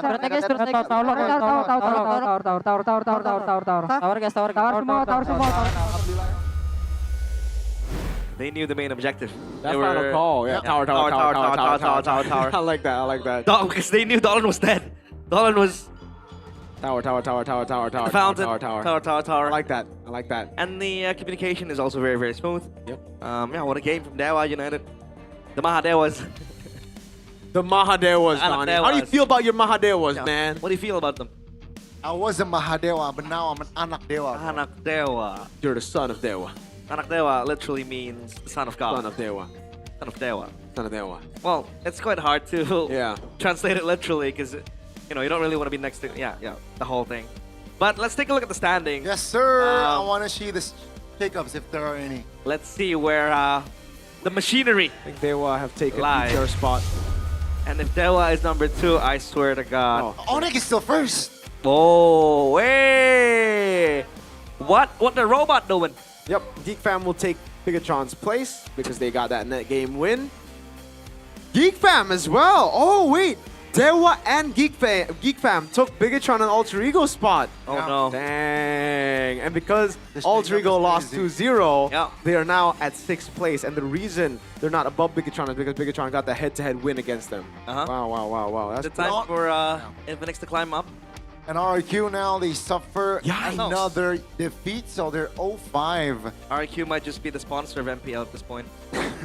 Infinix Hoshi will play next season, and RQ will be presented by RQ Hoshi. Presented by our official gaming phone, RQ Hoshi. And it'll be Infinix in number 9, maybe. Well, let's see. Still first, though. They are. They're still first. You want a trophy for that? Like Arsenal right now? Or you want to wait for the end of the season, Well, Let's take a look at the rookie of the week, Dolan. I don't think I said insane mechanics and confidence, by the way. Was That is not your my quote? line. Was it your quote or someone else's quote? It was my quote. That was your quote. It was my quote, but it's okay. You know, what was your quote? Mirko, what was your quote? My quote, You can say it's it way verbally. better. BTR talent never fails.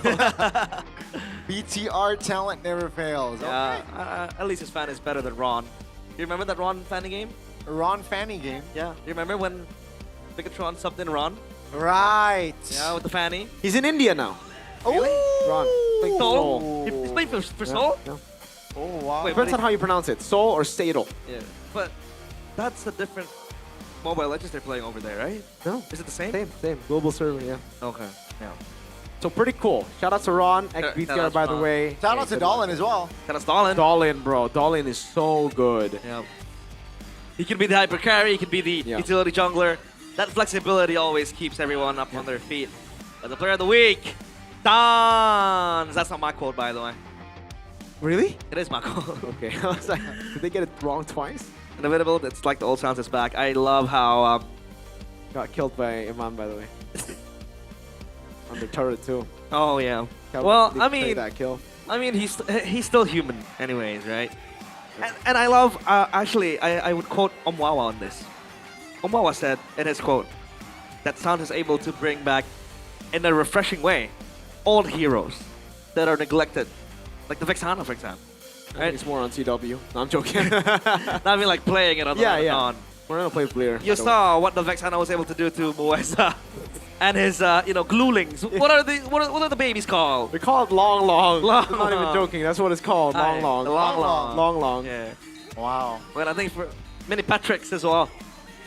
Next week's schedule, wait, though. Before we go for the next week's schedule, would you think the Ghost Bursters is much more damaging towards those long longs? Yes, yes, the Ghost Bursters are more damaging. Oh, okay. Yeah. But Vexana's still. Vexana's there too, yeah. Alright. Well, let's see. Next week's schedule. Friday we have Navi against Onyx, EVOS against Deo. That is a match to peel your eyes on. Saturday, TLID against Bigatron by Vitality. Yes, sir. RRQ against EVOS. The classic derby. That is so sad. Imagine if RRQ picks up their win, their first win here. Oh. Yo, you know what? That'll be fire. Oh. But BTR will take on Liquid and RRQ. What a stacked week. We got Navi and TLID for Onyx.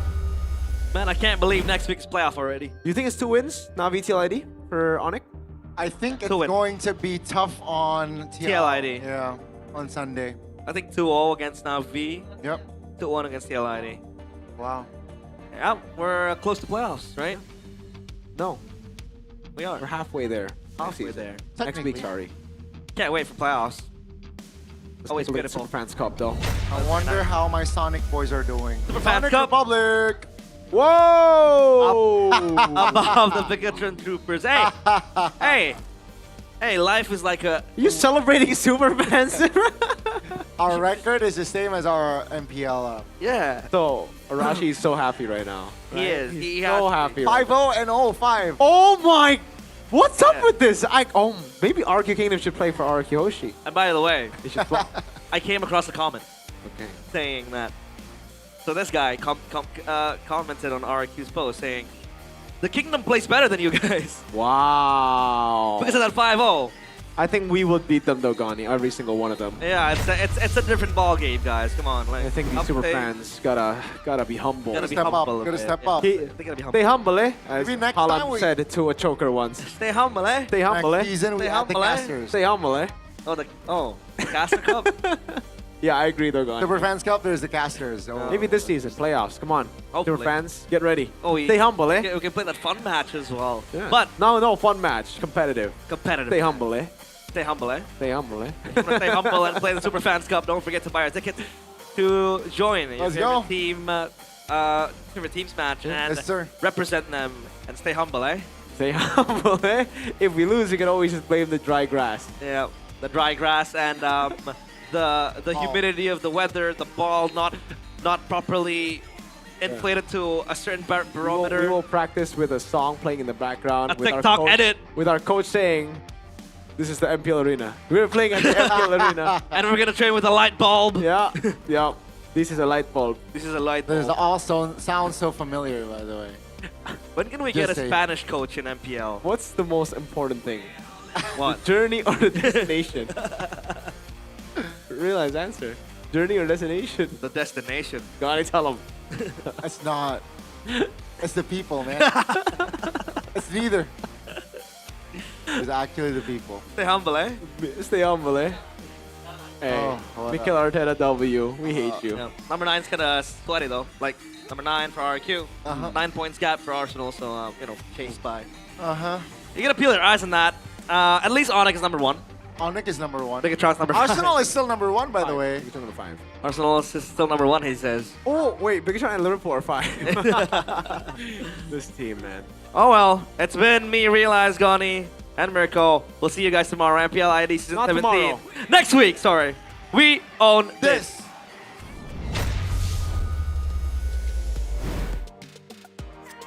Minggu yang ketiga telah berakhir dengan semua tim berlaga.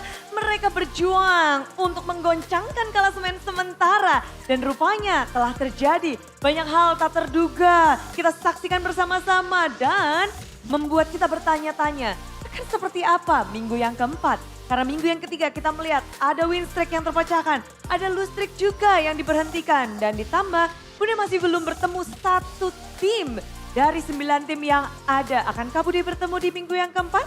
Masih tanda tanya. Namun yang sudah pasti adalah MPL Indonesia Season 17 powered by Munton, supported by PBSI, presented by Official Gaming Phone, Infinix, Official e-wallet, GoPay, Official Gaming Chair, Kodak, dan partner in Esports ada Garnier, Bayu, Dunia Games, GamesMax, dan OnePlay. Ditambah ada supplier IndiHome, Indomaret, Yamis Toys, dan juga Aqua.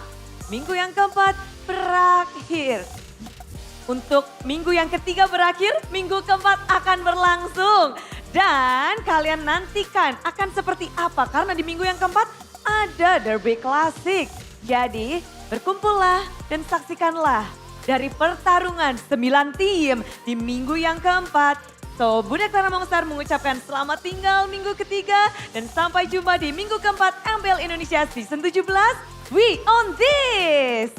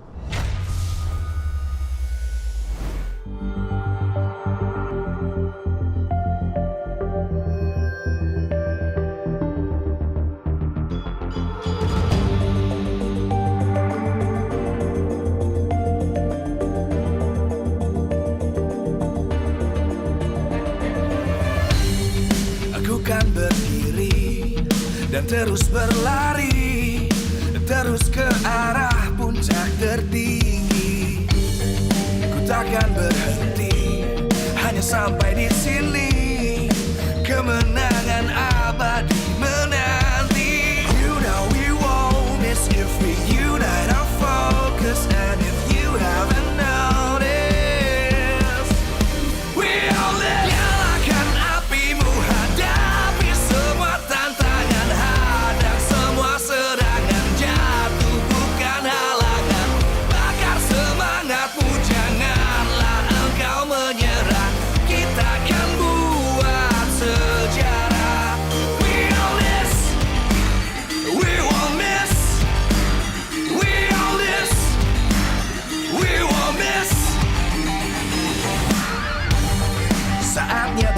masih jalani ambisi. Aku kan menyawakan